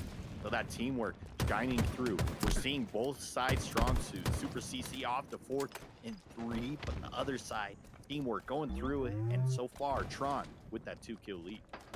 Yeah, it looked like Super CC and Resolution had all the momentum with that back B control for a moment, but Mini Berserk and you know, friends come flying in, and with the triple kill to completely halt anything that Resolution was trying to do. And right now, Mini Berserk with 8 kills, leading the lobby at the moment. And just doing a great job, and I'm curious to see. You know, it's only a 1 kill game right now, but I think the later half of this match is going to be really slow. I think Team 3 will start to realize, okay, this is getting a little too much. We need to take a break. But as I say that, Mini Berserk and once again Tron with the power up. Yeah, Mini Berserker with that camo here gets a back smack onto Gun Goddess. Teammates do damage on the other side. Only going to clean that up, so that's a clean 2. Going to get another back smack. The Mini with great positioning, and now Sniper. Super CC, the last one to survive, has the QT out of there. And now it is that camo Sniper combo. Who other to have it than Mini Berserker? Yeah, let's see what Mini Berserk does here. So 3 down, but with camo, just sends it in. Unfortunate. All of Mini Berserker's teammates went down just at the right time for Team Resolution, and Great stop right there, and just like that, what was a 4-kill lead quickly knocked down. But wow, great shot by Gungas right there. The snipe Carson, and this is still neck and neck. It's so tight. It is so tight. We haven't talked much about Gun Goddess, but I think Gun Goddess is going to be the X factor for that team. We're seeing hitting sniper rifles, and Gun Goddess has been a staple in these Clutch Academy draft tournaments. Ends up getting taken out there, but is definitely going to be one of those players that can make the difference for the team. Now Mini Berserker, 12-4 already with that, and 3 assists. Now going to have 4 bullets a sniper to work with as well. And here comes the patience on that side with the sniper. Going to have QT as well. They spawn him on that A side. Mini hoping there's not a flank on the other. Going to wait. Teammates get taken out, but unable to read that spawn, and that side Resolution pushes through and punish. Yeah, I'm loving this rotation by Mini. You see your teammates going down, just get out there. Don't try to ego chow or anything. And, you know, I'm seeing a lot of similarities to that Streaks game where we're seeing Resolution 2 down every so often. I think it's just, it goes back to that teamwork and the team shooting out of Tron. It's really good. Really Have good. an extra. Oh wait, wants a who was piece that? of the action. Hopefully it leaves before we had to reset the match, but saw how much hype was happening. Like, yeah, up the Slayer. Looks like they're hopefully not they get gonna leave. booted or not sure. Let's keep. I would say keep note of the score just in case. Okay, perfect. They didn't have any impact on the game. No kill, no assist, no death. So we are good. 0-0. Moving forward here. Gun Goddess with the BR and the camo. Messenger there to take it out, going 37-32. And now, Homie Offer, we were saying Mini was Brian, but now Homie there on the other side. The duo we were seeing sliding through Big Door earlier, going 12-8. They're starting to take away the Slayer. They have a little bit of a lead here as they're closing in on that 40 kill mark. Right, and Super CC with the clutch kill there, but yeah, as you mentioned, this lead, it's like Tron got the lead and they have not let go at all. And I want to see maybe we see an adjustment, like a last minute adjustment out of Resolution, or you know, you need to get this camo. If you're I'm sorry, another player joined. Oh no. I know you want to be a part of the action, but join the chat in Clutch Academy and watch Get out here. Yeah, get out of here. Mickey's 23. Hopefully, hopefully it does not affect anything here or spawn art removed. It doesn't spawn in. Hopefully we don't see that anymore.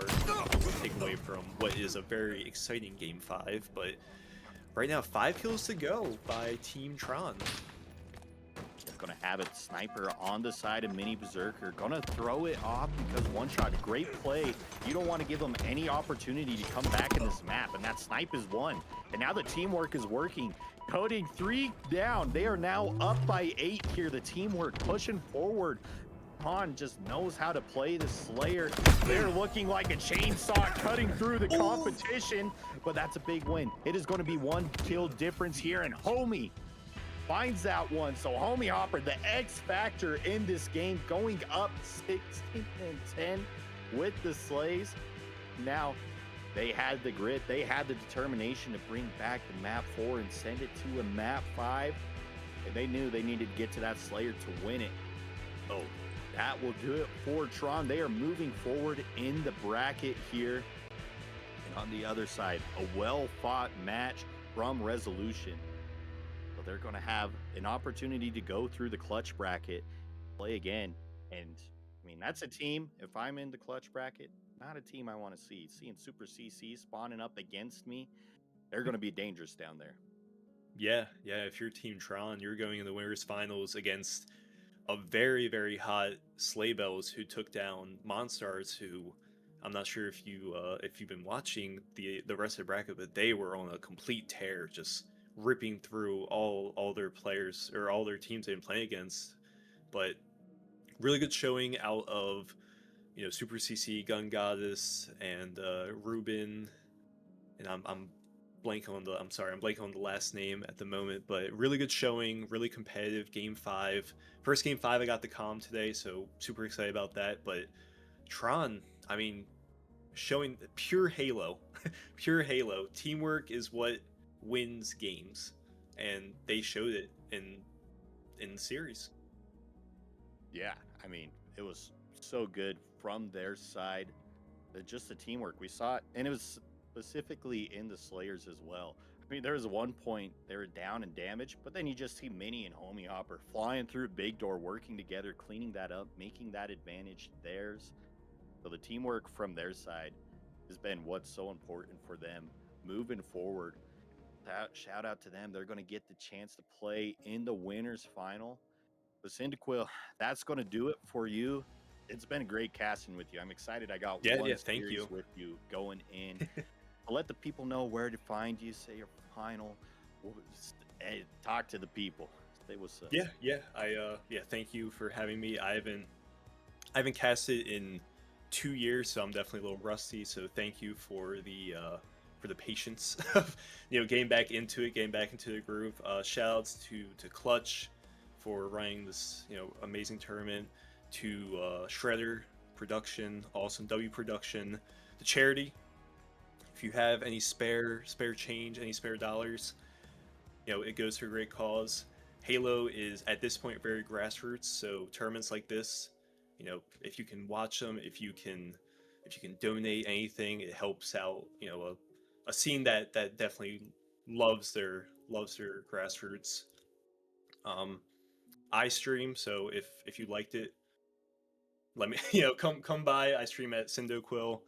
I'm like a Halo historian, I guess. I'm making a competitive history of Halo documentary, so when that comes out, I'll post it somewhere. But I won't take too much time. I will let us go to intermission. Thank you for having me, and good luck in winners finals and grands, loser finals, etc. Thank you so much.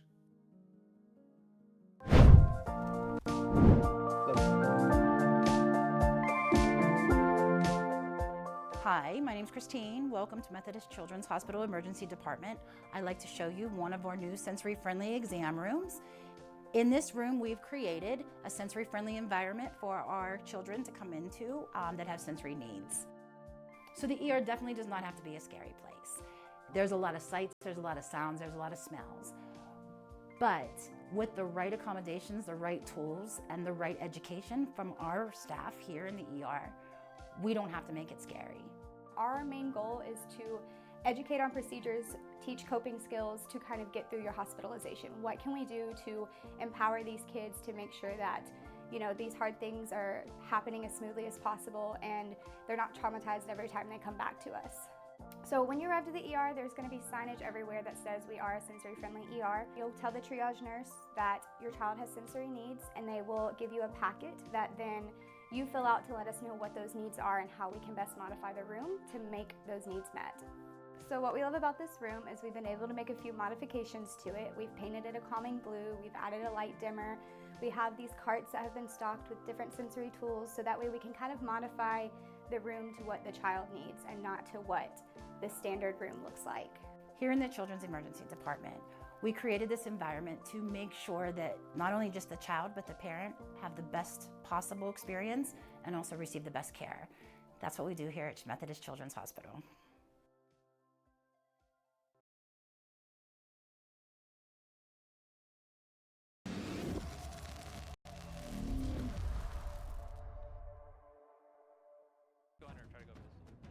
Watch for they got us. So us is gonna be our main room. Our side breach and our main room is cyber. They're training. They're training weak. Another one training. They're training. One more, they're training. Fuck. Bridge, going out training. Weak. Open, unopened. Sniper, I'm dead. Thank you.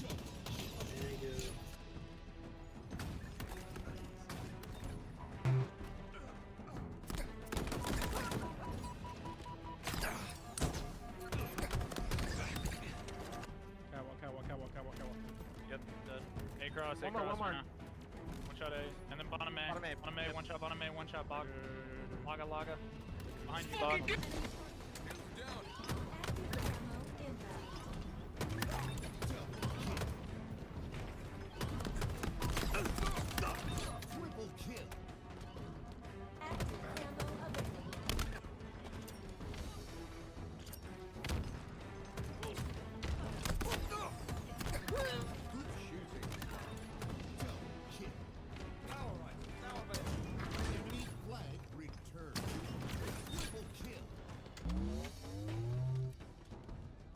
Dead. That's it.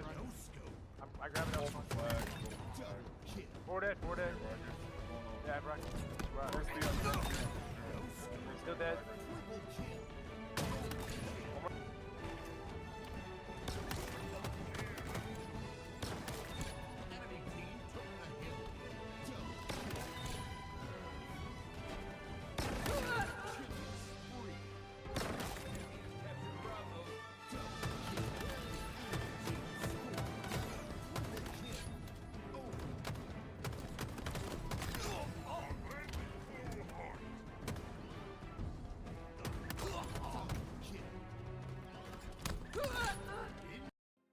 Hello, everybody. This is Miss Lacar here. I am happy to announce I will be doing a partnership coaching as the head coach with the Clutch Academy. I hope you all are having a wonderful time during the tournament. I am going to bring you guys a little breakdown here of how to run the flag correctly, or at least a good setup on Imperium here, or as some of you may know it, the pit. This is with a 4-man team. Obviously, you need some good synergy and teamwork to pull this off, but this is going to be a good general idea for setups that you want to have. This is going to be specifically to pull the flag through the green hallway or the long hallway here, but we're going to be focusing mainly on the green hallway here. And you'll notice on the blue side here, the flag pull that we're going to be going for, I've labeled the majority of the spawns here, at least the major ones that you need to be concerned with. You're going to have their S1/courtyard spawn up here, labeled as number 1, their flag spawn labeled number 2, and their mauler spawn labeled number 3. So really, these red lines are going to be indicating where we're going to be pushing from, basically off of the start. Now, you don't need the power weapons to make this work. Of course, it makes it easier. And I'm going to basically be going over why in detail you need to be holding these positions, what they do, how you're blocking and influencing certain spawns. And then I'm going to jump into the game after and show you exactly how to do it. So starting off here, we're going to have one of your players break off from the main spawn. Obviously, if it's the beginning of the game, you're going to grab your snipe. If not, you're going to make your way straight through sword. This player's job is very important, okay? So not only are they coming to this sword side here, but their job is to watch for the spawners that are inevitably going to spawn here S1 courtyard. The other 3 players, you'll have maybe 1 or 2 push through the green hall here, of course playing for rockets if it's up. Last person pushing through long hall here, grabbing assault rifles, stickies, whatever else you need. Once you have players in these positions here, you can start to think about a flag pull. Now, of course, best case scenario, you're going to be able to kill all 4 players, hopefully within a good amount of time next to each other so they're not all staggered off of their spawn. Let's say you get into this good position here. You get all 4 players dead on the other team, so things are looking great for you. When you have players relatively in this position, you're going to want 1 person in their side sword, either hugging this wall or somewhere around this area. Either way, you need one of these walls, and I'll explain why in just a minute. You're going to have 2 players in close to their green box here, and 1 or 2 players also pushing through the long. And so the idea is that you're going to have 2 players here push together through this mauler side, through the needle side, into their first and go for the flag pull. So generally what we're going to do is we're going to keep this number 6 player here watching for spawners. In these positions right here, you are actually going to be blocking the number 2 and the number 3 spawn here, which is what we're going for. We're trying to block this whole half of the map here and spawn them out here over in the S1 courtyard spawn, right? This is the idea that we're going for. So we're going to send number 7 and number 8 through this side of the map, playing for their first BR here to hopefully be able to grab the map without taking too much damage here. Of course, ideally you've killed them, they're respawning S1, so there shouldn't be much resistance. If there's nobody in their flag, this number 8 player can actually stay back and doesn't need to really push up to help the flag guy at all. But let's say everything's going perfectly, going to plan. This number 5 player's job is very important because if he oversteps this boundary, if he actually visually stares at the S1 spawn here, what he'll do is he'll actually block this S1 courtyard spawn. And if you're close enough to this 3 spawn, the mauler spawn, you'll end up blocking all 3 of these major spawn points at once. and you'll force the enemy team to spawn in their emergency spawn, which is this little yellow box here. They will spawn bottom runway underneath you on their side sword, which allows them to quickly and easily just overextend to your side through runway and beat you to your side as you're trying to run the flag.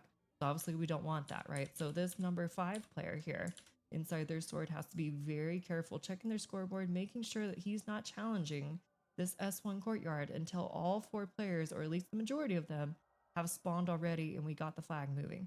So this player is staying still, waiting for these players to move up, waiting for them to spawn, making sure that he's not blocking or influencing that spawn. Now, of course, the number 5 player can re-challenge once he knows it's safe to do so.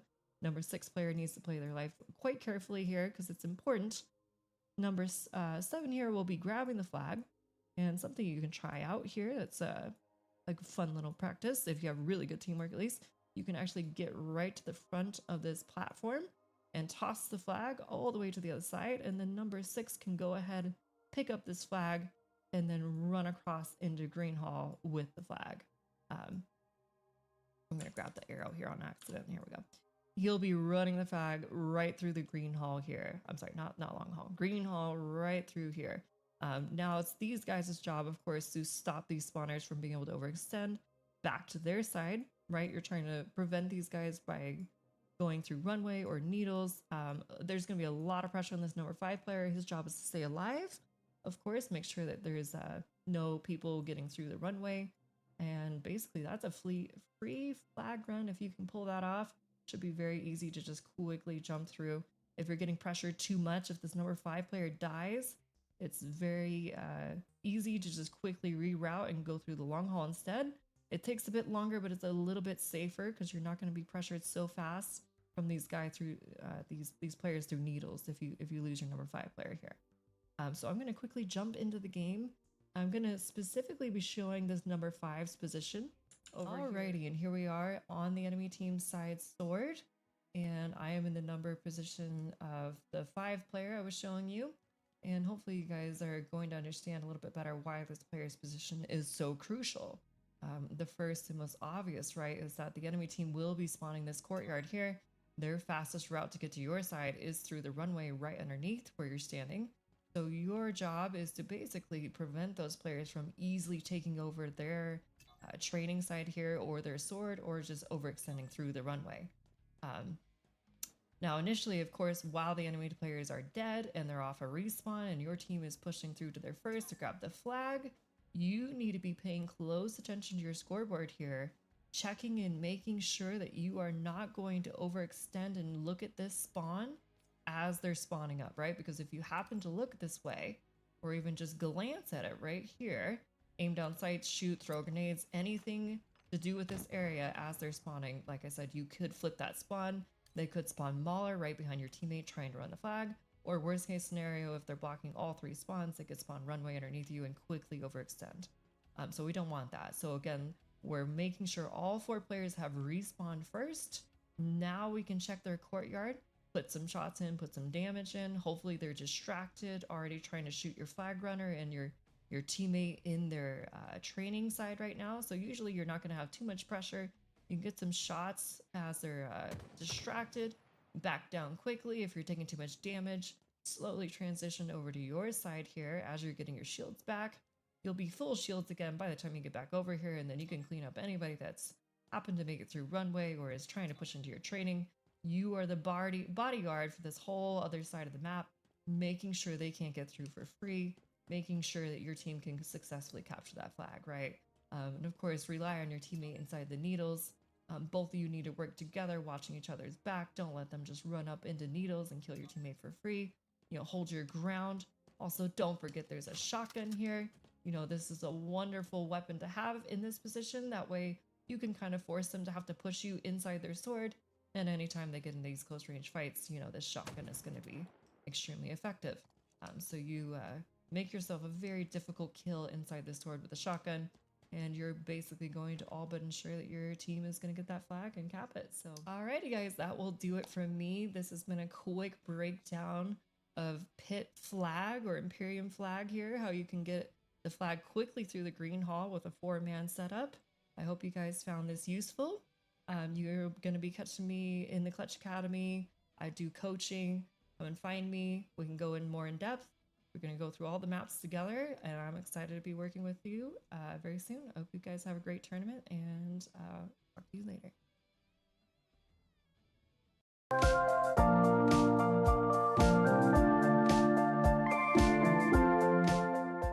Hi, my name's Christine. Welcome to Methodist Children's Hospital Emergency Department. I'd like to show you one of our new sensory-friendly exam rooms. In this room, we've created a sensory-friendly environment for our children to come into that have sensory needs. So the ER definitely does not have to be a scary place. There's a lot of sights, there's a lot of sounds, there's a lot of smells. But with the right accommodations, the right tools, and the right education from our staff here in the ER, we don't have to make it scary. Our main goal is to educate on procedures, teach coping skills to kind of get through your hospitalization. What can we do to empower these kids to make sure that, you know, these hard things are happening as smoothly as possible and they're not traumatized every time they come back to us. So when you arrive to the ER, there's going to be signage everywhere that says we are a sensory-friendly ER. You'll tell the triage nurse that your child has sensory needs, and they will give you a packet that then you fill out to let us know what those needs are and how we can best modify the room to make those needs met. So what we love about this room is we've been able to make a few modifications to it. We've painted it a calming blue, we've added a light dimmer. We have these carts that have been stocked with different sensory tools, so that way we can kind of modify the room to what the child needs and not to what the standard room looks like. Here in the Children's Emergency Department, we created this environment to make sure that not only just the child, but the parent have the best possible experience and also receive the best care. That's what we do here at Methodist Children's Hospital.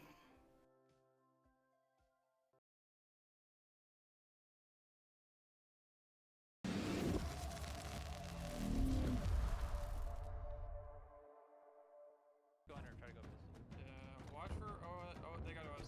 So us is gonna be our main room. Our side bridge and our main room is sniper. They're training.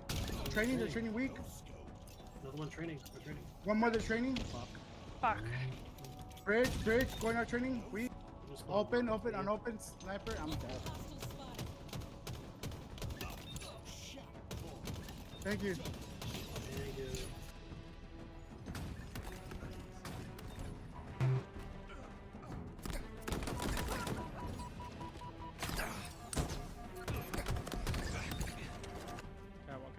Catwalk. Yep, dead. A cross, One more. One shot A. And then bottom A. One shot bog. Laga. Behind you, bog. Triple kill.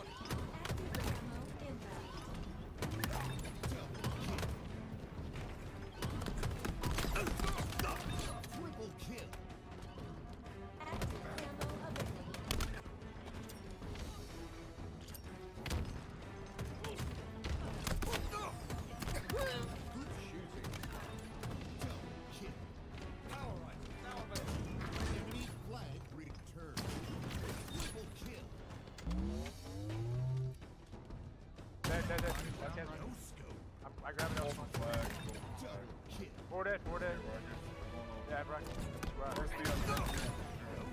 Still dead. Triple kill.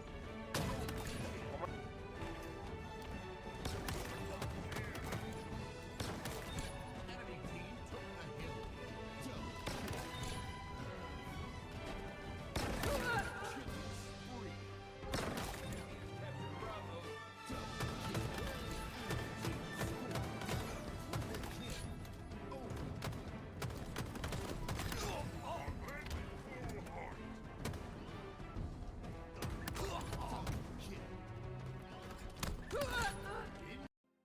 Hello, everybody. This is Miss Lacar here. I am happy to announce I will be doing a partnership coaching as the head coach with the Clutch Academy. I hope you all are having a wonderful time during the tournament. I am going to bring you guys a little breakdown here of how to run the flag correctly, or at least a good setup on Imperium here, or as some of you may know it, the pit. This is with a 4-man team. Obviously, you need some good synergy and teamwork to pull this off, but this is going to be a good general idea for setups that you want to have This is going to be specifically to pull the flag through the green hallway or the long hallway here, but we're going to be focusing mainly on the green hallway here.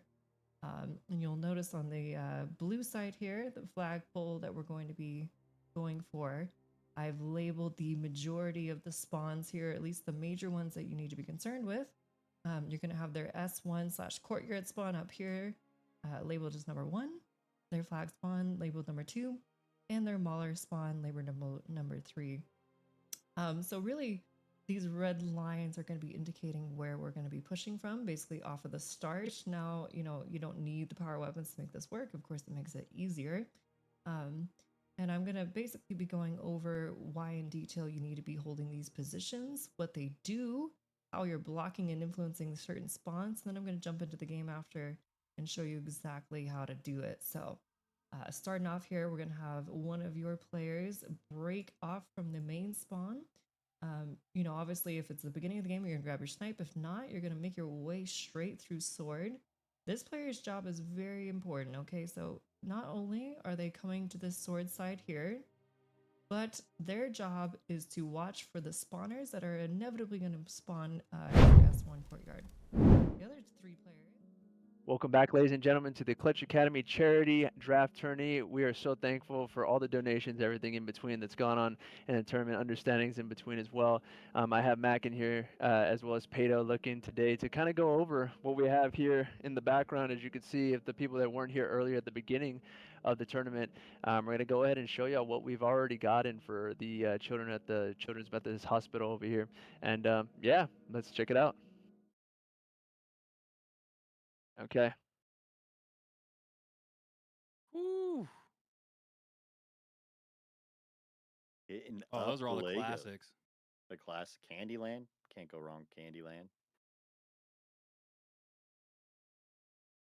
Got a little Black Panther there. And some people might wonder why we have the baby powder and stuff. Believe it or not, the toiletries are so important for the hospital. A lot of people don't realize that they need that as much as they need the little things like colored pencils and whatnot. I'll tell you, as a new dad myself, if anyone ever gifts us anything from the family or friends, we much more appreciate the toiletries and the day-to-day stuff than even the toys. So the Huggies and the baby powder might go a longer way than anything else here, despite how incredible everything is. My goodness, this is a stuffed Christmas tree festivity over at the Clutch Academy household. I might want that Bulbasaur for myself, though. I don't know if maybe we can trade out like a box of diapers and you send me the Bulbasaur. Ooh, Maybe, yeah. That might be a good deal. Yeah, and then we also have baby oil. Been out of stock for a while for a couple reasons. Won't say why. I had to make that joke. No, I mean, this is just a small snippet of what some of the donations you guys have been sending has been able to, happen. And through this stream, we'll be able to get more of this. And like Clutch was saying, he was telling me earlier, it's that they were specifically asking for toiletries and things like that because at the hospital, they struggle with like having things for them to brush their teeth or having diapers. I mean, you can never have too many diapers. It's always that. So those things are so important for the hospital. And just a small snippet of what these donations, have been doing for the Methodist Children's Hospital.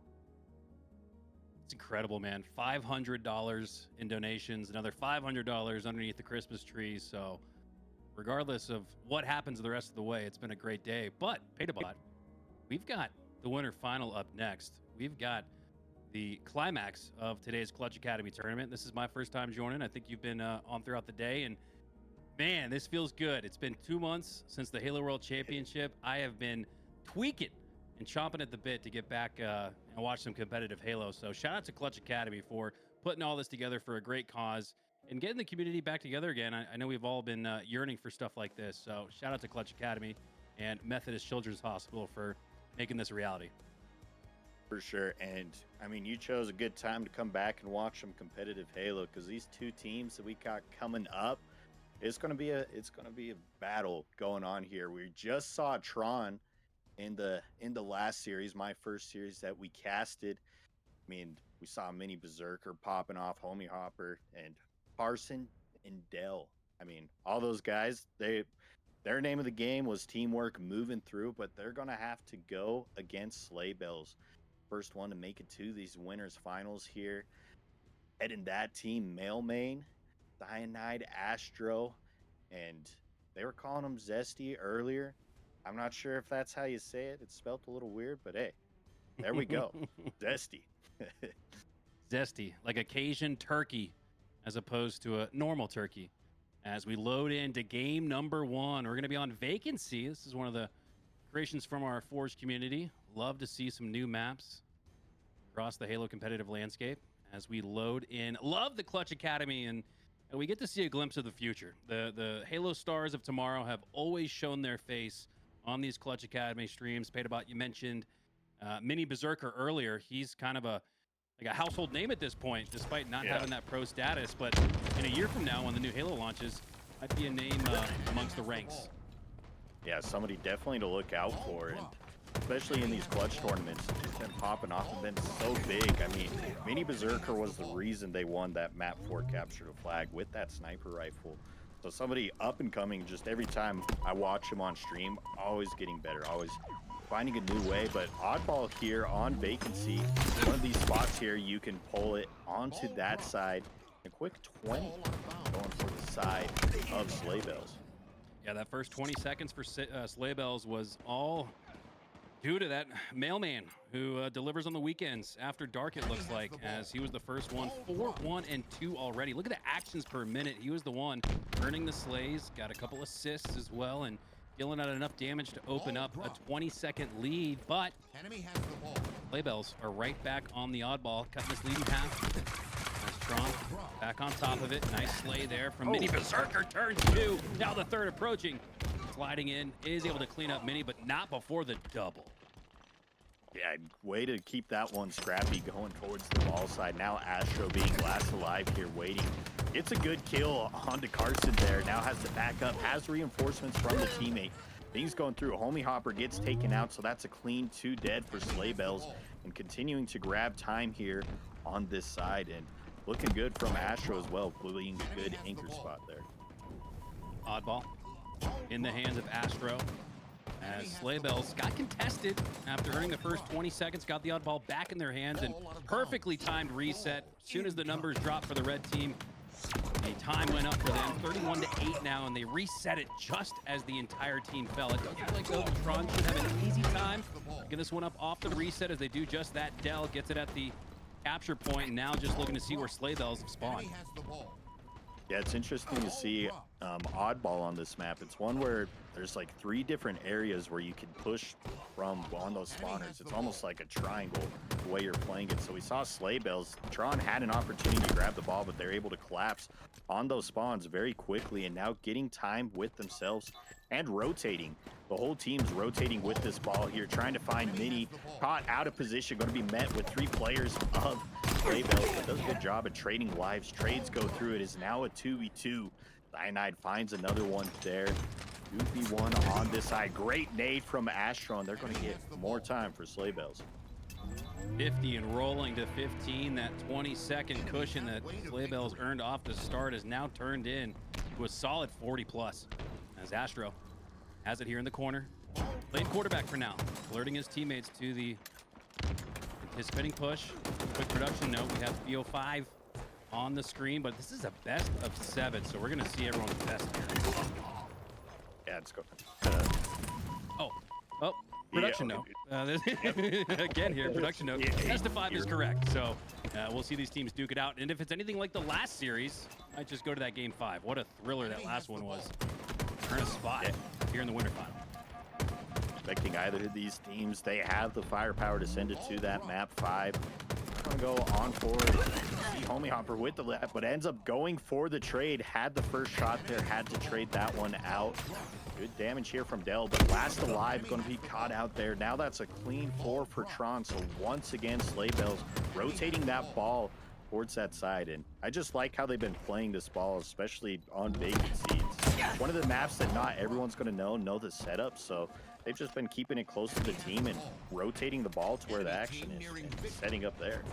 Yeah, not a map that I've seen before, but I do love the new Mombasa vibes. I feel like I'm watching a Halo 2 tournament right now as Tron look to get back in the match. 81-15 here as Sleigh Bells have built up a considerable lead. Mini Berserker using the thrust to find a way to stay alive, earns the assist, but does not get that next Sleigh to maintain their life. And for Sleigh Bells, well, they're just looking for Slays right now. They are more than content to play Slayer as they have a massive lead here in the oddball. Yep, only going to be 18 seconds here and closing. Shock rifle spawns, but that's not going to be the position. It looks like Tron's going to have one last opportunity to make a push onto this. But the remote detonation from Mailman takes out Homie Hopper. Carson there to clean up on the damage, but once again, the trade battle going towards the way of Sleigh Bells. They're going to be the last to try and stop this one here, but the nades are too much as Astro takes him out with the Bandit. 3 seconds, and it's looking like round 1 going towards Sleigh Bells. Clean round 1 victory here for Sleigh Bells. Never really felt like they were contested outside of the very beginning of the match, and you gotta keep your eyes on Mailman. He was the one that opened it up in round number 1. Will he do the same here in round 2? Getting on. I like this map. There's a lot of different high ground spots, a lot of different verticality. We see Mini on the side of Green Tower, then there's Red Tower on the other side that they're fighting from. So lots of different ways to take angles and look for this ball. But Tron with an early start here, Homie grabbing that ball time, waiting for that. Carson here trying to back up, gets a flank onto 2 bottom mid, but going to be met by Mailman. Can he find one? Gets the trade on 2, but Astro there to clean the damage up. With 12 seconds from Tron is now stopped by Sleigh Bells. Tron playing their best on the defense here. +1 numbers advantage in the moment. What a huge takedown there by Zesty. As it looked like they were dead to rights, utilizing the grapple hook. Tricky play there, very difficult to track, but Carson's still able to take them down, get the oddball back in their hands. It's a 15-0 and running lead here. This is the exact type of bounce back you wanted to see from Tron. That's the name of the game for Tron. I feel like they started, slow in that first series as well, the Aquarius bomb, and so now they're bouncing back in this oddball with this lead here. So it takes them a little bit to get the sticks warmed back up going into winner's final. It's going to be a takeout here. Cyanide on the ball here, and just looking through the stats, plays more even across the board from the side of Sleigh Bells. See the oddball transferred to Zesty here. Zesty maybe occupying that role of objective player as their teammate looks to occupy the main Slayer role, playing out the front lines, that bodyguard, as they've been able to get this one right back despite what looked like a really good start for Tron. Just a minute into regulation, it's Sleigh Bells back on top. Back on top here, Homie Hopper with the opening pick, but that's going to be traded out. Now 3v3, they have this side. Mini Berserkers going to be on a little bit of a flank. Zesty reads this one, ends up sliding out, trying to survive, get through bottom mid, but going to be met by 2 bandits, too many. Not going to be able to get to that bottom mid side, and now the trade goes through. Mini getting that first bit of ball time for himself here, letting teammates get set up. Route. Now Zesty gonna have to wait for teammate spawns, but Homie Hopper finds a spawner onto Cyanide. Now have numbers advantage once again. Look at this. Just as Sleigh Bells had regained the lead. A double up potentially here for Tron. As bouncing back. It's been the name of the game here in round number 2. They have handled adversity 2 or 3 times. Start off the early goings of round number 2. It's got them up by about 20 seconds. We'll give it a 19 mathematically, as Homie Hopper, a veteran of the Clutch Academy scene, pushing up on the corner, has the silo as cover, but Zesty has much more cover, much more help. Here comes Mini Berserker, and now going to finish off the player that they were initially dealing out damage towards. Carson slides in. They do pick up the assist before that, but Carson, can they stay alive? This could give Tron the oddball right back, but after 30 seconds, it resets. And right into the hand of Sleigh Bells as well. Cyanide bottom mid grabbed that ball, saw the reset coming, and now rotating it to one of the strong sides here on vacancy. Carson, though, with good shots onto Mailman to make things scrappy. Not going to be able to get much ball time here, and if they're not careful, this is going to be a setup for Tron. Finding the last one here, and now Tron has this yellow side set up. Astro going to be the last to make a little bit of chaos on that side. Trade's going out, but now Tron with that side. Looking good, but they have the setup. This is all house money right here for Tron after Carson barely was able to stay alive. They turned it into a near 30-second lead, a double-up advantage now for Tron, whereas we only saw that type of proficiency from Sleighbells in round number 1, but Tron are now showing us something. Off the reset, though, Sleighbells get right back on the oddball. Mailman playing the corner here, alerting the oddball carrier to work their way to the right as he shoots left. Anticipating the push from Homie Hopper, but Homie Hopper is working a flank instead, and they have the Slay. What an impressive bit of positioning there from Homie Hopper. Yeah, now in the second round, just a bit of going back and forth here. Fine, Scrappy, big win from Homie Hopper with the perfect, gets the double kill, and going to get some ball time as well. You earned that ball time, great double. Patience is a virtue, and you saw Homie Hopper could have aggressively played out towards the front lines and just held forward on that left stick instead. He reverted course, and that decision has paid off, and then some still. Claiming his 20-plus second advantage as Homie Hopper still trying to stay alive. Gets another one there from the help from Carson. Homie Hopper, have yourself a game, and they're not done yet. Perfect shots, 5 perfect shots, 5 straight slays, and that has Tron in the end game around number 2. Enemy has the ball. Homie Hopper definitely been the X factor for this Tron team. Our turn up as well on the Slayer and being the difference there. So now starting to heat up the sticks, getting some big slays here in this second round of oddball. Now Sleighbell's gonna have to fly and try and get this out of the hands of Dell, but they're not gonna be quick enough. The damage is through, and we're going to a round 3 in this oddball. Great play there from Dell. Knew that based on the score, forced Sleighbells into a push. Just kind of reverted course, went left instead of right, and just played a game of keep away as Tron tied things up at 1. Sleighbells off the start of a decisive round number 3, have the oddball back in their hands. That's how they started round number 1. Yep, looking good here. Astro needs to survive. Is going to be taken out by Dell. Somehow Mailman also on that same pillar surviving. Zesty with the nade. The trades are going through, but that's going to be a 3 dead for Sleighbells here. Not going to be enough positioning, though, for Tron to get this ball. Unless Dell wins a fight like that onto Cyanide. Now they're going to get this time. Shock Rifle spawning up top mid. Haven't seen much action of that, but that could be something to turn the tides. Oddball right on the lip of a reset there, but instead goes back in the hands of Tron. And they play that perfectly, where Sleighbells were not able to reset the oddball. Tron does, and they do so with a slight advantage, but off the reset, Slay seem much stronger, as they're the ones to take the oddball off the reset, back in the lead on top. But this one's really been a seesaw outside of round number 1. It's been all back and forth. Yeah, things have been scrappy. Neither team has really been able to get a solid setup here. The small trades of 9 to 10 seconds here. Pound Zesty on the push, catches Homie Hopper looking the other direction, gets the damage, unable to clean it up, but Homie Hopper, one shot, turns around onto Zesty and gets that win. Now 3 go down and ball time going towards Tron. So the scrappy fights continue. Homie Hopper's just doing a great job with their positioning. I love the aggressiveness too. Right after turning that last slay, went straight towards the oddball off the reset. Now the push is coming on strong though. Do they get the reset? They do, and that might be the difference maker in this one, Petabot. The efficiency in oddball comes down to rotations and resets. In this one, we haven't quite seen that tricky rotation that kind of makes all the casters gawk and the chat go crazy, but we have seen some phenomenally timed resets, and that might be what it comes down to. Yeah, especially in that round, Tron's been loving playing this yellow side here because he can get that reset. How Sleighbells looking to follow pace there, gets a reset of their own and having a lead 36 to 19. Mailman 29 and 20 as well, doing good stuff in the stats here, making it in this round 3 for the team to move forward. Mailman gonna get back on it as he gets one.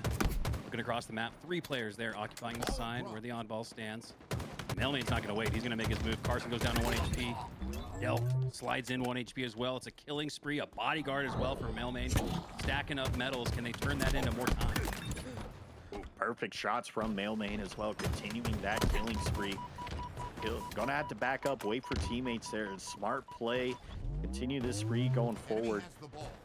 Now gonna push. They're gonna be able to get this ball time on that side, pushing this lead a little bit farther. The flank goes through. He finds Carson one shot. Doing good stuff. Mailman continuing to slay. I'll take a page out of my man's actives book. That is flow state at its finest, and it continues on, flowing like water down a torrential downpour. Slays 34 and 20 with 11 assists to match. The efficiency is on point. Throwing in a little bit of oddball time as well, but when you're the main Slayer, 12 seconds is a lot. You're not holding that ball when you're 34 and 20. Especially, and it's good to see that the team's starting to figure out how to capitalize on these slays as well. Moving forward, I mean, continuing just to wreak havoc in this bottom mid. Gets Vinny one shot as well. Still hasn't been taken out. Finds Homie whipping away. Still gonna get that. Dodges the nades and just the patience here. Not chasing any kill, the damage, making sure every advantage is his. 35 slays to his name, making 36 the frenzy. He's got one slave for every year of life he's been on this planet. Unbelievable performance right here from Mailman. Nobody else in the 30s. He got dealt pretty close. Mini Berserker pretty close at 28 and 27, but that's still 10 shy of where Mailman's been at. That is unbelievable. He's soaring above the rest of the lobby, and his team is on top because of it, up by double. 85 to 45 right now. Stretch finish here as Tron pushes in on the oddball. Game a keep away, just like we saw Tron play in round number 2. Bait and switch. Assist comes through, but trade out ultimately. You got to get the third here, but Mini Berserker's not looking at it. Astro, watch your back. Seen a fastball right there. The date comes through nonetheless. The double kill killing spree. We are seeing clutch up after clutch up after clutch up here in the end game of game number 1. Sleigh bells, what an icy performance. Sleigh bells, they are ringing here because I mean, so many clutches, as you were saying. Like, it looked so many opportunities for Tron to capitalize on that damage on the ball, but somebody just comes through on the flank and cleans that up. So now they're only going to need 5 seconds. Mini going to have to get a big win here. Not going to be able to do that because the ball rotates. Cyanide gets it, and map 1 going towards Sleigh Bells. And what a just jam-packed, action-packed game number 1 here. It took all 3 rounds and every bit of time you can imagine, as Sleigh Bells will ultimately come out on top. I don't think there's any question who your MVP was at game number 1. Mailman with 37 slays. I believe he's 35 years old. Looks like the old dog's teaching the young guns on the other side in the form of Mini Berserker some new tricks. Check out the damage too. 11K. Woo! No one was even in that 10K range. Not even close. The next closest being in that 8K, but 11K.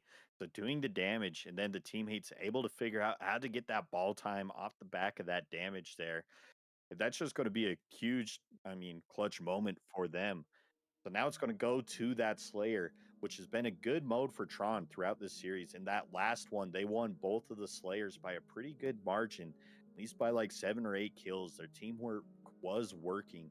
So can they rely on that Slayer advantage here going into game 2? It's going to be an intriguing game 2 setup, but man, I just keep going back to Mailman. I mean, that was just unbelievable what they were able to do. And you saw the damage. You could actually make a case maybe, Petabot, that not as efficient maybe on the cleanups. He didn't have the amount of assist, I would assume, with 11,000 damage. But what they were doing with that damage was pushing the other team off the oddball, off of those timely resets. They never allowed them, especially in round number 3, to take advantage of a reset and get back on the oddball. It felt like every time we saw a reset go back to square one, it was the red team picking it up. So that was all a result, all a cause and effect of Mailman's damage.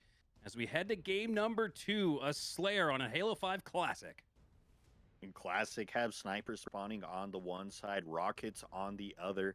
Going to see what these teams opt to play for on this side. If they're feeling hot with the sniper shots or want to go with the rockets, they're doing max damage to a group of people. Both things are going to be important for these players. Both have a strategy to go for that. We'll see what they play for here.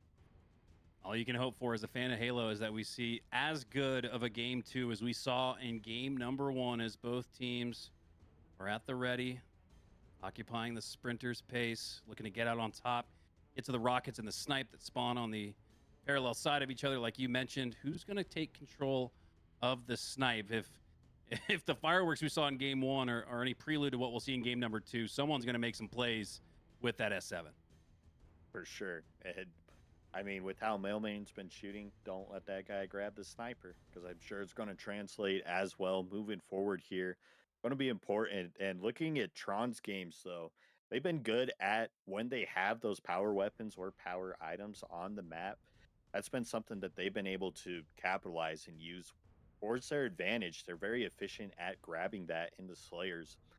So it's going to be ultimately coming down to who's controlling those snipes and if they can, slow down Mailmain as well on the other side. All right, here we go. Players at the ready, diving headfirst into game number 2 as we hop on board here with Astro. As they make their way up to the S7, Dell occupying space on the other side of the map. It's going to be highly contested here. Looks like the numbers advantage is there for the red team. Will that allow them to take control of the snipe? Oh my god, Tron comes from underneath, approaches the snipe, but the coast was not clear. Astro maintaining their positioning right there on the back, not going for the snipe, just trying to open up the lane for his teammate to pick it up, and they execute it flawlessly. Mini able to grab the rock, but gets taken out by Mailmain, and I believe only one rock was shot there, so still one rock to play with here on this side. Trades continuing to happen throughout. Cyanide doing a good job staying alive here, holding this top mid position. Gonna get a little flank here. Also has 8 bullets of sniper here to work with. He's being very patient here, waiting for that opportunity. But teammates falling on the other side. Carson finds one. Mailmain gets the 5. Now the shot goes through, lands onto Homie Hopper. He had the last rocket to get a trade on Mailmain, but they're down a little bit. Cyanide doing good stuff. That rocket is still there and available.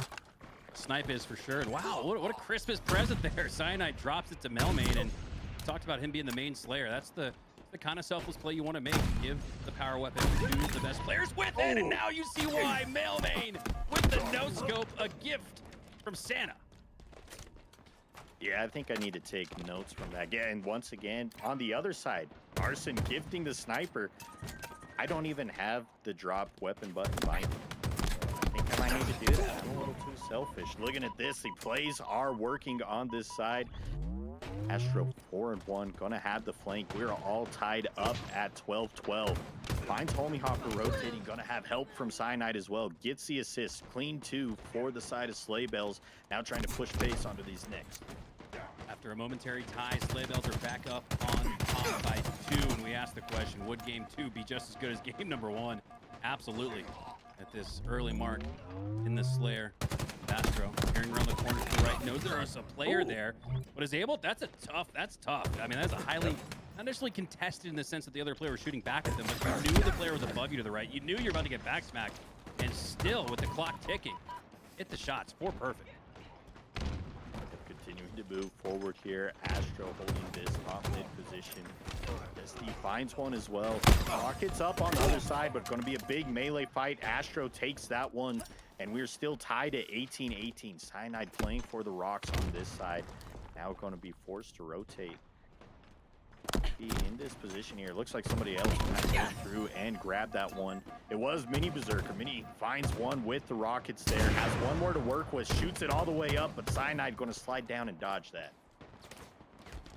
No more rockets left to work with, but still, only down by 2. Nate shot here could make it a much closer game, but Mailmain swats that away. So surprised to see them survive that encounter despite what looked like an advantage for the blue team as 2 fall. Blue, just 1 for red, now 2-2 split. So a 3-kill lead for Sleigh Bells here as Cyanide works their way up to the top of Snipe, gets it for free. Yeah, that's going to be big. Cyanide in the position here to use this snipe. Unable to get that. Does he survive? Does able to back down here. Mailmain finds one onto Mini Berserker here. Numbers advantage are there. Sniper though could be important. Uses the bandit anyway. Gets the perfect and finds the headshot for the double kill. Cyanide waited for the perfect opportunity and it paid off. Back of the headshot forces a ragdoll front flip. As Cyanide talked about Mailman being the one you want with the snipe, but they got 2 players that are just as good with it. Cyanide on a hell of a tear with that S7. Missing a few body shots though, and Mini Berserker gonna make him pay for that. But great job by Cyanide. You see that there? Got the elbow in, made sure to take his opponent down to 1 HP, and Mini Berserker gets cleaned up rather easily because of it. And now the lead is ballooned to 8 for Sleigh Bells. They're starting to run away with it. Yeah, starting to run away with it. Now has 1 more bullet, a sniper to work with here. But it's not going to matter. Astro finds the opening pick on the other side onto Mini. They don't read these spawns that have flipped here. Finally sees that, uses the last bit of sniper rifle here. Now going to do damage, punishing anyone who pushes through that maze there. Now pushing it back. They have the lead. They can have this at 9. Omi going to drop down to bottom mid, gets back smacked by Zesty, and then 2 players. Now things are getting a little chaotic for Tron here, and they're not able to find their footing. Great shots once again from Mailman. Content earn the assist, and as this one approaches the 40s, 40 to 29 to be exact, there's a situation now if you're Sleighbells where you can start to play for trades, push out, bot walk towards the opponent, get that melee trade, and will likely come out on top and take a 2-0 lead. Mini caught out here. Can they find the shot? Mailman does. Finds the killing spree as well. Now that nade hits as well. Gets Carson dead as well. 44 to 30. Has gone to a 14 kill lead. So what started as such a close and past that 30 kill mark. Sleighbells then running away with it here. Finding one shots after one shot. Teamwork pushing through this side. It's going to be 3 kills here. It's going to be very hard, if at all possible, for Tron to come back in this one. What a runaway performance here from Sleighbells. Feels like a 15-2 run the last minute or so. I mean, they really busted open the lead. The triple kill, though, from Mini Berserker makes things a little bit more interesting. Has a kill tack in front of him, but all for naught, as they'll earn the medal. But Sleighbells earn the win and a 2-0 lead in the series. Yeah, things were so close there. But something happened at that 30 kill, that halfway mark, where some people say the Slayer, really starts, where the Sleighbells was able to figure it out. The teamwork was just looking phenomenal. They were rotating through, having one on the flank. The team shots were there. You're rarely finding any of them on that 1v1. Looking at the damage, Mailman and Astro, both in that 4K mark, getting those cleaned up, and that's definitely been part of that team shooting strategy.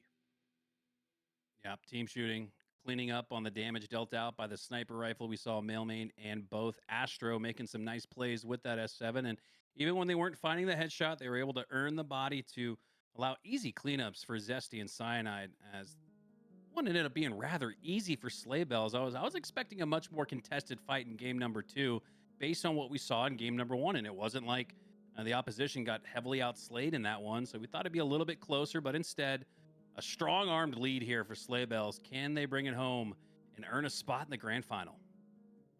Yeah, now we find Tron on the back foot here. How are they going to play, especially going into this live fire King of the Hill?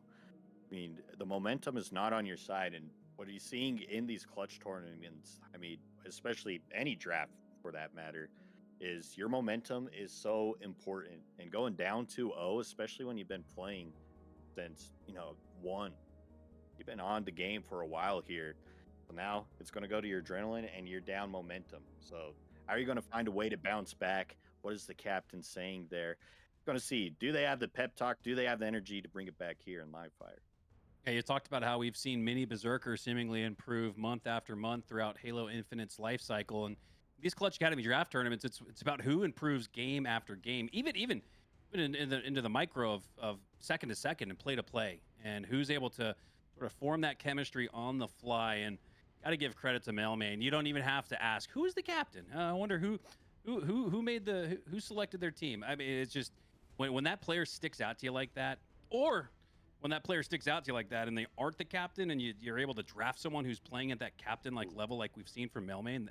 We saw a little bit of that from Astro in that game number 2. That is the recipe for success here in these Clutch Academy draft tournaments, is building that chemistry on the fly. And right now, it feels like this unit has been playing for all 4 years of Halo Infinite at this point. They're looking really good.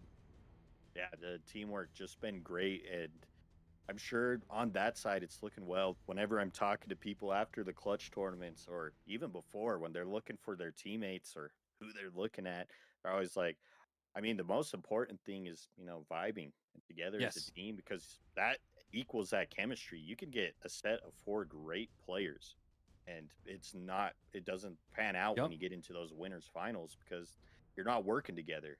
And we're seeing Dev finally figuring out, as you're saying, improving game after game and getting that teamwork. Yeah, and that kind of points to the meta game and the strategy of these Clutch Academy draft tournaments that's sort of outside of the game. It's not the X's and O's on live fire or the opening strats. It's the intangible of maybe taking a draft pick that's a little bit lower elo than what's presenting itself as the highest on the board. Maybe it's taking a player that you have more familiarity with, that you've played matchmaking with, that you've been to a LAN before with. And I've always I've always been a huge fan of when captains kind of skip over maybe the highest elo player available on the board and go for a friend, because at the end of the day, whether it's the top ranks of HCS competitive Halo or something like a grassroots Clutch Academy tournament, the chemistry and the vibes, like you said, are everything. For sure. And I mean, there's been plenty of examples of that throughout the Clutch tournament. I point towards my good captain over at College Halo, Dilly Donut. Every time he's won one of these draft tournaments before, and the college draft tournament. Every time he's picked the name of Malo Tuco when he's drafting. Yep. And they've just been a duo popping through the entire time. And so it's like, you see that duo, you're scared. And in College Halo, it's the same. There's podcasts for it. They always mention the Dilly Tuco duo. So if you can get that teammate in one of these tournaments, find those vibes, I mean, that's huge. Looks like our players are resetting their Xboxes, PCs, and/or games itself, as we've seen a couple of them drop out of the lobby. We'll get this one reset for you as soon as we can. But in the meantime, hope you guys are enjoying the holiday season. Merry Christmas, Happy Hanukkah, Happy Kwanzaa to whatever you celebrate, and what a great way to celebrate the end of the year with a little bit of competitive Halo for a great cause. All throughout the day, we've been raising some money for Methodist Children's Hospital. You guys can use Command Charity in the chat if you guys would like to learn more about how you can support, whether that be donating money or really just being here and putting eyes on a great cause. It all goes a really long way. Yeah, for sure. And we saw earlier just some of the things that, you know, Clutch has been able to get so far with the donations, and more to come going towards this. And really just shows how important, you know, communities like this are. The fact that it's still happening, like we have communities like this wanting to donate, even while Halo's in a little bit of a slow state waiting for that next game. There's still people around still want to play Halo and see. And it's cool to see all these donations come through and for a good cause.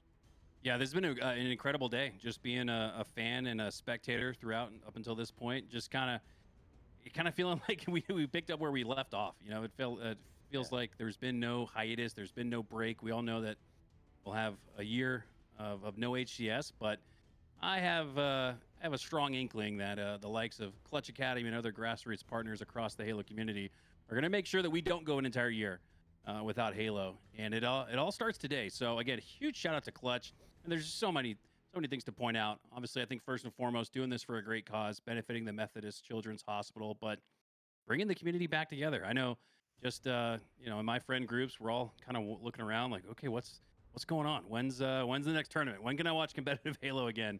Today, right now. Tune in to twitch.tv/Clutch Academy GG. Tell a friend, text your group chat, get on Discord, pop it into the general, and pop the link in there with it, and let them know that if you've been yearning for some Halo, it's right here. For sure. And Clutch Academy doing good stuff. Like you said, join the Discord. You've been missing some Halo. Let's get some 8s going in. Clutch Academy always hosting the 8s there with the neat queue. So you're watching around, feel like you got what it takes, hop in the Discord, find some people, get some games going here, and play Halo. I mean, we've been seeing some good stuff, and we've seen the talent, and hoping to keep some of this talent moving forward, keeping progressing it, because this next game, some of these players are going to take it by storm, like Mini Berserker, I would imagine. Yep. He said, yeah, that's improving every single time. Yeah, that's what I'm looking for in this next year, is trying to kind of read through the tea leaves and try to see who's going to be the next Renegade, the next Lucid. I mean, I'm sure some of those guys are going to retain their spots and roles in the echelon of competitive Halo, but there's gonna in a year there's gonna be some guys that have retired and/or moved on. There will be vacancies, no pun intended, with the Forge map that we're working with here in today's tournament. But there will be vacancies to fill, at least a handful, at least maybe a team of 4's worth. And who are going to be those 4, 5, 6 Spartans from the community that step up into the ranks, and when the next Halo launches, already have a head start, already be in the conversation of, okay, well, who's teaming with who? Who's this person stuck around? This person is new. I mean, it's going to be a really interesting dynamic to see who comes out on top from the amateur scene. And my God, is there any other game that has a more bolsterous amateur community? I mean, we've throughout 4 years of Halo casted every single one of those open brackets on LAN, and I find myself having more fun on Fridays than I do Sundays because the games are just as good. The storylines got a little bit more raw grittiness to it, and it just makes for a fantastic narrative, and it's just fun to root for the players that are on the come up. And we've got a few of them here in this lobby. I mean, Mailmain, he's been hot to trot all throughout Halo Infinite, finding himself some great land placements in those open brackets. And then on the other side, and we've mentioned him throughout the day, but Mini Berserker. I mean, where does this competitor fall in the ranks when the next Halo game comes out? Put in the work in the off season and in this year between game launches, and it's gonna be really exciting to see. Let's say December 27th, 2026. Where's Mini Berserker at? Because at that point, we might have a little bit more of an idea of what the next Halo is going to look like and when the HCS will be back. And I'm sure Mini Berserker will be chomping at the bit to take some of those opportunities that they've earned by putting in hard work when no one's watching and when the communities or the competition is on a little bit of a hiatus. So, again, just shout out to all the competitors still putting in the work despite the HCS going on a hiatus. For sure. And it's just goes, we talked about Clutch holding these tournaments, but there's also somebody in this lobby as well, Homie Hopper. Has Ward 7 production, started towards the end of Infinite, but using those production skills moving forward and trying to host some of these tournaments as well during the off-season draft, just to keep some of these skills fresh moving forward.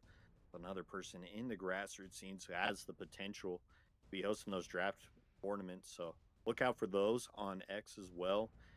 I mean, there's still hope. There's still a community here and that wants to host some of these things, and it's going to be good to see as soon as that open bracket comes back or an opportunity to play.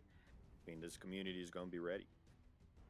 Well, I remember 4 years ago, the HCS Open #1 had 200 plus teams. The first LAN had 200 plus teams. So I think when we're again a year from today, I think we're going to see that again. I think we'll still see hundreds of teams, thousands of competitors vying for those very difficult to obtain spots, and it's going to be very intriguing to see who comes out of the woodworks and who comes out of the shadows and who kind of just pops up. And that's why, again, you watch the Clutch Academy tournaments, because you won't be surprised this time next year when you start seeing some players on rosters that you thought, oh, how did they get a spot on that team? Well, they were frying in the offseason. They were putting in the work in these draft tournaments, still playing matchmaking, still playing Money 8s, things like that.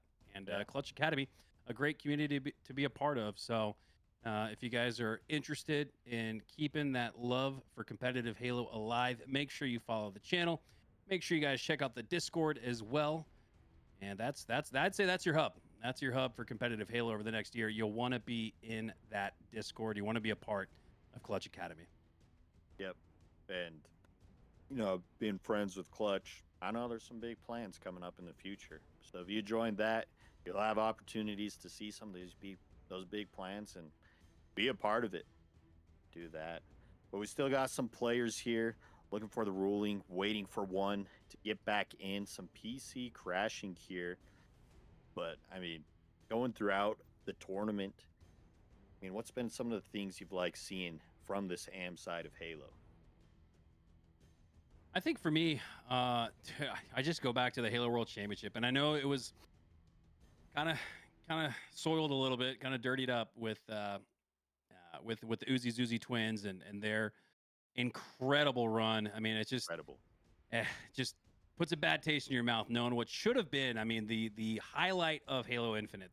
I'm not just talking about this year. I'm talking about the entirety of Halo Infinite. At that moment, the highlight, the best moment was seeing the twins finally prevail. And this is just something that I see across the entirety of the amateur scene. I mean, for every Uzi Zuzi twin, there's another group. I mean, they may not be biological twins. That's pretty rare, a la guys like the Ogre twins. But just the tenacity you see in that open bracket, the fight, the resolve to get knocked out in top 24 or top 32 and still believe that you can place top 16, you can make it out. That's very difficult to do as a competitor.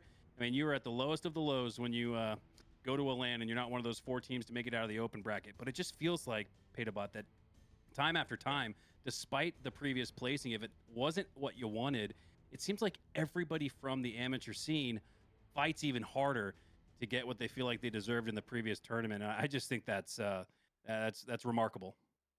For sure. I mean, that's been the thing that stuck out to me from Halo from the beginning. I'm fairly new to the side of the Halo and Halo community.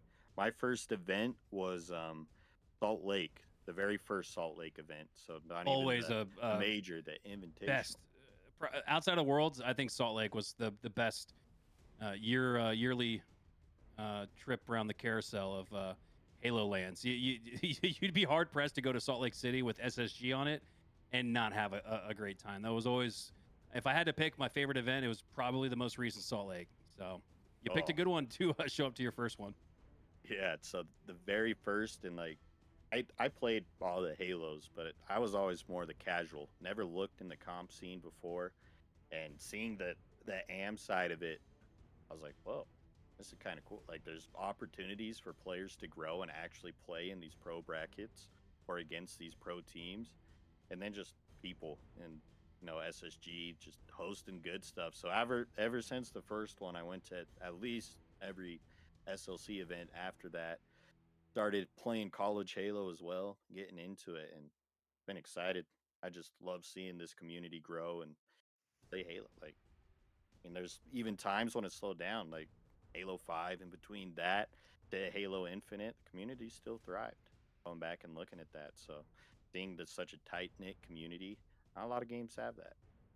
Before you got into the competitive side of Halo, what was occupying most of your time? Were you a firefight kid, BTB kid? What was your jam before you got into comp? BTB for sure, and then Husky Raid. Nice. I just like the, I don't know, brain rot. I don't even know how to describe it. Just Is that the random, TikTok of just Halo? spamming. Yeah, the TikTok of Halo, where you Spawn don't and really shoot, have to spawn and think, shoot. just shoot your gun and Yeah. hope you can push forward. And Yeah. I guess it stimulated me enough, and then moved to BTB when I didn't want that. But yeah, that was through, and just local, like through a child, we'd always plug in Xboxes. Do the plug in, get someone's in the basement on theirs, four players screen, someone on the main floor, Hell four yeah. players, and then go talk smack after you beat them, something, just random custom. So I've always been Halo, but I'm excited to be a part of this comp side. Yeah, there's nothing like a Halo LAN, and whether it's just something you do in the basement of your buddy's house down the street, or you show up to an HES tournament, you want to be on LAN and all the free play action. I know when we went to Salt Lake City, Swiftkill, former Halo Pro, he hosted a Halo 2 LAN at his house, so a lot of opportunities to LAN despite not having an HCS circuit next year. So, hey, even if you don't find one online or in your friend groups, what's holding you back from saying, hey, come on through? We're getting 8 together to LAN some Halo.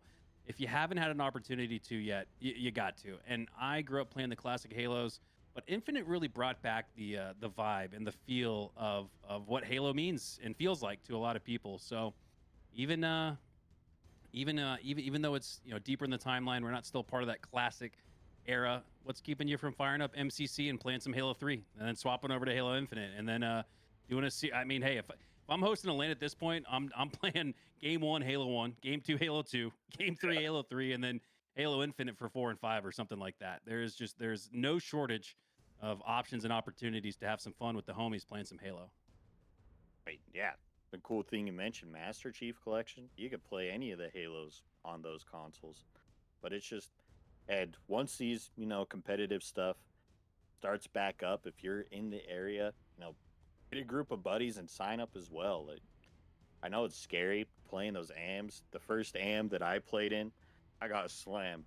Wasn't even close, but still had fun. It's like, you got to get over that first one, improve. So if you have that fear of going and competing a little bit, just bite the bullet knowing you're not going to do good. Maybe you do good, but odds are, it's your first time you're learning. Bite the bullet, start playing Halo, and get into it and move forward. It's definitely worth getting into this community. Well said. Well said. Well, it looks like Cyanide. Shinhype's our observer. He's always here. Looks like Cyanide has worked their way back into the lobby. Seeing some R's in the chat. Stream is ready. Players almost ready. So we've just been riffing for a little bit, reminiscing on the just incredible 4-year run Halo Infinite had. We're diving deep back into the classic Halos as well, but it won't be too long till we're back in the action, as Cyanide just needs to join that Eagle team, and we'll be all set. Hey, speaking of Cyanide, got a shout out, $25 donation from Cyanide to the Tourney. Well, right as we're talking about our man there. Thanks for that. And Binka Boinka, once again, doing so much for this, and Clutch. We always love having you around here. Thanks for that. And hopefully you're enjoying some good Halo tournament here. Hey, I got no problem with Cyanide going AFK for as long as they want, if it means that they were on the other monitor, putting $25 towards the cause of Methodist Children's Hospital. And after doing that, Cyanide joins that Eagle team. We are loading into game number 3. If you're just joining us now, Sleigh Bells have a 2-0 lead over Tron. It's been a close series, though. Don't let that 2-0 lead confuse you. This one has been very close. Game number 1, a barn burner, back and forth, went to round 3 of the oddball, and then game number 2, close into the 30s before Sleigh Bells just let Reindeer and Rudolph lead the way and just took off with it, it felt like. And that's got us here in game number 3, ready to load in. Halo action is live once again. Here we go. There we go. I think my favorite comm just came through the chat. Papa Berserker letting us know that Minnie's doing push-ups right now to lock in. While we're loaded in, getting locked in with the push-ups as well. And hopefully they'll be able to push forward through some of this technical difficulties that they have. And we are off. Sniper spawning up, and Astro going to get that one for free and gets a nice little body shot. Oh, body shot, making a no-scope headshot. Astro popping off with a snipe once again. Continuing Astro, there we go, doing max damage, getting that sniper for free, and gets another headshot. Astro lining it up, now rotating for this camo side. Gonna have 3 players here, gonna be a fight for this camo. Actually, Cyanide able to grab that one. Can he survive? Ends up getting traded out by Homie Hopper. Sniper still there, getting the damage from Astro, but gonna be last alive here. Forced. Still able to make it through this bottom mid side, getting the shields back. 1 bullet to work with. Gonna be for Carson. They get taken out. 2 go down. Still has this 1 bullet remaining here on the rotation for this hill. 1 shot Enemy left. team took the hill. We know Astro has the capabilities to make it worth it. You know, right on cue. Mini Berserker gets the wig peeled. Back to the respawn screen and back to doing push-ups. Push-up and need to log back in with those. Balls off the map too. Gonna do another set for that with the longer spawn. Killing spree for Astro as well. Hasn't died yet on this map, going 5-0. Doing everything now, taking this objective time here. Holding those spawns, looking for this next one. Homie Hopper going to get caught out on that mud side, but Astro going to eat a nade, yet still survive, still on that 0 death mark. You can't really identify Astro as a main slayer, as an OBJ. He's just been the jack of all trades. He's been transitioning from role to role to role, all the while staying alive the entirety of game number 3, 6-2-0. And I just cast a curse and welcome back to cast. Taken out at the 1, but still doing it all here. Or go down. Mini Berserker, the other player, 6-4 in the push-ups. Got that pump going. Is now locked in for that time. Gonna grab the QT. Gets taken out by Astro. Moving forward, that's going to be a clean 3 dead. So these wipes have been clean team wipes for either side. Delve the last alive, but going to be taken out by Mailmain. And another camo spawned up, and we're still on this first hill. Sleigh Bells got a little difficult there at the end. It looked like a much easier road to a 1-0 lead, but Ron made him fight for it. And now the early rotation falls in favor of the red team. So despite previously scoring on the other side of the map, they get right back to C plat. Get right back on the board already at a quarter. Cyanide, good melee Mailman there to trade that one out. Camo still active here, but the teammate going to reveal him. Gets the back smack though for the trade.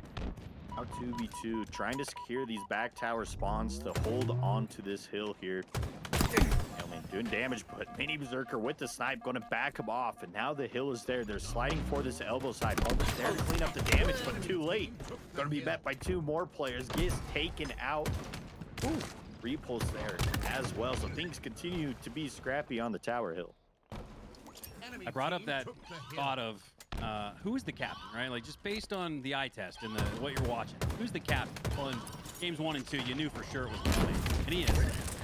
But even in a little bit of game 2 and all of game 3, Astro has looked like more than just the first pick. They've looked like the captain of the ship, leading the way with 9 slays. Mailman patching his 9 now with 10.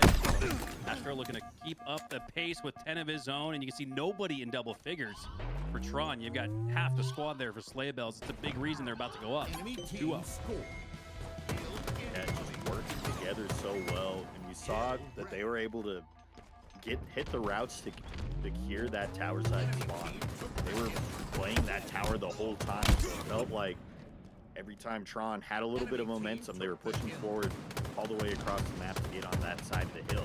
Now we look, they had a masterful rotate. Spawns once again for the hill, going towards the side of Slay Bells. They're just doing great that even when the Slays aren't there, they're getting in the right positions, in the right spots. Earning all of the rotations despite previously scoring on all 3 hills. Very impressive, very difficult to do. Cyanide going to stay alive inside of the hill, trades out ultimately with their opponent.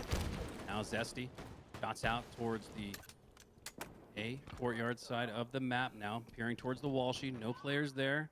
Trying to use deductive reasoning to determine where this opponent is pushing from. Finally finds the fight in the rat tunnel, calls for help. The bait and switch is flawless, and we'll talk about some chemistry.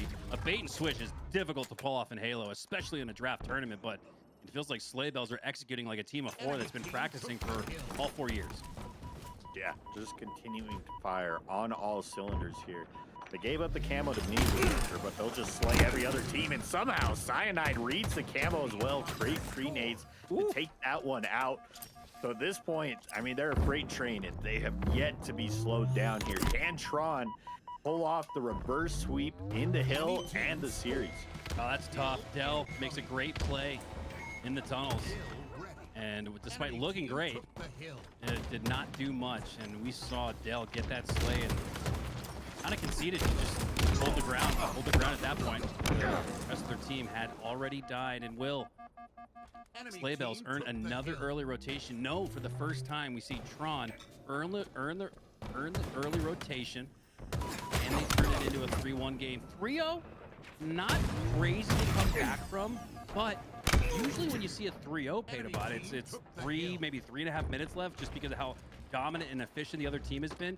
Tron has been contesting these hills, and Mini's Berserker earns another headshot with a no-scope. So again, they've been contesting hills, but it's left them less time on the clock. Only 2 minutes left to work with, but they maintain their positioning for the next 15-20 seconds or so. They could keep that clock below the 2-minute mark, but after Homie Hopper goes down in the hill, they've got less than 2 to work with, down by 3. The map doesn't quite add up, and down 2-0 in the series. This could be match point.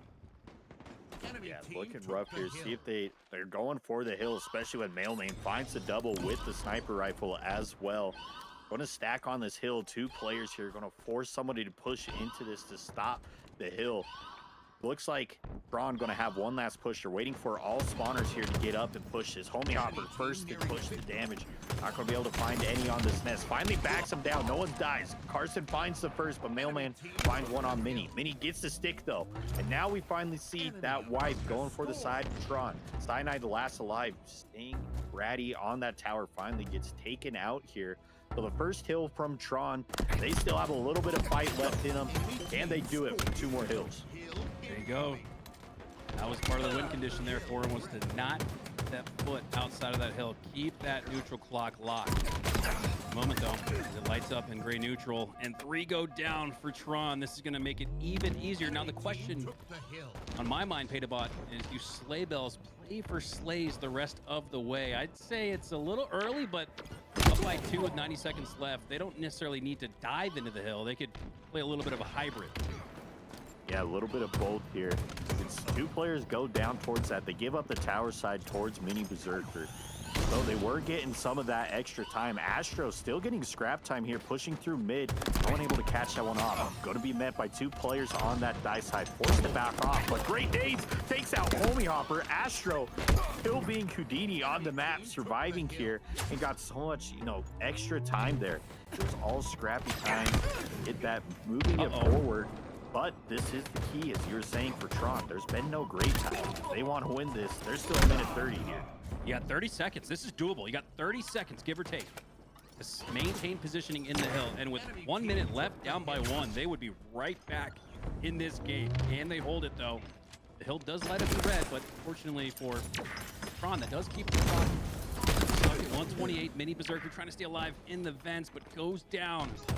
And it looks like Sleigh Bells are going to go for the 4-1 lead here. They've got the positioning. They've got the Sleighs. 3 go down, and that's all she wrote. Sleigh Bells stamp their ticket to the grand final. And just impressive work out of Sleigh Bells there. Living up to the name of Slay. I mean, they kept every fight there scrappy. So while they were getting time, they were also grabbing that Slays. Even in scenarios like there towards the end, it was looking good towards Tron. Sleigh Bells managed to break through, find a couple of bit of Slays, and then there's just 3 players on the hill for that last couple seconds that they needed. Going to be too many people to shoot for Tron. So moving up 3-0, making it to the Clutch Academy Grand Finals. Fantastic performance there from Sleigh Bells as they'll ride that sleigh all the way to the grand finals. Impressive performance from both Astro and Mailmain, and you got to give credit to Zesty and Cyanide too, helping out, playing their roles. Great support, great OBJ. So everybody playing their role, and I think again going back to the meta of a draft tournament, you've got to have selfless players on the team, and I got to point out Astro, who seemingly fit into every single role. It was, like I said, he was the jack of all trades to start off that game.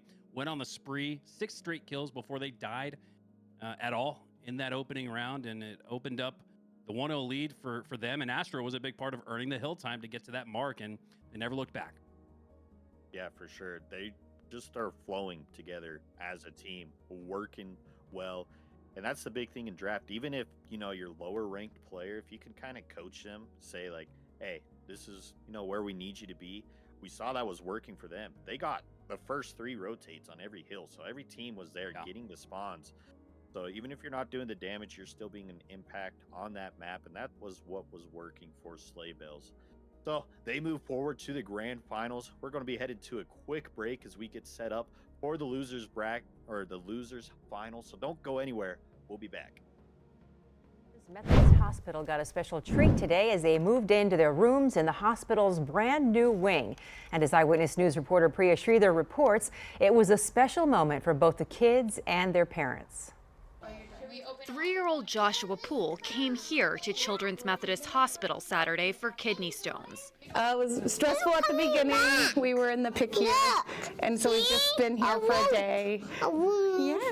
But they've taken such good care of us. Tuesday, the Children's Hospital patients moved from their old rooms to ones in the brand new 220,000 square foot tower that was just completed.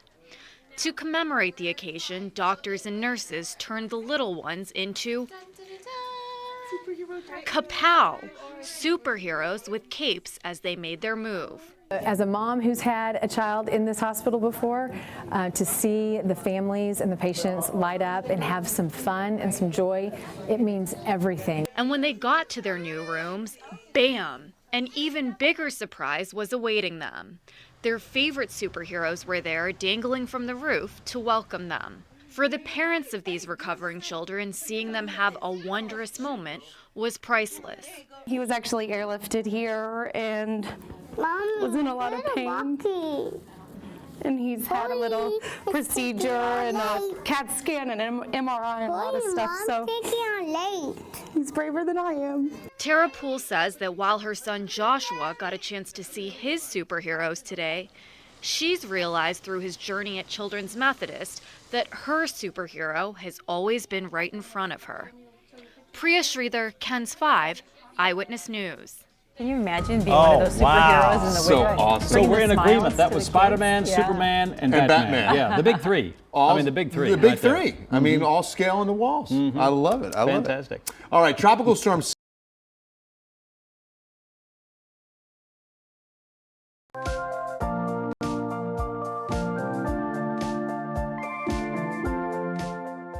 Hi, my name's Christine. Welcome to Methodist Children's Hospital Emergency Department. I'd like to show you one of our new sensory-friendly exam rooms. In this room, we've created a sensory-friendly environment for our children to come into that have sensory needs. So the ER definitely does not have to be a scary place. There's a lot of sights, there's a lot of sounds, there's a lot of smells.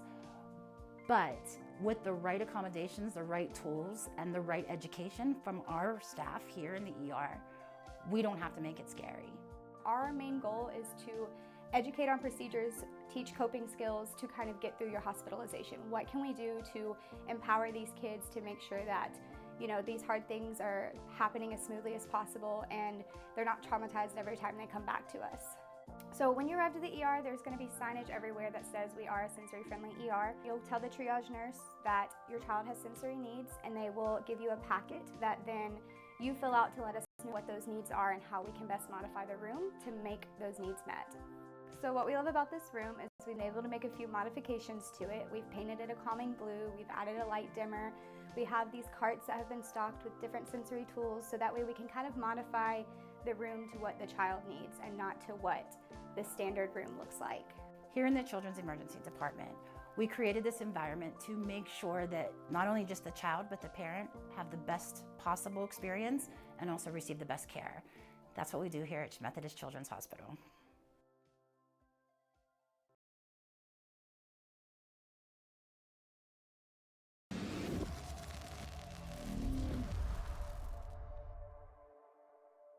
Go under and try to go this. Yeah, watch for they got OS, they got OS. OS is gonna be our main room. Our side bridge and our main room is sniper. They're training. They're training weak. Another one training. They're training. One more, they're training. Fuck.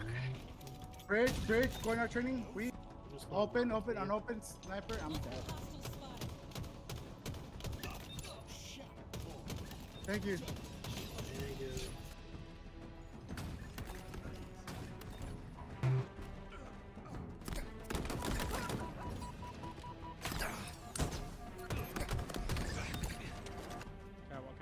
Catwalk.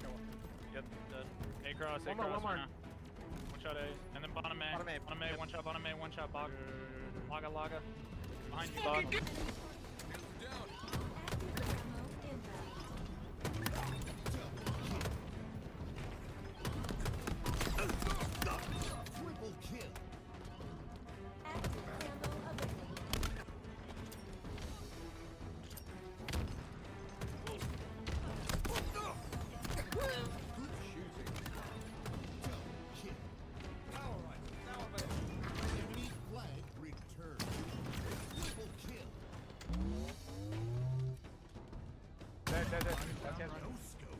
I grab it up.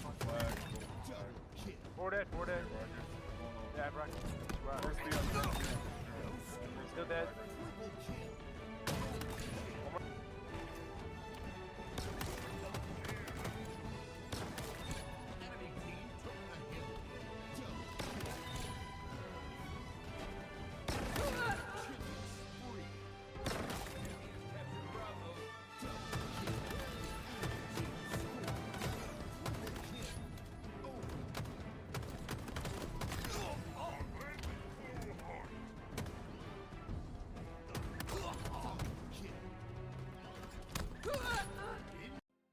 Hello, everybody. This is Miss Lacar here. I am happy to announce I will be doing a partnership coaching as the head coach with the Clutch Academy. I hope you all are having a wonderful time during the tournament. I am going to bring you guys a little breakdown here of how to run the flag correctly, or at least a good setup on Imperium here, or as some of you may know it, the pit. This is with a 4-man team.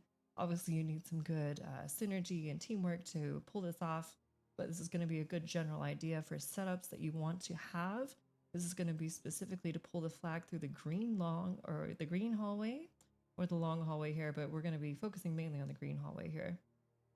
And you'll notice on the blue side here, the flagpole that we're going to be going for, I've labeled the majority of the spawns here, at least the major ones that you need to be concerned with. You're going to have their S1/courtyard spawn up here, labeled as number 1, their flag spawn labeled number 2, and their mauler spawn labeled number 3. So really, these red lines are going to be indicating where we're going to be pushing from, basically off of the start. Now, you don't need the power weapons to make this work. Of course, it makes it easier. And I'm going to basically be going over why in detail you need to be holding these positions, what they do, how you're blocking and influencing certain spawns. Then I'm going to jump into the game after and show you exactly how to do it. So starting off here, we're going to have one of your players break off from the main spawn. Obviously, if it's the beginning of the game, you're going to grab your snipe. If not, you're going to make your way straight through sword. This player's job is very important, okay? So not only are they coming to this sword side here, but their job is to watch for the spawners that are inevitably going to spawn here S1 courtyard. The other 3 players, you'll have maybe 1 or 2 push through the green hall here, of course playing for rockets if it's up. Last person pushing through long hall here, grabbing assault rifles, stickies, whatever else you need. Once you have players in these positions here, you can start to think about a flagpole. Now, of course, best case scenario, you're going to be able to kill all 4 players, hopefully within a good amount of time next to each other so they're not all staggered off of their spawn. Let's say you get into this good position here. You get all 4 players dead on the other team, so things are looking great for you. When you have players relatively in this position, you're going to want 1 person in their side sword, either hugging this wall or somewhere around this area. Either way, you need one of these walls, and I'll explain why in just a minute.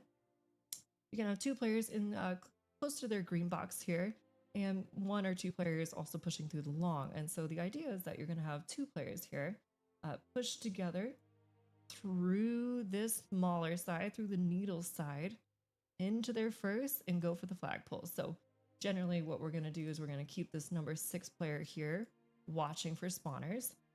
In these positions right here, you are actually going to be blocking the number 2 and the number 3 spawn here, which is what we're going for. We're trying to block this whole half of the map here and spawn them out here over in the S1 courtyard spawn, right? This is the idea that we're going for. So we're going to send number 7 and number 8 through this side of the map, playing for their first BR here to hopefully be able to grab the map without taking too much damage here. Of course, ideally you've killed them, they're respawning S1, so there shouldn't be much resistance. If there's nobody in their flag, this number 8 player can actually stay back and doesn't need to really push up to help the flag guy at all. But let's say everything's going perfectly, going to plan. This number 5 player's job is very important because if he oversteps this boundary, if he actually visually stares at the S1 spawn here, what he'll do is he'll actually block this S1 courtyard spawn.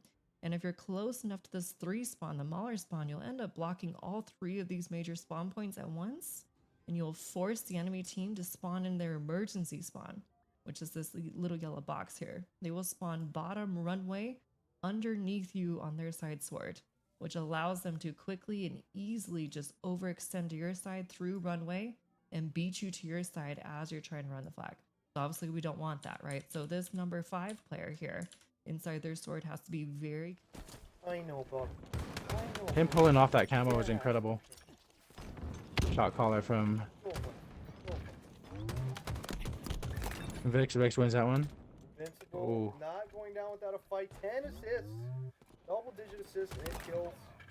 Yeah, and somehow finding kills, almost a double kill there. Pushes back out for bottom mid. Kalar, 1 shot, runs away, gets out of there safely as Steezy helps them out.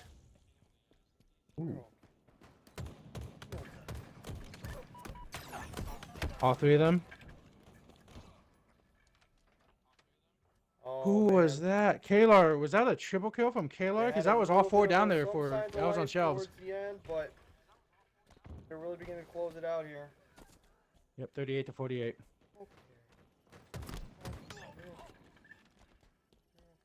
Sensifer hanging out in pillars, looking bottom mid scene. Invincible over at dummies. Ooh, Strix has sniper, gets a nice snipe. Looking towards mud on relentless. Who's gonna grab this? Is it gonna be Sniper Man? It's gonna be Kalar. Kalar gets a trade. Beautiful. It's gonna be 1-1 for Elves on Shells and no nonsense.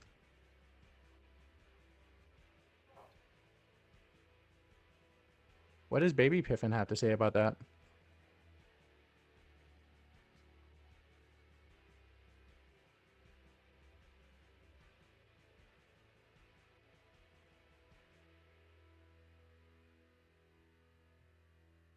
Whew. That is a telling of this game right now with a mass killing spree with Vince with 4, 2, and then with Steezy with 2, Sensifer 6, Strix 6, and Kalar with 2. It's such an even match. All right. Sorry about that, guys. We are back. Hey, from the 1-1. So yeah, it is 1-1. No sense. We back. We back. Clutch gets it. We are back indeed. They won 50 to 41. What did Baby Piffin have to say about that match? He was hyped. He was a little too hyped, so we had to bring him to Grandpa. Copy that. This will be the last game, win or lose. One of these teams will be advancing, and the other one will be out of the tournament. It's gonna be King Strong. What is this again? It will be TTF. King of the Hill TTF Fortress on recharge. Oh, King of the Hill. King of the Hill on recharge. King of the Hill recharge. Oh, that's gonna be a good one. Yeah, we will be raiding out after this to Clutch Academy, where the rest of the tournament will progress into the grand finals, which is gonna be super exciting. Ranked strongholds on recharge. We had to pick Great a map, series to great go out on. load. This is definitely a good choice. Absolutely.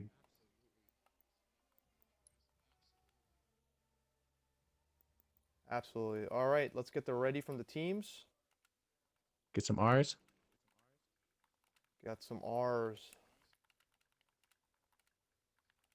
Final game of the final series for us, man. It's been so good. All right, chat. It's been so good. Working with Big you, shout out man. to Westside, man. Westside, you did a great job, man. Holding down the fort, especially when I had to go deal with the baby. So definitely Westside, if we could get a shout out for him, was the MVP. I appreciate it, man. I mean, now the MVP was Baby Piffin 100%. Baby Piffin was yeah, keeping the that's- hype all afternoon. Yes, he was. Let's go. Got a shout out for Westside. Yo, let's go. All right, we're on the main broadcast as well. Copy And that. then Westside, tell me who you want to see us start off with. Oh, let's see here. Let me think. Who do I want to start out with here? Well, with the last game, I would say let's go off with Steezy. Whoops. Oh, uh-oh. King of the Hill, that's right, that's right. It is King of the Hill on recharge, not strongholds. Zone control, but not the right mode. Oh, yep. That's on me. I was in such a rush. My man's I too was just hyped. trying to send it. Too I was hyped. too hyped. I was too pumped up for the final match of the stream, the elimination bracket stream, before we continue on to the Clutch Academy main stream, where we'll be watching the rest of the matches of this event. Ranked King of the Hill, ranked Koth. Huge shout out to Clutch Academy and everyone that has been working this afternoon, evening, day, morning, and the past few weeks, All right, there we go. months, making all of this happen. I love charity so very much, and everyone here doing such great work. I appreciate it so very much. Seriously, and What are we doing after the game? We're gonna probably watch the rest of this tournament. I'm gonna have some dinner, hang out with the baby, put him down to bed, give him a shower. the baby break. What about you, Navo? What are you gonna be doing after we raid out? I'm gonna watch the rest of it as well. Go eat some food, get some water in my tummy, and hydrate or dihydrate, as they say. And also, true. Just be about it with everyone here, showing great love and having the time of my life because I love Halo so very much. Well said, man. Well said. All right, we're gonna stay on board with Relentless right now. See what he does off the rip. Gets a shot on Steezy. Good kill on Steezy. Gets taken out. Cleaned up, unfortunately. Looks like No Sense is gonna be able to grab Camo. Who has it?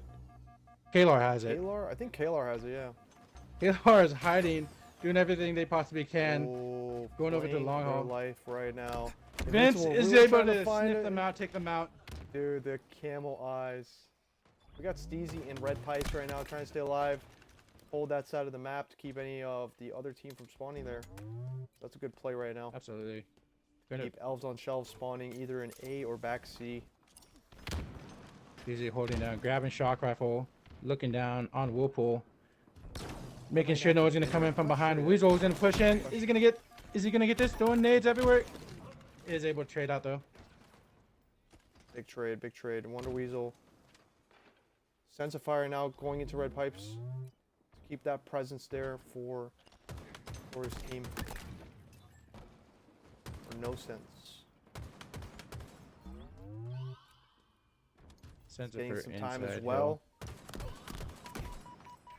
We're looking strong this round. Ooh. Sensifer. Big surviving right there. Sensifer doing big work on surviving as long as they possibly can inside the hill right there. But Wonderwall is gonna Wonder Weasel taking him out. Look at all this movement, all this sliding, all this looking everywhere. No one wants to give this up whatsoever. One shot in that. Sensifer one. Walkers. Sensifier cleans him up, I believe. Yep, Sensifer is gonna still be hanging out on C2. It looks like Styx is gonna be up there with them as well. Long haul is gonna be the move for. What a comeback from Elves on Shelves. They had virtually no time in the hill, and now they're about to cap it, and they've pretty much tied up the progression with No Sense. Ooh, big nade from all four Strix. dead. The back and forth on this hill has been ridiculous. This is a great final game. Camo is about to be up. They're going to have to play for that as soon as this hill goes up. First hill goes to No Sense. All right, we have Strix pushing Steezy Camo. 5. Can he get it? He does get it. Huge shroud from Kalar. Now they have hill control and power control, which is a dangerous combo, especially with this hill. If you anchor back C, it is so hard to get you out of there to get some objective time. Strix gets He it. got All four spotted dead. out by Relentless. All four dead for No Sense. Invincible is going to be inside hill. Shock rifle's up for grabs as well. No one's gone for it yet. Steezy's going to be pushing down. Putting shots in. Vince is going to win that one. Ooh, pushes back in. Failed to make that push through white. Strix is the only one left there for a minute for No Sense, but as everyone else spawns back in, it looks like it's going to be over at goal. Steezy grabs the shock rifle. See what they can do with it real quick. Oh, Sense stayed alive right there. Big win.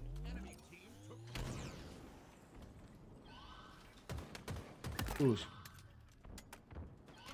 Steezy doing everything he can to stay alive. Gets taken out. Sensifier with the double.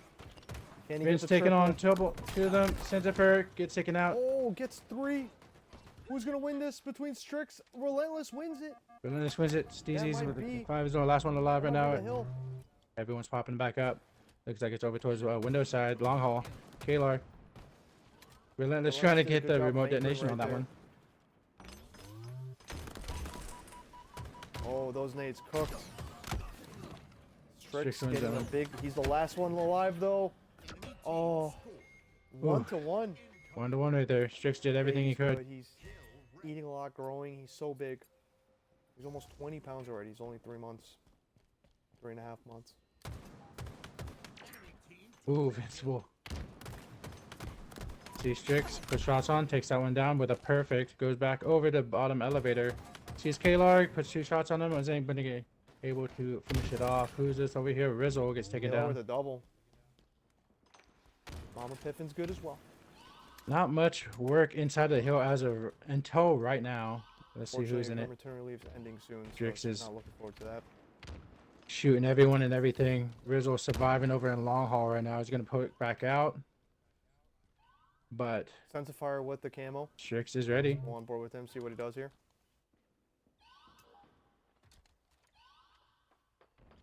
Ooh, sees Rizzle. Oh, he's hunting. He's hunting. Oh, perfect. Wow, great teamwork right there. A little noob combo action. 3/4 away into this hill in Whirlpool right now. Vince, bottom elevator. Some real good time on this hill. With 2 down. They're spawning, one in bottom control. Everyone's spawning over. Sensifier dominating in terms of slay as well. Currently 16-8. Now up 1 in the match. Again, I need to remind everybody watching that this match, whichever team wins, will be progressing to the Elim finals. So this is a very important match here, and that coverage will be continued on the Clutch Academy stream. We will be rating as soon as the series ends. Again, this is a best of 3. Teams are tied 1-1 in the series. So both are playing for their tournament lives right now. Steezy in the hill. Getting good time here. If they capture this hill, if No Sense captures this hill, it's going to be really tough for Elves to come back. Because at that point, No Sense could just bait the hill and play for time. On the hills. If they have a comfortable 2-point lead. Wonder Weasel did a good job over there on C1, being able to push in and stop. I don't think they know that there's somebody still in the back line. That there's somebody behind them. Oh yeah, no, I didn't even know that. Yeah. Steezy being Steezy with it. Being sneaky, yeah, sneaky Steezy. Oh, but he gets taken out found. by Wonder Weasel hunts him down. Weasel. Big double kill. Double kill going for the Can he get triple with the ego He gets the challenge. Let's triple. go. Oh, where's the over? Looking for the over. This might be keeping them in the match. They cap this hill. Wonder Weasel with the grapple plays. You love to see it. You love to see it. I'm learning so much. I just realized that Yes, you sir, can Eli, barely, yes, sir.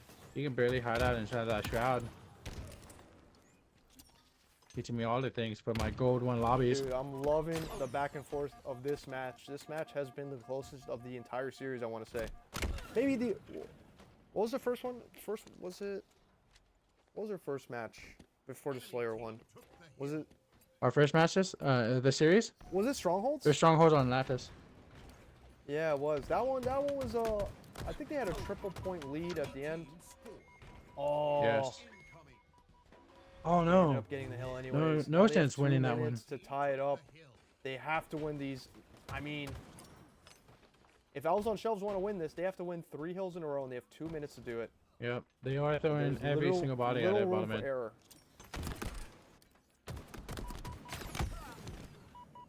All no sense has to do in this last little bit is just to get Slayers and hold position, hold map, and keep them out from, because that bottom mid is gonna be really hard to win.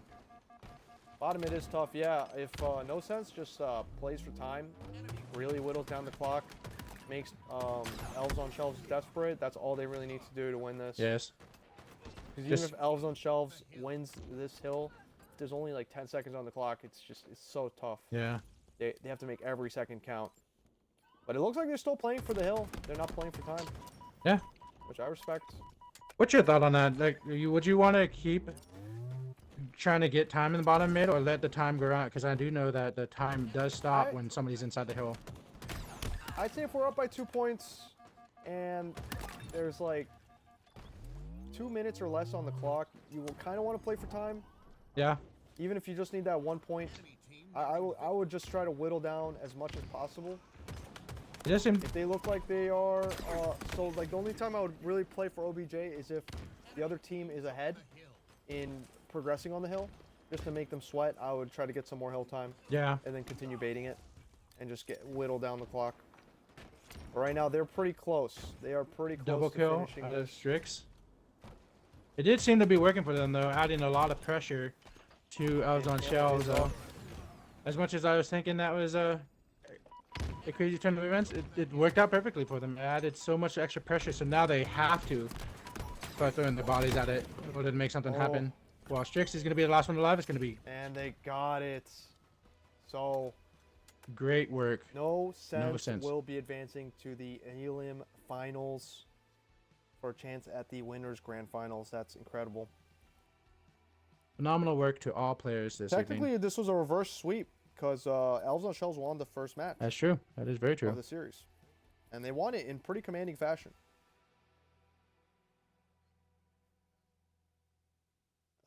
Wins Recharge. Koth.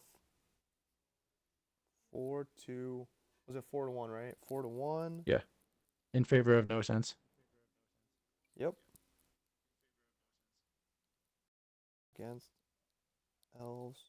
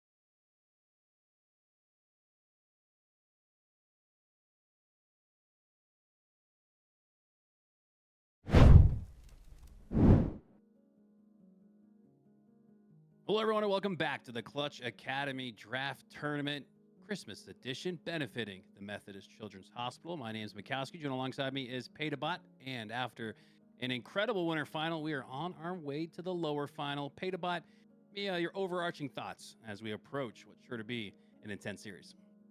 I mean, just throughout this whole time, it's been close games. We're even tuned into the B stream for a little bit, and the No Sense Elves on Shelves game was also close. To go into map 3 as well, so No Sense and Tron both are familiar with taking it the distance. It's going to be, who's locked in right now? Who's got the energy to keep going here? No Sense coming off the game, going to be a little hotter than Tron right now. Going to have to shake off some of that. But we're going to Aquarius Bomb on the first one, so gonna be plenty of time to shake off the jitters of this Clutch Up final. You actually read my mind, dude, because my thought right now is the dynamic between making it further in the upper side of the bracket, but coming off of a loss, and in the sense of No Sense, coming from a lower portion of the bracket, but coming off of a win. Does that propel them to the grand finals with a win here in the lower finals? It's going to be really curious to see which team can pick themselves up and which team can keep the momentum rolling. For sure. And point out No Sense, they got sent down to losers in the winners round 2. So they've been down, or the clutch bracket. So they've been fighting their way through the clutch bracket this whole time and figured something out for the team because they've made it all the way here to the Clutch Up final. So I'm curious to see, what the difference is between this team compared to, because they lost in the winners round 2 to Sober, who was then knocked out later in winners quarterfinal. So it was a team we weren't expecting, but they figured out something in the draft, and that's the glory of the draft. You can figure out something, and you're all the way up here in Clutch Up final. Yeah, sometimes it can be a blessing in disguise to get sent to the lower bracket when your team needs a little bit more time in the hopper.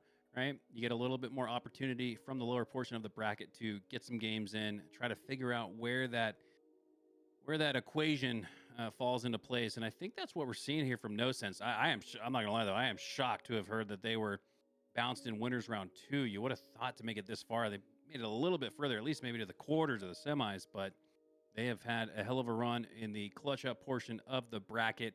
Looking to carry that momentum here, as it looks like our teams are starting to ready up. We've got 4 players ready on the side of Tron, and there we go. Steezy joins up to form a full 8-person lobby. We are moments away from the Clutch Up finals.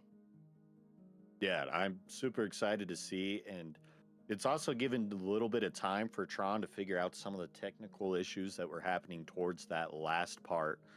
So, and just to talk over as a team, because ultimately their goal is to go back to winners or that grand finals and beat the team. So they've had the time to talk over, like, okay, what are we going to do differently? What strategies?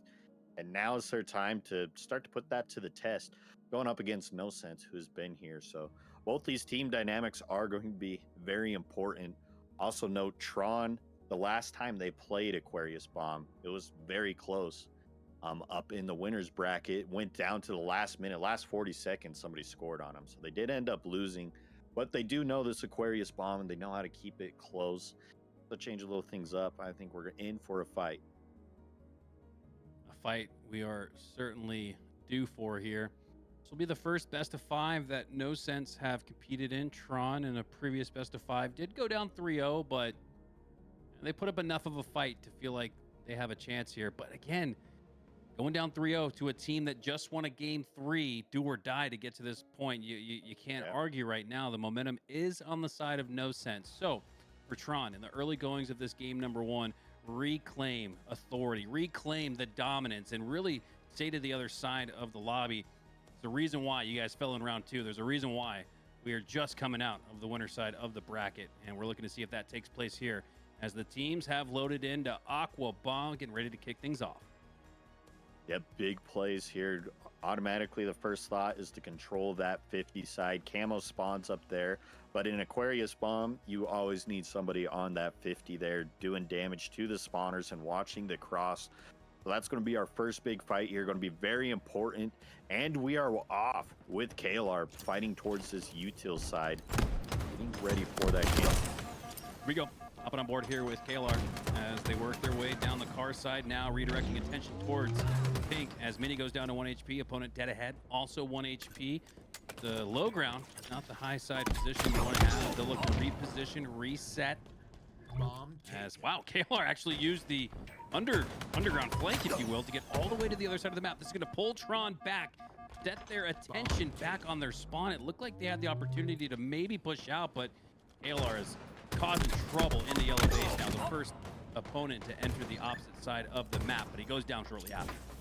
Yeah, even though Kalar falls down there, that's a big play because you just made so many players have to turn around, go back their base, lose map position to fight you. That's at least 2, so it bought time for the teammates to push up on the map with that bomb side. So now Sens gets the big win there. Now doing arming side, but going to be met with Carson, able to stop that bomb at the last second there and throw that off. So very close attempt for the side of No Sense. Great play there. We had the conversation around momentum, and if No Sense were able to score in the first minute, it would certainly start to feel like things are unraveling for Tron as far as their tournament run, but they keep the hope alive as Mini Berserker stays alive. Clambers back up to P2, goes down shortly after. Nice shots there from Sense. Easy finish, it looks like, here for Kalar as they find their way to the other side of the map once again. He's been the entry fragger, and he's got 3 kills to his name for it. Yeah, continuing to move forward here with that bomb, finds another sleigh going 4-2. Has a teammate to clear out the backside of this base. No one's grabbed the bomb to move it forward. Now the third spawner moving that. That'll be Strix, but that top mid position is lost for Sensefire. He's gets big win. 3 go down somehow from that. That will be all 4. So now this bomb moving into the util side, and another chance here for No Sense to score. Sense juggling the bomb, looking to enter the base with as much speed and aggressiveness as possible, but they work their way into a trap. Nice bait and switch execution there for Tron. As Mini Berserker going to stay alive here. Commando shots, automatic going out towards the P1 portion of the map. Looks like both players will maintain their life here as Homie Hopper resets the map, helps get it back to the 50-yard line as that bomb sits precariously below car 2. Ooh, unlucky time to turn around there. Kids back smack, but Camo gonna get the perfect shots. Maybe now has to survive in this bottom mid side. Jumping, able to survive 1 shot, waiting to get those shields back. Still in this position, finding the next target. Sees 1, being a UAV for the teammate. Kings go out, finds 2 more, gonna have to dodge nades, and Camo is taken out, leaving Dell last alive. Dell, last alive, but staying alive. Defensive position, you can see they're in their base still as the pressure is coming on strong here. Opportunity, though, to take down Strix, so they do just that ultimately. Nets out a trade as Steezy works their way into the back of the base. You can see him looking left, looking right, just trying to find an opponent to do some damage, as that bomb's already working its way out. So a great job by Tron here. Play a game of keep away. They might go down here, but the net positive outcome in the sense that they've reset the bomb, but it's right back in the hands of the blue team. It's been back and forth, both teams playing aggressively with that bomb. Yeah, being aggressive, and when they realize they're not in position to move the bomb to a spot. I mean, that was, as you were saying before, a great play to move that to that side, and now it's back at the 50, leaving spawners able to fight for that. Dell, though, with the great double kill. A little bit of aim trainer going on, but on the other side, they're moving bomb to util, so you're going to have to turn all the way around and get that. But both sides doing great objective efficiency here, making it hard for either team to score. Dell with 14 slays.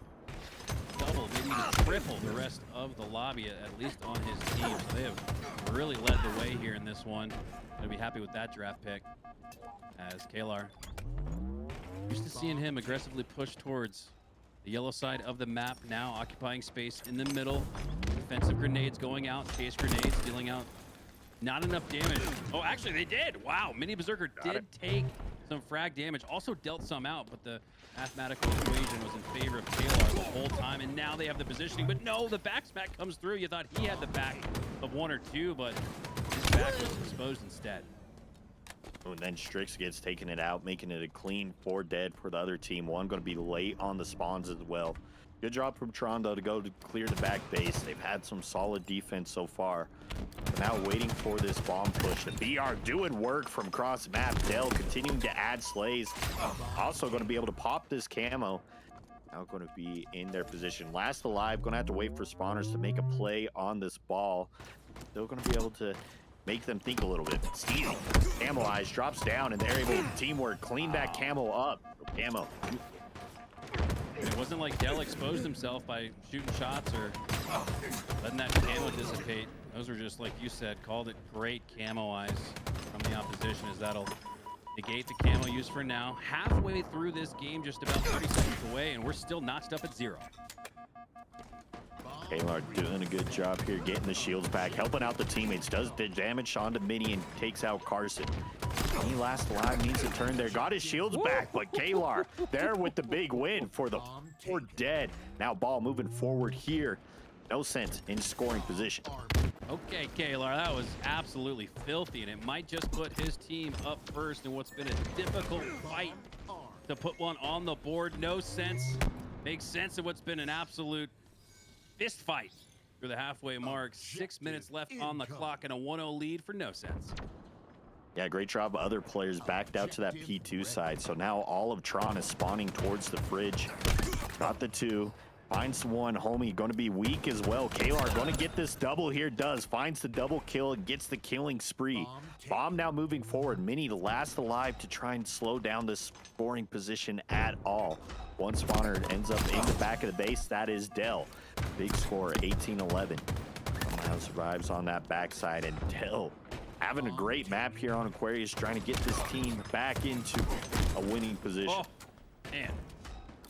That would have been a nasty jump shot. Not slowing down one bit, though, as Dell has 20 slays. Make it 21.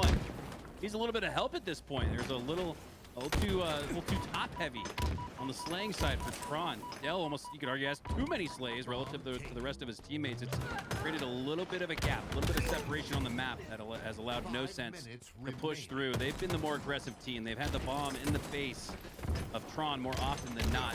You can see it's right back once again. Mini Berserker with the BR here, looking for that position. Camo spawning up, and that's going to be big here.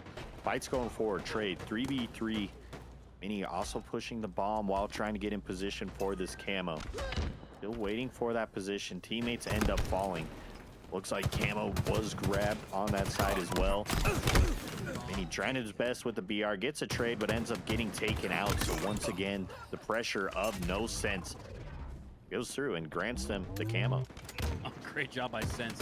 I'll take that. A little bit of a Grinch a couple days after Christmas, stealing the toy that is that camo. As now they've got about 40 seconds left with it, dropping down.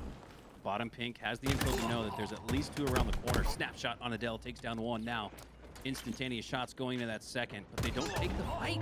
They reposition, rotate to the top side, netting an assist, and the back smack. What a play there from Sense. Perfectly played with the camo, perfect position, gets a couple extra slays, maintains another 10-15 seconds with the camo, and this should allow No Sense to stay on the offensive attack. That's a classic of an example of not taking the first fight you see. A lot of times, you know, you're going to want to fight that full shield to the 5 bullets, who can get the perfect. But when camo and you're in such an important position, it's so important to reroute and get that. And now off the camo, it's Tron who's going to be scoring and tying this one all up. 1-1 with 3 minutes remaining. So the late effort from Tron get him to tie. That might even qualify as a sneak attack there. It just felt like, especially after Sense was able to grab the camo, take that away from Tron, you kind of felt like all the chips were stacking up against him. And excuse me, I thought it was tied 1-1. I need to. I did too. I 0-2. I missed up. My bad. Yeah. I was about to say if Tron just scored after all the things that we just saw that we're building towards another one for No Sense, that makes sense. They were the ones to score. Our apologies here. We've had a little too much eggnog. 2-0. No Sense up in the end game. Oh, 2-0. Got backwards there for a little bit, but now we're back locked in. Homie Hopper on that, gets taken out by Kalar. Gonna find 2 here. Gonna be a big win. Sense of Fire turns around to get the killing frenzy with the perfect as well. So 24-11, not missing, and that's why up 2-0. I mean, great plays there. Just look at the grouping. Like we talked about this earlier, a little bit too top heavy from the performance from Dell, and you gotta commend the 28 slays, but where's everybody else? Nobody. Even beyond 15, they're 13 plus. off the mark, and then you look on the other side. Look at the grouping. Look at everybody within about 4 to 6 kills of each other. And we're just seeing better Team Halo on the side of No Sense. That's why they're up by 2. Yeah, I mean, they figured out how to work as a team. We were wondering what got them there from having to fight in the clutch up bracket all the way to clutch up finals. Teamwork, name of the game. You look across the slays, the damage is there. Since it's Steezy, the damage outputs with most kills and most assists. That means teammates are there cleaning that one up. Slays are all close for them. Steezy continuing to move forward. Bomb in that side. Ends up getting hit. Oh, I thought I got hit there, but shield still regained here. I'm going to have to wait. Homie Hopper in this top mid position. Bonner's out on the fridge side, trying to move this bomb. Going to be a big set of wins here for Tron if they want to slow this down. They do find 3. Strick's going to be last up. Mini back in there. Strix does find one on the way out, waiting for teammates. Tron needing to play perfect assault Halo here. They got 117 Master Chief left on the clock, and I'd say you need optimally about 45 seconds to score twice.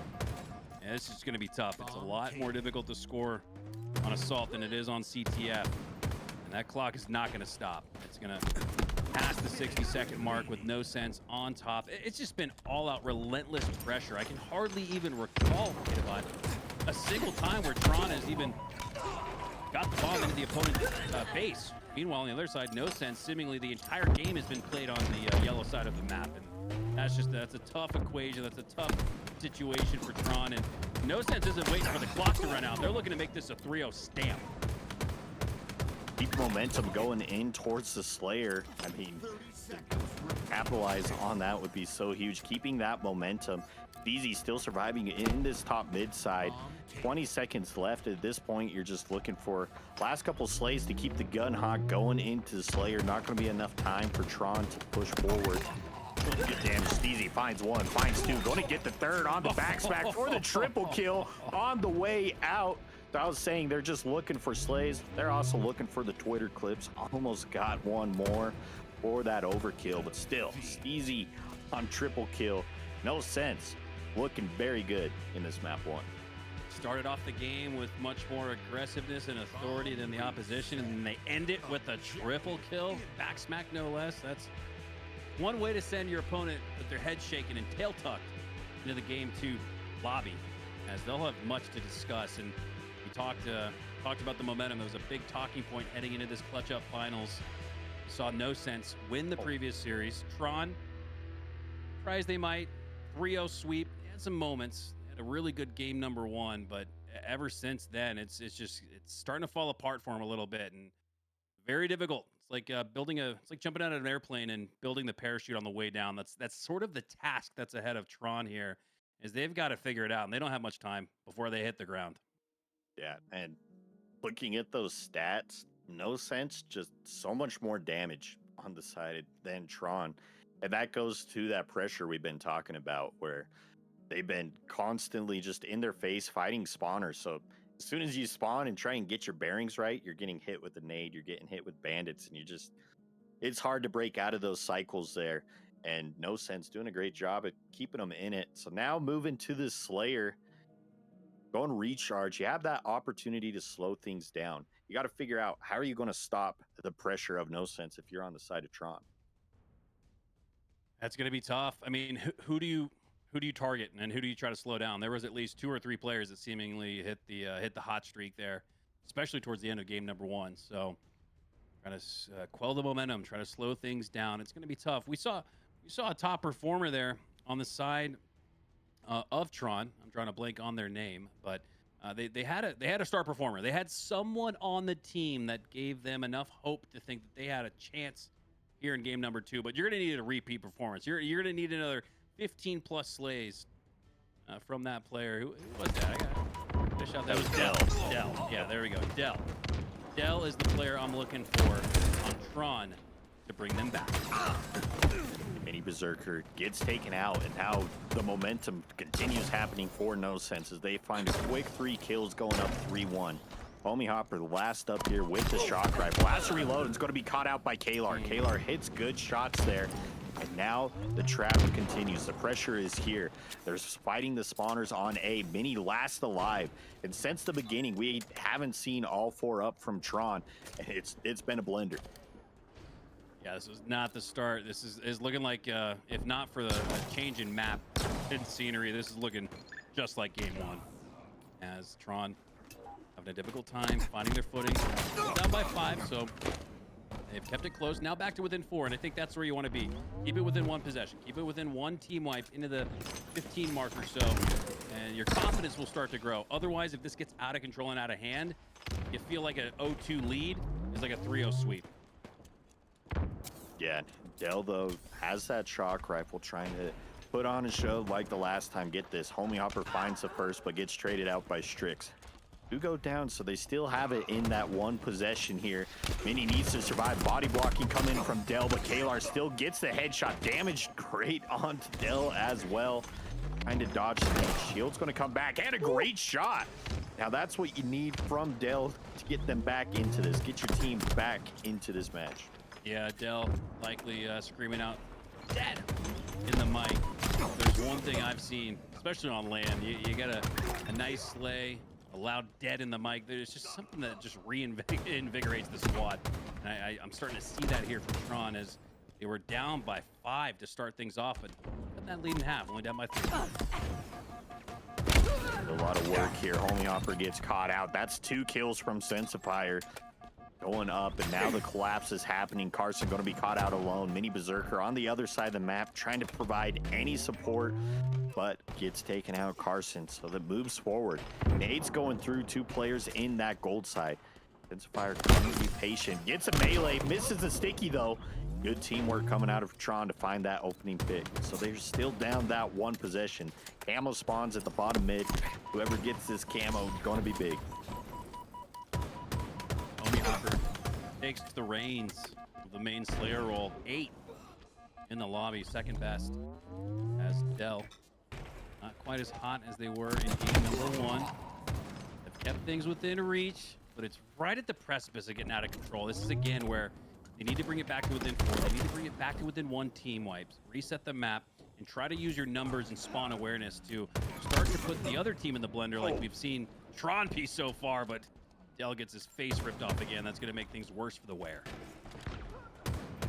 Every time we get a little bit of hope from Tron, another player is popping off.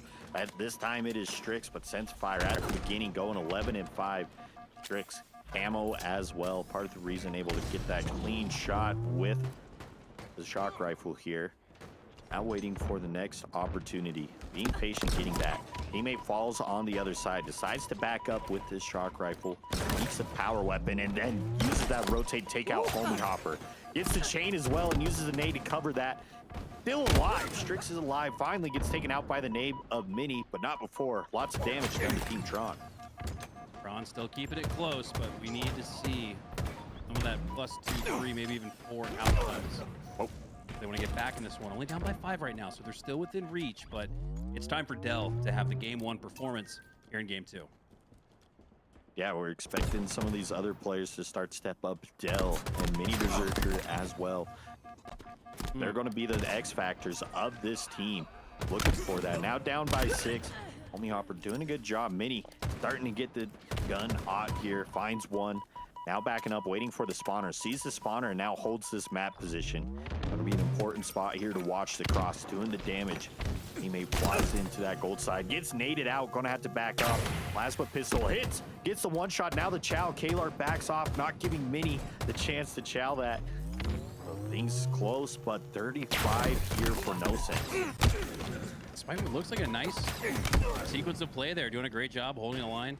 Plasma pistol going out to take their opponents down to 1 HP. We saw the flank come through the gold stairs to try to wipe the gold side of the map. But look at the score. It's actually grown.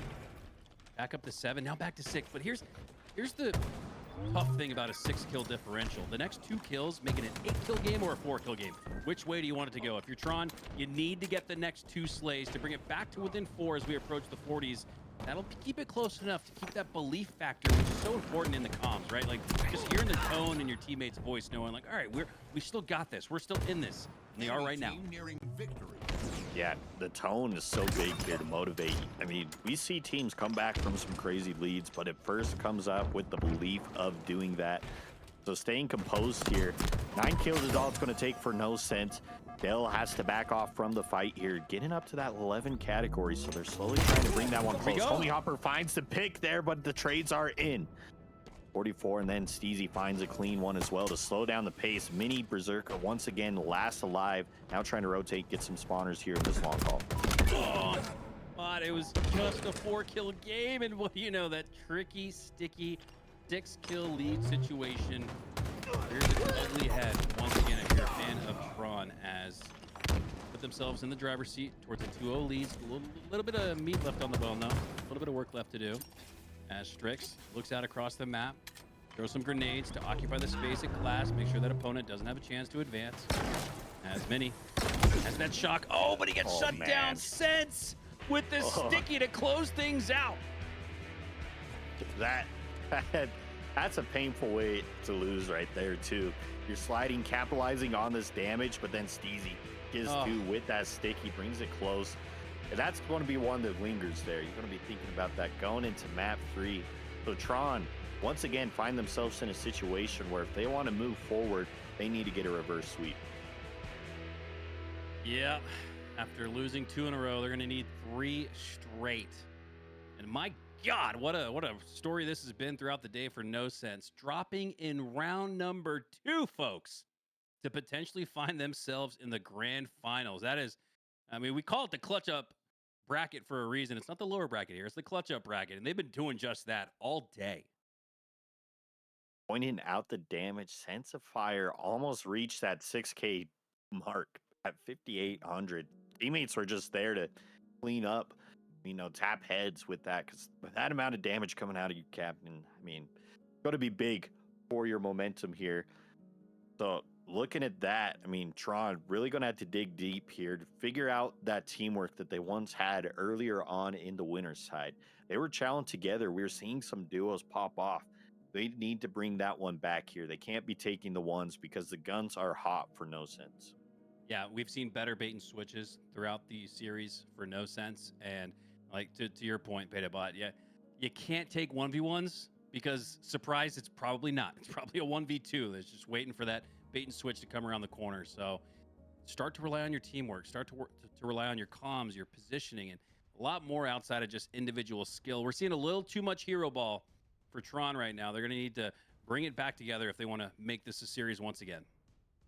For sure. And starting here on the live fire strongholds, you can't be getting in that spawn trap because this one can get out of hand very quickly. There's a lot of places to rotate and fight the spawners off of rip.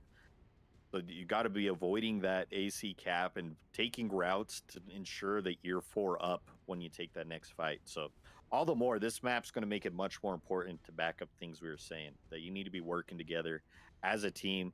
Because on live fire, I mean, it's been the map that punishes you since year 1. Yeah, teamwork is the name of the game on live fire. As we get set to kick things off here, game number 3, No Sense up 2-0. Coming all the way from lower round number 2. Clutch up, I should say, round number 2, as they have looked like the team to beat. So we know sleigh bells are waiting in the grand finals. They got to be watching this thinking, oh my God, this probably thought we might have a rematch against Tron, but No Sense have just absolutely stepped down the gas as we kick things off here with KLR. Nades going out across the middle of the map, spotting an opponent on the cuts. Now the sniper dead ahead on the rat tunnel. Looks like both players will try to escape with their lives, but you can tell No Sense want to push out that sniper. They don't want to let Tron do any work with it. Homie Hopper finding a good kill there on that side. The flip goes in.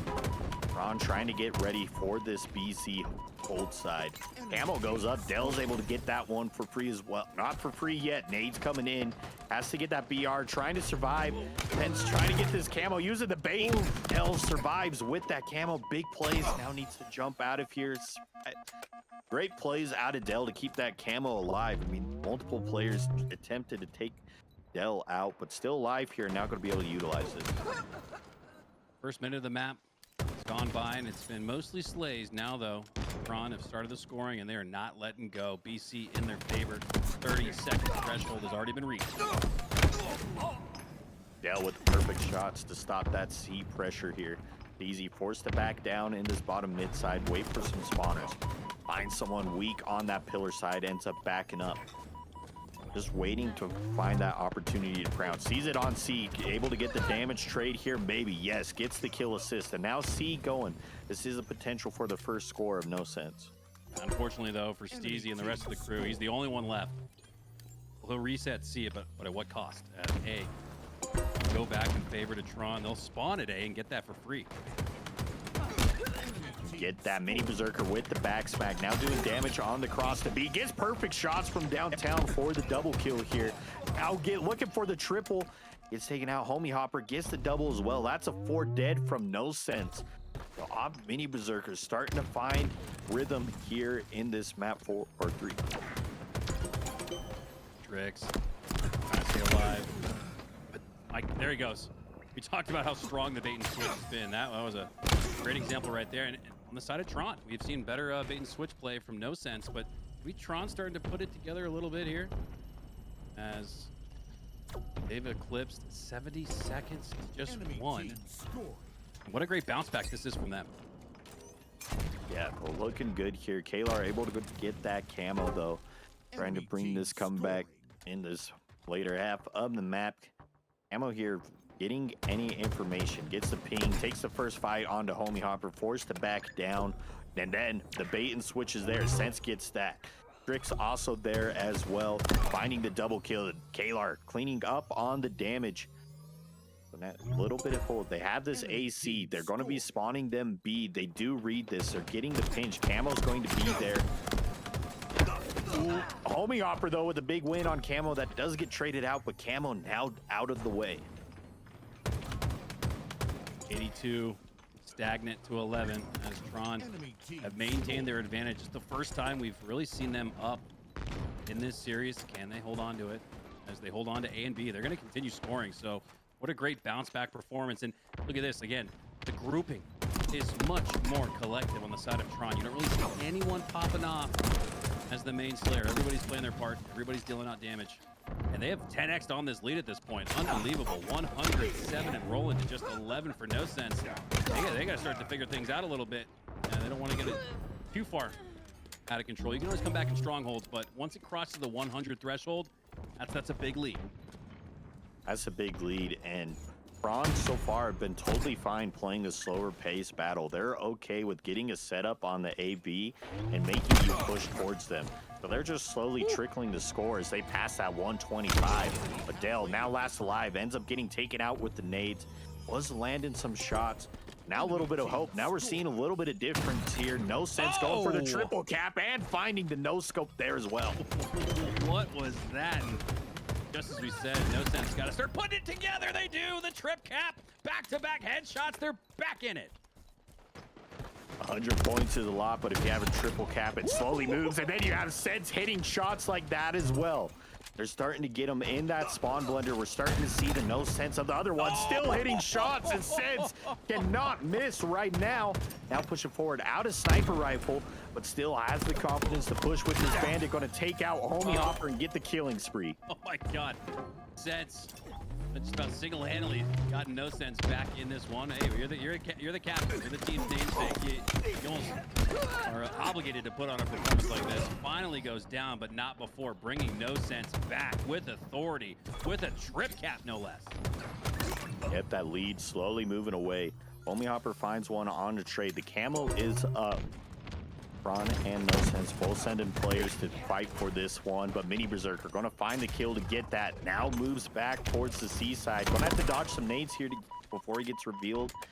Does just that. Now camo in the hands of Tron to try and slow down this momentum of No Sense. Feel it. Building. No Sense. Down to no shields. As they approach the middle of the map, BC still in their favor. They brought it back to within 30 seconds. Previously down by 100 plus. This is feeling like a runaway freight train at this point. Now it's on Tron to figure something out, but they're going to have 4 down and 10 seconds collectively each to figure out what is going wrong in the last minute or so. This is looking like a completely different squad on the side of No Sense. Yeah, No Sense also finds another sniper rifle. Sense gets the nade kill onto Homie Hopper. So they're about to get a lead change here, but they are slowing it down. Tron found a way to get this BC cap from the spawners here. Now Sniper looking to find the head of Mini Berserker, forced to back down here and rotate with a teammate. AB hold going for the side of Tron, so they do rotate it. So they're still live. They're slowing this one down. Sniper at the second site misses, getting the body shots there. So damage done from Kalar, gets the second there, but not enough to start pushing these hills. Timely repossession of A and B as it looked like Tron were about to relinquish control of the lead, but they built it back up once again. Topsy-turvy on the bottom middle of your screen. A flips in favor of the blue team. C goes back to red, and B might just turn blue. This is all over the place. And now is where communication and coordination come into play. How much collectiveness can you play with your draft teammates? It's going to come down to that. Yeah, melee fight going in there. Dell, the last alive, looking for this B side, but we're going to have to fight two members. Gets a sneaky melee before that, and then Mini's nade there to trade that one out. The damage from No Sense is still there. They haven't taken the lead yet, but it is about to happen. First lead for No Sense here as they get another set of kills. Camo up and one. What was seeming unlikely, like a hard comeback. No Sense is here, and they are in the lead. And Sense has that camo once again. We saw how well he played with that on Aquarius, and now he's getting right back to work here on Livefire. Fist to the face of Mini takes him down. 153 and rolling to 140. And No Sense have their first lead, believe it or not, game 3. Oh, Homie Hopper with a great win onto Camo, turns around and takes out Sense, and that's going to be the start to get this one to AC. They got to stop this triple cap. They're also fighting for B, but B gets taken out by Steezy. They have this AC hold, and now Dell rotating. Finds Sense going from that cut side. Now looking towards an S4 Kalar. One shot. Going to need a good place nade to take that one out, but AC's there. This one's still a fight. Tron not out of this yet. They're seeing much more collective teamwork here from Tron. We're not seeing the hero ball. We're not seeing the 1v1s like we've seen throughout the series. More often than not, you see a teammate over the left or right shoulder of the player that we're on board with. And they're going to need more of that if they want to come back and force a game 4 down by single digits here. This is screaming towards an electric finish. DLC spawners on C, rotates to A. Now holding this A-B side. Good rotations here out of Tron. Looking for those spawners, but 2 go down. So now these last 2 going to have to try and slow down No Sense before they take this B side. Homie Hopper going to be on a great flank. Finds all 3 doing damage, but gets taken out. Unable to find one, but the damage is there. And then Stevie with the snipe ends up getting taken out, but not before the double kill is there. 4 down collectively. Now you will regroup and respawn together. No staggered spawns, but my goodness, that is not the time you want to see 4 go down, as No Sense will build on their lead. They seem primed to be the first team into the 200s. Sense could secure it with more snipes. The bandit double tap, double kill, takes down 2. It's an even 2v2. Can he win this gunfight? Steezy, yes! And 4 go down once again. No Sense might have just stamped their ticket to the grand final. Going to have a little bit. Going to be a big win here. Tron wants his back, fighting for this A side, but the pressure of No Sense is here. Kalar says hello with the melee, gets the double kill. Now pressure turning around for these last spawners here. This is the comfort zone of No Sense. They like pushing the pace on these spawners here, keeping them split spawn. Now taking out Mini Berserker, finds the opening pick. Kalar on the other side as well. Scoring still happening. So No Sense still has a 2 sniper left to work with. And he's lining up the pre-fire perfectly, just right there at head level. Doesn't sense that the push is coming from the nest bridge, though. It's a little bit delayed. Here it comes, Mini. And he does it with perfect timing, just as that reticle had left that side of the map. The coast was clear to push up, and they have 4 down, 234 to 170. But they've got the trip cap, and they might be the team primed to come back now. This is the part where it gets scary. You have the lead, you think you're in a position to win, and you start desperating some of these hills. If you're No Sense, you can't start pushing, and they do just that. They're patient. Get a 4 wipe, and now getting this B side. Spawner's going to have to fight. One last ditch effort for Tron to stay alive in the clutch bracket here. 10 seconds. 40 plus. As No Sense just seconds away from securing their spot in the grand finals. The push comes through. How did he win that? How did he stay alive? Oh my God, 4 go down once again. It's a ceremonial finish for No Sense. Oh my God, replay that. Dude chowed that. They heard the sneaky corner on that side. Your last chance is on B. And Sense says, no thanks, Steve later. We're sending you home. Survive somehow on that side. And just impressive stuff from Sense the entire game. Hitting the sniper rifles. I think I saw 26 kills as well at the end of that. I mean, just doing so much from that. Man, yeah, let's get a look at the post game if we can. Let me slide over to that part of my screen. Let's get the stats up because the eye test tells us that Sense passed with flying colors, and the stats back it up. 6,800 damage, the high side in the lobby. But you got to compliment your draft picks. Kalar above 6,000, Steezy above 6,700, so he's right there with Sense. And then Strix filling in that support role as well. It all came together just as it looked like Tron were about to force a game 4. They really started out on fire, a minute plus before we even saw scoring from No Sense, and then 100+ second lead, and then Sense got the snipe, and that's the rest is history. The rest is history. Started popping off then, and so now it is No Sense. They secured their spot in the grand finals. They get to go up against Sleigh Bells, and I'm really excited to see. We have the storyline of No Sense. They dropped down from winners round 2, and they found themselves. They found out how to work as a team, and now they're about to challenge the winner of this, the grand finals, Sleigh Bells. Don't go anywhere. We'll be right back with our grand finals. Methodist Hospital got a special treat today as they moved into their rooms in the hospital's brand new wing. And as Eyewitness News reporter Priya Sridhar reports, it was a special moment for both the kids and their parents. 3-year-old Joshua Poole came here to Children's Methodist Hospital Saturday for kidney stones. It was stressful at the beginning. We were in the PICU, and so we've just been here for a day. But they've taken such good care of us. Tuesday, the Children's Hospital patients moved from their old rooms to ones in the brand new 220,000 square foot tower that was just completed.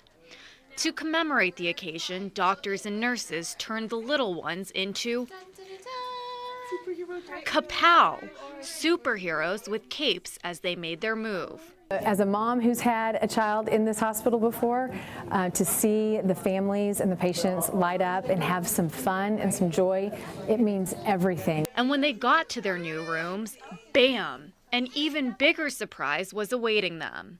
Their favorite superheroes were there, dangling from the roof to welcome them. For the parents of these recovering children, seeing them have a wondrous moment was priceless. He was actually airlifted here and was in a lot of pain. And he's had a little procedure and a CAT scan and an MRI and a lot of stuff, so he's braver than I am. Tara Poole says that while her son Joshua got a chance to see his superheroes today, she's realized through his journey at Children's Methodist that her superhero has always been right in front of her. Priya Sridhar, Ken's 5, Eyewitness News.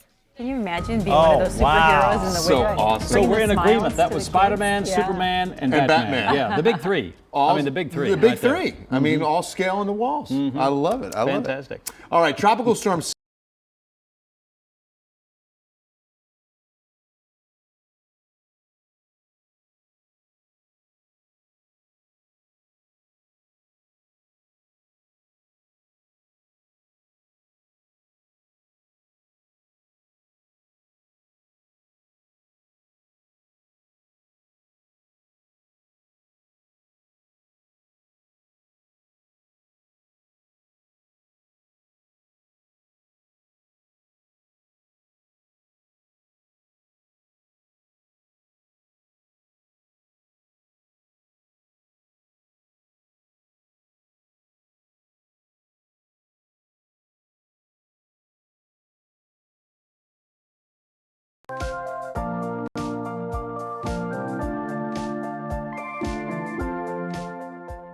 Hi, my name's Christine. Welcome to Methodist Children's Hospital Emergency Department.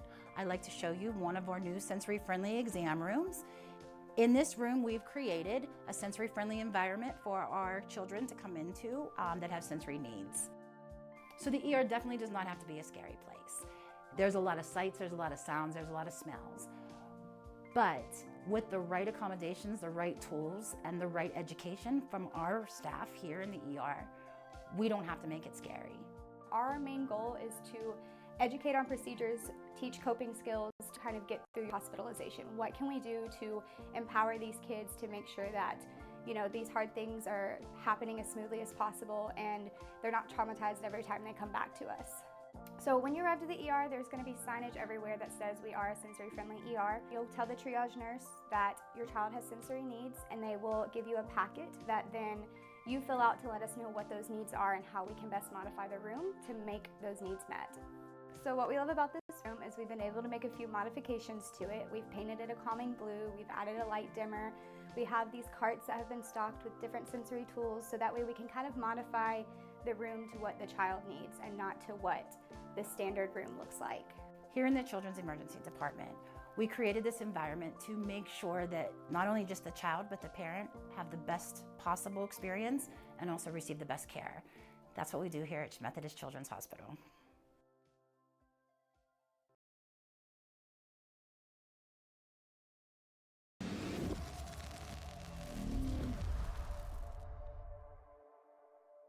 Go under and try to go this. Yeah, watch for they got OS, they got OS. OS is gonna be our main room. Our side breach and our main room is sniper. They're training. They're training weak. Another one training. They're training. One more, they're training. Fuck. Bridge, going out training. Weak. Open, unopen, sniper. I'm dead. Thank you. Thank you.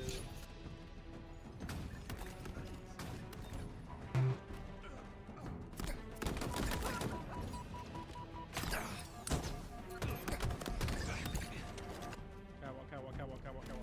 Yep, dead. A cross, one more. One shot A. And then bottom A. One shot bottom A, one shot box. Laga. Behind you, box.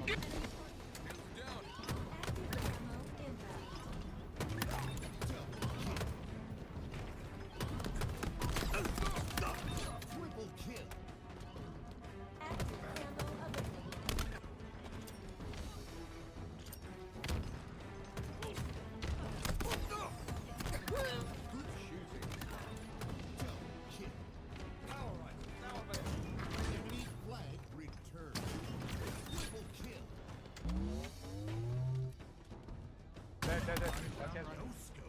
I grab it up.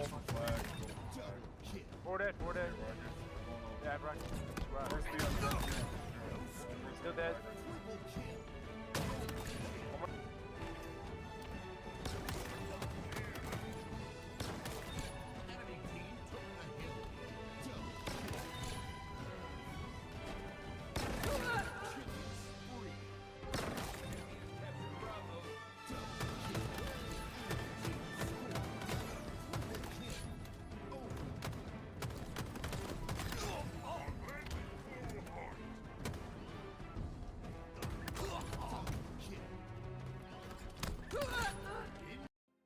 Hello, everybody. This is Miss Lakar here. I am happy to announce I will be doing a partnership coaching as the head coach with the Clutch Academy. I hope you all are having a wonderful time during the tournament. I am going to bring you guys a little breakdown here of how to run the flag correctly, or at least a good setup on Imperium here, or as some of you may know it, the pit. This is with a 4-man team. Obviously, you need some good synergy and teamwork to pull this off, but this is going to be a good general idea for setups that you want to have. This is going to be specifically to pull the flag through the green hallway or the long hallway here, but we're going to be focusing mainly on the green hallway here. And you'll notice on the blue side here, the flag pull that we're going to be going for, I've labeled the majority of the spawns here, at least the major ones that you need to be concerned with. You're going to have their S1/courtyard spawn up here, labeled as number 1. their flag spawn labeled number 2, and their mauler spawn labeled number 3. So really, these red lines are going to be indicating where we're going to be pushing from, basically off of the start. Now, you know, you don't need the power weapons to make this work. Of course, it makes it easier. And I'm going to basically be going over why in detail you need to be holding these positions, what they do, how you're blocking and influencing certain spawns. And then I'm going to jump into the game after and show you exactly how to do it. So starting off here, we're going to have one of your players break off from the main spawn. You know, obviously, if it's the beginning of the game, you're going to grab your snipe. If not, you're going to make your way straight through sword. This player's job is very important, okay? So not only are they coming to this sword side here, but their job is to watch for the spawners that are inevitably going to spawn here S1 courtyard. The other 3 players, you'll have maybe 1 or 2 push through the green hall here, of course playing for rockets if it's up. Last person pushing through long hall here, grabbing assault rifles, stickies, whatever else you need. Once you have players in these positions here, you can start to think about a flag pull. Now, of course, you know, best case scenario, you're going to be able to kill all 4 players, hopefully within a good amount of time next to each other so they're not all staggered off of their spawn. Let's say you get into this good position here. You get all 4 players dead on the other team, so things are looking great for you. When you have players relatively in this position, you're going to want one person in their side sword, either hugging this wall or somewhere around this area. Either way, you need one of these walls, and I'll explain why in just a minute. You're going to have 2 players in close to their green box here, and 1 or 2 players also pushing through the long. And so the idea is that you're going to have 2 players here push together through this smaller side, through the needle side, into their first and go for the flag pull. So generally what we're going to do is we're going to keep this number 6 player here watching for spawners. In these positions right here, you are actually going to be blocking the number 2 and the number 3 spawn here, which is what we're going for. We're trying to block this whole half of the map here and spawn them out here over in the S1 courtyard spawn, right? This is the idea that we're going for. So we're going to send number 7 and number 8 through this side of the map, playing for their first BR here to hopefully be able to grab the map without taking like too much damage here. Of course, you know, ideally you've killed them, they're respawning S1, so there shouldn't be much resistance. If there's nobody in their flag, this number 8 player can actually stay back and doesn't need to really push up to help the flag guy at all. But let's say everything's going perfectly, going to plan. This number 5 player's job is very important because if he oversteps this boundary, if he actually visually stares at the S1 spawn here, what he'll do is he'll actually block this S1 courtyard spawn. And if you're close enough to this 3 spawn, the Mauler spawn, you'll end up blocking all 3 of these major spawn points at once, and you'll force the enemy team to spawn in their emergency spawn, which is this little yellow box here. They will spawn bottom runway underneath you on their side sword, which allows them to quickly and easily just overextend to your side through runway and beat you to your side as you're trying to run the flag.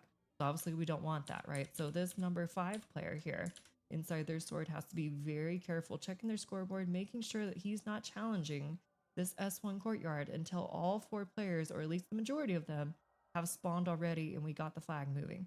So this player is staying still, waiting for these players to move up, waiting for them to spawn, making sure that he's not blocking or influencing that spawn. Now, of course, the number 5 player can re-challenge once he knows it's safe to do so.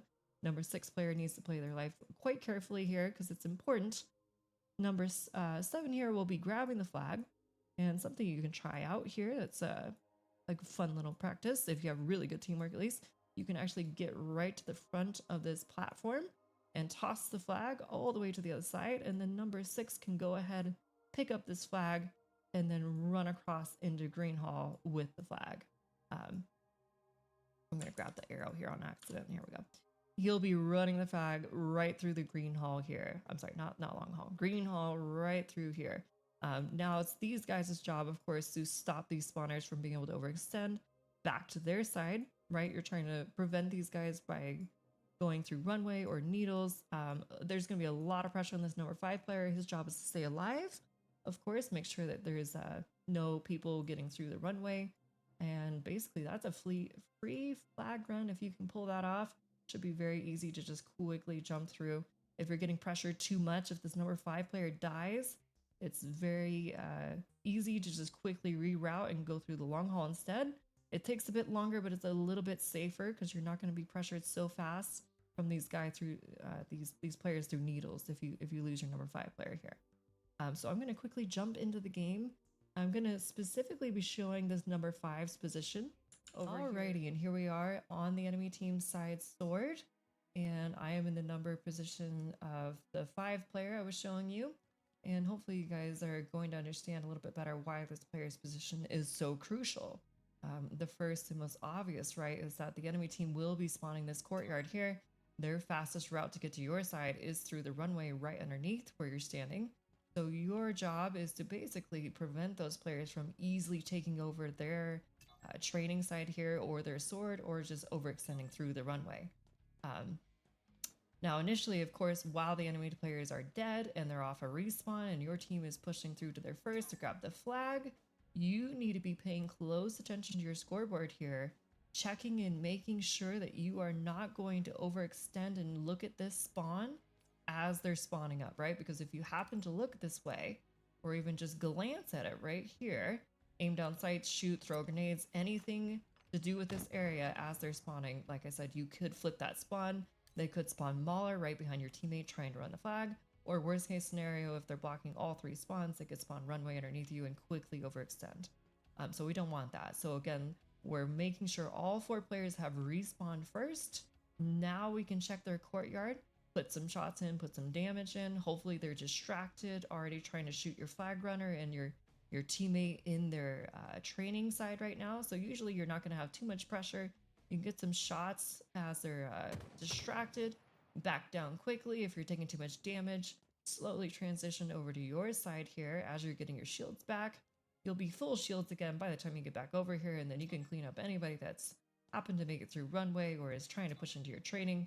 You are the bodyguard for this whole other side of the map, making sure they can't get through for free, making sure that your team can successfully capture that flag, right? And of course, rely on your teammate inside the needles. Both of you need to work together, watching each other's back. Don't let them just run up into needles and kill your teammate for free. You know, hold your ground. Also, don't forget there's a shotgun here. You know, this is a wonderful weapon to have in this position. That way you can kind of force them to have to push you inside their sword. And anytime they get in these close range fights, you know, this shotgun is going to be extremely effective. So you make yourself a very difficult kill inside the sword with a shotgun. And you're basically going to all but ensure that your team is going to get that flag and cap it. So, alrighty guys, that will do it from me. This has been a quick breakdown of Pit flag or Imperium flag here, how you can get the flag quickly through the green hall with a 4-man setup. I hope you guys found this useful. You're going to be catching me in the Clutch Academy. I do coaching. Come and find me. We can go in more in depth. We're going to go through all the maps together, and I'm excited to be working with you very soon. I hope you guys have a great tournament, and talk to you later.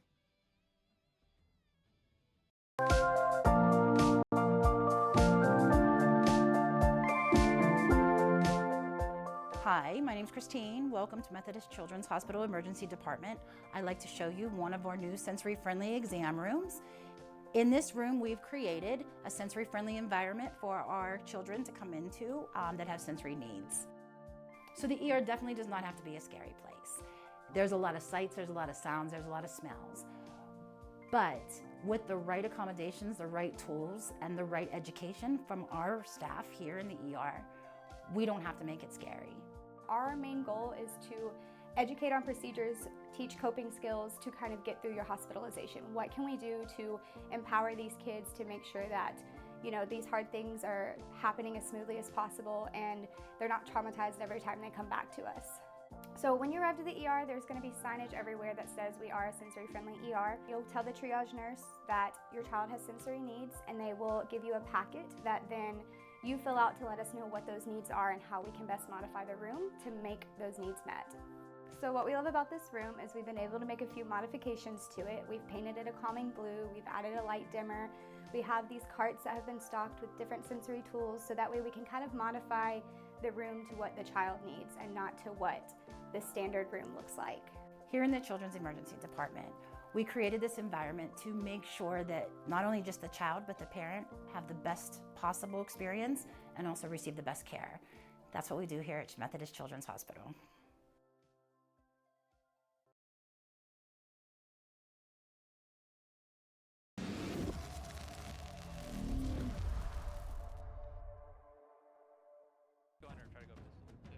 Watch for they got OS. OS is gonna be our main room. Our side bridge and our main ramp with sniper. They're training. They're training weak. Another one training. They're training. One more, they're training. Fuck. Bridge, going out training. Weak. Open, unopened. Sniper, I'm dead. Thank you.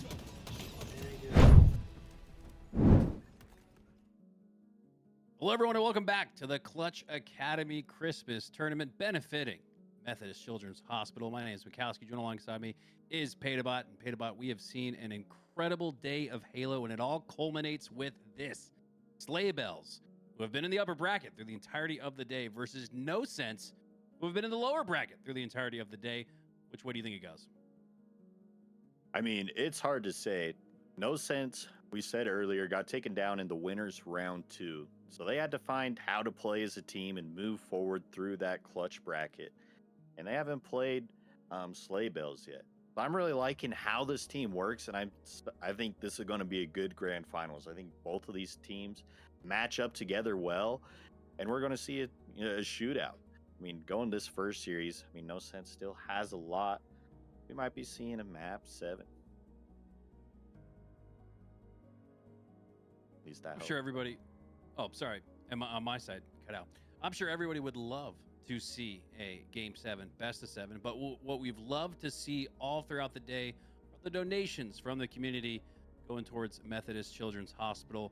I want to thank Revan and Bear with a $125 donation. Absolutely insane. Thank you for that. Emmy coming in hot with the $10. Cyanide, who also put on a show as a competitor just moments ago with the $25. Binka Boinka, who I believe also competed here today with the $125, matching Revan and Bear as the top donator. We got Hatred, who, if that's the Hatred I think it is, that is an absolute gaming legend, developer for a lot of people's favorite FPS titles and longtime Halo player. Hatred, thank you for the $100. And Andy Eats Pros with the $50 says, God bless everyone. A cumulative total, well, I want to say $545 donated all throughout the day, and another $500 in toys, toiletries, and all the things that the kiddos need for the holiday season. So thank you so much to the community. A collective $1,000+ going to the kids. Love to see it.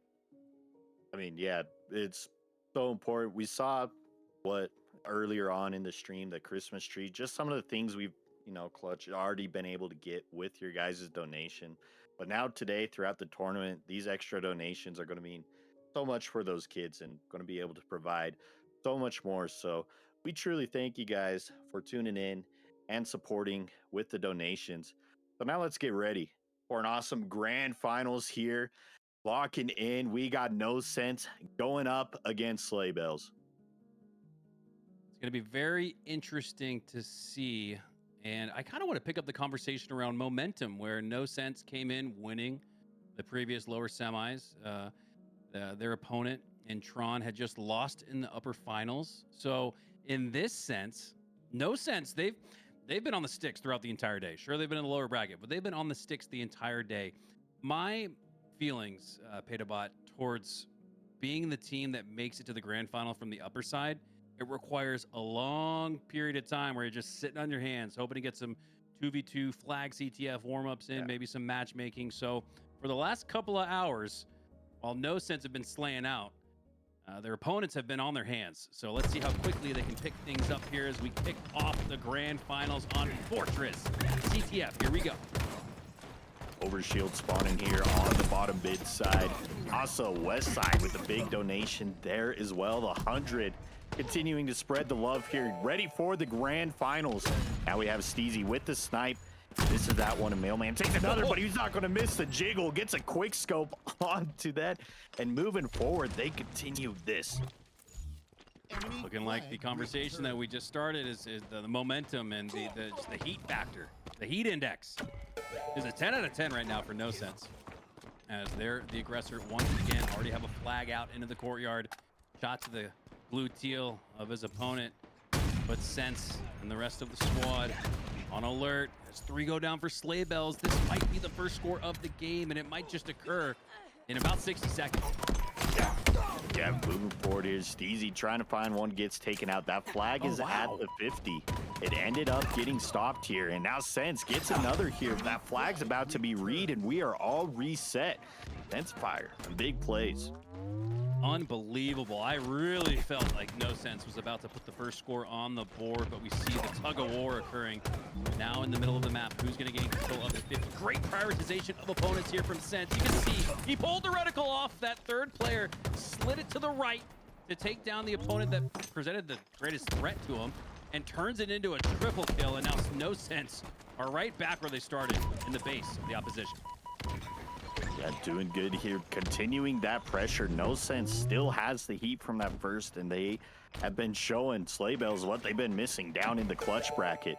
Popping off. Mikalar now pulling that flag forward here, finding a one-shot Sense fire, now jiggling on this side, trying to do damage, trying to survive, gets taken out, and that flag is also stopped. They had to reroute for that overshield. I'm not sure who grabbed through. The Astro might have gotten that, might have snuck through from Sleigh Bells and got that overshield. Defensive execution has been on point for Sleigh Bells. 2 times we felt a little concerned with their chances to stop that flag from going in, but 2 times they have done just that, stopped it, as Astro no longer has control of the OS, but they got to feel pretty good about where they're at right now, 0-0, when it should be 2-0. Yeah, a great defense. I mean, both of those looked like they would be flagpoles. And now Cyanide there with the own. Tried to get past the 50, but defense from both sides slowing this before they could get in a spot to score that. Now Pneoman left, last 2 here from the teammates. Has to dodge a teammate, throwing that one down, but the flags once again reset. So both teams have had their opportunity to put pressure on the map and have been slowed down by the defense. 9 minutes left in this one, still early. Cyanide from the donation table to the slaying table goes down though with that snipe as Zesty picks up the repulsor. Now Strix gonna play a little bit of offense here. Bodyguard trying to get that flag out. 3 go down for Sleigh Bells with the flag out, but they're not in position to run it right away. This might allow Sleigh Bells another chance to come off of spawn and stop No Sense from scoring, and they do. Unbelievable. Just as it feels like all the slaves are going in favor of No Sense, which they are, they haven't been able to put it to work and turn it into points. Now Sense fire with the sniper, ends up getting taken out. That's going to be big because there's still at least 7 bullets in that sniper. Picking it up, make that 6 bullets. Here to work with for Cyanide. Now waiting for these spawners. Ends up getting back down by that. Still looking for that headshot, and both sides end up overextending, losing that sniper. So 6 bullets still down on that top tower. Astro now at the snipe tower. Sniper though in the hands of Kalar as they look out towards the opposition side of the map once again. It's felt like for the entirety of the game, outside of one minuscule pull from Sleigh Bells, it's been all No Sense. But just as I say that, No Sense go 4 down. This is going to allow them to cleanly cross the courtyard without potentially taking a shot as he makes the G-slide attempt and does not get shot. This should go through, but feels like we already should have seen a couple of scores and have not. But now after 3 go down, this should all but surely be a 1-0 lead for Sleigh Bells. Not sure what happened there. The repulse turned it around, taking a little bit longer, but still going to get the slide nonetheless. So the first one, Sleigh Bells getting that first cap despite the slaying deficit here. And that's just the part of Sleigh Bells. Their strategy so far, they've looked at the opportunities where they do have the slays and been able to capitalize on that one, moving that flag through. And you go look on the other side, you need to figure out, you have those slays. What are you going to do to move that forward? Yeah, No Sense are in a little bit of a blender. In the last 60 seconds, I've routinely looked up to the top right to see 3 or 4 down, but just as they need it, a counter cap ensues with 4 down for Sleigh Bells. This could very well be a 1-1 tie, if not for a hero play from Astro. It's Steezy down to 1 HP, but Astro also also 1 HP. Steezy goes back to the flag, but he goes down shortly after. This is all allowing time and space for Sleebells to occupy space on the side of the map that they need to be on. But you can see Kalar, last Spartan standing. He doesn't have a position to drop into the courtyard and grab that flag. This might get reset. Astro finally goes down after heroically taking down one. There we go, Kalar going back to the well. He goes down as well. Strix down to 1 HP. 3 go down for Sleebells. It's gonna be the most hard-fought score in Fortress CTF history. And it finally goes through. We're tied, 1-all. We are in a war. I mean, shots going everywhere to get that flag. Both sides look like they're able to capture that, or able to stop it at one point, and then the cap goes through. Trades, battles going through, and so now we're tied. 5 minutes remaining here. Mailman with the snipe, looking for an opportunity here. 6 bullets remaining. Going to get that top mid position on this wing side to look for these spawners here. And that's forcing the side of No Sense to have to slow down here in this space, waiting for these sniper bullets to go. Tied 1-all with 5:20 left on the clock. Who's gonna clutch up in your clutch up finals? Astro, it's the Quigley with the snipe. 2 body shots collectively combined for the collateral, and 3 collectively. No, 4 go down for No Sense as Sleebells are on the aggression once again. They get another clutch slay. Astro with the 5 perfect shots might just put him up by 1 in the end game. Man, it's been a while since I've seen a Quigley badge, and I miss it. I mean, lining up the 2 shots being so important here to get that flag out. Once again, Sleebells unable to push that flag forward far enough to grab that. They're gonna have to fight. The trades go through, so the flag's still on this back half of the 50. Cyanide last alive, trying to pull this forward, but gonna have to fight Kalar. Kalar takes it down. So another opportunity for that flag looks like is going to be stopped here if they can get that re. Counter cap potential. It looks like No Sense. They're going to play a little slower here to ensure the reset, which they get. Now Sense pushing up into the opposition's base. Mailman trying to play some defense here. Now dropping into the courtyard. Overshield up in 10 seconds. So you're going to see him position himself here on the 50. Try to earn the slays and then earn the OS. 2 left. Mailman last alive, but in position to grab this overshield. But it's going to be met by 2 players of No Sense. But he gets a trade. The perfect on the reversal. Kalar last alive for that overshield. Mailman doing the damage. Kalar still gets it. At least burns it. Going to be in position here. Wait for spawns. That overshield's practically burnt, but still getting it out of the hands of Sleebells in that situation was good. Yeah, that's like in the fantasy football championship. So you just hope that player's on the bench, right? You may have gotten the start, but you just hope he's not popping off with it. And that's exactly what we saw there. Kalar able to grab the overshield, but not do much with it. But all in all, he stays alive. All in all, he has another run out the board, but 2 down for No Sense, 4 up for Sleebells. Yeah, he's gonna make the right play here. Drop that flag, play for more slays. But on the other side, he's got to play some defense. Sleebells are now on the run. Both flags out. Yeah, working here, Kalar, both flags out. Who's going to be able to get this past the 50? Looking for a melee, but the shields from Astro regen. Melee wouldn't have mattered. Gets the clean kill here. Now 3v3, doing more damage. Finds the 1 shot. Now looking for that flag. The flag is returned here. Snipers are up, and Astro doing great work at 21 and 12. Keeping that up, and chaos ensues as snipers are up. Oh my goodness, if not for the power weapon in the hands of Sense, I think Astro would have continued on his reign of terror. What a job there to just keep hope alive for Sleebells, but it's starting to dwindle. And the cap could go through here for No Sense. Oh, it's a goal line stand. Steezy clutches up, takes down the Mailman, and now he's on the run. Easy moving this one forward, and we're going to have another standoff. Can survive, gets taken out. Now 2 to go down for Sleebells. Kalar pushing the pace. Going to be on the re here with the last seconds. Mailman needs a win, but no. Kalar with the perfect shots to get the re, and now No Sense go up 2-1, 2 minutes remaining. Wow, unbelievable sequence here in the end game. Just 2 minutes left on the clock, and a 2-1 lead here for No Sense. Can they hold on? Kalar still in this back base position here. Going to make him turn around, but on the other side, they got the OS. They've got through. Unbelievable. It looked like Kalar was about to take down the overshield, but now it's running amok full. Zooming the overshield over in that base, pulling that flag. Now Kalar's still alive, forced to come back to this 50 to play a little bit of defense on this flag. Fighting the spawner of Cyanide, lands the first shot, gets him 1 shot, backs him down. looking for that kill, but doing a good job at slowing down this pressure of Sleigh Bells from the base. They had the overshield, but it did not go towards the flag cap. Good jobs from Kalar to slow this D. Great positioning. Great movement there, but he eventually falls. Flag in the hand of Cyanide. With about 60 seconds left, will we have a sudden death finish? Dusty trying to make sure that happens, but the flag gets reset. Unbelievable. One last drive up the map for Sleigh Bells, or No Sense, are going to continue on their reign of terror from the lower portion of the bracket. Whoa, what a performance there. And Stacy, for good measure, gets another one to the board. Might just have ensured the Game 1 win. Not so fast. Astro finds a double kill and gets through the base on the armory side.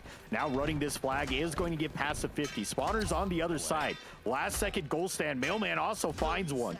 This is going to go in. 30 seconds left. No one's extended through. Yeah, they have the kills to double cap this in 20 seconds, so it is tied. It was looking good for No Sense, and Astro with the killing spree keeps finding it.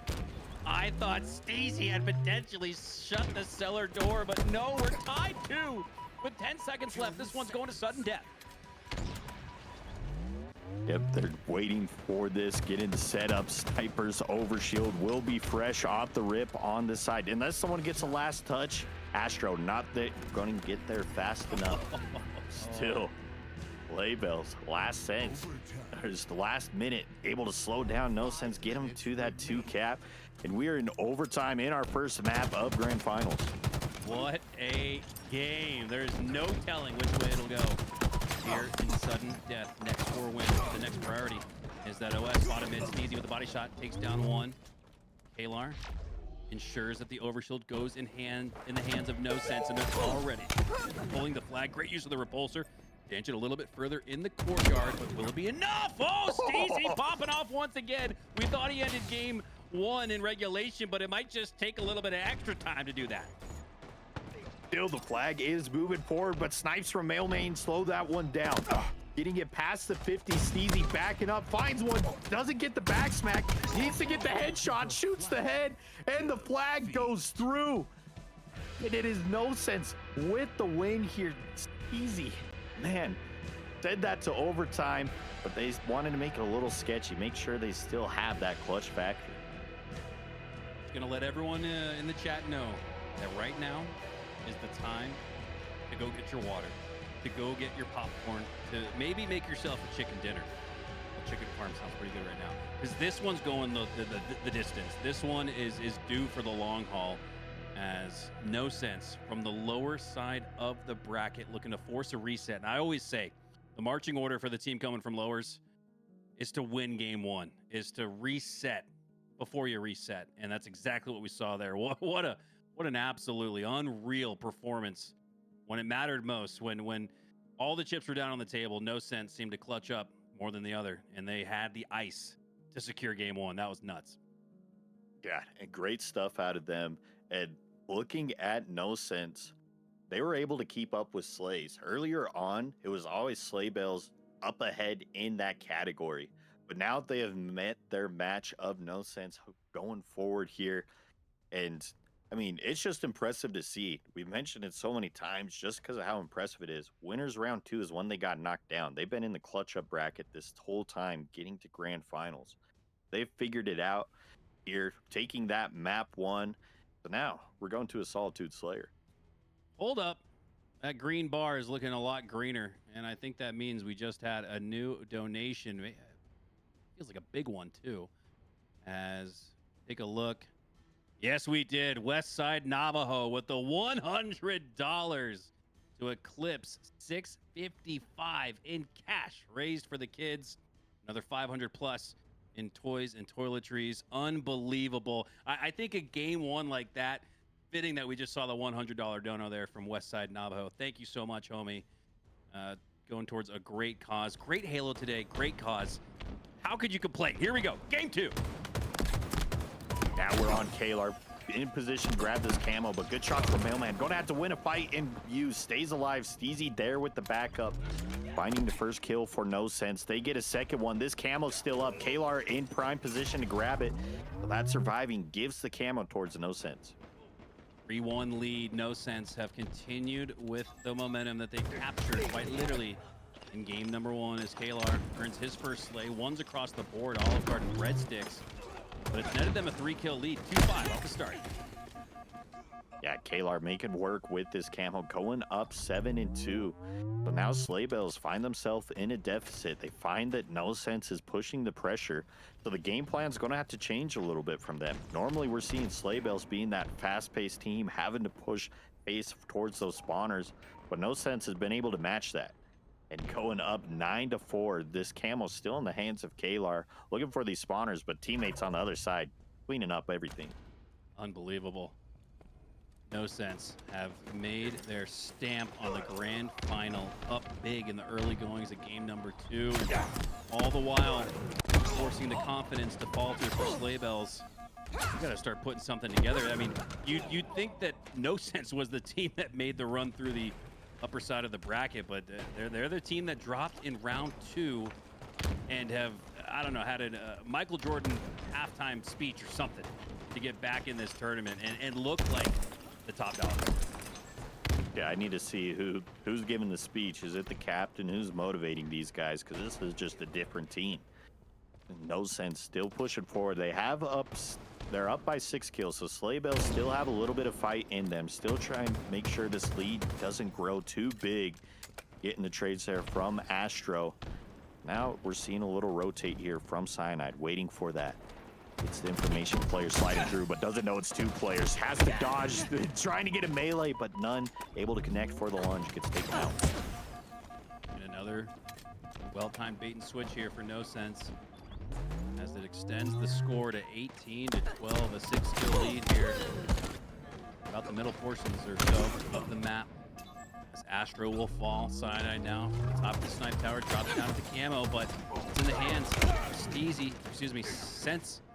As Sense will fall, so a big slay there. That could have we could have seen a runaway freight train. Sense has been money with the camo all day, but he's not allowed to stay alive with it. Mailman though for Sleigh Bells, he's starting to pop off. Unbelievable use of the geometry bottom mid to use every bit of brick to stay alive. He was one shot for so long, 2 players on the flank, but still able to get a kill and survive. Definitely in that Christmas spirit with the gift wrap bandit. Going to get a second with the nade on the double kill. So Mailman not out of this Slayer yet, starting to pop off, wants a chance at this. Mailman down to 1 HP, anticipated that the second player for No Sense would push in to clean him up, but he had a nade waiting around the corner. Keeping it close, still down by 5. As Sense, grenade tosses out, seeking out some damage and intel here. Spots an opponent towards the top side of the cafe. Gotta be careful here. Low ground, down to 1 HP, might get chased out. He does, but he makes sure to trade out. And that is such a big play. When you're up by 5 in a Slayer and you earn a trade, that's a win for the team that's up. Yeah, trade's so important here. Mailman with the shock, misses onto Steezy. Now waiting for the reinforcements, backs up and does damage onto Kalar. Not going to survive. I've just been impressed with how Mailman's been playing. Gets taken out, but every opportunity, there's no dead space. If he's trying to get shields back, goes and shoots somebody that's unexpected. Who goes back and forth here. But trades continue still happening. Oh, wow. That's a big burn.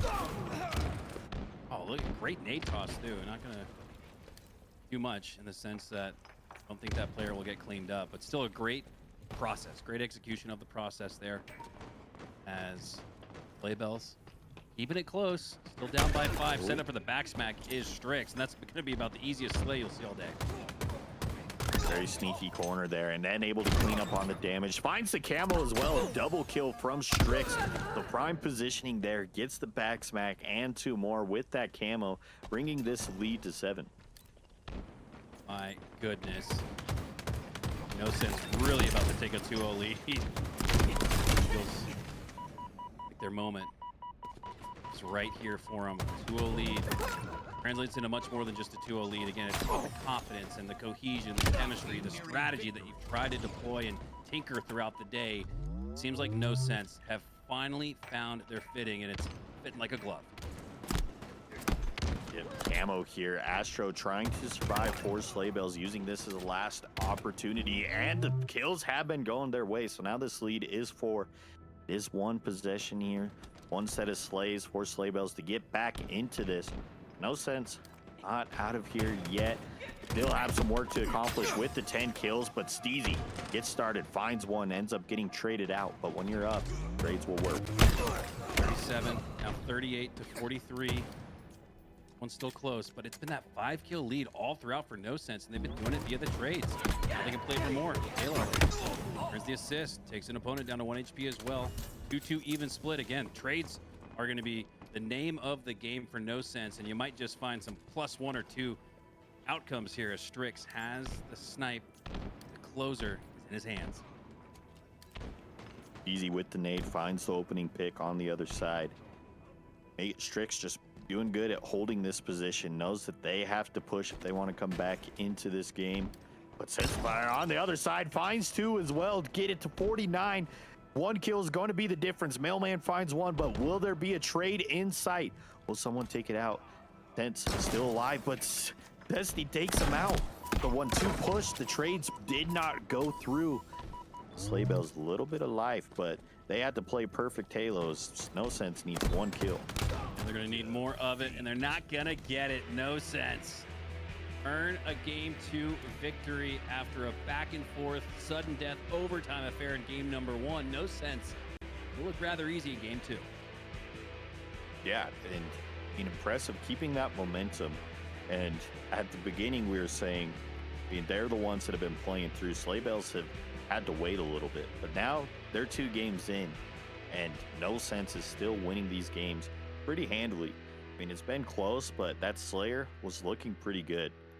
You had to take a step back if you're on the other side. You made it through the winner's bracket. You're in grand finals. You don't want to get reset.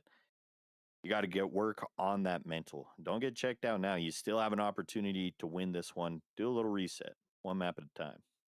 Taking that early lead and then countering every single push that we saw from Sleigh Bells was what really stuck out to me in that game number 2. We saw, I go back to Mailman, that double kill nade shot. That was extremely impressive, but you look down at the scoreboard, it's still a 5-kill lead. In other moments throughout that game, Sleigh Bells seems to have some momentum, seems to have something going, and it's still a 5-kill lead, and that's about what we finished at. So a great job there, countering every single effort and attempt that we saw from Sleigh Bells as we head to a game 3 Streets Oddball. And shout out Esper with the $50 donation going toward the Methodist Children's Hospital. Continuing to push forward here, $700 raised so far. So shout out to the community and shout out to Esper with the $50 donations here. People have been enjoying some Halo content, and No Sense, they've been providing here, trying to get this reset.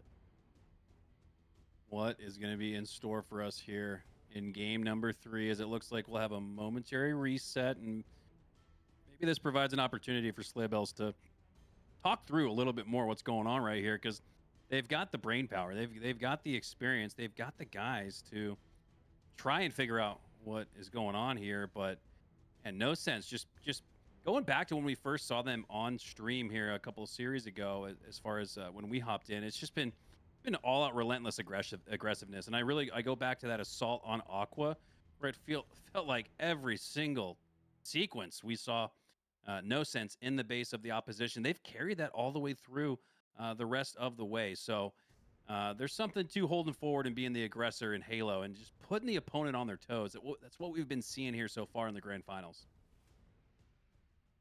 Yeah, just big stuff out of them. And I mean, I'm curious to see how this translates into the Streets Oddball on that side. What are they going to be? What's going to be the difference here? How are they going to slow this down? I mean, Streets is going to be another fast-paced map where the pressure is going to be in their face the entire time.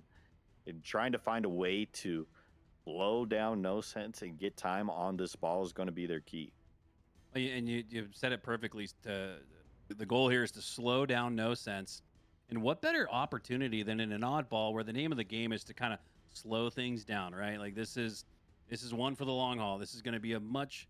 I would actually don't be surprised if this game 3 is longer than games 1 and 2 combined. That's just the way oddball usually plays out, especially if it goes to round 3. So if you want to slow things down for no sense, you can do so here in an oddball game 3. Yep, on board Astro. They find those early slays, now hitting the flank. But on the other side, no sense grabbing that early time, rotating it over towards the spawners here on this A side. So if they can find a set of slays, this will be time. Going to paltry 1-0 lead for no sense here as they've got the first bit of time, but not much of it. Easy, pushing through the middle of the map, has the camo, but he's gonna have to earn it with the slay right here. It trades out, so the camo right there before him, and it looks like his teammate Strix clutch up and was able to pick it up. But then gets taken out by, or no, Sense took it. So Strix did get taken out, but Sense got that camo as well. So it's still alive and well. Now gonna get the damage here onto Mailmain. Just rotating around, waiting for this opening for camo to sneak through. Looks like he sees this gap on towards the A side, hits the jump. Now just do a good job clearing the corners. Here's the opportunity, waiting to bounce here. Gets the damage, but the shots are missed. Now has to use a nade to turn around. Gets it. Astro taken out from Sense. A little shaky at first, but able to find that kill. Ooh, not shaky anymore. Nice shots there. Secure killing spree. Likely the oddball here. Has no sense. Go back up on top, or they should at least. 3-2 right now. A little scoring, considering a minute and a half has clipped off the clock in regulation. Back smack goes through for Sense. Looking for another one here. Cut through the cuts. 1v1 gunfight. Both down to 1 HP, and both will reset.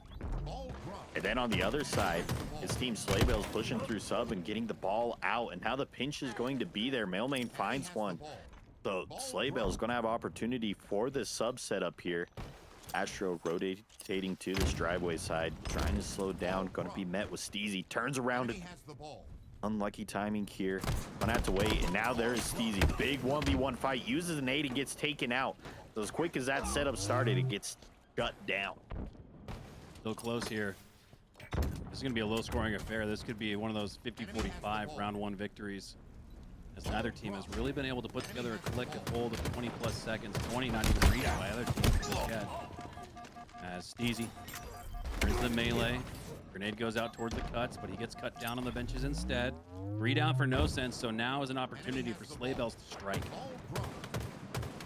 Looking for that. Astro finds the kill. Slaybell's going to have another setup here.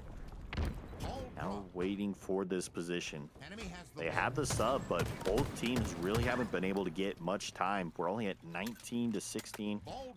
Slaybell's going up, but 2 minutes, 40 seconds remaining here. We'll have this opportunity. A big win from Cyanide, finding the double kills there. The Slaybells continues the scoring.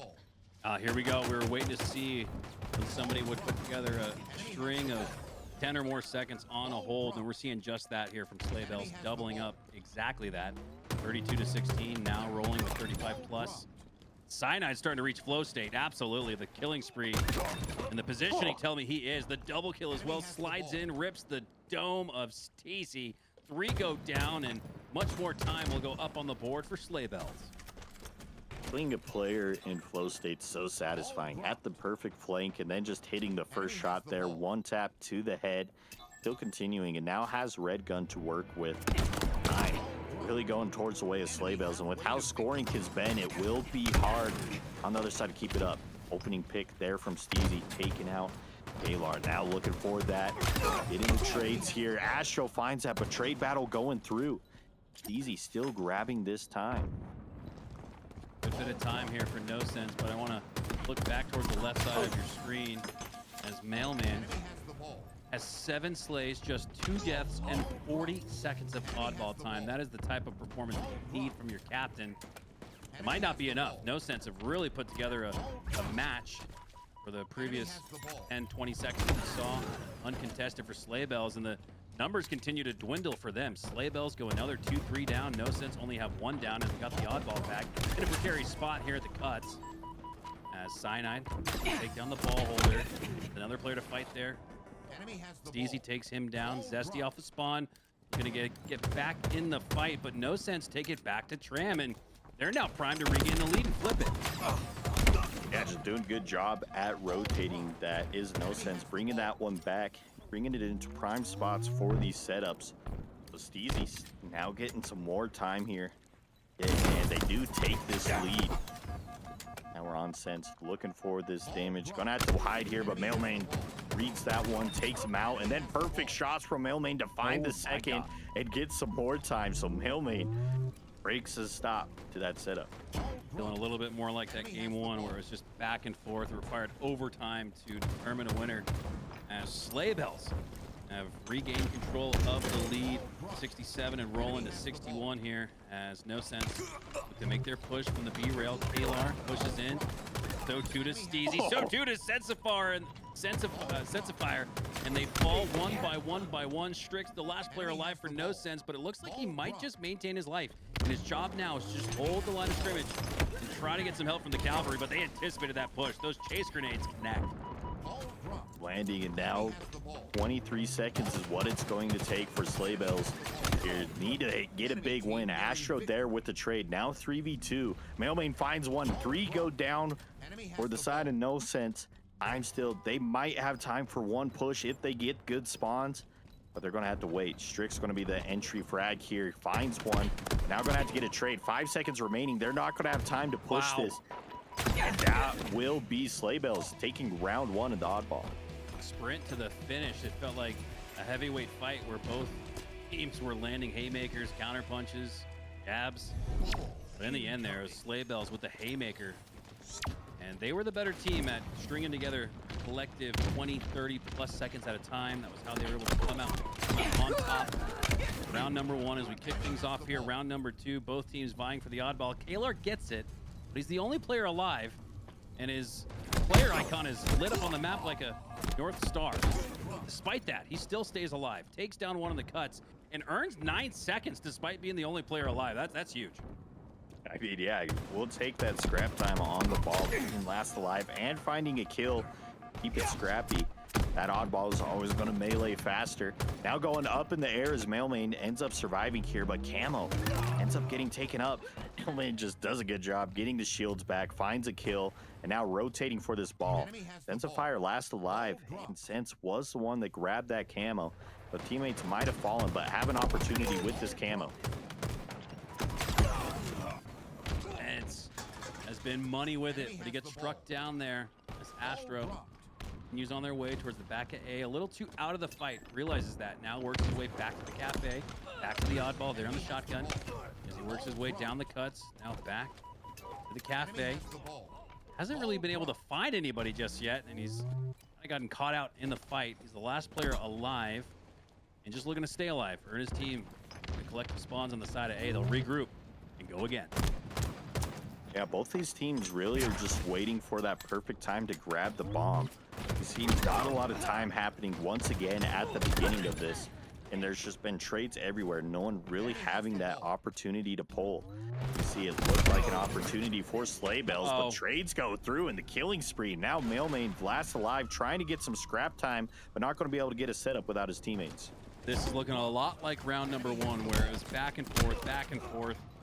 And then Sleigh Bells was the better team at holding on to the oddball for a string of 20 plus seconds. We've seen exactly that, and my God, Mailman turns 2 taps for the double kill. Camo up in 20 seconds, but it's 20 plus on the board for Sleigh Bells. Somebody kill this guy. I mean, it's he's only died 8 times. In game, yeah. Somebody use their bandit and get him out. He's only died 8 times. And it's 2 rounds. We're in the second round of oddball and still going. And just about those sleighs. He's tied for it now with 21. Mailman pop off. I mean, doing it all for the teammate, because we don't want to get a bracket reset. We want to try and win it in this first series here. Wow. Now, they have a great set of time.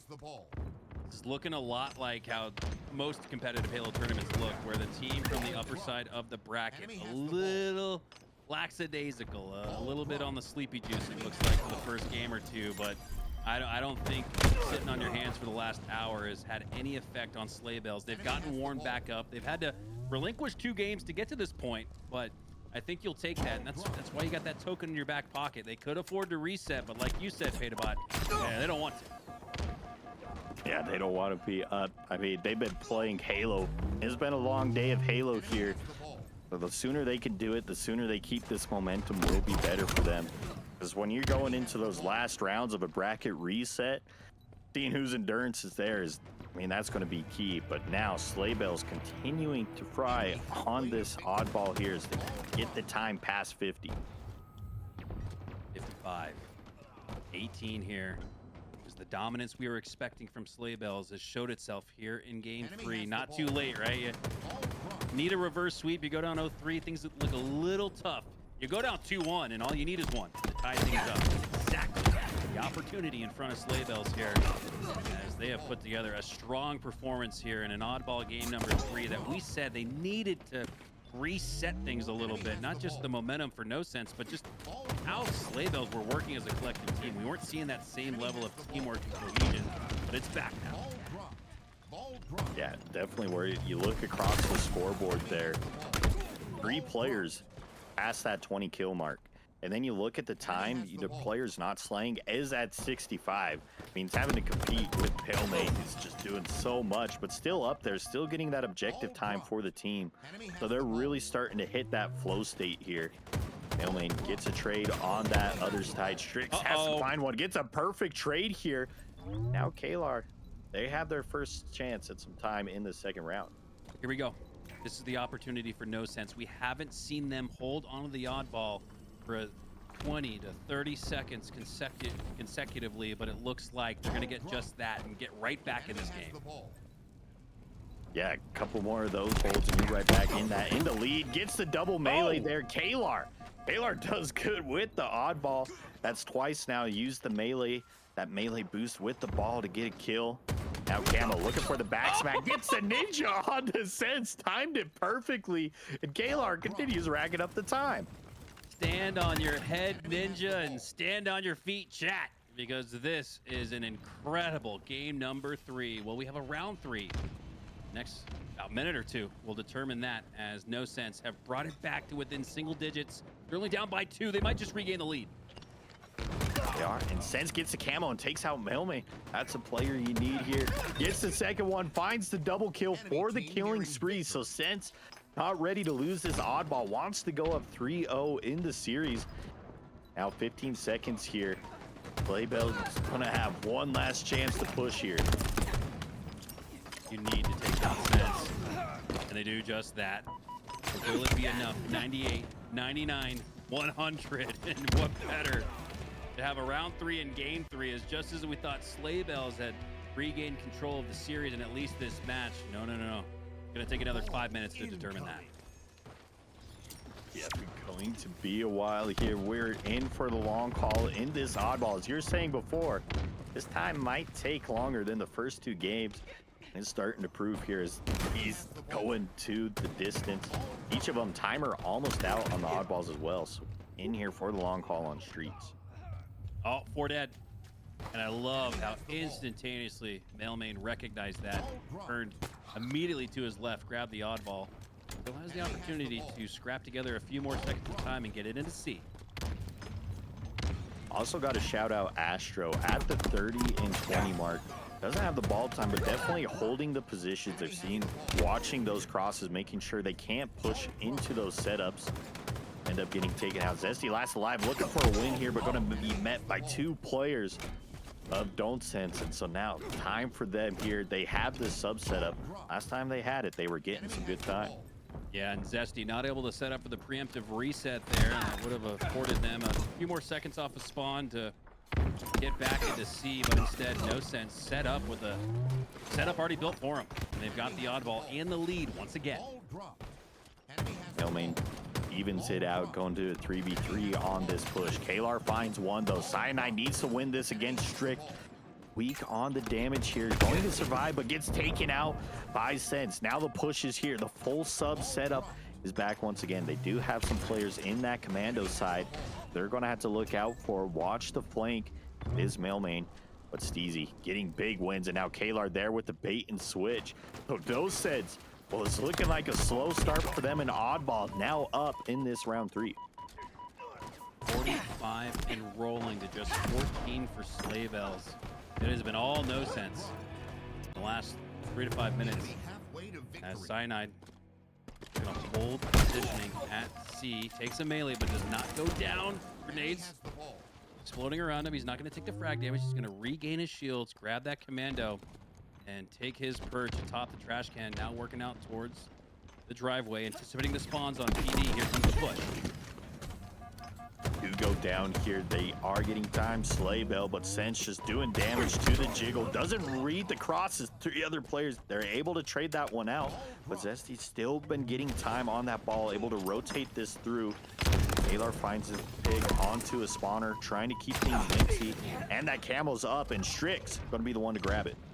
And there was the difference right there, right? Zesty previously did not get the reset. There's Zesty. Learned from his, not necessarily previous mistake, but previous situation, and got the oddball back out to the palm trees. It made it a little bit more difficult for No Sense to set up here at C, and look what it turns into. They get a little bit of time, but it's fool's gold. Sleigh Bells back on. Big one. Oh no, Steezy doesn't get that one. Astro there. Wow. Now this setup's going to be the sub. I thought the trade would happen, but it doesn't land through with that melee. Astro there doing damage. Now using the BR to help the teammate from across the map. Big stuff out of here. And how is trade? This is going to go down to the wire in the oddball. Tied 60-60. Now it's Sleigh Bells back up on top by just a couple of seconds. Here comes the push. 4 presenting themselves down the B side of the map. 1, the water cooler. Steezy does a great job to take down 1. Careful with the chase here. Astro does ultimately take him down. Grabs the stalker rifle, and it's still got 75%. So this is the power weapon, quote unquote, on the map you need to take advantage of. Alar snuck through though and got spawners for the sub side. Snuck through and hit the ball out. And he flipped the map, and now they're going to have this opportunity to break it. Trades are going through, and Sleigh Bells had the setup but pushed a little bit too far, and spawners flipped.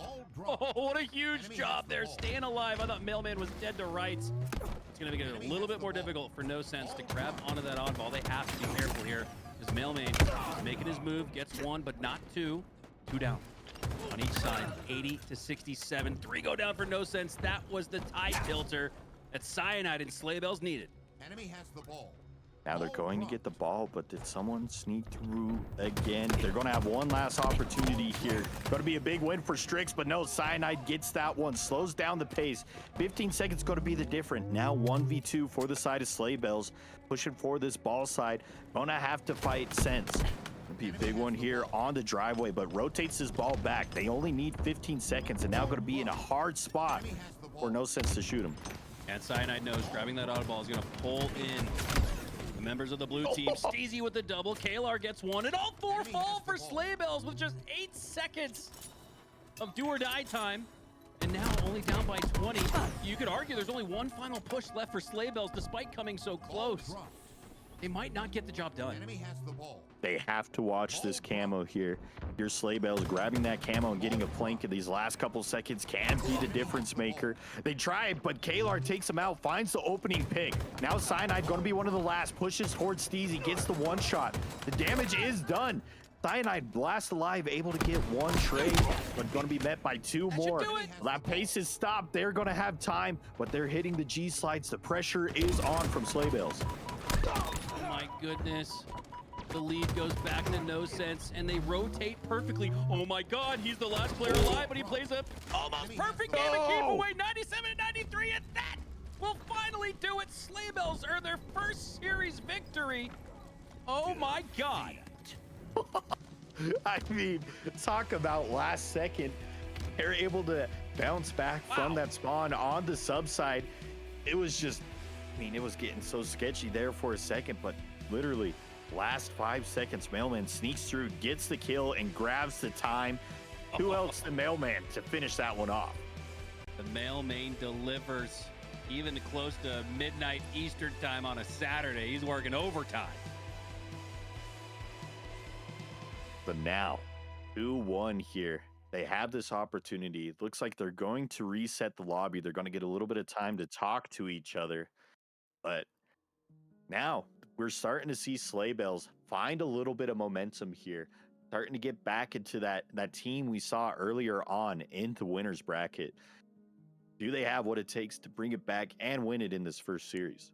Yeah, well, now Sleigh Bells have something to hang their Santa hat on, in the sense that oddball usually goes to the better team, right? Like, it's very hard to just fluke an oddball win. The game is too long to just fluke a victory. And so Sleigh Bells now, after winning their first game of the series, can say, hey, we've only won one game, but we won the game that usually goes to the better team. So they've got angles, they've got a path, they've got an avenue towards building on that confidence and keeping the opposition from resetting the bracket where it felt like a foregone conclusion, especially in the end game there. I mean, it felt like you could have looked like No Sense was going to win, looked like Sleigh Bells was going to win, looked like No Sense was going to win. I mean, that round 3 was unbelievable. It really came down to the final push. Love it.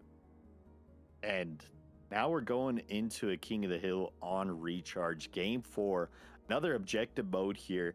And this is going to be, I mean, this is the game of the series because you look at it, Sleigh Bells wins this. Now it is tied. They're just in this. Those first 4 games didn't matter. But if you're on the other side, No Sense, you take this Recharge, you're up 3-1. You have that 3-game cushion to win and reset this bracket. So going down to Recharge, it is going to be big. Yeah. And keep in mind, Recharge, probably one of the more, if not the most setup-oriented map that we have here in Halo Infinite. So again, series layout is starting to lend itself to the better team. So it's time to put up or shut up. You got the 2-1 series lead if you're No Sense, but another tough task lies ahead on Recharge. They had the potential to pull through. I mean, that oddball, yes, they did lose, but it was in the last second of round 3. They're still shooting back, and so they weren't able to hold that setup there at the end, but they still have that opportunity to push forward and win. And as you were saying, Recharge, very setup map. They were starting to figure out the setups there towards the end on the oddball. I mean, that second round, they had a great setup. It was holding through. So can they translate that to the Recharge? Yeah, I mean, well, that's the thing, right? Is Recharge a setup-oriented map, King of the Hill a setup-oriented game type, and we saw better setup control from Sleigh Bells in that previous game, where probably you could say more scrappy time for No Sense, but more team-oriented Halo oddball time for the side of Sleigh Bells. So does that continue on? Does that show itself in this game 4? If so, we're looking at a 2-2 tie. Yeah, I'm excited to see how this one stacks up. And Recharge with the setups is also one of the maps that it's so important to hold the crosses. There's a lot of points where you could be looking at one side of the map and seeing your teammates on the other, making it to where they can't cross into that A side. And we're seeing in the chat, some of these players in here are mouse and keyboard. So mouse and keyboard on the cross, that's going to be one of their advantages, is those long distance fights and holding the crosses. Great point. Yeah, I'm looking to see Mailmain and Astra, who I believe are the 2 mouse and keyboard players for Sleigh Bells, hold the line and prevent access into gold and A on the other side. If they're able to do that, I think they're going to be looking pretty good. I think they're going to be pretty happy with the result. But that's why we play the game. And don't just predict who's going to win, because it ultimately comes down to these players making plays. Making the plays. And this is a King of the Hill as well.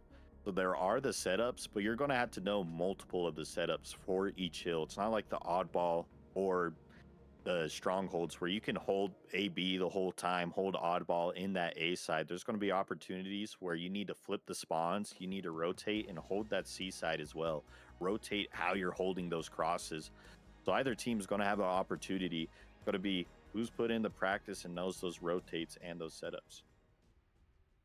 More game time throughout the day for No Sense, so you could make a case for them as we approach a very, very important game number 4 here. It's either, I mean, this is a swing game in every sense of the word. We're either looking at a series tie or a 2-1 match point lead for No Sense to reset the grand finals bracket. I don't think there's anything left to say. It's time to play. Here we go. Game number 4, Recharge, King of the Hill. Let's go. We have camo spawning up in bottom mid, shock rifle up on the other side as well. Those are going to be your power items to look out for as players spawn in.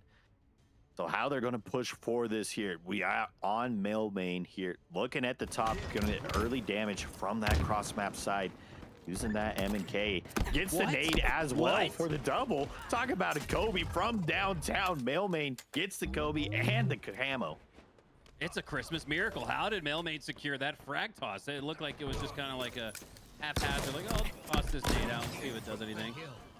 Can he maintain his life? He's maintaining possession of the hill and the camo and the shock rifle. His ability to stay alive here is going to be so important. And look at how he resets his position and gets out of the hill towards the whirlpool. But they absolutely predicted it. Despite that, though, 3 go down on each side. So it's an even net 1v1. Kalar versus Astro. What do you got? This hill is so hard to secure. It's on that bad side. There's so many opportunities from spawn to look at the hill and do damage or throw nades. We're seeing both teams struggling to get any time here early on. They've had a couple of 3-4 downs or team wipes on either side. Not much time because of those spawners. So that's what makes this first hill even more important. Stens turns around and says, see you later, Cyanide. I'll get that trade here. That's going to help for the teammate. Yeah, that's an even net trade in early game, 0-0 still, but I'd give that trade win to Sense because he should have gotten back smack, should have gotten headshot and cleaned up much faster than he was able to turn as an opponent, but he's still able to earn the slay that maintains positioning on the gold side for No Sense, as it looks like they've secured about 65-70% of the time to just 15-20% for Slay Bells. Astro here holding this gold spawn. They're going to have A, but the pinch is going to come through. Kalar on the other side. Steezy finds the opening pick. Now the back smack doesn't connect, but the melee's there, and he somehow survives. Kalar out of there. Now going to have to fight Sense, and Sense up on the melee battle. So Astro unable to find that, not getting damage. Now scoring going towards Don't Sense. Kalar does step out of the hill momentarily in a couple of seconds. Did he afford Slay Bells the time to get in it? Yes, he did. That one step outside of the hill might just have allowed the door open for Slay Bells to come back. 3 down in that moment for No Sense. Red team back in the hill. Sense pushing for this gold, and Host needs to win this fight here, but it's going to eat Mailmain's nade, and he hears that hit. Starts pushing pace. It's a perfect! Turns around on Cyanide, and going to get a trade as well on Mailmain. I mean, big wins there. That's got to secure the first hill for No Sense, right? I mean, that was an absolutely insane play, and Destiny goes down to the remote detonation. This should absolutely be a 1-0 lead. No Sense. And it is, I would hope, after a play like that, to get 2. Now cleaning up. They have camo here and rotate towards the silo. Gonna need to clear Mailmain, but camo gets taken out by Mailmain. Sense goes flying through, but gets stuck as well. And Mailmain finds another, so they trickled in, but 3 go down for Don't Sense. And the setup now for Slay Bells. Usually you earn a rotation by timing the push, but there we just saw the slaying prowess come out there for Slay Bells as they earn it the hard-fought way. First bit of time on hill number 2 as they're rolling towards the tie. Astro getting this time here. Kalar finds the opening pick on the other side, trying to break this setup. Strix gets the second here. Now Astro going to be left alone on the side. Able to get one, uses the smoke to survive, and gets out of there as well. Gets a melee, max damage out of that, but the push is through. Destiny finds one on the rotate. Can he get the hill? No, doesn't get the hill, but damage is here for Cyanide to get the flank. Uses the sticky. Good damage, and now this hill getting scrappy. And Blue Pipe's a triple from Cyanide. They just fed it. Clears the hill, goes for the over, and he gets it! Extermination cross-map. Cyanide single-handedly clears the hill. And caps that as well. I mean, that was well fought. They were starting to feed so much damage, but hitting those headshots and then cross map with the BR. That's why I love to pick that weapon off the wall. So you can have an opportunity for that overkill, that cross map shot. What a great match. 9-1 all. Close as it gets. Early rotation, though, does go to No Sense. They've got the first bit of time, but now Slay Bells answering back. They've got possession of A. Need to clear it here at the elevator. Astro knows what to do. Takes down Kalar. Repositions towards the bottom side of the elevator. I like the aggressiveness. I like the decision to go for it. But Steezy ends up cleaning it up instead with the double, shooting through the rails, through the stairs. Getting good damage out onto his opponent, Zesty. He's got to watch his back. Reinforcements come in for Zesty, backing off Steezy from that kill, but still going to survive, and now it's going to catch Mailman looking for him. Got those shields back and finds one. Now going to have a 1v1 with Astro, but down in the shields. Can he survive? No, Astro gets the lunge to clear this A side. Fawn's going for sleigh bells for this next hill. Wow. What a game. Astro, 1 HP opponent in front of him, finally lands the body shot to take down his absolute opponent. Now staying alive. Steezy gets the double. Sense gets one. And now No Sense have cleared the hill. They've gotten back control. Here comes Mailman flying like a madman. He'll go down for it. Camo here on the hill. That nade should be good. Does connect onto the trippy player. Need to get this camo off. Going to be in a position. Now one shot. Both players hiding on this Dorito side.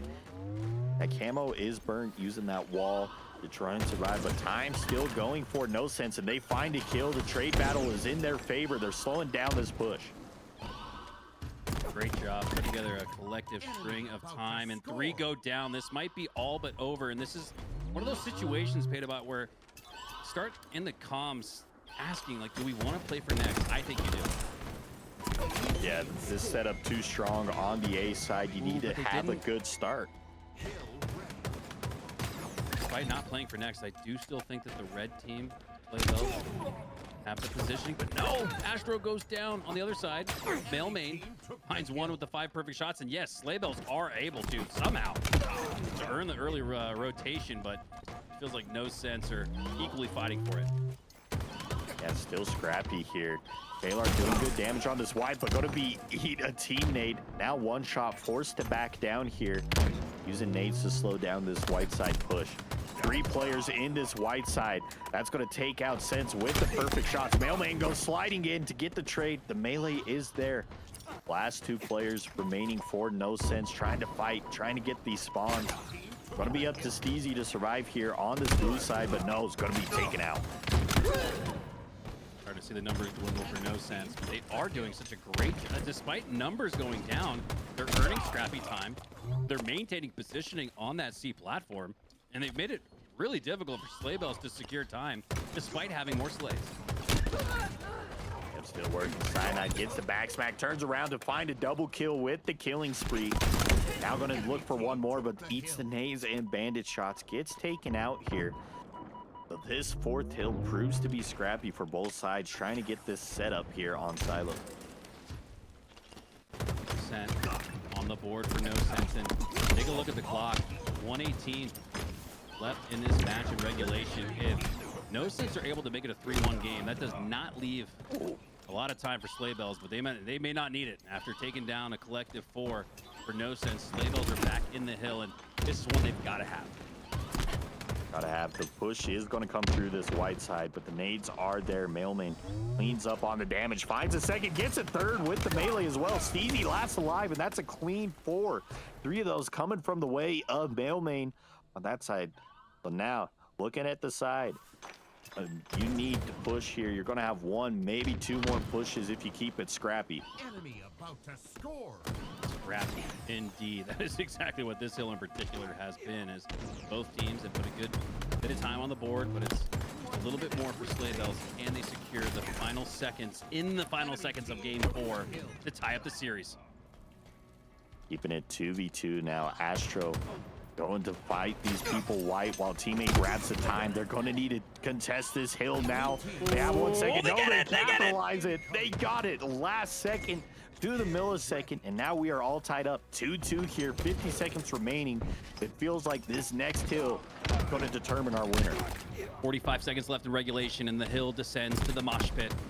It'll be very difficult, almost even more difficult than the C platform, to secure time here, as nades will rain down on your head. But No Sense have the first bit of time.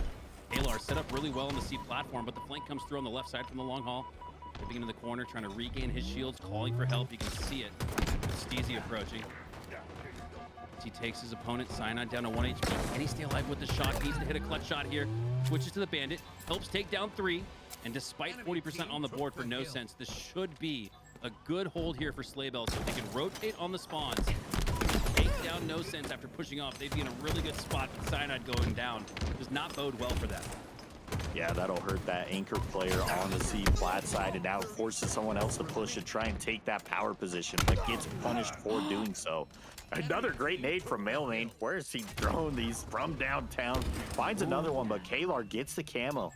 Now in this corner, try and get any extra scrap time. They send 3 players on this hill. They know they only need a little bit of time here to capitalize it. Gonna make this last push scrappy here. Camo being sneaky.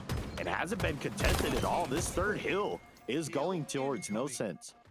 Wow, and that might just have secured a 3-1 series lead as soon as the third score went up on the board for No Sense. 4 went down for Sleigh Bells. That's going to make it a mad dash for the batteries to try to keep their hopes alive.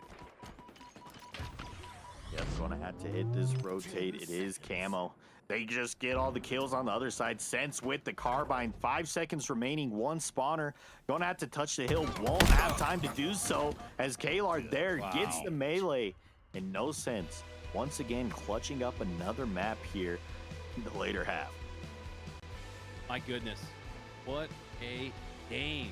This is unbelievable what we're seeing here. And shout out to Kalar and Steezy, both players occupying 3 scores in the hill. A collective, not team shot, but a collective objective focus nets them a win. And it was just as Sleigh Bells started to build some momentum, just as it looked like Sleigh Bells was looking to tie up the series. Now, No Sense are just 1 game away from resetting the whole thing. I do got to shout out Kalar there. It's one of those draft picks where I was saying not everything is going to be on your stat side. They had the positioning or the hill there, as you were saying, got 3, but they were also just in the right spots at the right time. Going to that hill, they were controlling C-plat. Kalar holding that, making sure no one can push, holding those spawns, allowing other teams to cap it, then grab the camo and was sneaky, getting that rest of that time on the last hill. The plays from Kalar being that team definitely won it there for them. Yeah, and they've been the much better camo team in this series, and really even throughout the latter portion of the day. They've Sense, I feel he routinely has the camo. I mean, if it's not Sense, someone else finds a way to earn that camo. And the camo, if you ask me, has really been the difference in this series. So depending on what the series layout looks like, if we've got another camo map, you got to try to find ways to earn it, if not just simply burn it if you're Sleigh Bells, because No Sense have been way too strong with it. Easy anti-cheats back. Haven't seen that error in a while, but our observer getting taken out. We're going to need a little bit of time to reset this lobby. But now, as you were saying, on the back foot, Sleigh Bells, if it's a bracket reset, at that point, it's anyone's game. I mean, it's another best of 7, no one having that advantage. If you want to capitalize on this advantage, you're going to need to win a lot more maps, and it's starting with the Slayer here.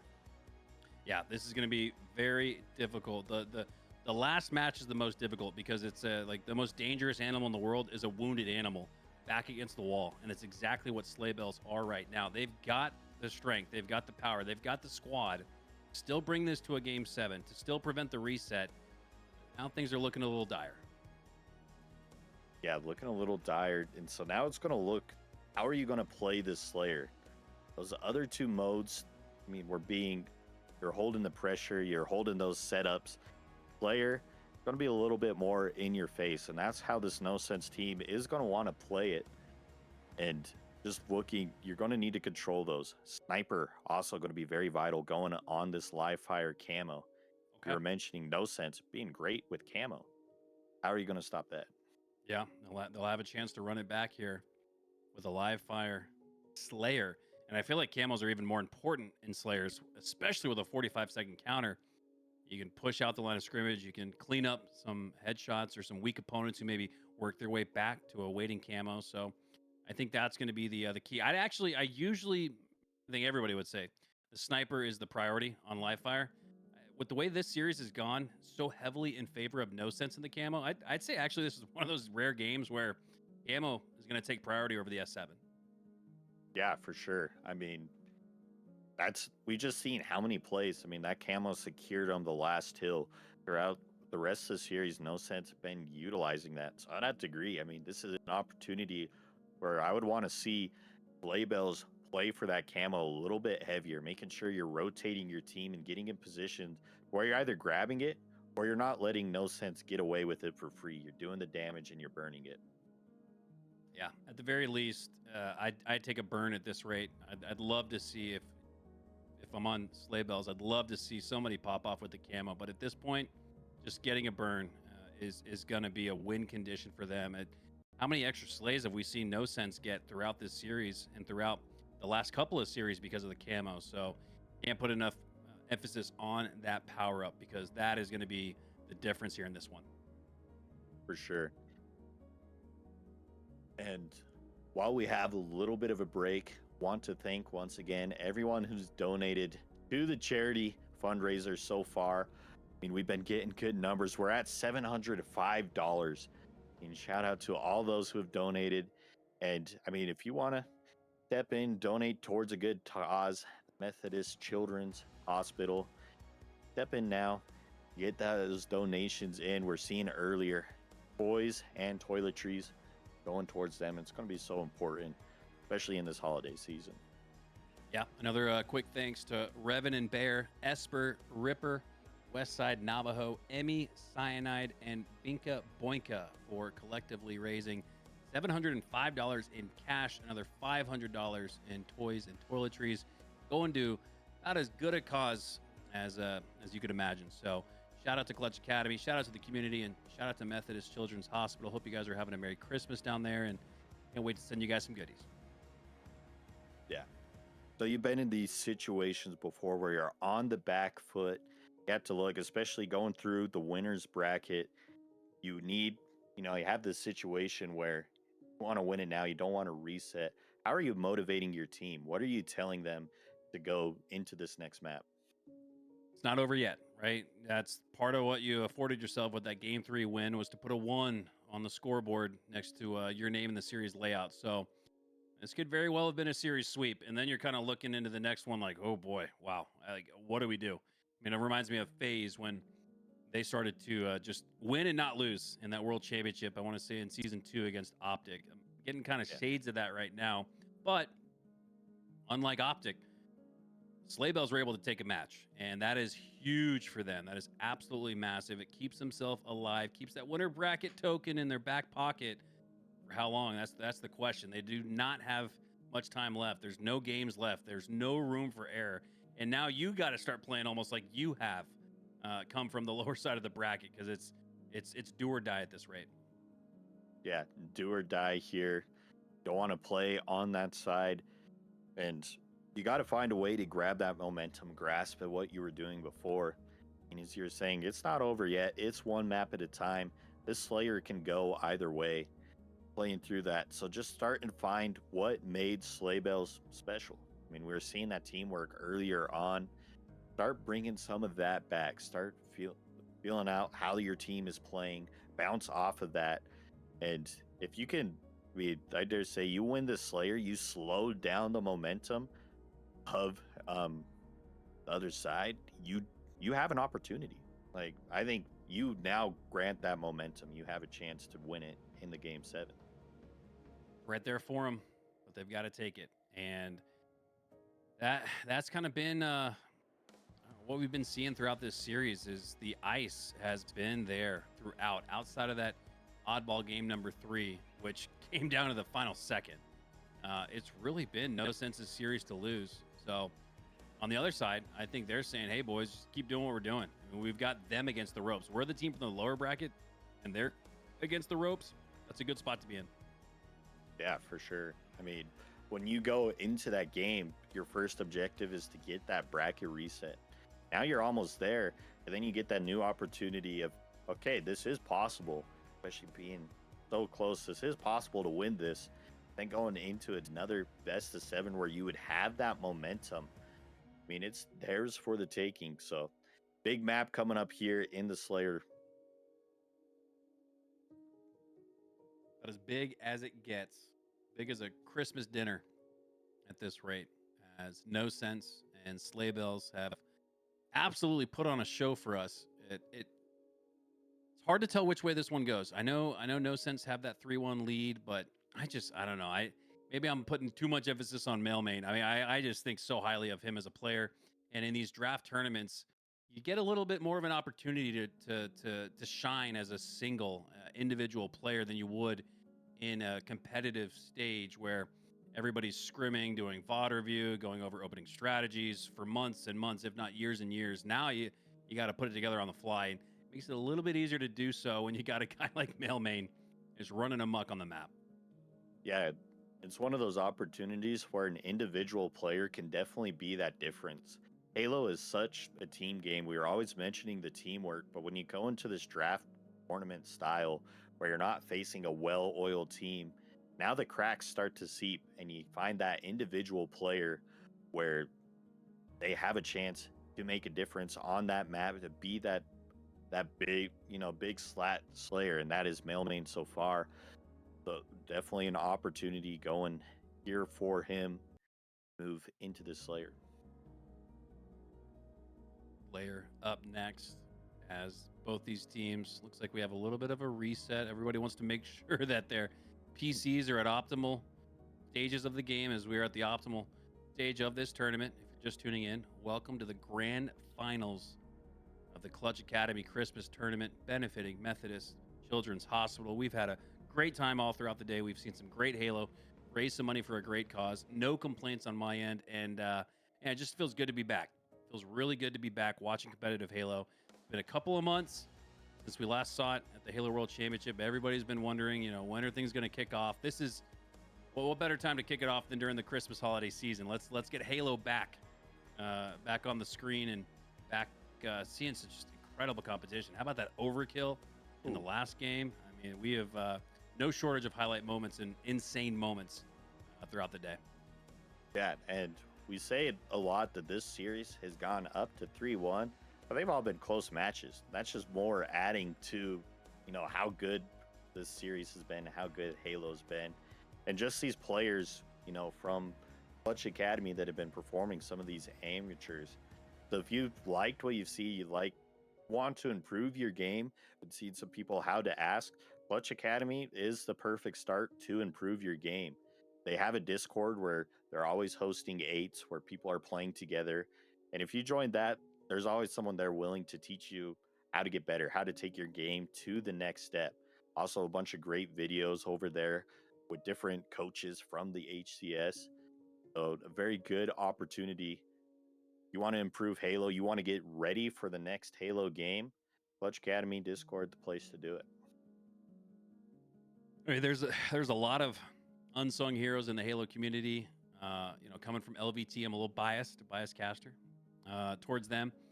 I mean, Clutch Academy though, it's right there up at the top. We're so lucky in the community to have multiple heavy hitters that are putting on a show, putting together some incredible events and activations to not only allow players the opportunity to compete, but to raise some money for a good cause while we're doing it. I mean, that's it's like PB&J. Oh yeah, it works so good. And I mean, it's cool to see that a community can come together and fundraise. I was telling my grandparents about this at Christmas. I'm like, yeah, I'm casting in this, charity tournament. They're like, oh, asking questions about that. And I'm like, yeah, I'm talking over a video game, raising, it like blew them away, but that's just the reality we live in. And such a cool opportunity to be able to do this and start to raise money for this hospital. Love you. Yeah, definitely has a soft spot in my heart. I got started casting through draft tournaments. We'd put together a tournament. We'd have 8 of the top streamers and players in Destiny match up with members of the community, and the whole time we'd have a different charity that we would raise money for each month. And this is kind of shades of my roots with the Clutch Academy draft tournament plus the charity component. It's just, I don't know. I feel like I'd love to see, like, I think even HCS tournaments. I mean, I know it's more streamlined and more focused towards the competition than grassroots community, but I just think, I mean, it's not that difficult to add a charity component, right? Like, it takes a little bit extra legwork, sure, but thanks to the good folks at Tiltify, they make it pretty easy to raise money for a good cause while watching a good competition. So shout out to Clutch Academy, man. I feel like every time they host a draft tournament, it does have some form of charity involved. So it just goes to show the people behind the scenes at Clutch that are thinking about the big picture. Yeah, We did 24K. We did 24. I don't know if they can hear me, but last year, to let y'all know, I'm not there at my house anymore. I'm in a car, so I sound crazy. They could probably hear me, right, Shredder, or no? Okay. Well, I love y'all. By the way, everybody, Mac. Yeah. Plato, Hot you're mic. doing amazing.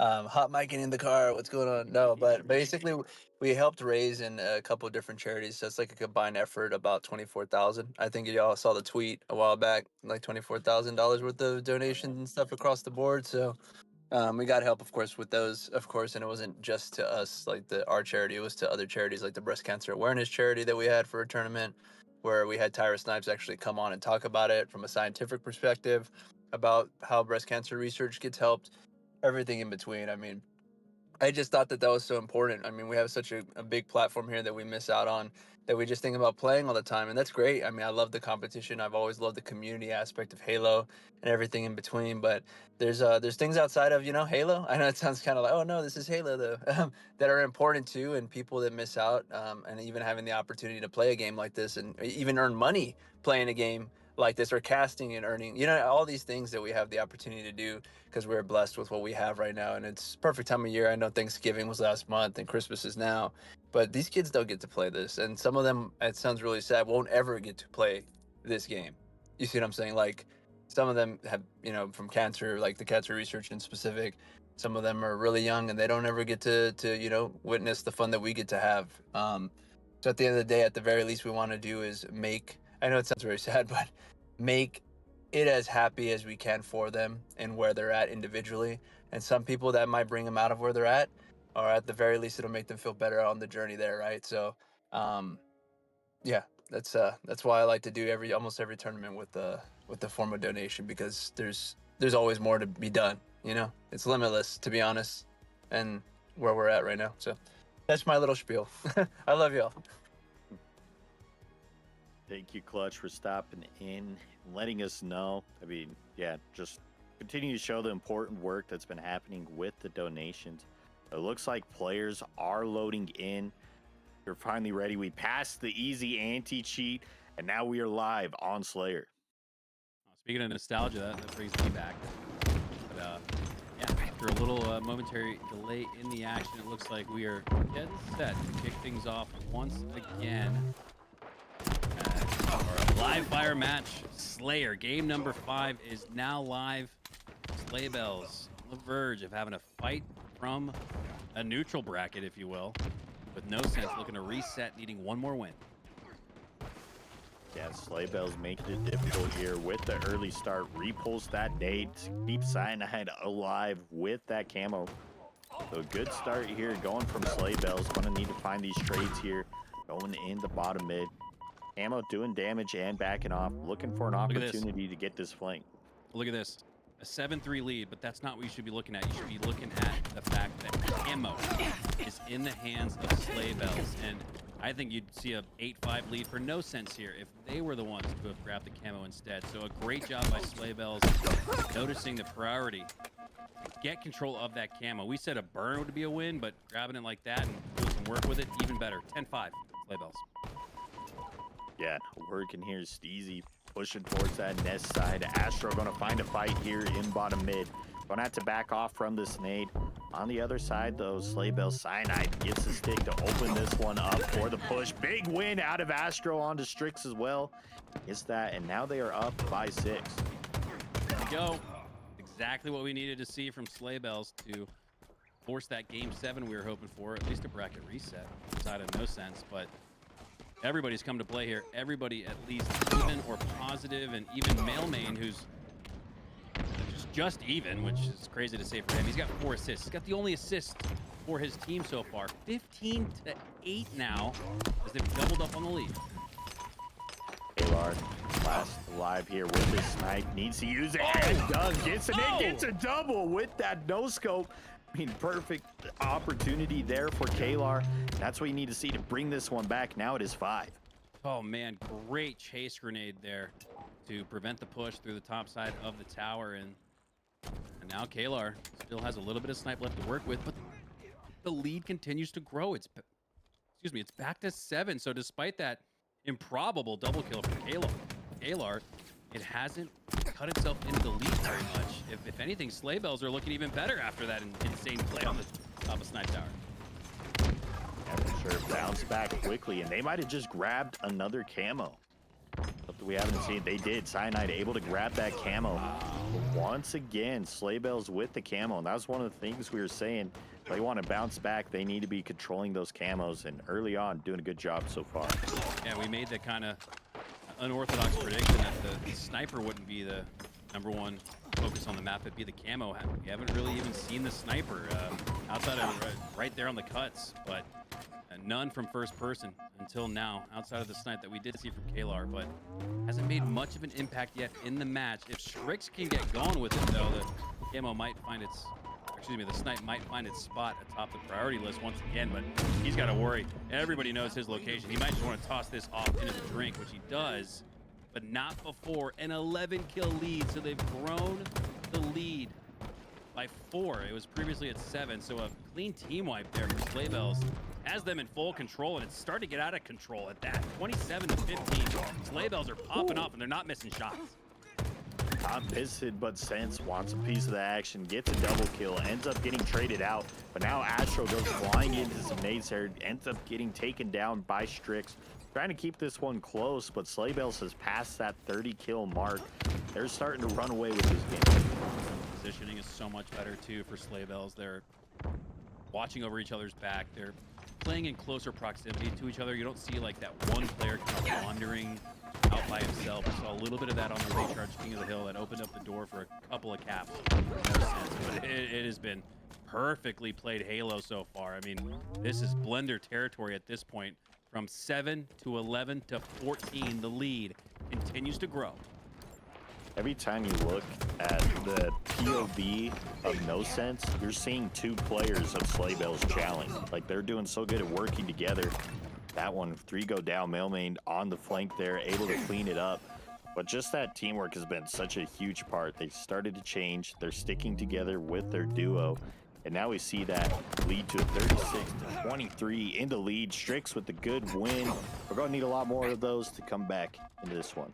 This is just exactly what you wanted to see if you're Sleigh Bells. This is, there's probably a conversation to be had about who's the best player in the lobby, but if you're putting a gun to my head, I'm picking Mailmain, and look at his stats. And sometimes numbers don't tell the whole story, but they certainly don't lie. 12, 9, and 4. He's got the most slays in the lobby, the most assists in the lobby, and the least deaths at that. So anytime you're top of the board in kills, assists, and deaths, it's no wonder why his team is up by a lot here. I can't even do the math that quick. 44-26. This one's all but over. Send it to a game 6. Yeah, this one might be a stake at this point. But I mean, back to what you're saying about Mailmain, it's crazy to see only died 4 times in this entirety. Like, the times that they're winning,